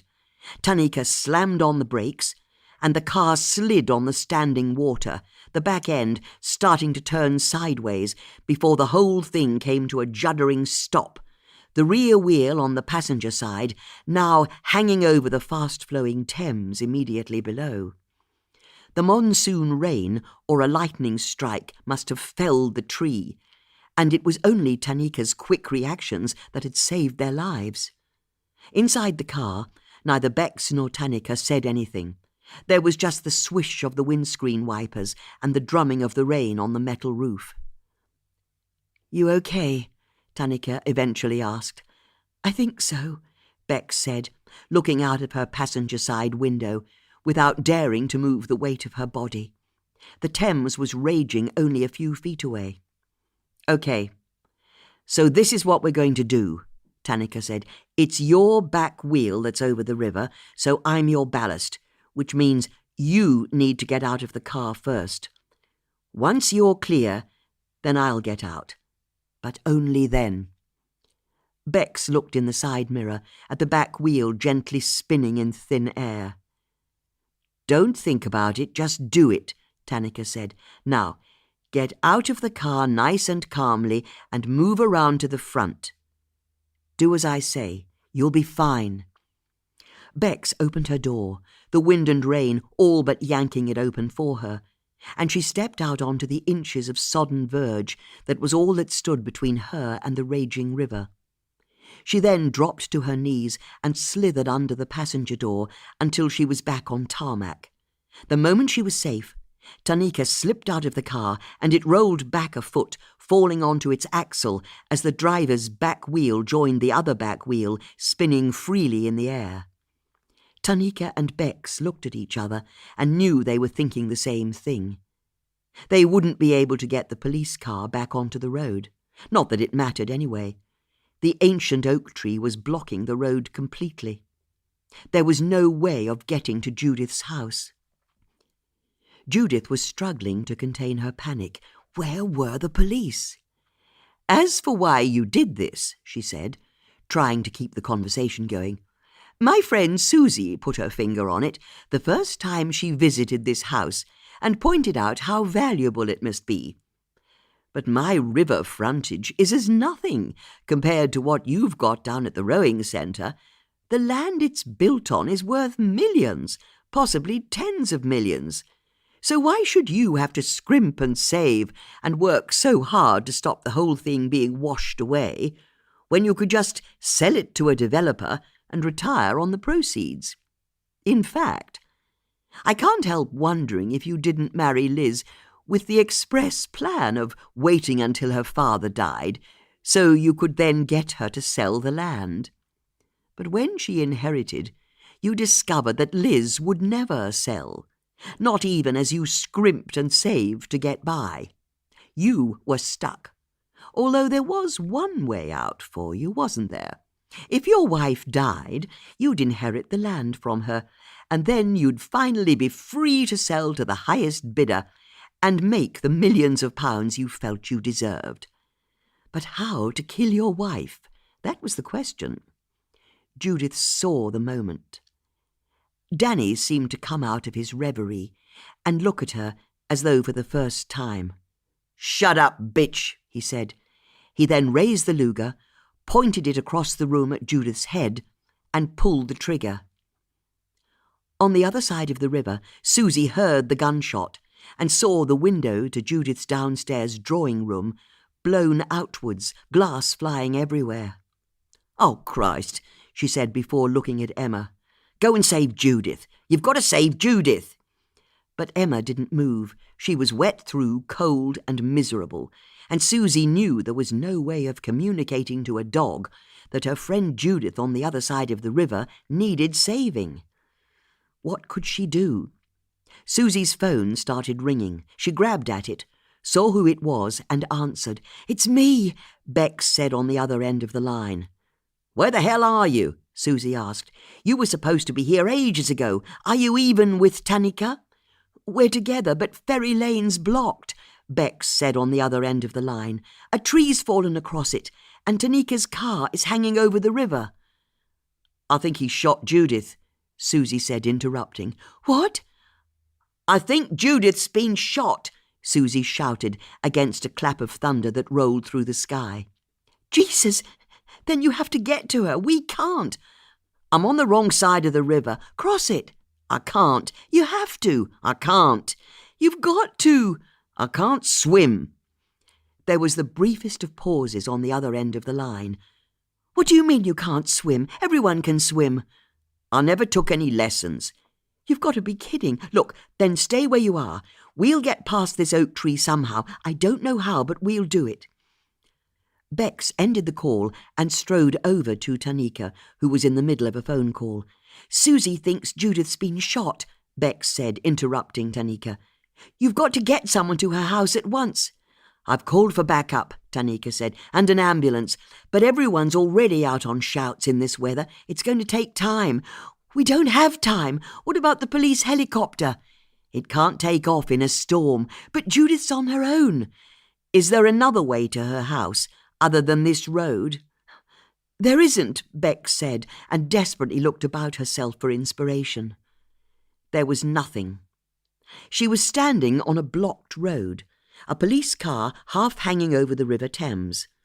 A few dozen or so feet away on the main road, the suspension bridge to Marlow sat in the rain as though Judith's life wasn't in the balance. And beyond the bridge, an even more elegant presence against the roiling skies, was the church, her church. And it was a Thursday, and it had only just gone 9. "Wait here," Bex said as she headed for the bridge. "Back in 2 minutes." Tanika was baffled as Bex started running across the suspension bridge. Where was she going? Judith had been lucky. Although she'd felt Danny's bullet whistle past her head and blow out the window behind her, it had missed her head by inches. Danny was just as surprised that he'd missed, and Judith could sense that in the next few seconds he was going to pull the trigger again. She had to keep him distracted. It was her only hope. "It was you who killed your dog, wasn't it?" she blurted. Danny blinked. "What?" he said. "Good," Judith thought to herself. Finally she'd got him talking. "My friend Susie said that Liz got a vet to kill your dog, but she was only half right, wasn't she? It wasn't Liz who got the dog put down. It was you." "So what?" he spat at Judith. "You've got no proof, and a dog's a dog, and I didn't kill Liz. When are you going to get it?" "As it happens, I agree with you," Judith said, but Danny wasn't listening. "Because I was in Nottingham at the time, wasn't I?" "I know. and very clever it was. When Liz was last seen alive at 9 o'clock, you were 100 miles away, and you were still 100 miles away when her body was found an hour later. Then how do you think I did it? I've already said you didn't. What? You didn't kill your wife. You killed Stephen Dunwoody. What? That's right, it was you who killed Stephen, and who then tied the bronze medallion with faith written on it into his jacket buttonhole. I perhaps should have guessed that a rower killed Stephen sooner. After all, only a rower would attach a medallion like that to someone, like you do with your passes to enter the various enclosures at regattas. This is crazy. Oh no, this is the opposite of crazy. It was very rational. Shockingly so, in fact. You think I killed that Stephan guy? I didn't even know him. It was only Liz who knew him. Which is what makes your crime all the worse. You killed him in cold blood. And the thing is, I wondered at the time why Stephan was shot at the end of his garden. I couldn't work out how he'd got there. You see, Elliot Howard was my number one suspect for Stephan's death. Stephan didn't like Elliot at all. In fact, he suspected Elliot of having broken into his house. So if Elliot came to his house, how did they end up at the bottom of the garden? Exactly how had that conversation gone? "Hello, Stephan," Elliot would have said. "I know you hate me, but could we go for a stroll in your garden?" It made no sense. But what if the killer came from the river? Well, that was a different matter. Because you're right, Stephan didn't know you from Adam. So when you appeared at the bottom of his garden, he would have been surprised, but not fearful. What do you mean when I appeared at the bottom of his garden? I'll be honest, I'm disappointed it took me so long to work it out. But on the night Stephan was killed, when I was swimming in the river, I saw a blue canoe in the bulrushes by the edge of Stephan's garden. At the time, I presumed the canoe belonged to Stephan, and even tried to use it to help me climb out of the water. But it wasn't his because, as I found out this afternoon, Stephan hated rowing and everything to do with it. So he was hardly going to be the owner of a canoe, was he? And more than that, I should have realized it wasn't his anyway, because every time I've swum up to Stephan's house since he was killed, and even when I searched the garden area before I found his body, the blue canoe was no longer there.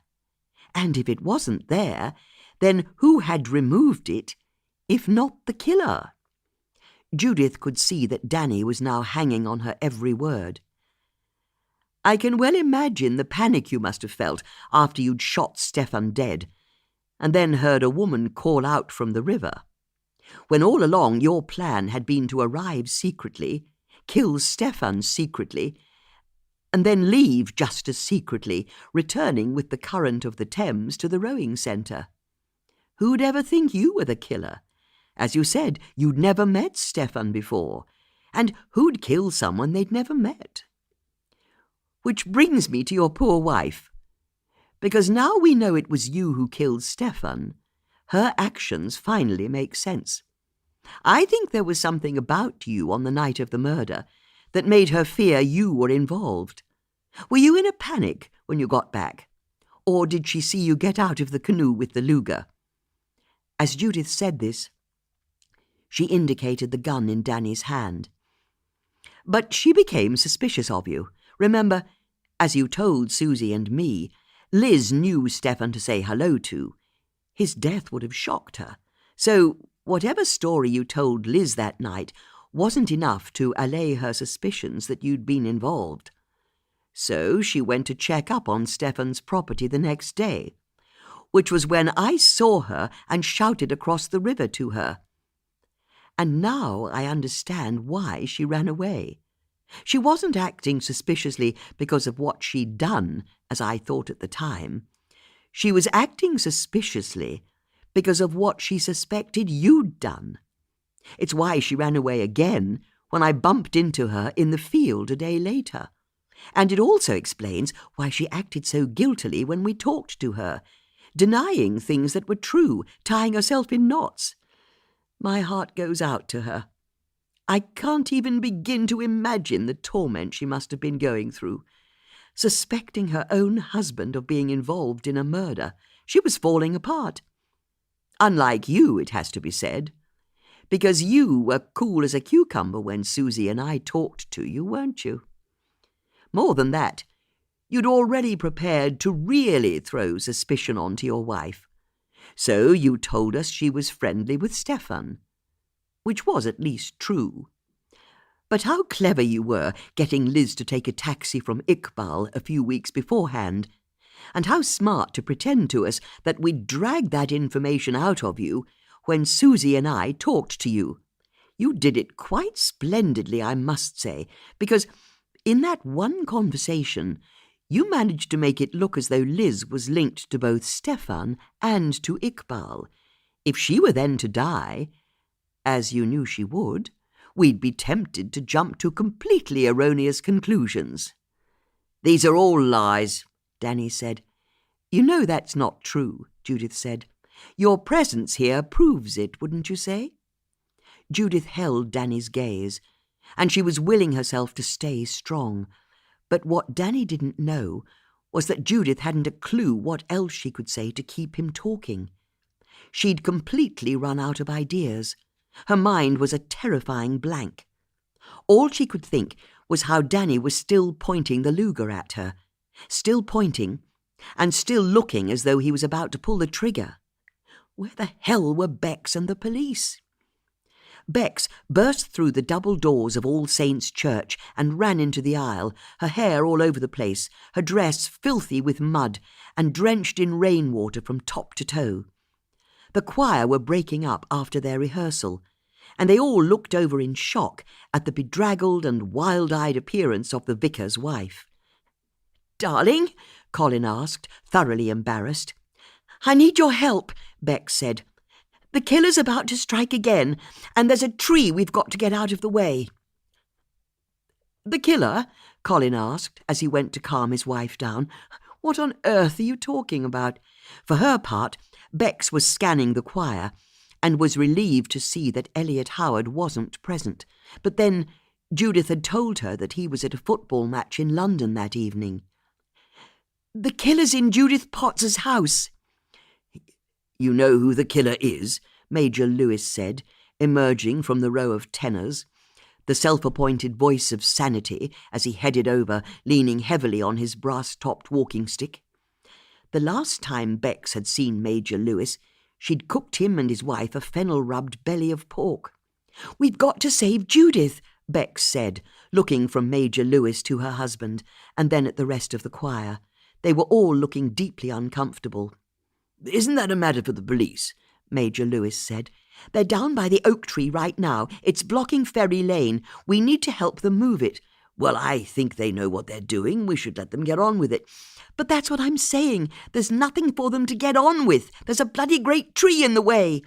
As she said this, Bex grabbed the walking stick from the Major and dashed over to one of the displays on the church wall that honoured the fallen of the local regiment.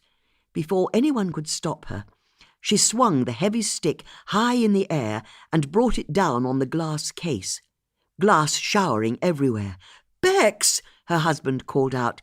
"Don't just stand there," Bex said as she reached in and pulled down a sword that had been used by a subaltern during the charge of the Light Brigade.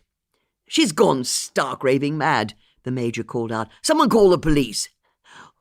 "When are you going to get it? I'm with the police," Bex called back as she ran to the bell tower and started up the rickety staircase as fast as she could. As her legs pumped, and despite the seriousness of the situation, she briefly congratulated herself on her fitness regime, her core strength coming from a punishing weekly program of spinning, boxercise, and yoga classes. The choir, led by Major Lewis and her husband, drifted up the aisle, their heads upturned as they watched the vicar's wife running up the steps of the bell tower, waving a sword above her head. Halfway up, Bex stopped on the mezzanine floor where the bell ringers stood to ring the 8 church bells in the tower. She grabbed at a rope for the largest bell and started pulling hard on it, the bell ringing out over the town. She hoped the people of Marlow would realise it would only be tolling in the middle of a storm because there was an emergency, and would head to the church.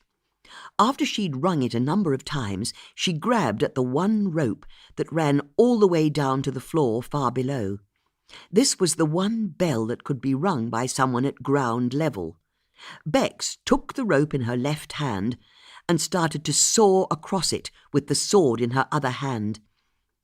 After pulling and pushing the sword a few times, she was through. The rope was cut. "Mind your heads!" Bex called, and let the 50 feet of now severed rope fall in a snake to the floor. "Someone, get hold of that rope," she said as she started to run back down the stairs. "Come on, pick the bloody rope up!" By the time she got back to the ground, Bex realised that the 20 or so people of the choir were looking at her as though she'd lost her mind, her husband included. "Are you saying a woman's life is in danger?" her husband asked. "It's Judith Potts. The killer's in her house." "And that rope will help. How?" "Just get it across the bridge. There's a policewoman on the other side, Detective Sergeant Danica Mallick. She'll tell you what to do with it. Colin, I need your help right now." There was a tone to Bex's voice that finally got through to her husband. "Of course, darling," he said, snapping into focus. "Come on, everyone," he said to the choir, as he bent down and started to pick up handfuls of rope. "Let's get this rope to the detective sergeant." As Bex joined in, she dared to hope. With this many people, and with the rope, surely they'd be able to move the oak tree, and with it out of the way, then maybe there'd still be time to save Judith. For her part, Judith was sitting in panicked silence, her mind spinning, still unable to think of what to say next. Fortunately for her, it was Danny who broke the silence. "You said I didn't kill Liz." It was a statement. "That's right, I did. And there's no way you could ever prove I killed Stefan, someone I'd never met, someone I had no motive to kill." "Indeed," Judith said, thankful that Danny had prompted a further line of conversation. "It's quite the puzzle, isn't it? But like a lot of puzzles, the solution's simple when you know how to look at it. Like 2 girls, 1 on each knee." "What's that?" "It doesn't matter, but I agree. You had no motive to kill Stefan, but Elliot Howard did. So, seeing as you're the person who killed Stefan, it's logical to presume you must have done it for him." "This is just fantasy talk." "Oh, no, it's real enough. You killed Stefan for Elliot." "Why would I do that? You tell me." Danny frowned, trying to orientate himself within Judith's logic. "All I can think is, you're going to say I killed Stefan for Elliot so he could kill Liz for me, but that's crazy. He was on a webcam running an auction when Liz was killed." "How do you know that?" Judith asked, pouncing. "I don't know," Danny said to buy himself time. "The police told me. Poppycock. But you're right. While you killed Stefan for Elliot, he didn't kill Liz for you. He killed Iqbal." "What?" "He killed Iqbal. But how did that help me?" "It didn't. It helped Andy Bishop. Because that's how your plan went, wasn't it? You killed Stefan Dunwoody for Elliot Howard. Elliot then killed Iqbal Kassam for Andy Bishop. And finally, Andy killed Liz for you. To complete the round. It has a mathematical simplicity to it that's really rather clever when you think about it. I mean, if you'd killed Stefan and Elliot had then killed Liz, well, I think it wouldn't have taken the police more than 2 minutes to work out that you'd swapped murders. But add a third person. Suddenly it's not so obvious, is it? You kill Stefan, a man who's a complete stranger to you, and Elliot, the person who wanted him dead, makes sure he's at a choir rehearsal when it happens, even though he couldn't stop himself from looking smugly at the CCTV as he left. He was so proud of how clever he was being. But Elliot's in the clear. He has to be. He was elsewhere at the time. And that gives him the space to slip out of bed at 5 o'clock on a Saturday morning and murder Iqbal. Again, a man he'd never met. So how could he ever be the killer? What's the motive? As for Andy Bishop, the man who actually wanted Iqbal dead, and who gave Elliot the key he'd need to get into Iqbal's house, he made sure he was in Malta at the time, and also in Malta for when you killed Stefan, so he'd have a double alibi just for good measure. Although he had no choice but to be back in the UK when he killed Liz for you. Which he did, even though, once again, he'd never met her before. And clever though your plan was, your masterstroke was the Luger and the medallions saying faith, hope and charity that each of you left at the scene. You see, there was only one weakness in your plan. Using the same antique Luger helped misdirect the police from that weakness. After all, if it was the same gun that killed all 3 people, surely they must have been killed by the same person. Who's ever heard of 3 different murderers sharing the same gun? But the medallions were cleverer still. After all, everyone knows that the phrase faith, hope and charity is only 3 words long. By putting a medallion on each body, you were giving another message to the police that the victims were all linked, and it was the same lone shooter who was committing these murders. But you were also clearly saying that there would be only 3 murders. As soon as Liz's body was found with the charity medallion around her neck, the police would know the shootings were over. There weren't going to be any more. So, as time passed, and they failed to find out what the link was between the victims, the police would soon get distracted by other more pressing cases. These murders would have gone on to the back burner, and you'd have got away with it. But despite your best efforts, I now know it wasn't one person carrying out these 3 murders. It was 3 men pretending to be one. "What weakness?" Danny asked, as he took another step towards Judith. "Oh, yes, I was wondering if you'd pick up on that," Judith said calmly, although her inner monologue was screaming, "Where the hell are the police?" over and over. As a plan, it had an Achilles heel, and that was if the police realized that there was indeed no meaningful link between the 3 victims, despite the same gun being used, and your faith, hope and charity ruse. And instead, they focused on the 3 men who most obviously benefited from the 3 deaths. Because the 3 of you all share a link, don't you? A very strong link. "There's no link between me and those other 2 people," Danny shouted. "Oh, there is, and you know it." "All right then, what is it?" On Ferry Lane, Tanika was standing in the lashing rain as she watched Colin Starling and a number of choristers carry a length of severed bell rope across Marlow Bridge. By the time they arrived, she realised what Bex expected her to do. "Wrap it around the trunk of the tree," she called out. "Come on, we need to get this tree moved." As they all started trying to tie the rope to the tree, the piercing headlights of a white SUV cut through the darkness, as Bex raced her 4x4 across Marlow Bridge, turned into Ferry Lane and then screeched to a halt. Despite the narrowness of the road, she confidently performed a 3-point turn, her hands in the correct 10-2 position throughout, and by the end of the manoeuvre, her tailgate was pointing at the oak. "There's a tow bar on the back," she shouted as she stepped out of her car. Tanika was quick to get the message, and she soon organised the other end of the rope to be tied to the back of Bex's 4x4. And mercifully, in the distance, finally they heard the sirens of approaching police cars. As soon as the rope was tied fast, Tanika called to Bex against the howling wind. "Okay, we're good to go." Bex climbed back into her car, slammed the door shut, but Colin grabbed her arm through the open window. "Bex," he said, but he didn't know what on earth to say next.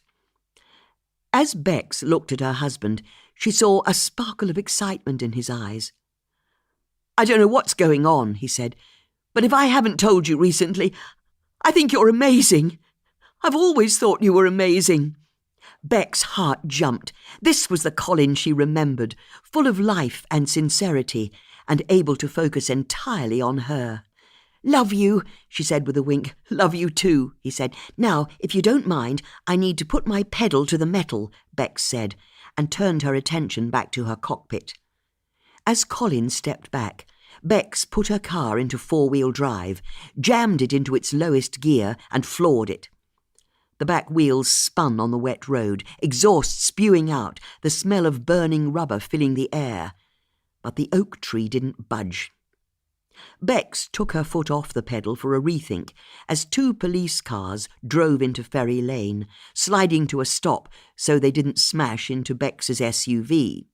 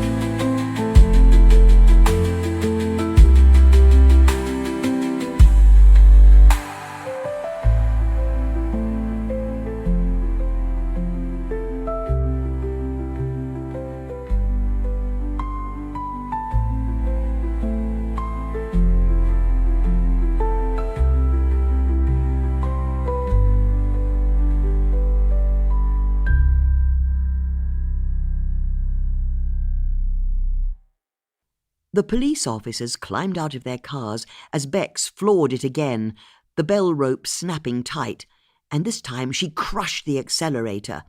The back of her car juddering left and right, the engine roaring over the sound of the driving rain.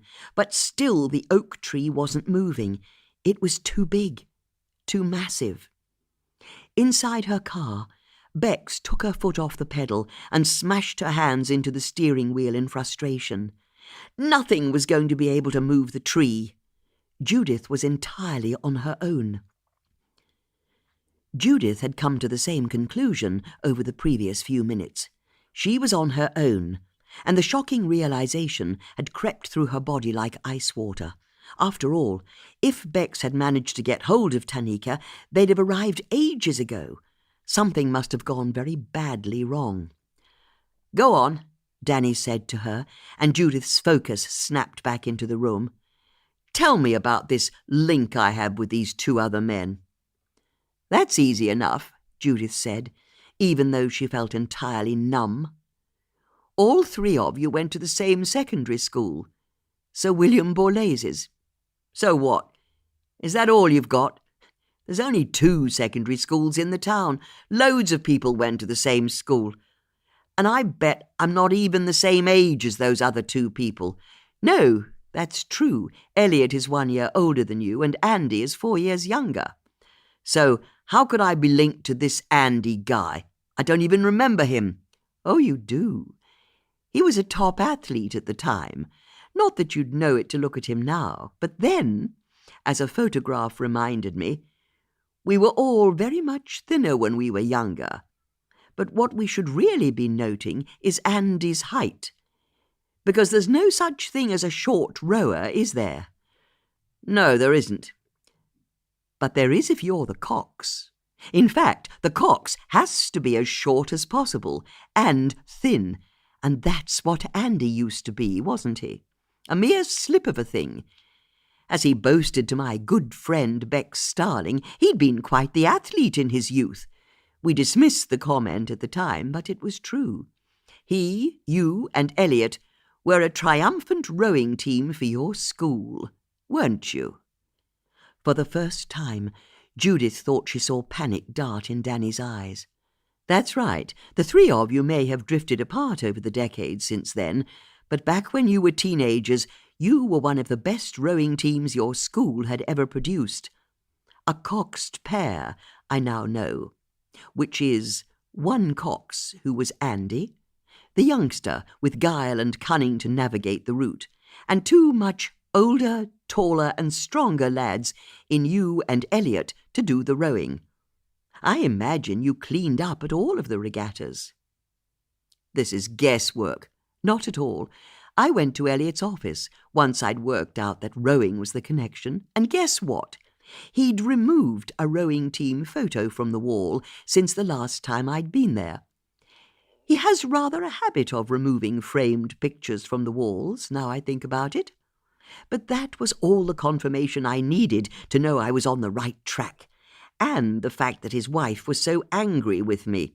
I think, a bit like your wife, Daisy has had her suspicions about Elliot for some time, and it's similarly been driving her mad. Anyway, the missing photo proved to me that there was something incriminating about a rowing team from Elliot's past. So who else was in that photo? Sadly, records back then haven't much survived to the modern day. But you know what it's like when you solve part of a crossword clue. The rest of it so often falls into place. I tried to think who else Elliot could have rowed with. Initially, I wondered if it was Stefan, but as I've already said, Stefan is on record as saying he hated rowing. And that's when I remembered Bex telling me that you and Liz had met as young rowers.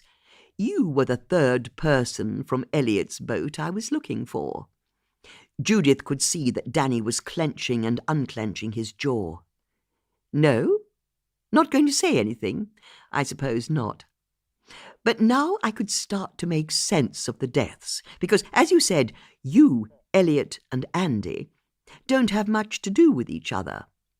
But you last rowed together in Elliot's final year at school, which was 1980. 40 years ago exactly, so a perfect excuse for a school reunion. Which is why Liz had a diary entry saying rowing dinner for Monday the 5th of August. But it wasn't her rowing dinner she was marking. She'd merely put rowing dinner in her diary because, as a good wife, she was making a note of when you'd be at your important dinner, so she didn't double book anything for that night. And I'm sure you, Elliot, and Andy had a great evening together, in whatever private dining room you'd hired. In black tie, no doubt. Yes, I can well imagine the 3 of you in some oak-panelled private room in a fancy pub somewhere near here, all togged up, all in agreement at what a disgrace it was you can't smoke cigars indoors these days. But here's the thing. Monday the 5th was the same day that Elliot went to see Stefan at his gallery. I bet Elliot was fuming when you saw him. In fact, he must have been, knowing what then followed. You see, I think he told you everything. How Stefan was a crook, which, I'm sad to say, I now realize was the truth. because he stole a valuable Rothko painting from Elliot decades ago. And Elliot told you all about it, how he'd argued with Stephen at Henley a few weeks before.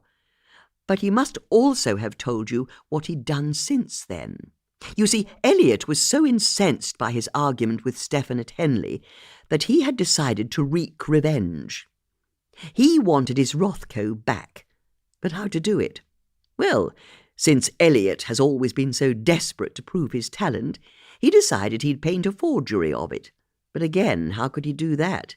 He'd not seen the picture in decades, and he'd have to somehow get the real frame from the real Rothko onto his forgery so Stephen wouldn't notice the difference.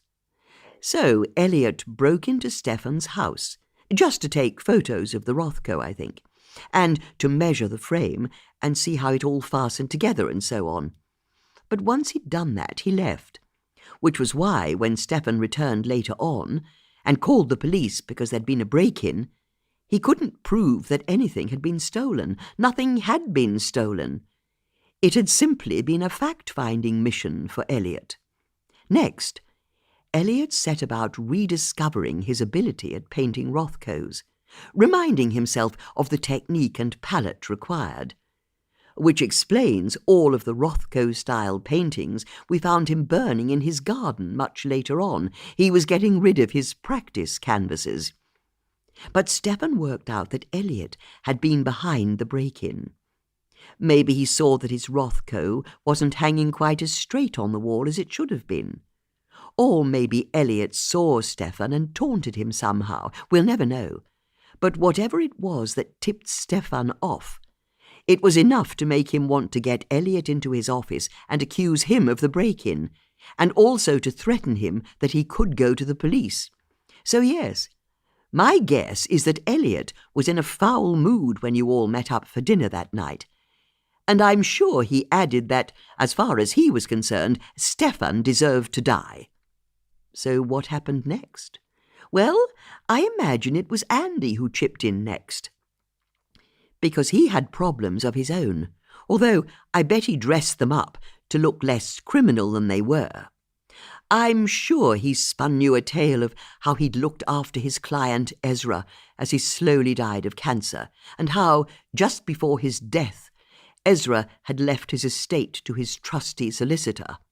All a lie, of course, as Ezra had left everything to his wonderful neighbour Iqbal. But I bet Andy told you that, as Ezra was so close to death, he'd not been capable of signing his new will, so he'd had no choice but to forge the signatures of the witnesses.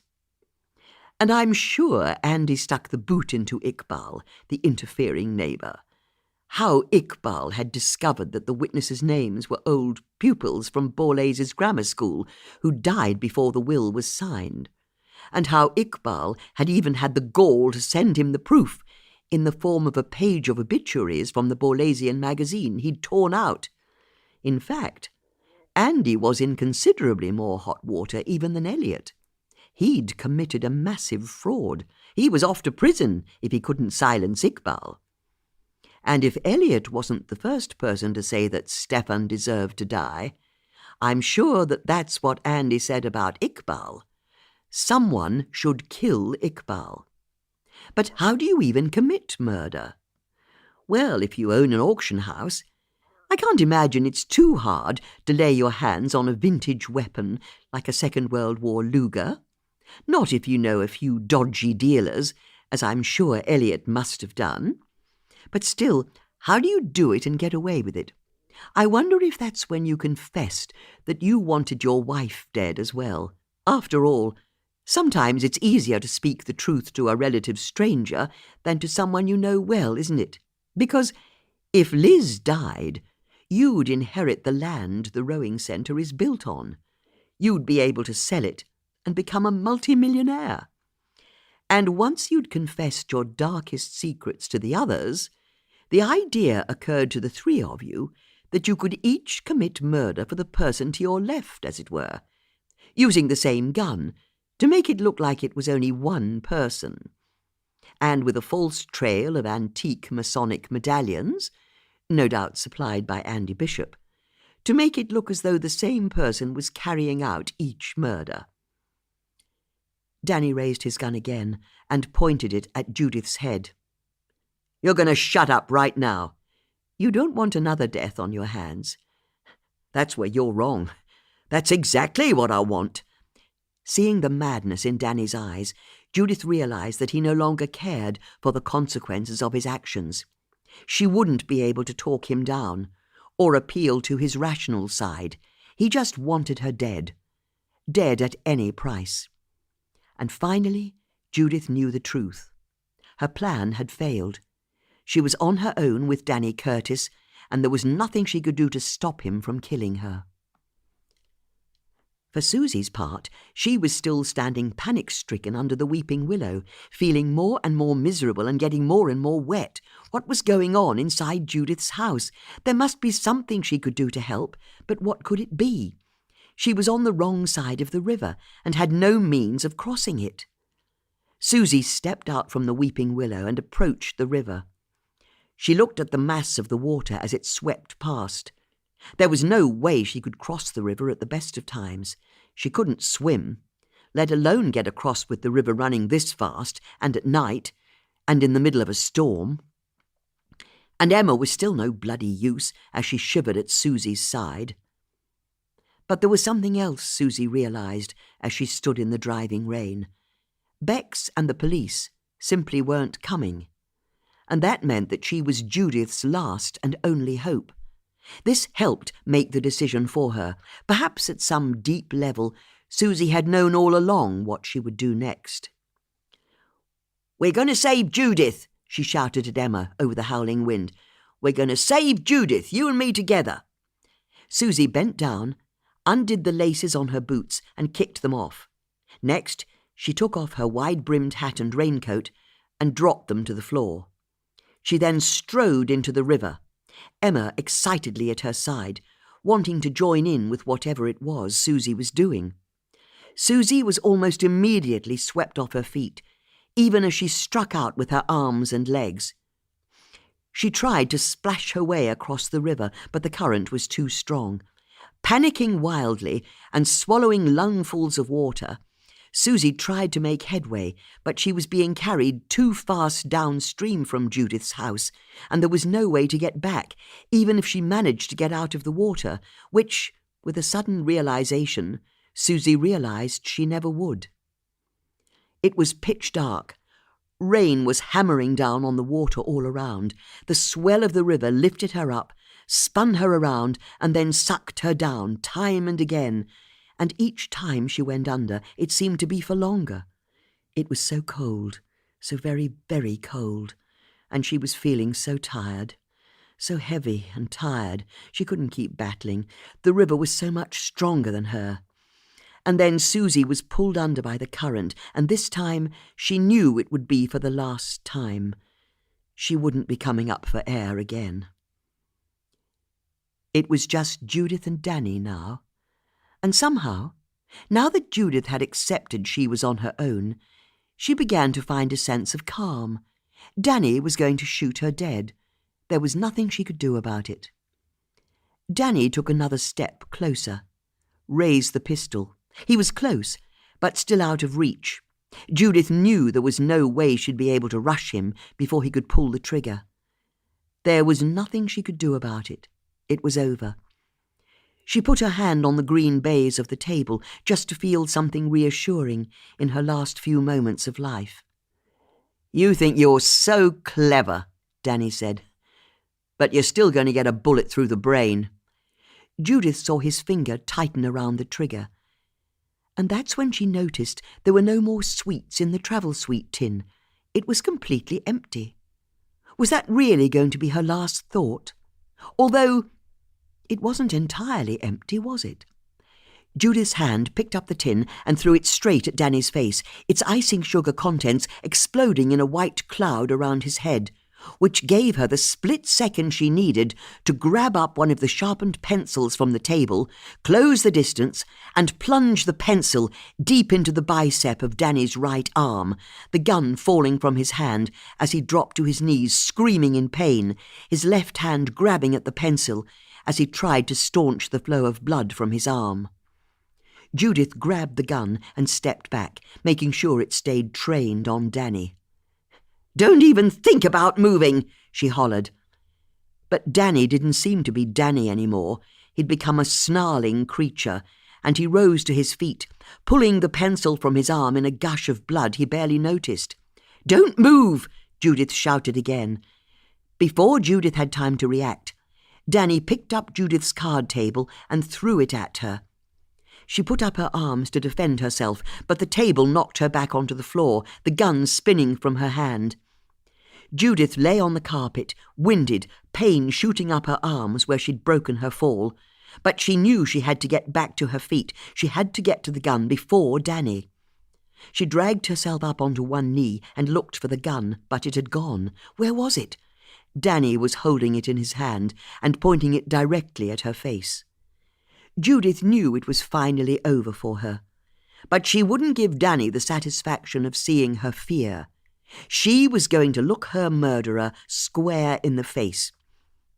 It was because her eyes were open that she was able to see the roar of teeth and claws as a wild beast flew in through the broken window before landing on her paws and then bounding up in one leap and knocking Danny over. Judith realized that the beast was Emma, and she'd pinned Danny to the floor. "Help!" Danny screamed, the gun skittering across the parquet from his hand, as Emma's teeth grabbed hold of his wrist and then shook him, trying to break his arm. Moments later, the door banged open and an exhausted Bex burst into the room. Taking in the scene, with Emma growling in Danny's face, Judith off to one side, Bex saw that a Luger pistol was directly at her feet, so she picked it up. 3 drenched police officers entered right behind Bex, saw Danny on the floor, and returned to Judith. "Is that your dog?" "No, she bloody well isn't," a stentorian voice called from the window. They all turned and saw Susie standing outside in the rain, duckweed in her hair. "That's Ezra's dog," she said. At the sound of Susie's voice, Emma let go of Danny but kept growling at him as the police officers pulled him to his feet and roughly handcuffed him. Judith suddenly felt woozy and leant against an armchair. "Are you okay?" Bex said, going to Judith. "I will be in a minute." Bex looked over at the 3 police officers as they marched Danny out of the room. "Danny Curtis was the killer?" Bex said, amazed. "One of 3, Judith said. Tanika wheezed into the room, out of breath. "Okay, that was too far to run," she said. "You ran here?" Judith asked. "It's a long story," Beck said, "but we had to. It took us ages to move a tree that was blocking the road." "Only thanks to Beck's quick thinking," Tanika added. "She got hold of a rope and her car to move it, but the tree wouldn't budge. We were completely stuck. And then the most amazing thing happened. People started arriving, coming out of their houses, streaming over the bridge." "They did?" Judith asked. "Why?" Bex had run the church bell, and the whole town turned out in the rain to see if they could help.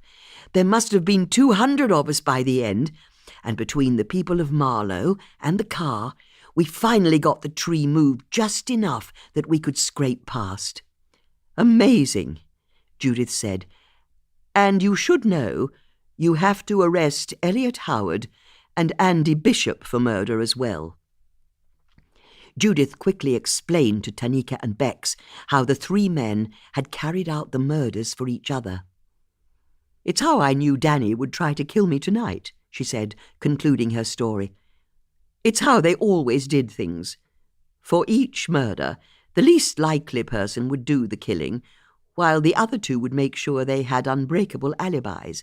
So I knew my life was in danger the moment Elliot told me he wouldn't be in Marlow tonight, even though it was a choir night, and Andy's secretary confirmed he'd be away as well.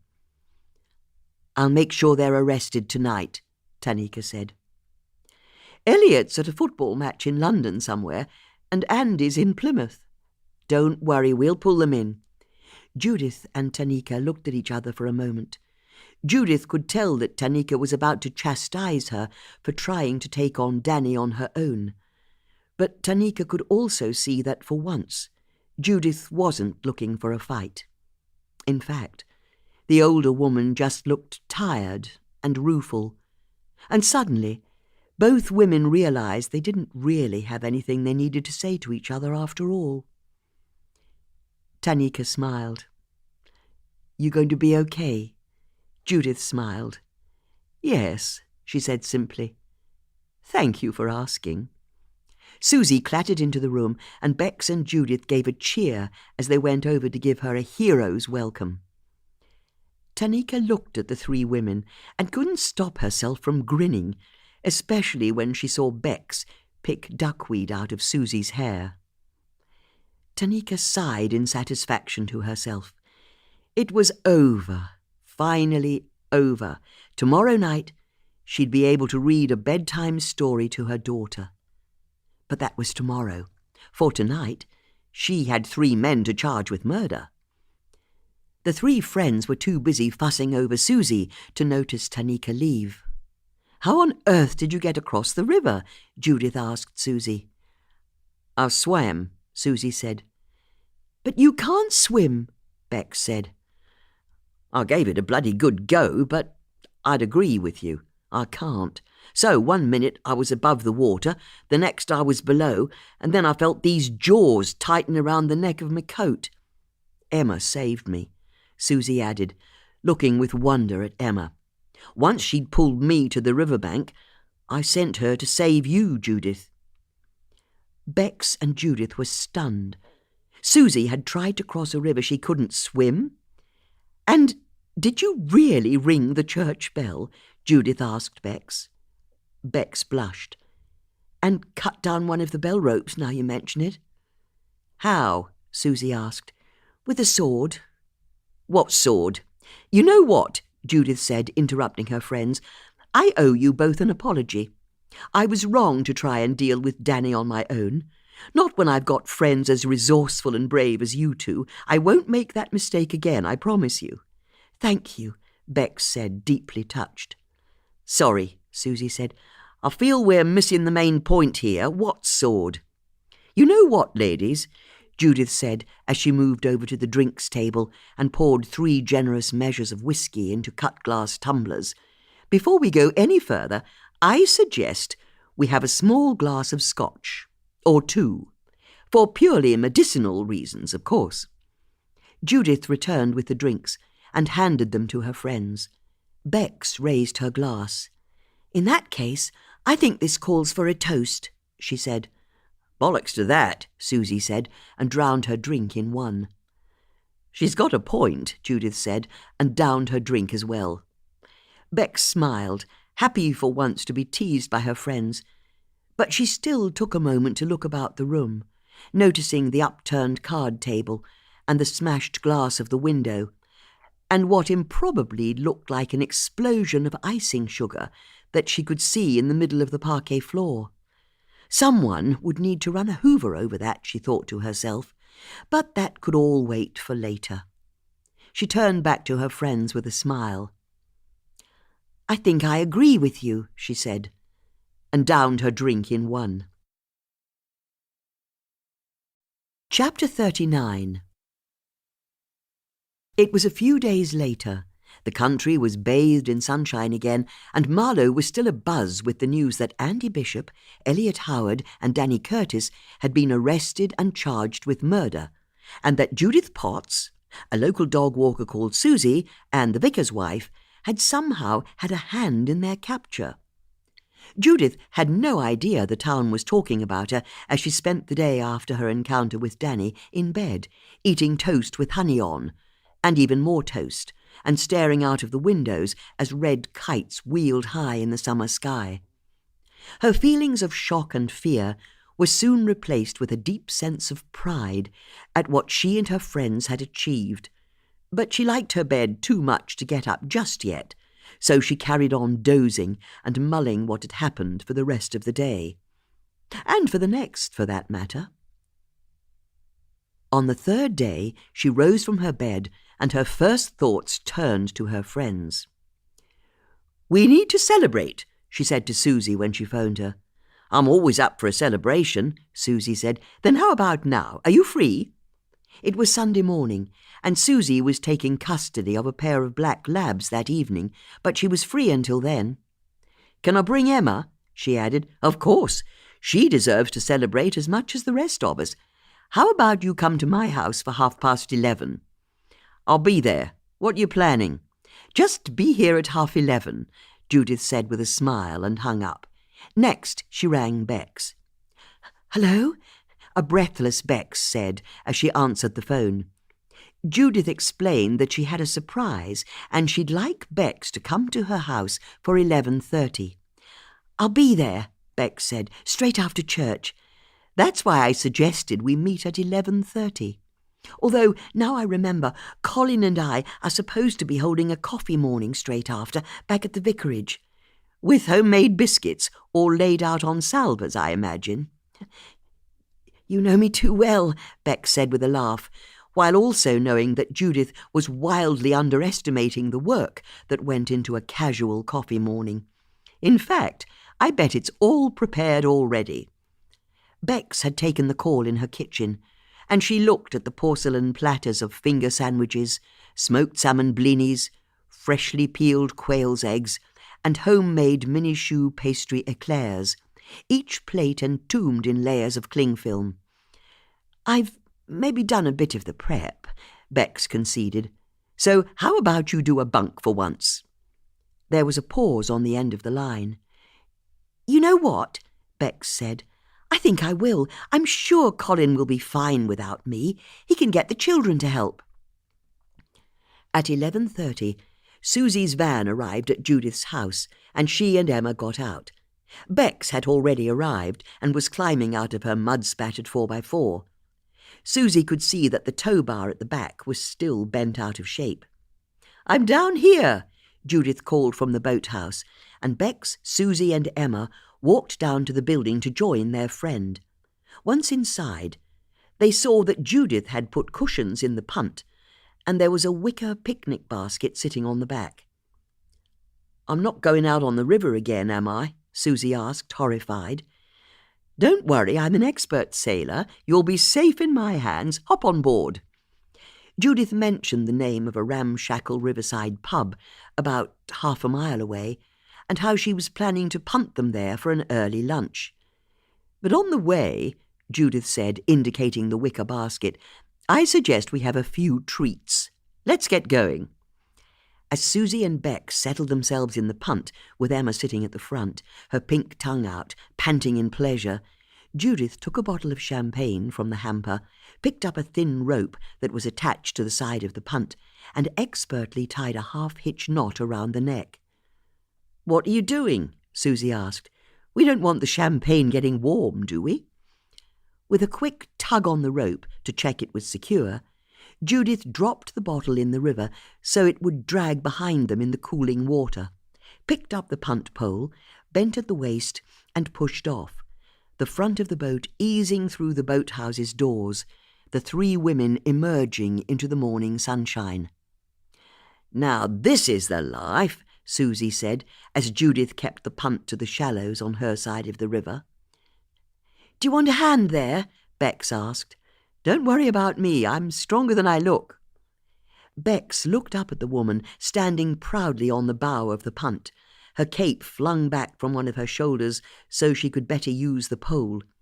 It made her look like a roguish musketeer, Bex thought to herself with a smile. "You can say that again," Susie said. "I can't imagine many old-age pensioners who'd disarm a killer with a tin of travel sweets and a pencil. I merely distracted him long enough for Emma to attack. And she only did that because you risked your life crossing the river." "Nonsense," Susie said. "Anyone would have done the same." "I don't think that's true at all," Bex said. "And as for you, Bex, I'd pay anything to see the church's CCTV footage of you smashing the regimental display and running around with a sword." "Everyone was looking at me like I was mad," Bex admitted. "But all I could think was that we had to get to you, Although one thing still puzzles me. I don't understand why the frame was stolen from Stefan's painting." "Ah, yes," Judith said with a smile. "That was Elliot, as we presumed at the time, and he didn't mean to steal the frame, or want to, for that matter." "So why did he?" "Well, having used the first break-in to measure up and photograph the original painting, Elliot painted a copy, and the night I interrupted him in Stefan's house, he was attempting to swap them. Of course he was. But the fact we found wood chips on the table by the chisel and hammer should have made us realize that he'd already managed to get the frame from the real Rothko by the time I arrived. So there he was with an original Rothko, an original frame, and a forged painting when I interrupted him and he threw his torch at me. He had a choice to make. Put the frameless forgery on the wall and run off with the real Rothko, or put the real Rothko back up on the wall, even though it no longer had its frame on." "I'd have put the forgery up and stolen the real thing," Susie said, "seeing as that's what I'd broken in to do." "But would you? Elliot had been caught in the middle of a burglary. He knew the police would be along soon enough, and whichever painting he put on the wall, he had to believe we'd work out that it was that particular painting he'd been tampering with." "Which is exactly what happened," Beck said. "Precisely. So, if he'd put his forgery on the wall, it would have been covered in his fingerprints and DNA, or had a hair or two from his glorious head of hair painted into the picture by mistake." "Oh, I get it," Susie said, finally understanding. "The forgery would have led the police back to Elliot. So he had to put the real painting back, which is also why he had to have his bonfire. He had to destroy his fake painting, along with the real frame and all of his other practice attempts. But it also explains why he was at such a low ebb when Tanika spoke to him over the bonfire. He knew by that point that he'd killed a complete stranger solely so that he could get his father's Rothko painting back in his hands, and he'd screwed the whole thing up. He'd carried out the murder, but he didn't have the painting." "And it was you who'd stopped him," Susie said, delighted. "Not a bit of it. We all did it together. Now, we're coming up to a bend in the river, so if I get the line right, we should be able to let the current take us round." As Judith said this, she changed the direction of the punt so it headed at 90 degrees from the river bank. But as the forward momentum of the punt met the stronger current towards the centre of the river, its prow started to turn, and Susie and Bex realized that Judith had set the punt on a course that would allow it to turn with the upcoming bend in the river. "You really know what you're doing," Bex said. "Oh, I wouldn't say that," Judith said, as she stowed the punt pole, got out 3 crystal flutes from her hamper, and an unopened pack of strawberries from the local supermarket. "Sorry, I meant to prepare the strawberries." "Don't worry," Bex said. "I'll do that. Let me give you a knife and a plate." Judith unclipped a plate and knife from the leather straps inside the hamper and handed them over. She then fished the bottle of champagne out of the ice-cold water of the river, and with an expert flick of the wrist, untied the rope one-handed. "No, this won't do," Susie said, undercutting the mood. The other 2 women looked at her. "I'm sorry," she said, looking directly at Judith. "But you told me you didn't know anything about boats." "What's that?" Judith asked, not quite following. "When I first met you, you said you didn't know anything about boats. But when I was about to get on this punt this morning, you told me I shouldn't worry because you were an excellent sailor. Those were your exact words." "What's this?" Bex asked. "You own a punt, for crying out loud, and know how to use the current to get around a bend in the river. And I can't help noticing you just untied that knot one-handed." "Your point being," Judith said reasonably, but her smile had tightened. "That newspaper report we read said that a witness saw 2 people on your husband's boat. That second person was you, wasn't it?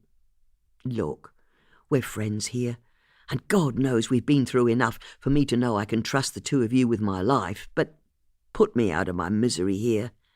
2 people went out into that storm that day, but only one of you came back. I'm right, aren't I?" Judith didn't say anything, nor did her countenance shift by even a millimetre. Her whole demeanour was a study in middle-class decorum. "That's the real reason why you started collecting all those old newspapers," Susie continued. "You had to be sure no one came forward with the truth of what happened that day, because you were on that boat. And maybe in the storm your husband fell overboard and you didn't help him back up. Or maybe you pushed him, which is what my money's on, knowing you. And I mean that as a compliment. You had an abusive and adulterous husband, so you killed him.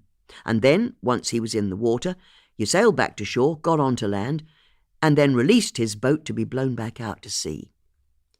"Is that true?" Bex asked, so horrified at what she was hearing that she didn't notice a strawberry roll off her plate. Judith didn't answer immediately. She looked about herself, at the sunlight sparkling on the water, at the cows cropping the grass in the field, and a feeling of contentment overtook her that was almost startling. Susie had been right when she'd said she could trust her 2 friends with her life. She leant forward with a little smile.